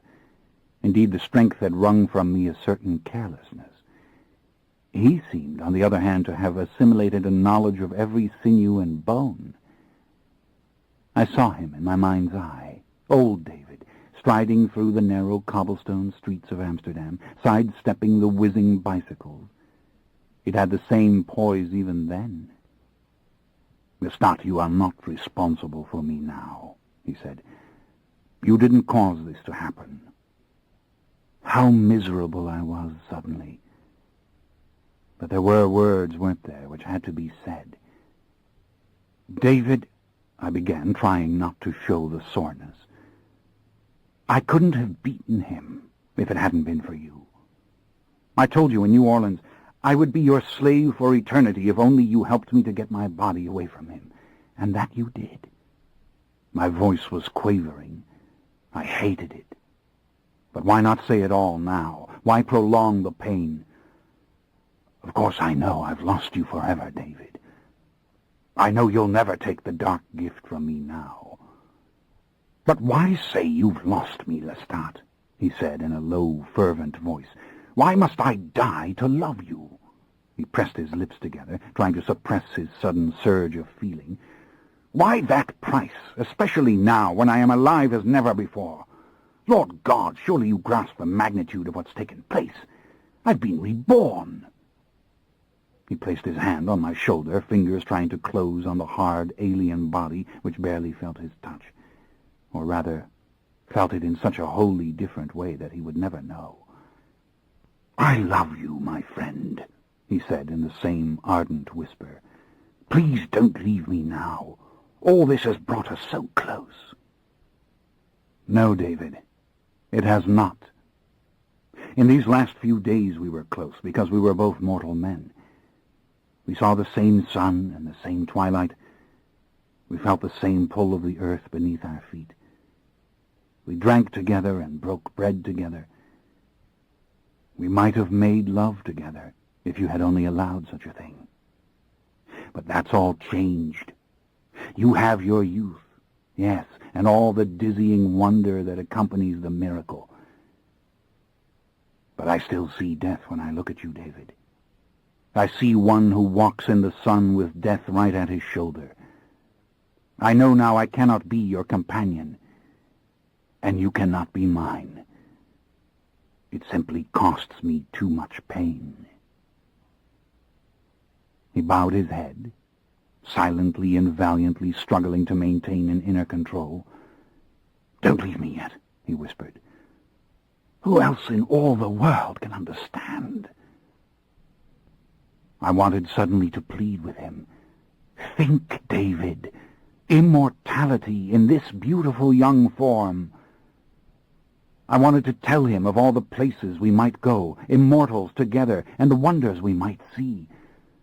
I wanted to describe to him that dark temple I'd discovered in the very depths of the rainforest, and tell him of what it had been like to roam the jungle, fearless and with a vision that could penetrate the darkest corners. Oh, all this threatened to break loose from me in a rush of words, and I made no effort to veil my thoughts or my feelings. "Oh, yes, you are young again, and now you can be young for all time.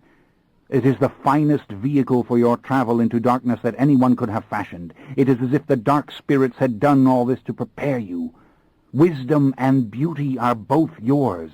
Our gods have worked the charm. Come with me now." But I didn't speak. I didn't plead. As I stood silent in the corridor, I let myself breathe the blood scent rising from him, the scent that rises from all mortals, and which is different with each in its own way. How it tormented me to mark this new vitality, this sharper heat, and the sounder, slower heartbeat, which I could hear as if the body itself were speaking to me in a manner in which it could not speak to him. In that cafe in New Orleans I had caught the same sharp scent of life from this physical being, but it had not been the same. No, not at all the same. It was a simple thing to shut this off. I did it. I shrank back into the brittle, lonely quiet of an ordinary man. I avoided his eyes. I didn't want to hear any more apologetic and imperfect words. "I'll see you soon," I said. "I know you will need me. You'll need your only witness. When the horror and mystery of all this is too much, I'll come. But give me time. And remember, call my man in Paris. Don't rely upon the Talamasca. Surely you don't mean to give them this life, too." As I turned to go, I heard the distant, muffled sound of the elevator doors. His friend had come, a smallish, white-haired man, dressed as David had so often dressed, in a proper old-fashioned suit complete with vest. How concerned he looked as he came towards us with quick, sprightly steps. And then I saw his eyes close on me, and he slowed his pace. I hurried away, ignoring the annoying realization that the man knew me, knew what I was and who I was. So much the better, I thought, for he will surely believe David when David begins his strange tale. The night was waiting for me, as always, and my thirst could wait no longer.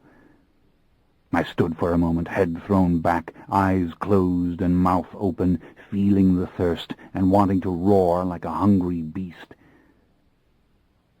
Yes, blood again, when there is nothing else. When the world seems in all its beauty to be empty and heartless, and I myself am utterly lost.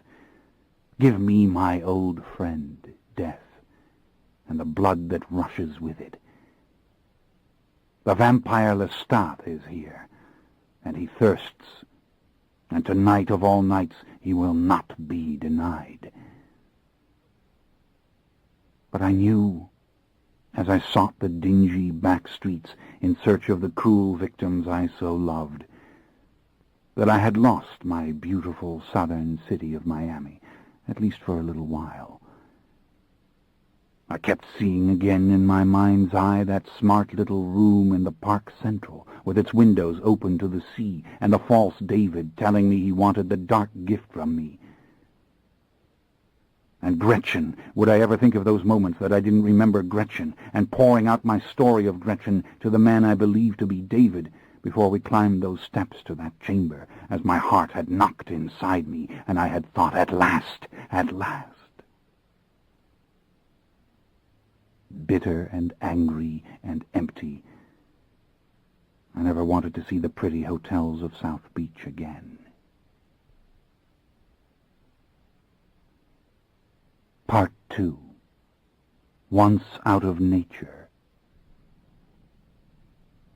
The Dolls, by W.B. Yeats.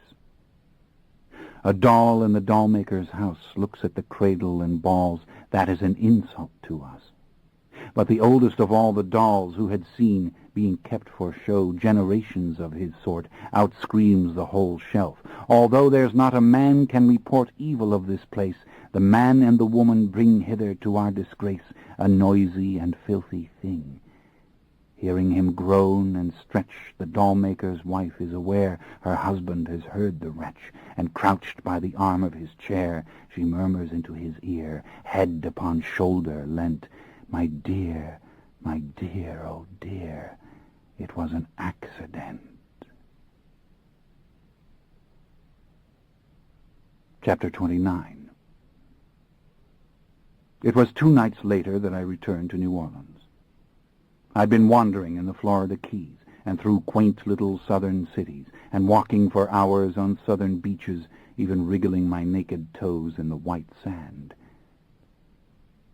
At last I was back, and the cold weather had been blown away by the inevitable winds. The air was almost balmy again, my New Orleans, and the sky was high and bright above the racing clouds. I went immediately to my dear old lady tenant and called to Mojo, who was in the back courtyard sleeping, for he found the little apartment too warm. He gave no growl when I stepped into the courtyard, but it was the sound of my voice which triggered recognition. As soon as I said his name, he was mine again. At once he came to me, leaping up to throw his soft, heavy paws on my shoulders and lick my face again with his great ham-pink tongue. I nuzzled him and kissed him and buried my face in his sweet, shining gray fur. I saw him again as I had that first night in Georgetown, his fierce stamina and his great gentleness. Had ever a beast looked so frightening, yet been so full of calm, sweet affection? It seemed a wondrous combination. I knelt down on the old flags, wrestling with him, rolling him over on his back, and burying my head in the big collar of fur on his chest. He gave forth all those little growls and squeaks and high-pitched sounds that dogs give when they love you. And how I loved him in return. As for my tenant, the dear old woman who watched all this from the kitchen doorway, she was in tears to have him gone. At once we struck a bargain. She would be his keeper, and I should come for him through the garden gate whenever I wished. How perfectly divine! For surely it was not fair to him to expect him to sleep in a crypt with me, and I had no need of such a guardian, did I, no matter how graceful the image now and then seemed. I kissed the old woman tenderly and quickly, lest she sense she was in close proximity to a demon, and then away I went with Mojo, walking the narrow, pretty streets of the French Quarter, and laughing to myself at how mortals stared at Mojo and gave him a wide berth, and seemed indeed to be terrified of him, when guess who was the one to fear? My next stop was the building on Rue Royale, where Claudia and Louis and I had spent those splendid, luminous 50 years of earthly existence together in the early half of the old century, a place partially in ruins, as I have described. A young man had been told to meet me on the premises, a clever individual with a great reputation for turning dismal houses into palatial mansions, and I led him now up the stairs and into the decayed flat. I want it all as it was over 100 years ago, I said to him, but mind you, nothing American, nothing English, nothing Victorian. It must be entirely French. Then I led him on a merry march through room after room as he scribbled hastily in his little book, scarce able to see in the darkness, while I told him what wallpaper I should want here, and which shade of enamel on this door, and what sort of bergère he might round up for this corner, and what manner of Indian or Persian carpet he must acquire for this or that floor. How keen my memory was! Again and again I cautioned him to write down every word I spoke. You must find a Greek vase. No, a reproduction will not do, and it must be this high, and have upon it dancing figures. Ah, wasn't it the ode by Keats which had inspired that long-ago purchase? Where had the urn gone? And that fireplace, that is not the original mantel. You must find one of white marble with scroll-work like so, and arched over the grate. Oh, and these fireplaces, they must be repaired. They must be able to burn coal. I will live here again as soon as you are finished, I said to him, so you must hurry. And another caution. Anything you find in these premises, hidden in the old plaster, you must give to me. What a pleasure it was to stand beneath these high ceilings, and what a joy it would be to see them when the soft, crumbling moldings were once more restored. How free and quiet I felt. The past was here, but it wasn't here. No whispering ghosts anymore, if there ever had been. Slowly I described the chandeliers I wanted. When the proper labels eluded me, I drew pictures in words for him of what had once been there. I would have oil lamps here and there also, though of course there must be limitless electricity, and we would conceal the various television screens and handsome cabinets not to mar the effect. And there, a cabinet for my videotapes and laser discs, and again we should find something suitable. A painted oriental press would do the trick. Hide the telephones. And a facsimile machine. I must have one of those little marvels. Find some place to conceal it as well. Why, you can use that room as an office, only make it gracious and beautiful. Nothing must be visible which is not made of polished brass, fine wool, or lustrous wood, or silk, or cotton lace. I want a mural in that bedroom. Here, I shall show you. But look, see the wallpaper? That's the very mural. Bring in a photographer and record every inch, and then begin your restoration. Work diligently, but very fast. Finally, we were finished with the dark, damp interior. It was time to discuss the courtyard in the back with its broken fountain, and how the old kitchen must be restored. I would have bougainvillea and the Queen's wreath. How I love the Queen's wreath. And the giant hibiscus.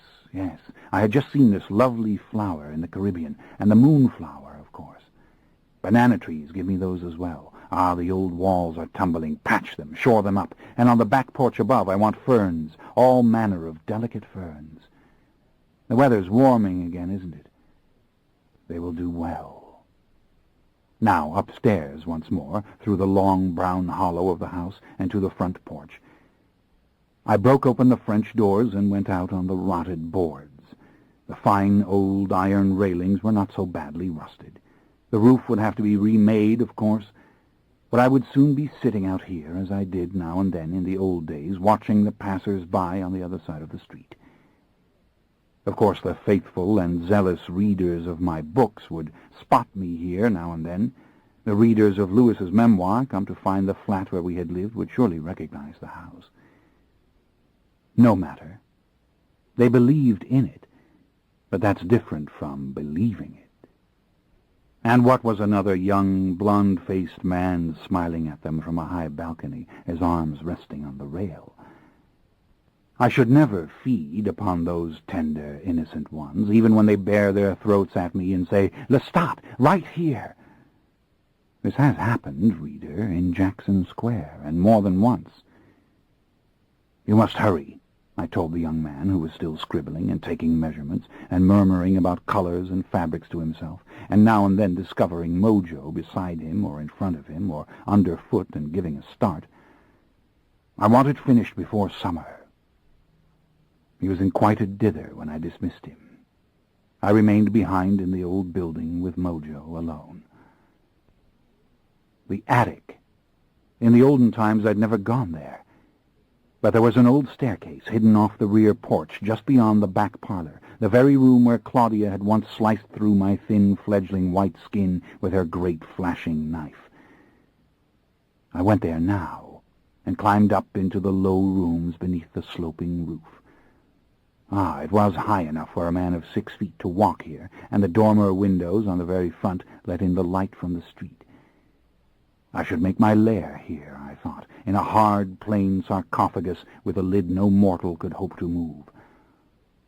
Easy enough to build a small chamber beneath the gable, fitted with thick bronze doors, which I should design myself, and when I rise I shall go down into the house and find it as it was in those wondrous decades, save I shall have everywhere about me the technological marvels I require. The past will not be recovered. The past will be perfectly eclipsed. "Won't it, Claudia?" I whispered, standing in the back parlor. Nothing answered me. No sounds of a harpsichord or the canary singing in its cage. But I should have songbirds again, yes, many of them, and the house would be full of the rich, rampaging music of Haydn or Mozart. Oh, my darling, wish you were here.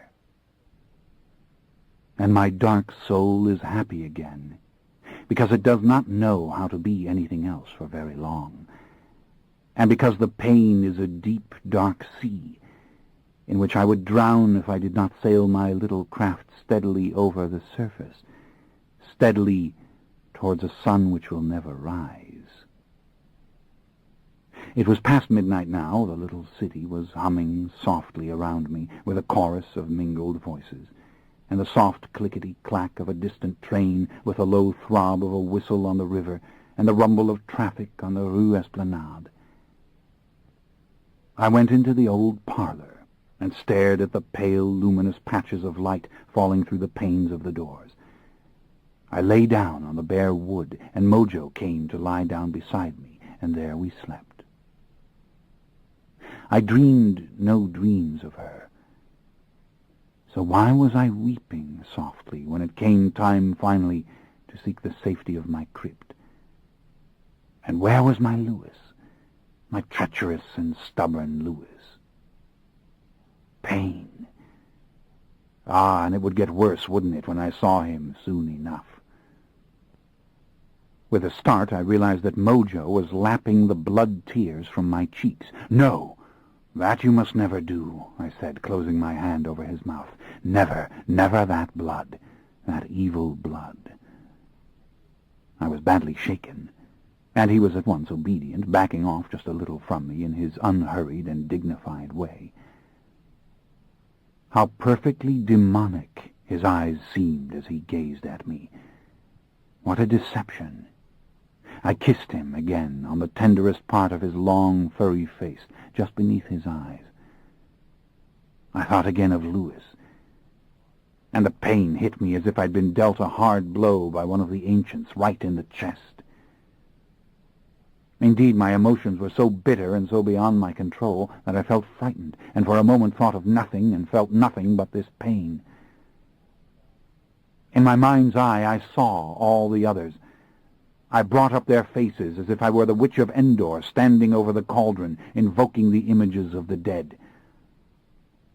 Maharet and Makare, the red-haired twins, I beheld together, the oldest of us, who might not have even known of my dilemma, so remote were they in their great age and wisdom, and so deeply wrapped in their own inevitable and timeless concerns. Eric and Mael and Cayman, I pictured, who held scant interest for me, even if they had knowingly refused to come to my aid. They had never been my companions. What did I care for them? Then I saw Gabrielle, my beloved mother, who surely could not have known of my terrible jeopardy, who was no doubt wandering some distant continent, a ragged goddess, communing only with the inanimate, as she had always done. I did not know if she fed any longer on humans. Some dim memory came to me of her describing the embrace of some dark woodland beast. Was she mad, my mother, wherever she had gone? I did not think so. That she existed still, I was certain. That I could never find her, I had no doubt. It was Pandora I pictured next. Pandora, the lover of Marius, might have perished long ago. Made by Marius in Roman times, she had been on the verge of despair when last I saw her. Years ago she had wandered away without warning from our last true coven on the Night Island, one of the first to depart. As for Santino, the Italian, I knew almost nothing of him. I had expected nothing. He was young. Perhaps my cries had never reached him, and why should he listen if they had? Then I envisioned Armand, my old enemy and friend, Armand, my old adversary and companion, Armand, Armand, the angelic child who had created the Night Island, our last home. Where was Armand? Had Armand deliberately left me to my own devices? And why not? Let me turn now to Marius, the great ancient master who had made Armand in love and tenderness so many centuries ago. Marius, for whom I'd searched so many decades. Marius, the true child of 2 millennia, who had led me down into the depths of our meaningless history and bid me worship at the shrine of those who must be kept. Those who must be kept. Dead and gone, as was Claudia. For kings and queens among us can perish as surely as tender childlike fledglings. Yet I go on. I am here. I am strong. and Marius, like Louis, had known of my suffering. He'd known, and he'd refused to help. The rage in me grew stronger, ever more dangerous. Was Louis somewhere near in these very streets? I clenched my fists, struggling against this rage, struggling against its helpless and inevitable expression. Marius, you turned your back on me. That came as no surprise, really. You were always the teacher, the parent, the high priest. I don't despise you for it. But Louis, my Louis, I could never deny you anything, and you turned me away. I knew I could not remain here. I did not trust myself to lay eyes on him, not yet. An hour before dawn, I took Mojo back to his little garden, kissed him goodbye, and then I walked fast to the outskirts of the old city and through the Faubourg Marigny, and finally into the swamplands. And then I raised my arms towards the stars, swimming so brilliant beyond the clouds, and I went up and up and up, until I was lost in the song of the wind and tumbling on the thinnest currents. And the joy I felt in my gifts filled my entire soul. Chapter 30. It must have been a full week that I traveled the world. First, I'd gone to snowy Georgetown and found that frail, pathetic young woman whom my mortal self had so unforgivably raped. Like an exotic bird she looked to me now, struggling to see me well in the smelly dark of the quaint little mortal restaurant, not wanting to admit that this encounter with my French friend had ever happened, and then stunned as I placed an antique rosary made of emeralds and diamonds in her hand. "Sell it if you like, chérie," I said. "He wanted you to have it for whatever purpose you wish. But tell me one thing, did you conceive a child?" She shook her head and whispered the word no. I wanted to kiss her. She was beautiful again to me, but I dared not risk it. It wasn't only that I would have frightened her. It was that the desire to kill her was almost overpowering. Some fierce, purely male instinct in me wanted to claim her now, simply because I had claimed her in another way before. I was gone from the new world within hours, and night after night I wandered, hunting in the seething slums of Asia, in Bangkok and Hong Kong and Singapore, and then in the dreary and frozen city of Moscow, and in the charming old cities of Vienna and Prague. I went to Paris for a short time. I did not go to London. I pushed my speed to the limits. I rose and plunged in the darkness, sometimes alighting in towns of which I did not know the name. I fed ceaselessly among the desperate and the vicious, and now and then the lost and the mad, and the purely innocent who fell under my gaze. I tried not to kill. I tried not to. Except when the subject was damn near irresistible, an evildoer of the first rank. And then the death was slow and savage, and I was just as hungry when it was over, and off to find another before the sun rose. I had never been so at ease with my powers. I had never risen so high into the clouds, nor traveled so fast. I walked for hours among mortals in the narrow old streets of Heidelberg and of Lisbon and of Madrid. I passed through Athens and Cairo and Marrakesh. I walked on the shores of the Persian Gulf and the Mediterranean and the Adriatic Sea. What was I doing? What was I thinking? That the old cliché was true. The world was mine. And everywhere I went I let my presence be known. I let my thoughts emanate from me, as if they were notes played on a lyre. The vampire Lestat is here. The vampire Lestat is passing. Best give way. I didn't want to see the others.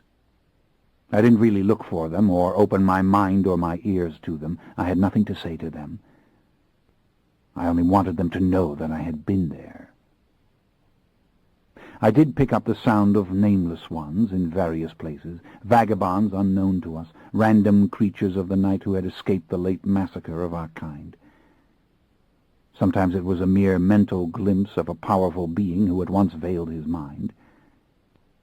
Other times it was the clear sound of a monster plodding through eternity without guile or history or purpose. Maybe such things will always be there. I had eternity now to meet such creatures, if ever the urge came over me.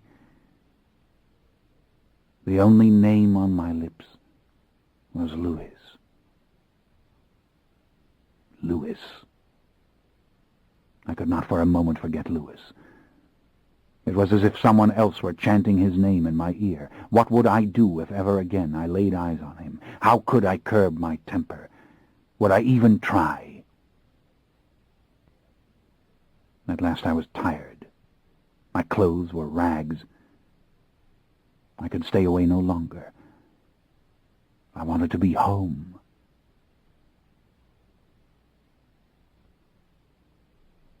Chapter 31. I was sitting in the darkened cathedral. Hours ago it had been locked, and I had entered surreptitiously through one of the front doors, quieting the protective alarms, and left it open for him. 5 nights had passed since my return. Work was progressing wonderfully well on the flat in the Rue Royale, and of course he had not failed to notice it.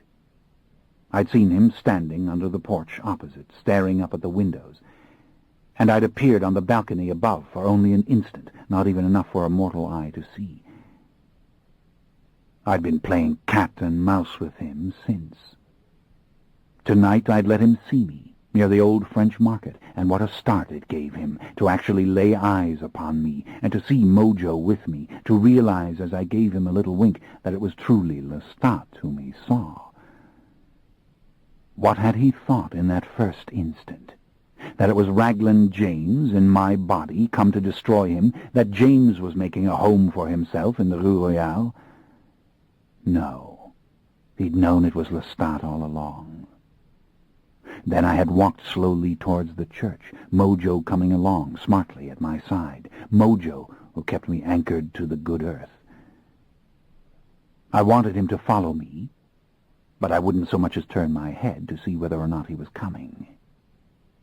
It was warm this night, and it had rained earlier, enough to darken the rich rose-colored walls of the old French Quarter buildings, to deepen the brown of the bricks, and to leave the flags and the cobblestones with a fine and lovely sheen. A perfect night for walking in New Orleans, wet and fragrant, the flowers blooming over the garden walls.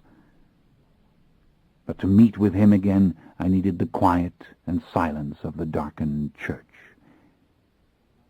My hands were shaking a little, as they had been off and on since I had come back into my old form.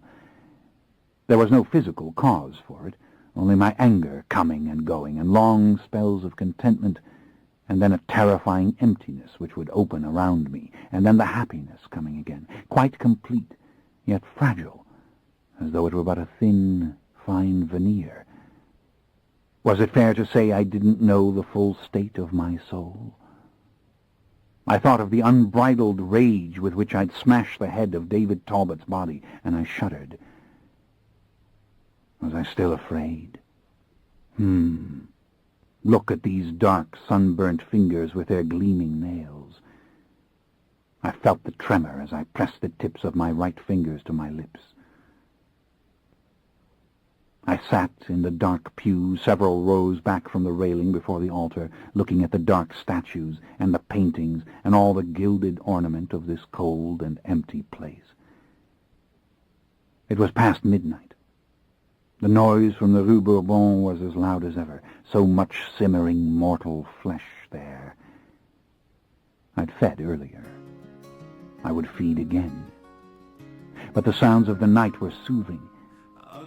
Throughout the narrow streets of the quarter, in her small apartments and atmospheric little taverns, in her fancy cocktail lounges and in her restaurants, happy mortals laughed and talked and kissed and embraced. I slumped back comfortably in the pew, and stretched out my arms on the back of it as if it were a park bench. Mojo had already gone to sleep in the aisle near me, long nose resting on his paw. Would that I were you, my friend, looking like the very devil and full of big, lumbering goodness. Ah, yes, goodness. It was goodness that I felt when I locked my arms around him and buried my face in his fur. But now, he had come into the church. I sensed his presence, though I could pick up no glimmer of thought or feeling from him, or even hear his step. I had not heard the outer door open or close. Somehow I knew he was there. Then I saw the shadow moving in the corner of my left eye. He came into the pew and sat beside me, a little distance away. We sat there in silence for many long moments, and then he spoke. "You burnt my little house, didn't you?" he asked in a small, vibrant voice. "Can you blame me?" I asked with a smile, eyes still on the altar. Besides, I was a human when I did that. It was human weakness. Want to come and live with me? This means you've forgiven me? No. It means I'm playing with you. I may even destroy you for what you did to me. I haven't made up my mind. Aren't you afraid? No. If you meant to do away with me, it would already be done. Don't be so certain. I'm not myself. And yet I am. And then I am not again. Long silence, with only the sounds of Mojo breathing hoarsely and deeply in his sleep. "I'm glad to see you," he said. "I knew you would win, but I didn't know how." I didn't answer, but I was suddenly boiling inside. Why were both my virtues and my faults used against me? But what was the use of it? To make accusations, to grab him and shake him and demand answers from him. Maybe it was better not to know. "Tell me what happened," he said. "I will not," I replied. "Why in the world do you want to know?" Our hushed voices echoed softly in the nave of the church. The wavering light of the candles played upon the gilt of the tops of the columns, on the faces of the distant statues. Oh, I liked it here in this silence and coolness. And in my heart of hearts I had to admit I was so very glad that he had come. Sometimes hate and love serve exactly the same purpose. I turned and looked at him. He was facing me, one knee drawn up on the pew and his arm resting on the back of it. He was pale as always, an artful glimmer in the dark. "You were right about the whole experiment," I said. At least my voice was steady, I thought. "How so?" No meanness in his tone, no challenge, only the subtle desire to know.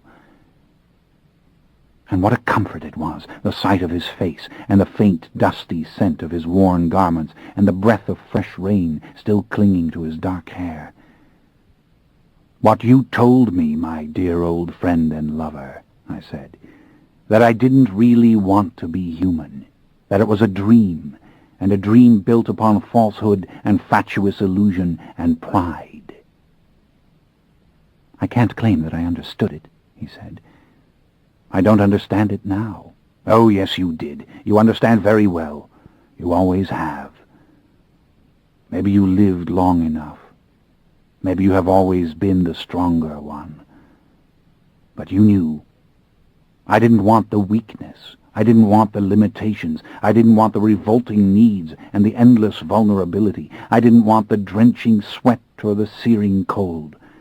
I didn't want the blinding darkness or the noises that walled up my hearing or the quick, frantic culmination of erotic passion. I didn't want the trivia. I didn't want the ugliness. I didn't want the isolation. I didn't want the constant fatigue. You explained this to me before. There must have been something, however small, that was good. What do you think? The light of the sun. Precisely.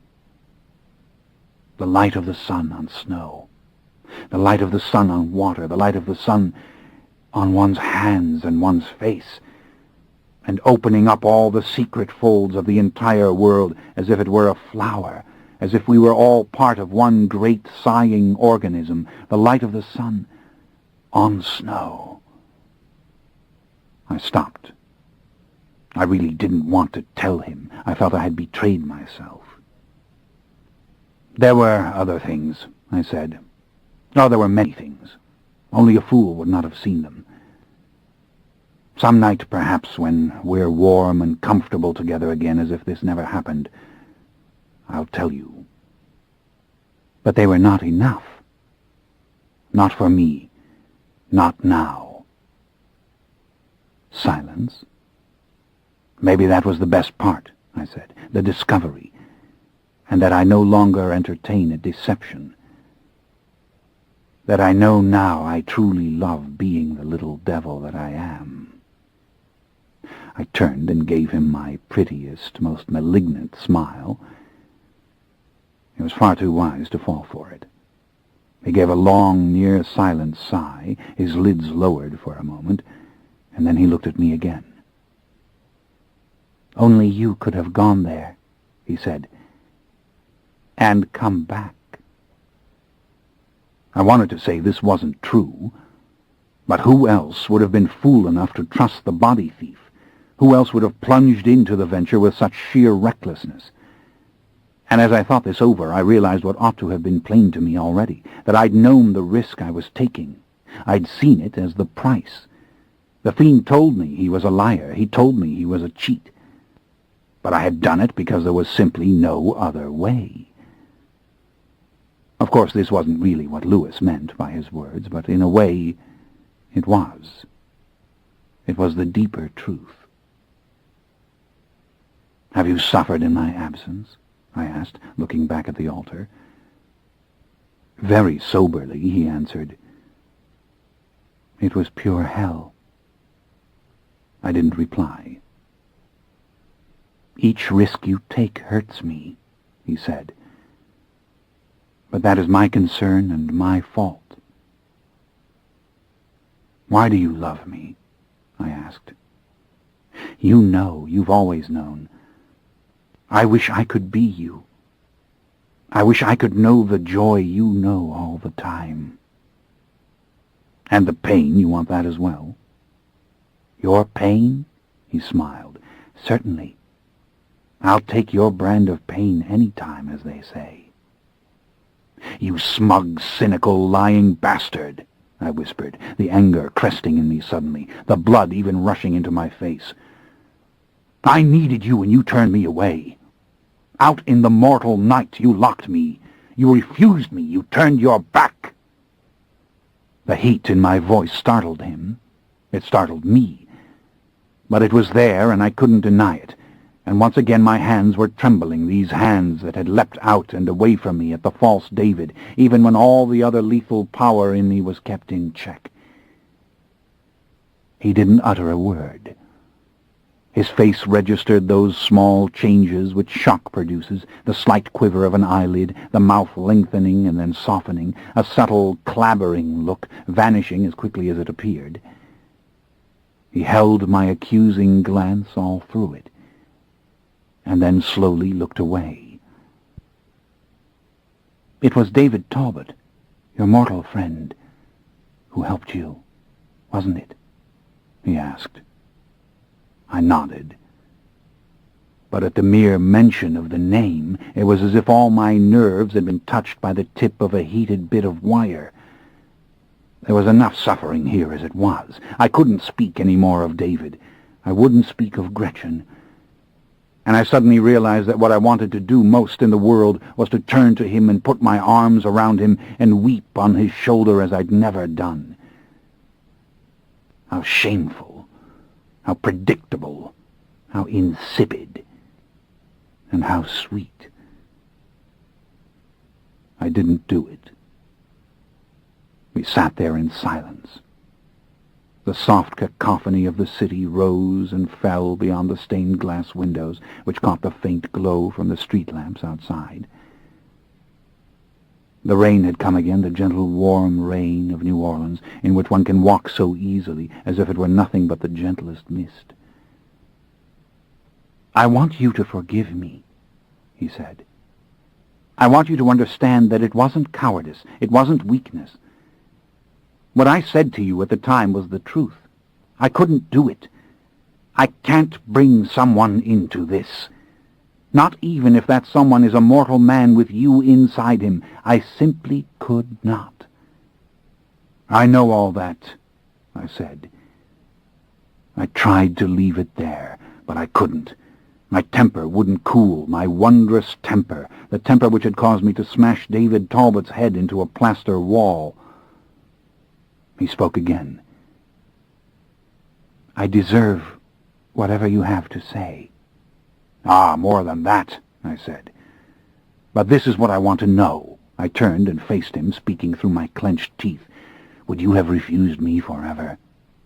If they'd destroyed my body, the others, Marius, whoever knew of it, if I'd been trapped in that mortal form, if I'd come to you over and over and over again, begging you and pleading with you, would you have shut me out forever? Would you have held fast?" "I don't know." "Don't answer so quickly. Look for the truth inside yourself. You do know. Use your filthy imagination. You do know. Would you have turned me away?" "I don't know the answer." "I despise you," I said in a bitter, harsh whisper. "I ought to destroy you, finish what I started when I made you, turn you into ashes and sift them through my hands. You know that I could do it, like that, like the snap of mortal fingers I could do it, burn you as I burnt your little house, and nothing could save you, nothing at all." I glared at him, at the sharp, graceful angles of his imperturbable face, faintly phosphorescent against the deeper shadows of the church. How beautiful the shape of his wide-set eyes with their fine, rich black lashes. How perfect the tender indentation of his upper lip. The anger was acid inside me, destroying the very vein through which it flowed and burning away the preternatural blood. Yet I couldn't hurt him. I couldn't even conceive of carrying out such awful, cowardly threats. I could never have brought harm to Claudia. To make something out of nothing, yes. To throw up the pieces to see how they will fall, yes. But vengeance? Arid, awful, distasteful vengeance. What is it to me? "Think on it," he whispered. "Could you make another, after all that's past?" Gently he pushed it further. "Could you work the dark trick again? You take your time before answering. Look deep inside you for the truth, as you just told me to do.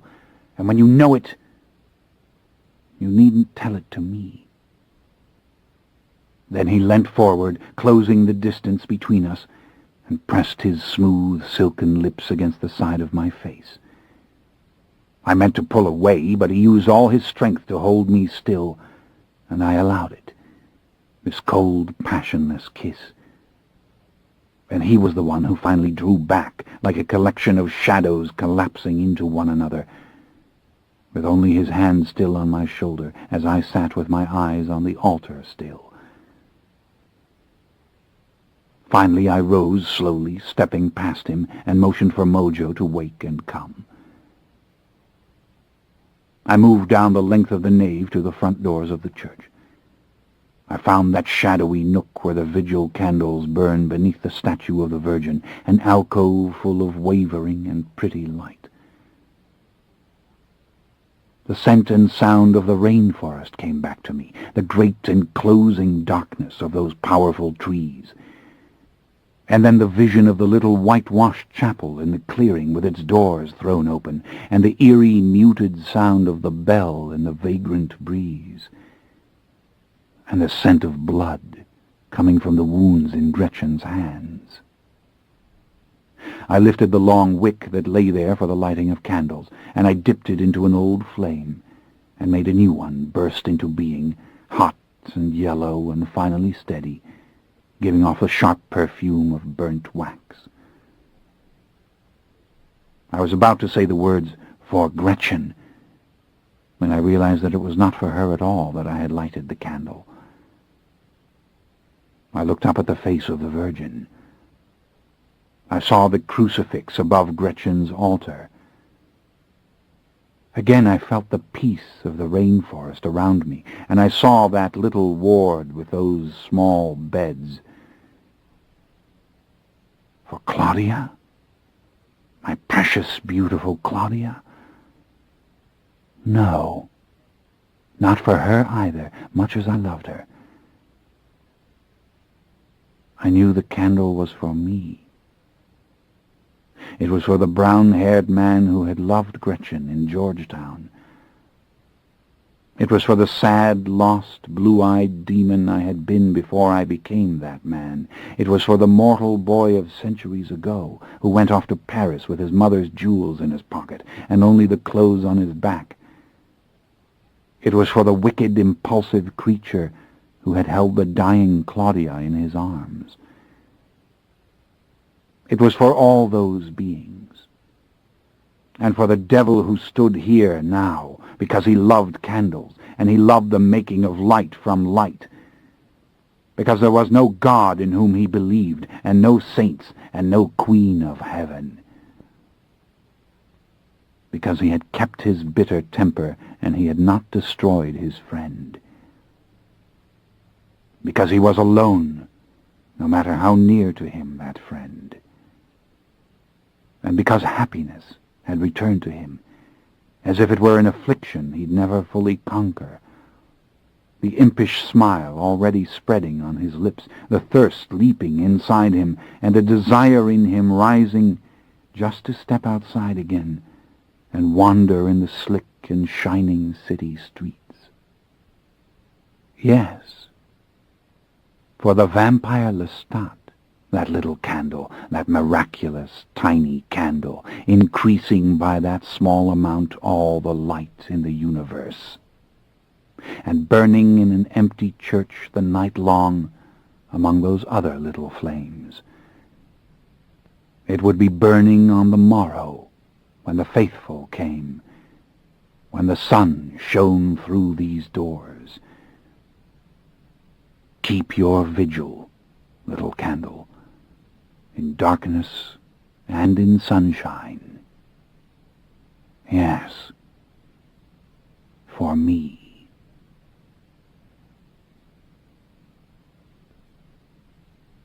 Chapter 32. Did you think the story was finished? That the fourth installment of the Vampire Chronicles had come to a close? Well, the book should be ended. It really should have ended when I lit that small candle, but it didn't. I realized that the following night when I first opened my eyes. Pray continue to Chapter 33 to discover what happened next. Or you can quit now if you like. You may come to wish that you had. Chapter 33. Barbados. He was still there when I caught up with him, in a hotel by the sea.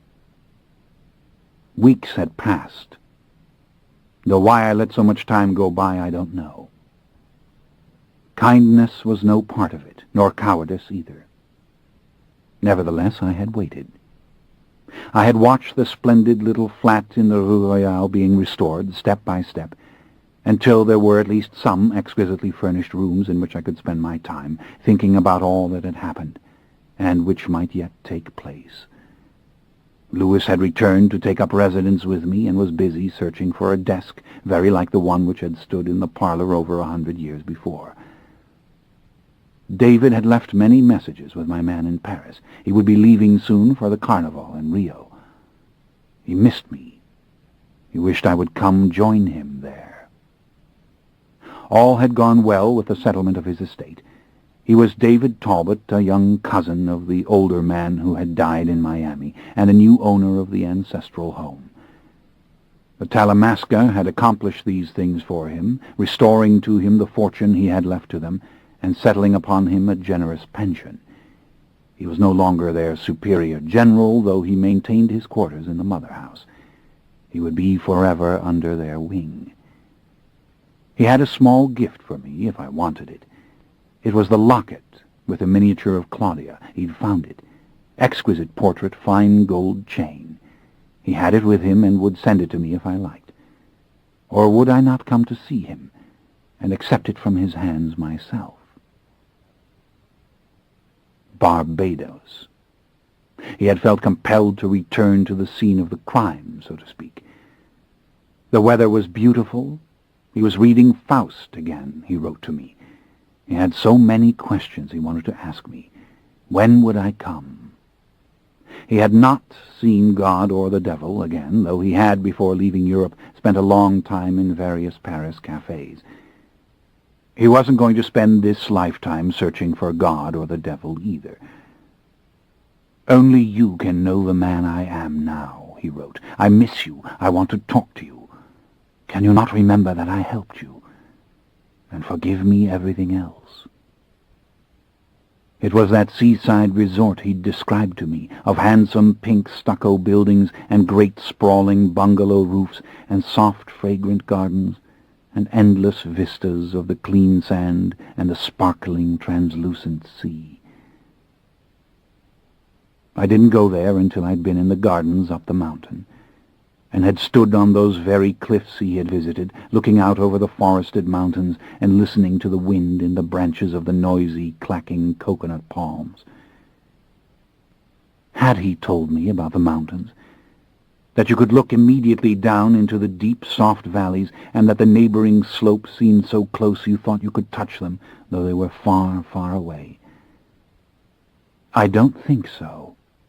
But he had described well the flowers, the shrimp plant with its tiny blossoms, and the orchid tree, and the ginger lilies. Yes, those fierce red lilies with their delicate shivering petals, and the ferns nestled in the deep glades, and the waxen bird of paradise, and the tall, stiff pussy willows, and the tiny yellow-throated blossoms of the trumpet vine.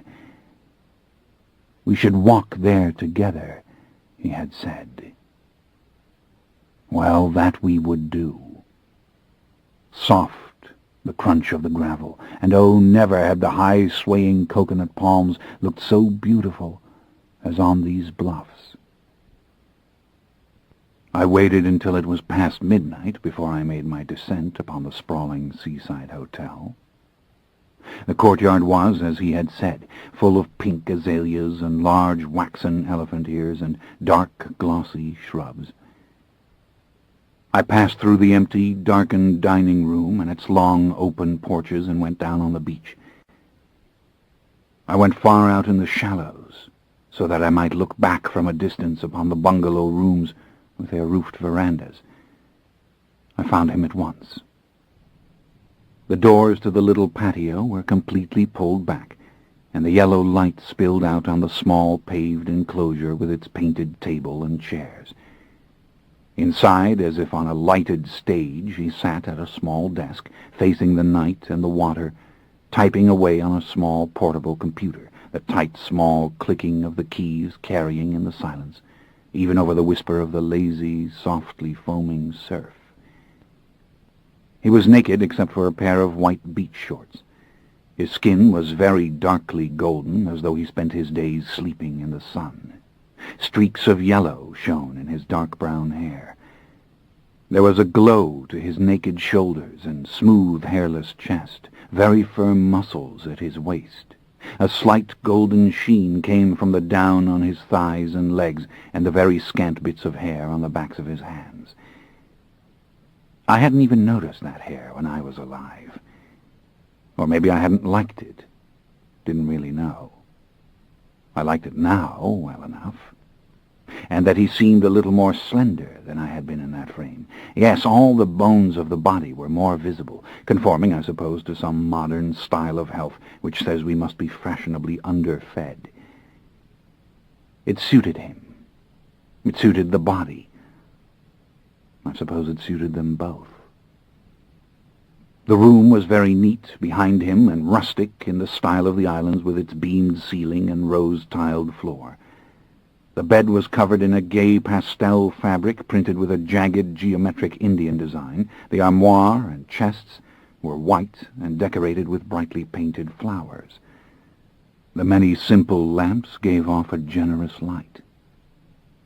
I had to smile, though, that he sat amid all this luxury, typing away, David the scholar, dark eyes dancing with the ideas inside his head.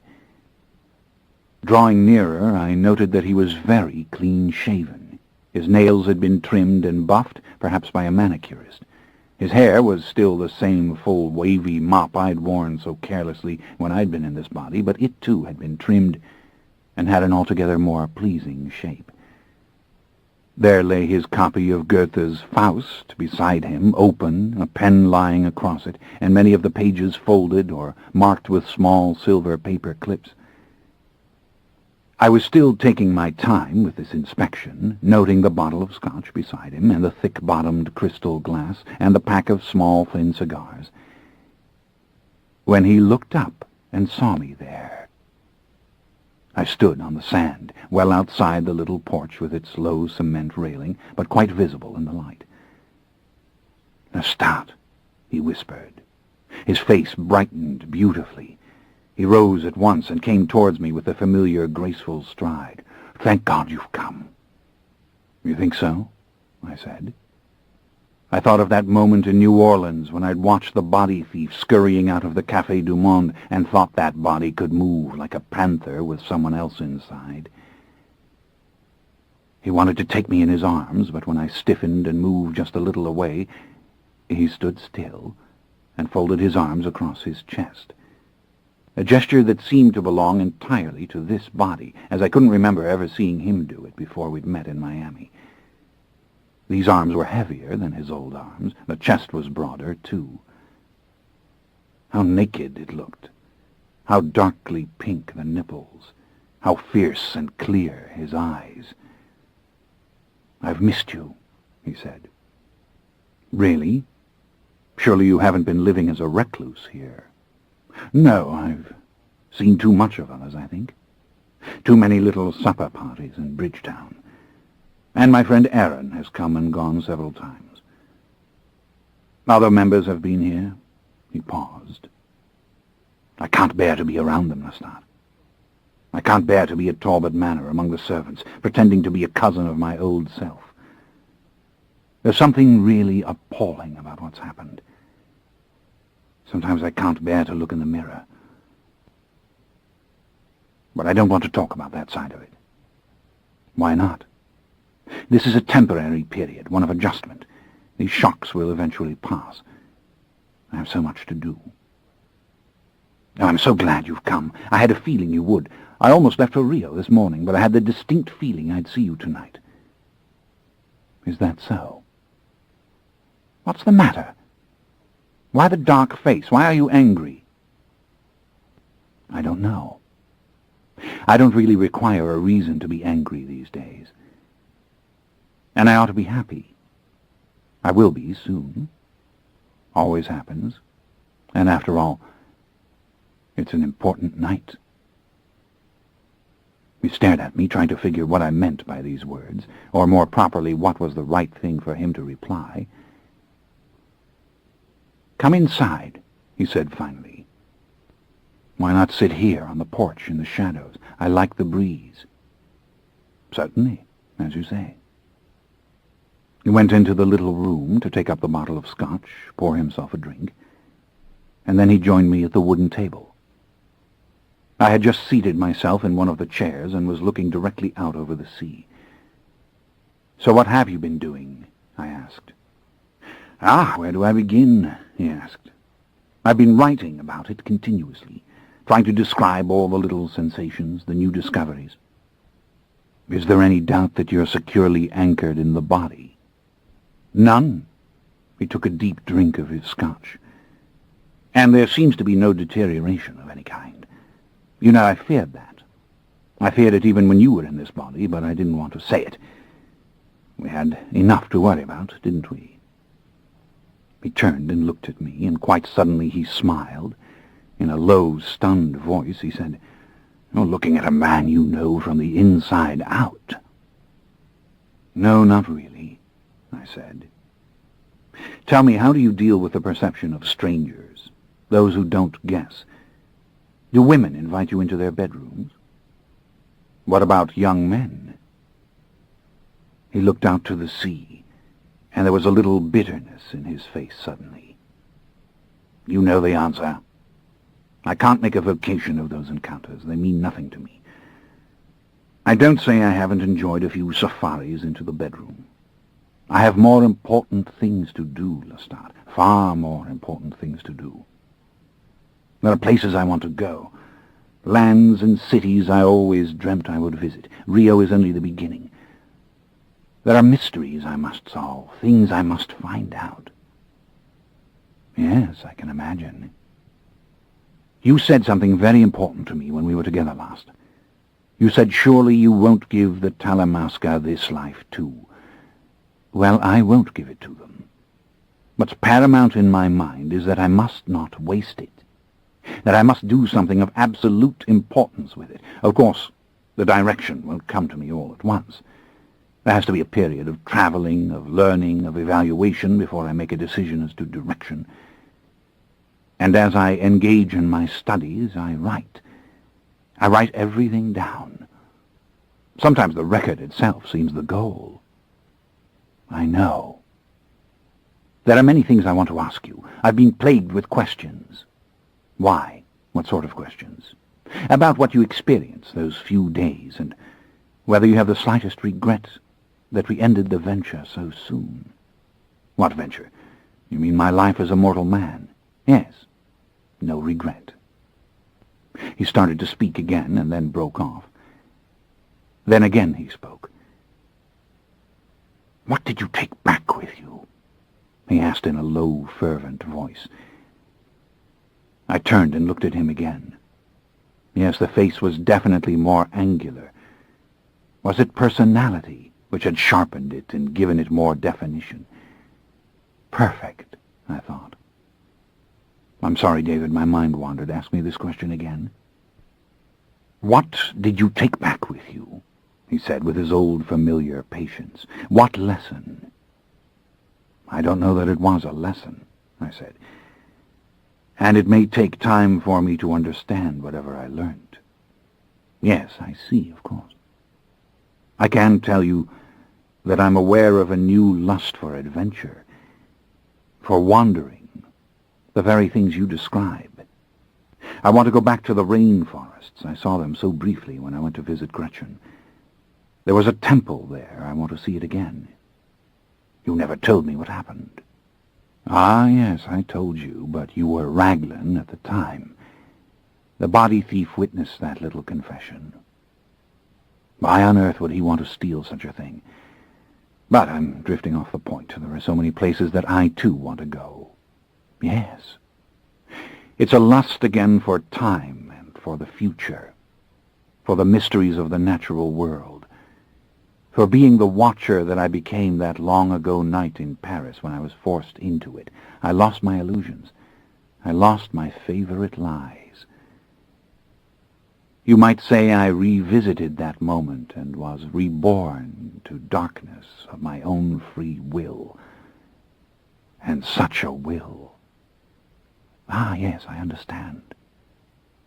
Do you? That's good if you do. Why do you speak that way?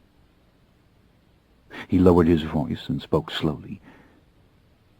Do you need my understanding as much as I need yours? You've never understood me, I said. Oh, it's not an accusation. You live with illusions about me, which make it possible for you to visit with me, to speak with me, even to shelter me and help me. You couldn't do that if you really knew what I was. I tried to tell you when I spoke of my dreams. You're wrong. That's your vanity talking, he said. You love to imagine you're worse than you are. What dreams? I don't remember your ever speaking to me of dreams. I smiled. You don't. Think back, David. My dream of the tiger. I was afraid for you. And now the menace of the dream will be fulfilled. What do you mean? I'm going to do it to you, David. I'm going to bring you to me." "What?" His voice dropped to a whisper. "What are you saying to me?" He leant forward, trying to see clearly the expression on my face. But the light was behind us, and his mortal vision wasn't sharp enough for that. "I just told you. I'm going to do it to you, David." "Why? Why are you saying this?" "Because it's true," I said. I stood up and pushed the chair aside with my leg. He stared up at me. Only now did his body register the danger. I saw the fine muscles of his arms tense. His eyes were fixed on mine. "Why are you saying this? You couldn't do this to me," he said. "Of course I could. And I shall. Now. All along I've told you I was evil. I've told you I'm the very devil. The devil in your Faust. The devil of your visions. The tiger in my dream."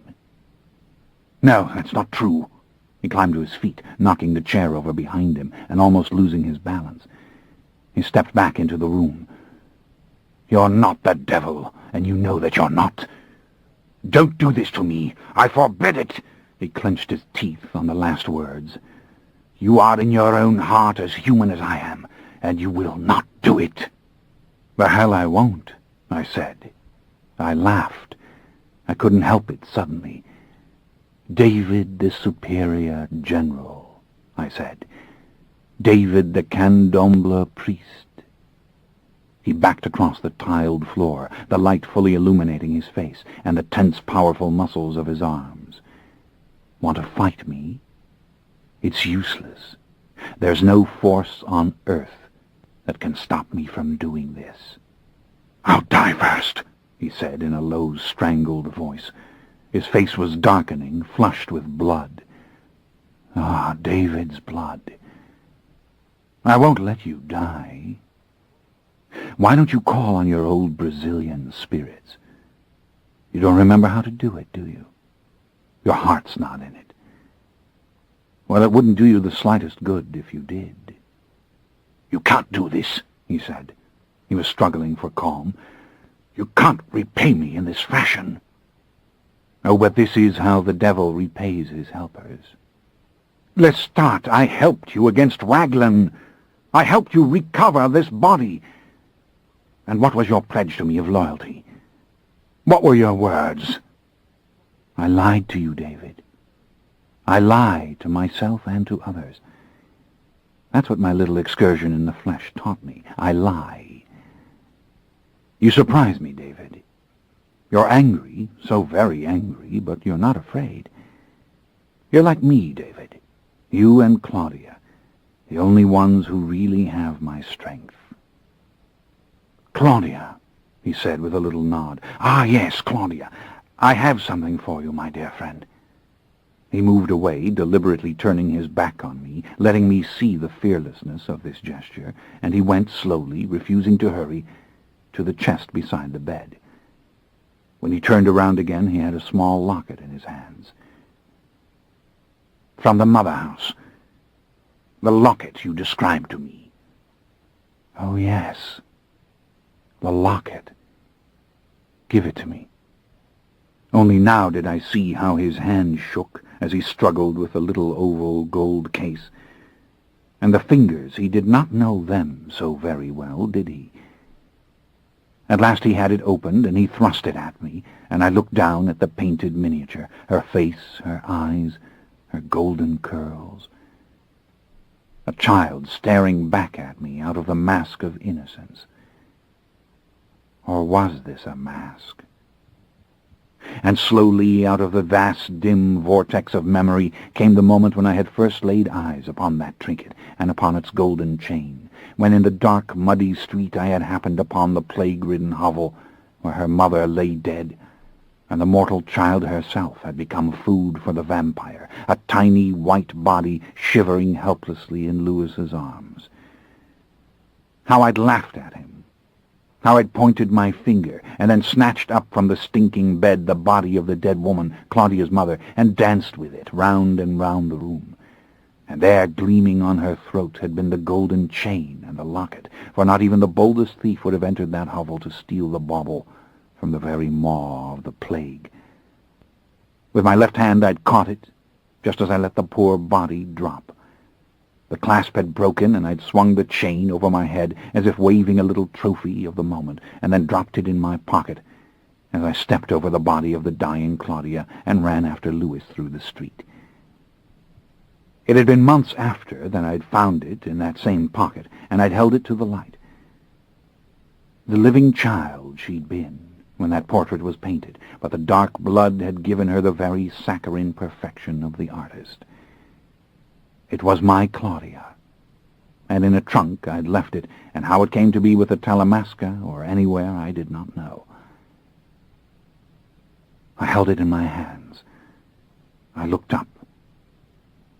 It was as though I'd just been there, back in that ruined place, and now I was here and staring at him.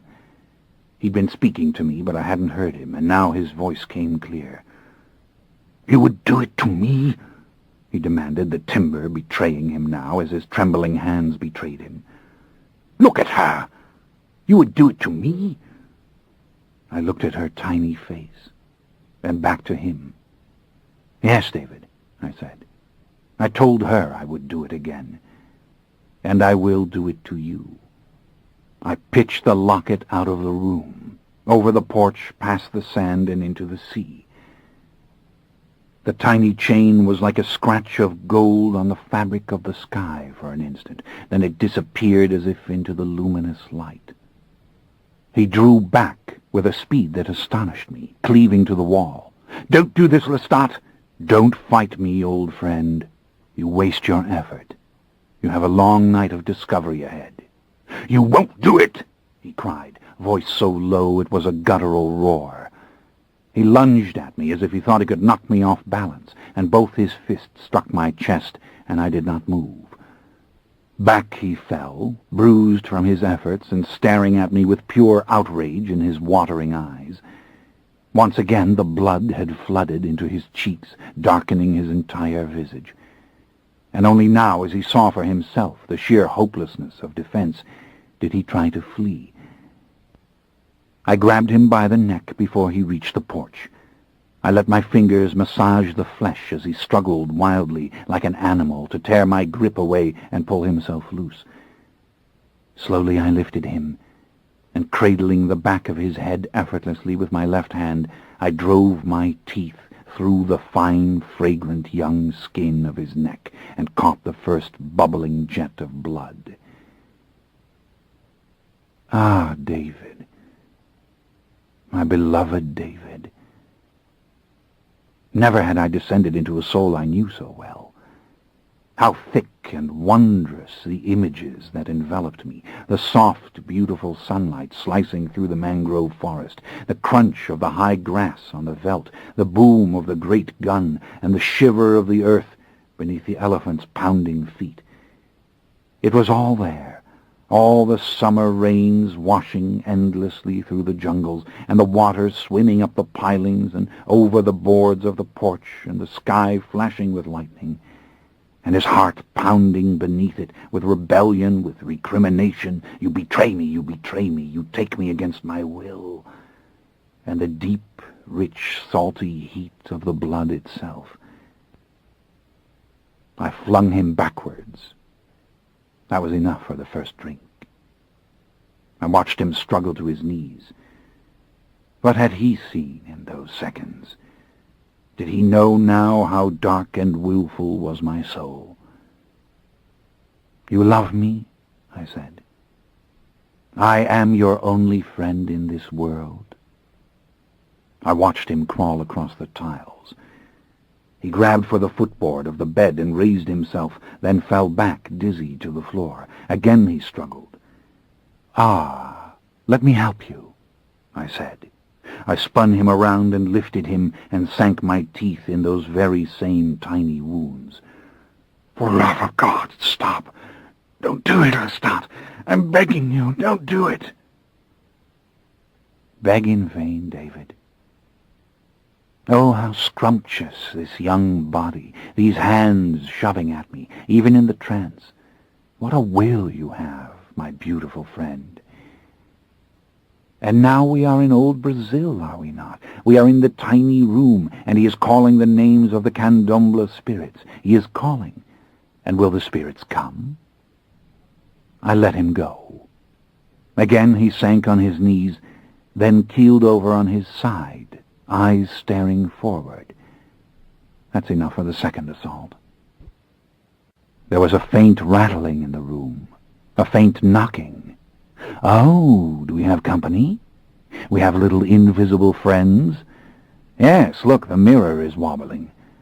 It's going to fall. And then it hit the tiles and exploded like so many pieces of light coming loose from the frame. He was trying to get up again. You know what they feel like, David? Can you hear me? They are like many silk banners unfurled around me.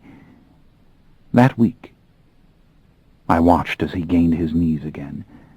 Once more he was crawling across the floor. Suddenly he rose, pitching forward. He snatched up the book from beside the computer and, turning, hurled it at me. It fell at my feet. He was reeling. He could scarce keep standing. His eyes clouded. And then he turned and almost fell forward into the little porch, stumbling over the rail and towards the beach. I came behind him, following him as he staggered down the slope of white sand. The thirst rose, knowing only that the blood had come seconds before and that it must have more. When he reached the water, he stood there, tottering, only an iron will keeping him from collapse. I took him by the shoulder, tenderly, embracing him with my right arm. "No! Damn you! Damn you into hell! No," he said. With all his waning strength he struck at me, shoving at my face with his doubled fist, tearing the flesh of the knuckles as it struck the unyielding skin. I twisted him around, watching as he kicked at my legs, as he struck me again and again with those soft, impotent hands. And again I nuzzled in against his neck, licking it, smelling it, and then sinking my teeth for a third time. This is ecstasy. Could that other body, worn with age, have ever yielded such a feast? I felt the heel of his hand against my face. Oh, so strong, so very strong. Yes, fight me as I fought Magnus. So sweet that you are fighting me. I love it. I do. And what was it this time, as I went into the swoon? The purest of prayers coming from him, not to gods we didn't believe in, not to a crucified Christ or an old virgin queen, but prayers to me. Lestat, my friend, don't take my life. Don't let me go. I slipped my arm ever more tightly around his chest, then drew back, licking at the wounds. "You choose your friends badly, David," I whispered, licking the blood from my lips and looking down into his face. He was almost dead. How beautiful these strong, even white teeth of his, and the tender flesh of the lip. Only the white showed beneath his eyelids, and how his heart fought, this young, flawless, mortal heart that had sent the blood pumping through my brain, heart that had skipped and stopped when I knew fear, when I saw the approach of death. I laid my ear against his chest, listening. I heard the ambulance screaming through Georgetown, "Don't let me die."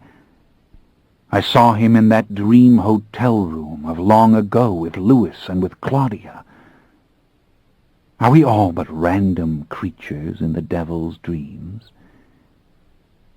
The heart was slowing. The moment had almost come. One more little drink, my friend.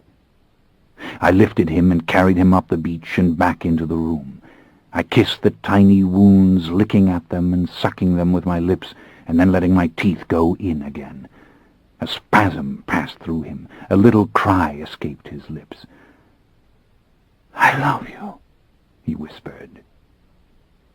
"Yes, and I love you," I answered, words smothered against the flesh as the blood spurted hot and irresistible once again. The heartbeat came ever more slowly. He was tumbling through memories, back to the very cradle, beyond the sharp, distinct syllables of language, and moaning to himself, as if to the old melody of a song. His warm, heavy body was pressed against me, arms dangling, head held in my left fingers, eyes closed. The soft moaning died away, and the heart raced suddenly with tiny, muffled beats. I bit into my tongue until I couldn't stand the pain. Again and again I made the punctures with my own fanged teeth, moving my tongue to the right and to the left, and then I locked my mouth to his, forcing his lips open, and let the blood flow onto his tongue. It seemed that time stood still. There came that unmistakable taste of my own blood leaking into my own mouth as it leaked into his. Then suddenly his teeth snapped closed on my tongue. They snapped down upon it menacingly and sharply, with all the mortal strength in his jaws, and scraped at the preternatural flesh, scraping the blood out of the gash I'd made, and biting so hard that it seemed they would sever the tongue itself if they could. The violent spasm shot through him, his back arched against my arm. And when I drew back now, my mouth full of pain, my tongue hurting, he drew up, hungering, eyes still blind. I tore my wrist. "Here it comes, my beloved. Here it comes, not in little droplets, but from the very river of my being. And this time, when the mouth clamped down upon me, it was a pain that reached all the way down to the roots of my being, tangling my heart in its burning mesh. For you, David, drink deep, be strong." It could not kill me now, no matter how long it lasted.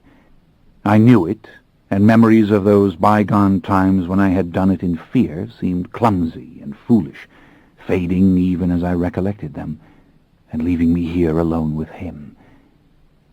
I knelt on the floor, holding him, letting the pain spread through every vein and every artery, as I knew it must.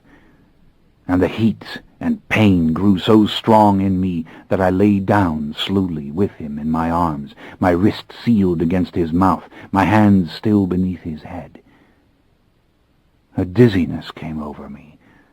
The beating of my own heart grew perilously slow. On and on he pulled, and against the bright darkness of my closed eyes I saw the thousands upon thousands of tiny vessels, emptied and contracted and sagging like the fine black filaments of a spider's wind-torn web. We were in the hotel room again in old New Orleans, and Claudia sat quietly on the chair. Outside, the little city winked here and there with its dull lamps. How dark and heavy the sky overhead, with no hint of the great aurora of the cities to come. "I told you I would do it again," I said to Claudia. "Why do you bother to explain to me?" she asked.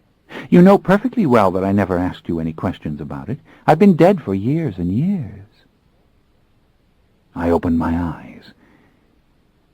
I lay on the cold, tiled floor of the room, and he was standing over me, looking down at me, and the electric light was shining on his face. And now his eyes were brown no longer. They were filled with a soft, dazzling, golden light. An unnatural sheen had already invaded his sleek, dark skin, paling it ever so slightly, and rendering it more perfectly golden. And his hair had already taken on that evil, gorgeous luster, all the illumination gathered to him and reflected off him and playing around him, as if it found him irresistible.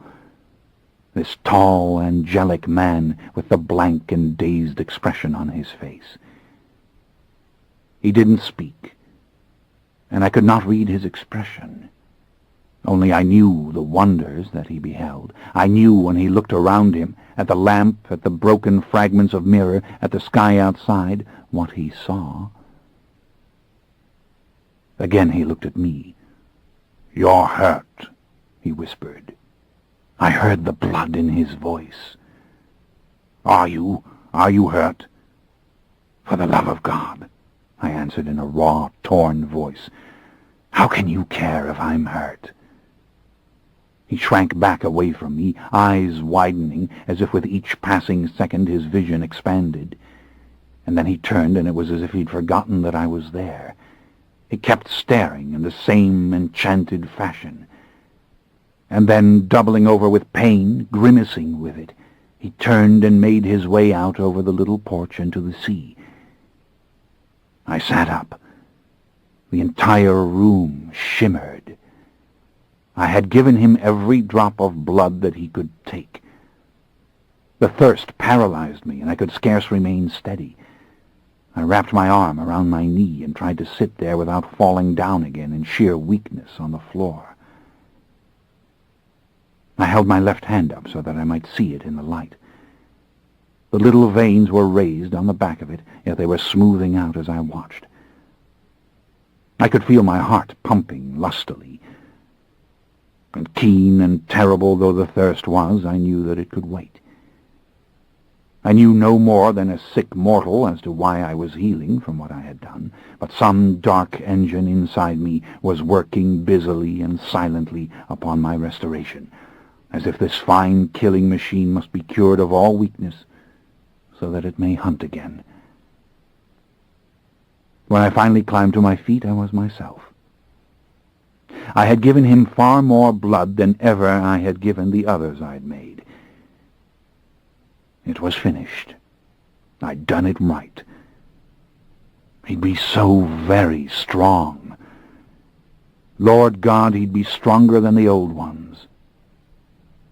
But I had to find him. He was dying now. I had to help him, even if he tried to drive me away. I found him waist-deep in the water. He was shuddering and in such pain that small gasps were coming from him, though he tried to keep quiet. He had the locket, and the gold chain was wrapped around his clenched hand.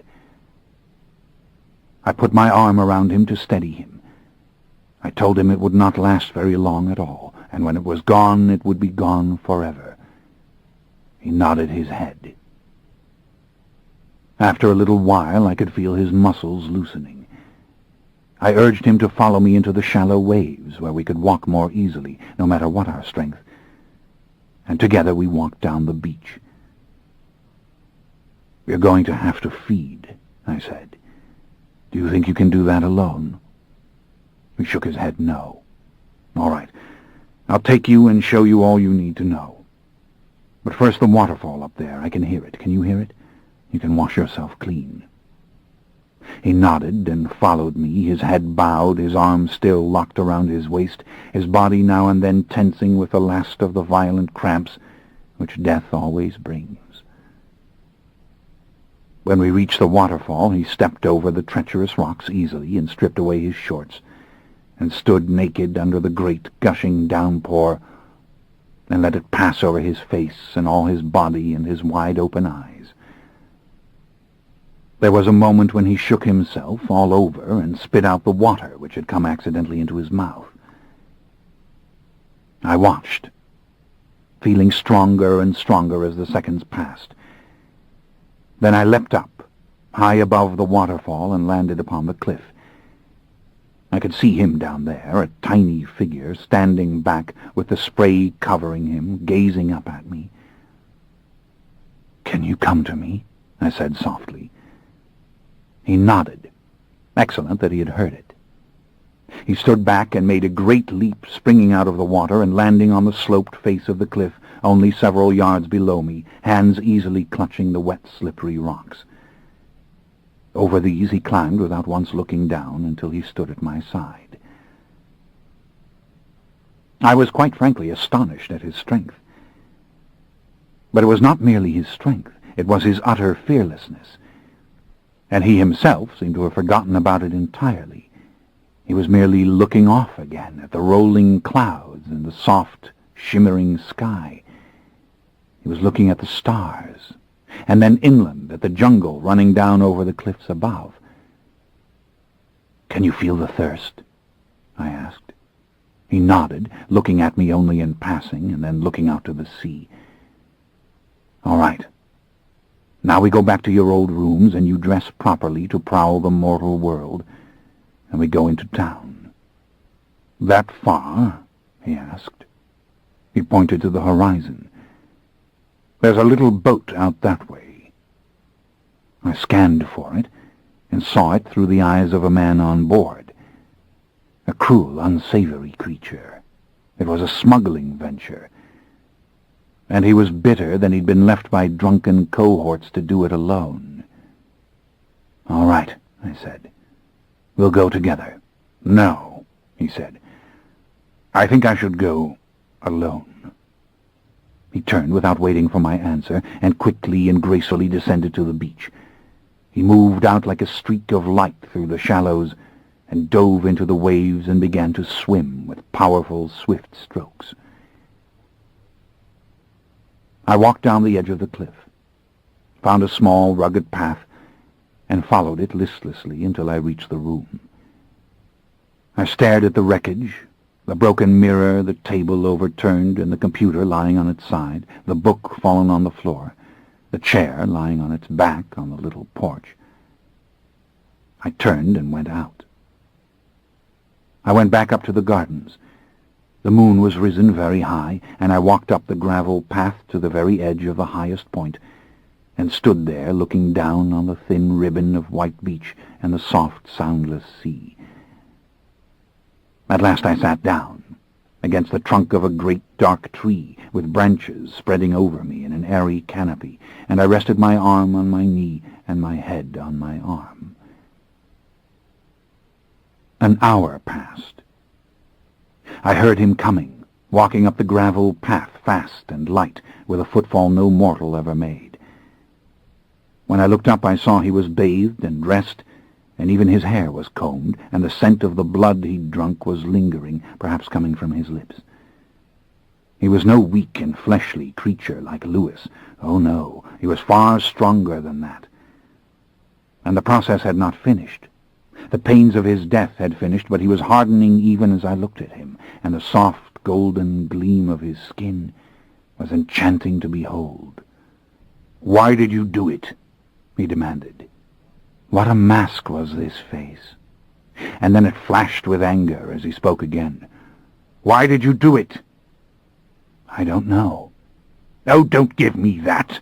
And don't give me those tears! Why did you do it?" "I tell you the truth. I don't know. I could give you all the many reasons, but I don't know. I did it because I wanted to do it, because I wanted to, because I wanted to see what would happen if I did it. I wanted to, and I couldn't not do it. I knew that when I went back to New Orleans. I waited and I waited, but I couldn't not do it. And now it's done. You miserable, lying bastard. You did it from cruelty and meanness. You did it because your little experiment with the body thief went wrong. And out of it came this miracle to me, this youth, this rebirth, and it infuriated you that such a thing could happen, that I should profit when you had suffered so. Maybe that's true. It is true. Admit it. Admit the pettiness of it. Admit the meanness, that you couldn't bear to let me slip into the future with this body which you hadn't the courage to endure. Perhaps so. He drew in close and tried to drag me to my feet with a firm, insistent grip on my arm. Nothing happened, of course. He could not move me an inch. "You're still not strong enough to play those games," I said. "If you don't stop, I'll hit you and knock you flat on your back. You won't like it. You're too dignified to like it. So leave off with the cheap mortal fisticuffs, please." He turned his back on me, folding his arms, bowing his head. I could hear the small, desperate noises that came from him, and I could almost feel the anguish. He walked away, and I buried my face again in my arm. But then I heard him coming back. "Why? I want something from you. I want an admission of some kind." "No." He reached out and snatched at my hair, tangling his fingers in it and jerking my head up as the pain shot over the surface of my scalp. "You're really pushing it, David," I growled at him, pulling myself loose. "One more little trick like that and I'm going to drop you at the bottom of the cliff." But when I saw his face, when I saw the suffering in him, I grew quiet. He went down on his knees before me so that we were almost eye to eye. "Why, Lestat?" he asked. And his voice was torn and sad, and it broke my heart. Overcome with shame, overcome with misery, I pressed my closed eyes again on my right arm and brought up my left to cover my head. And nothing, not all his pleas or curses or cries against me or his final quiet departure, could make me look up again.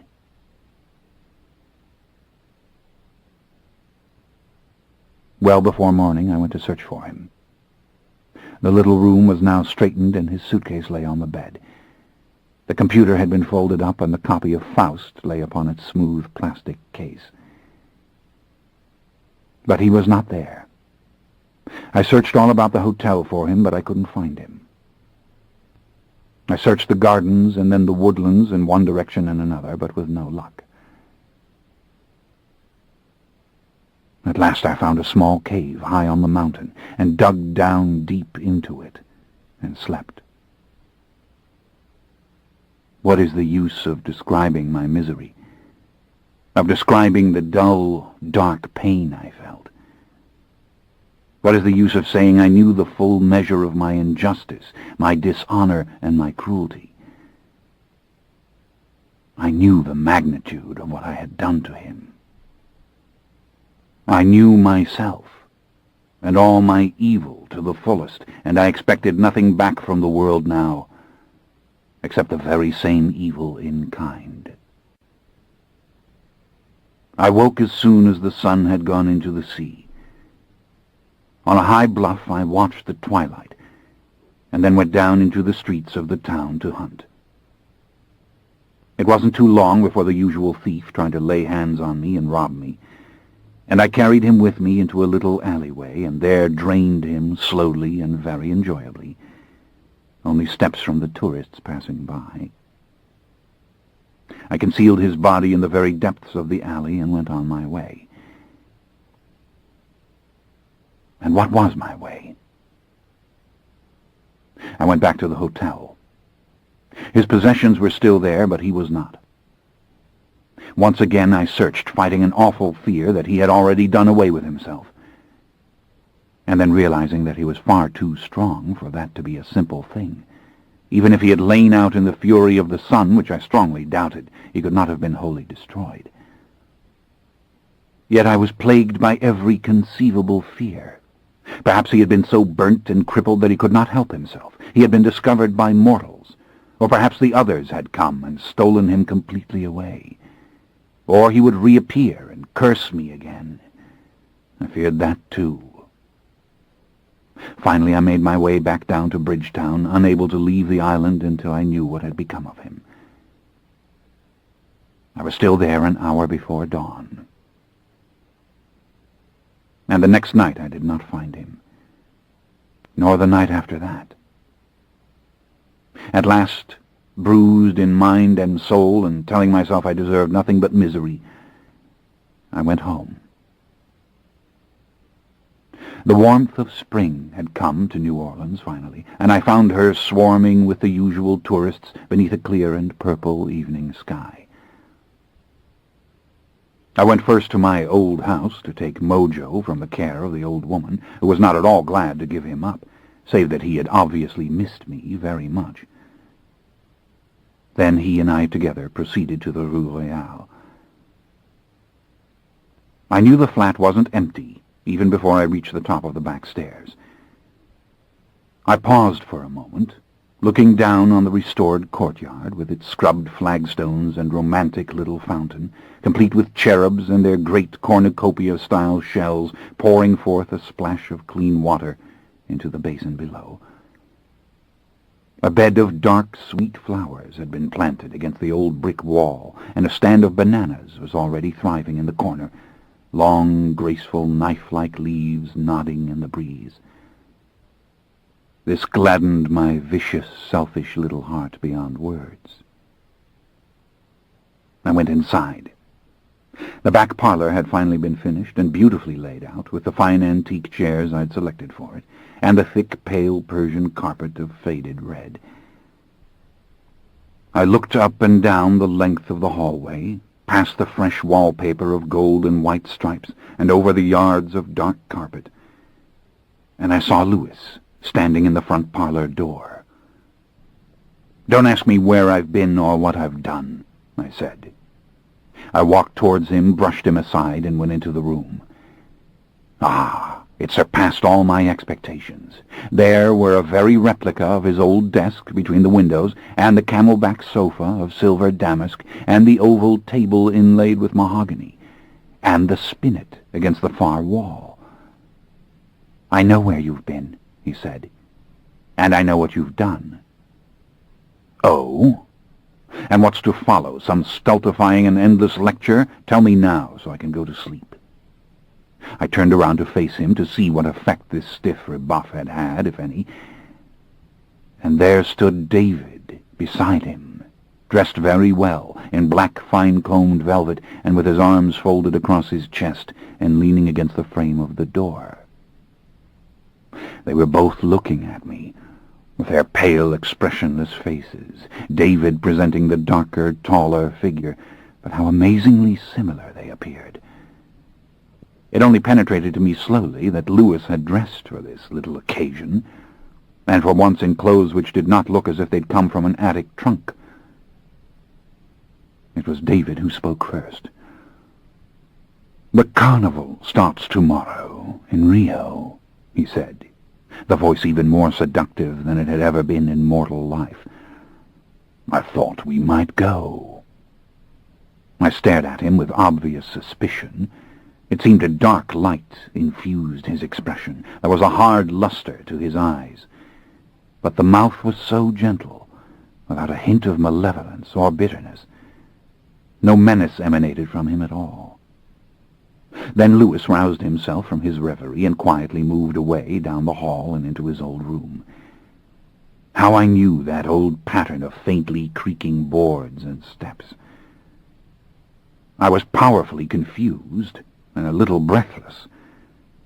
I sat down on the couch and beckoned for Mojo to come, who seated himself right in front of me, leaning his heavy weight against my legs. "You mean this?" I asked. "You want us to go there together?" I asked. "Yes," he said. "And after that, the rainforests. What if we should go there, deep into those forests?" He unfolded his arms and, bowing his head, began to pace with long, slow steps.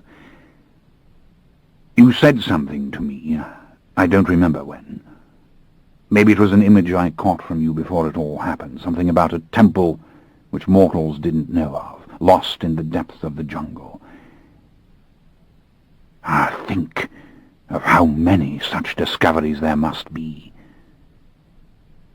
How genuine the feeling, how resonant the voice. Why have you forgiven me?" I asked.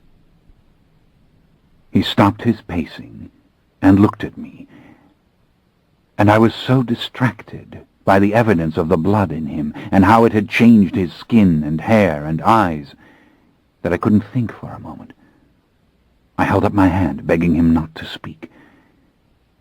Why did I never get used to this magic? I dropped my hand, allowing him, nay, bidding him, to go on. "You knew I would," he said, assuming his old measured and restrained tone.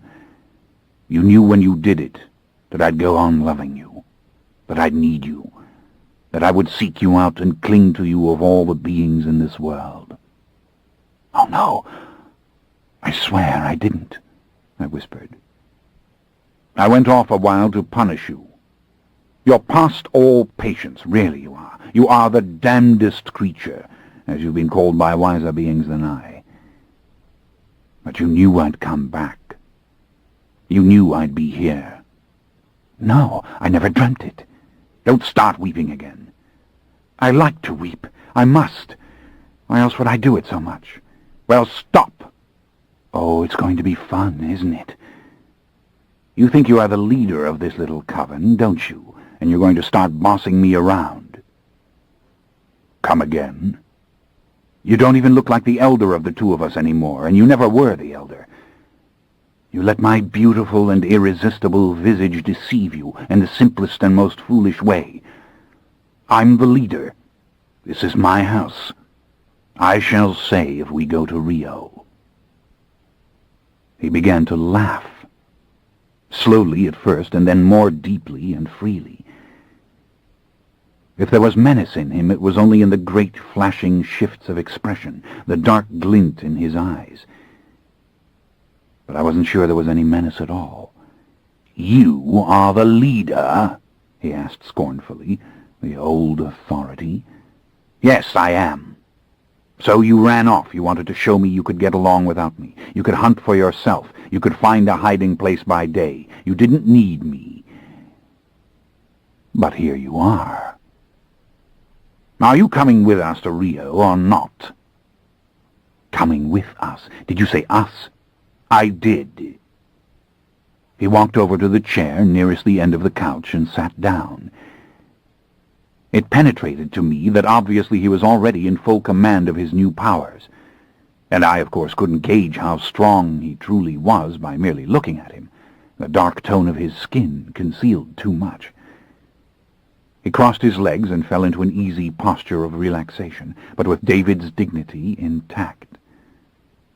Perhaps it was a matter of the way his back remained straight against the chair behind him, or the elegant way his hand rested on his ankle and the other arm molded itself to the arm of the chair. Only the thick, wavy brown hair betrayed the dignity somewhat, tumbling down on his forehead so that finally he gave a little unconscious toss to his head. But quite suddenly his composure melted.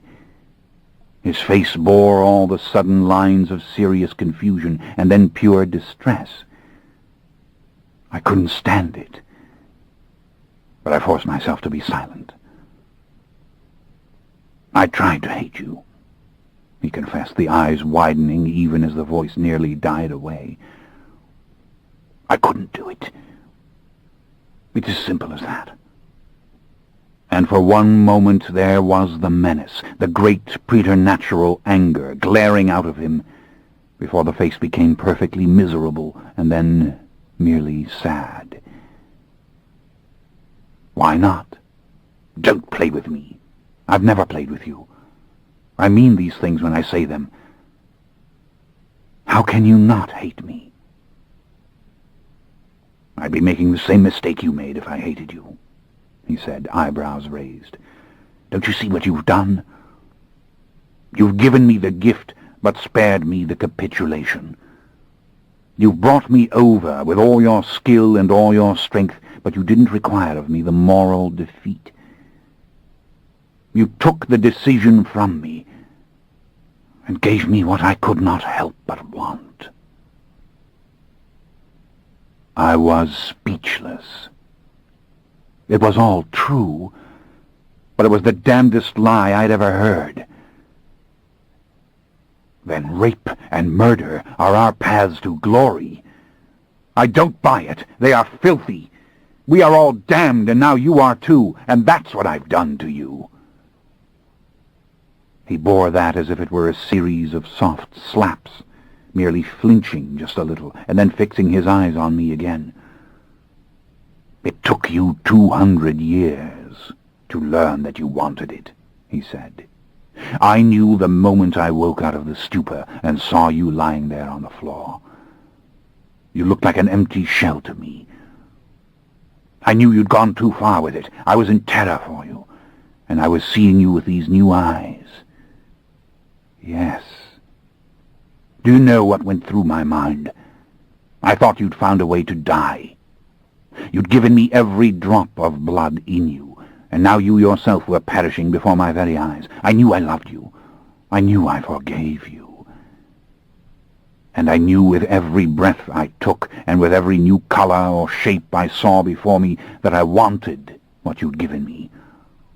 The new vision and life which none of us can really describe. No, I couldn't admit it. I had to curse you, fight you for a little while. But that's all it was in the end. A little while. You're much smarter than I am, I said softly. Well, of course. What did you expect? I smiled. I settled back on the couch. Ah, this is the dark trick, I whispered. How right they were, the old ones, to give it that name.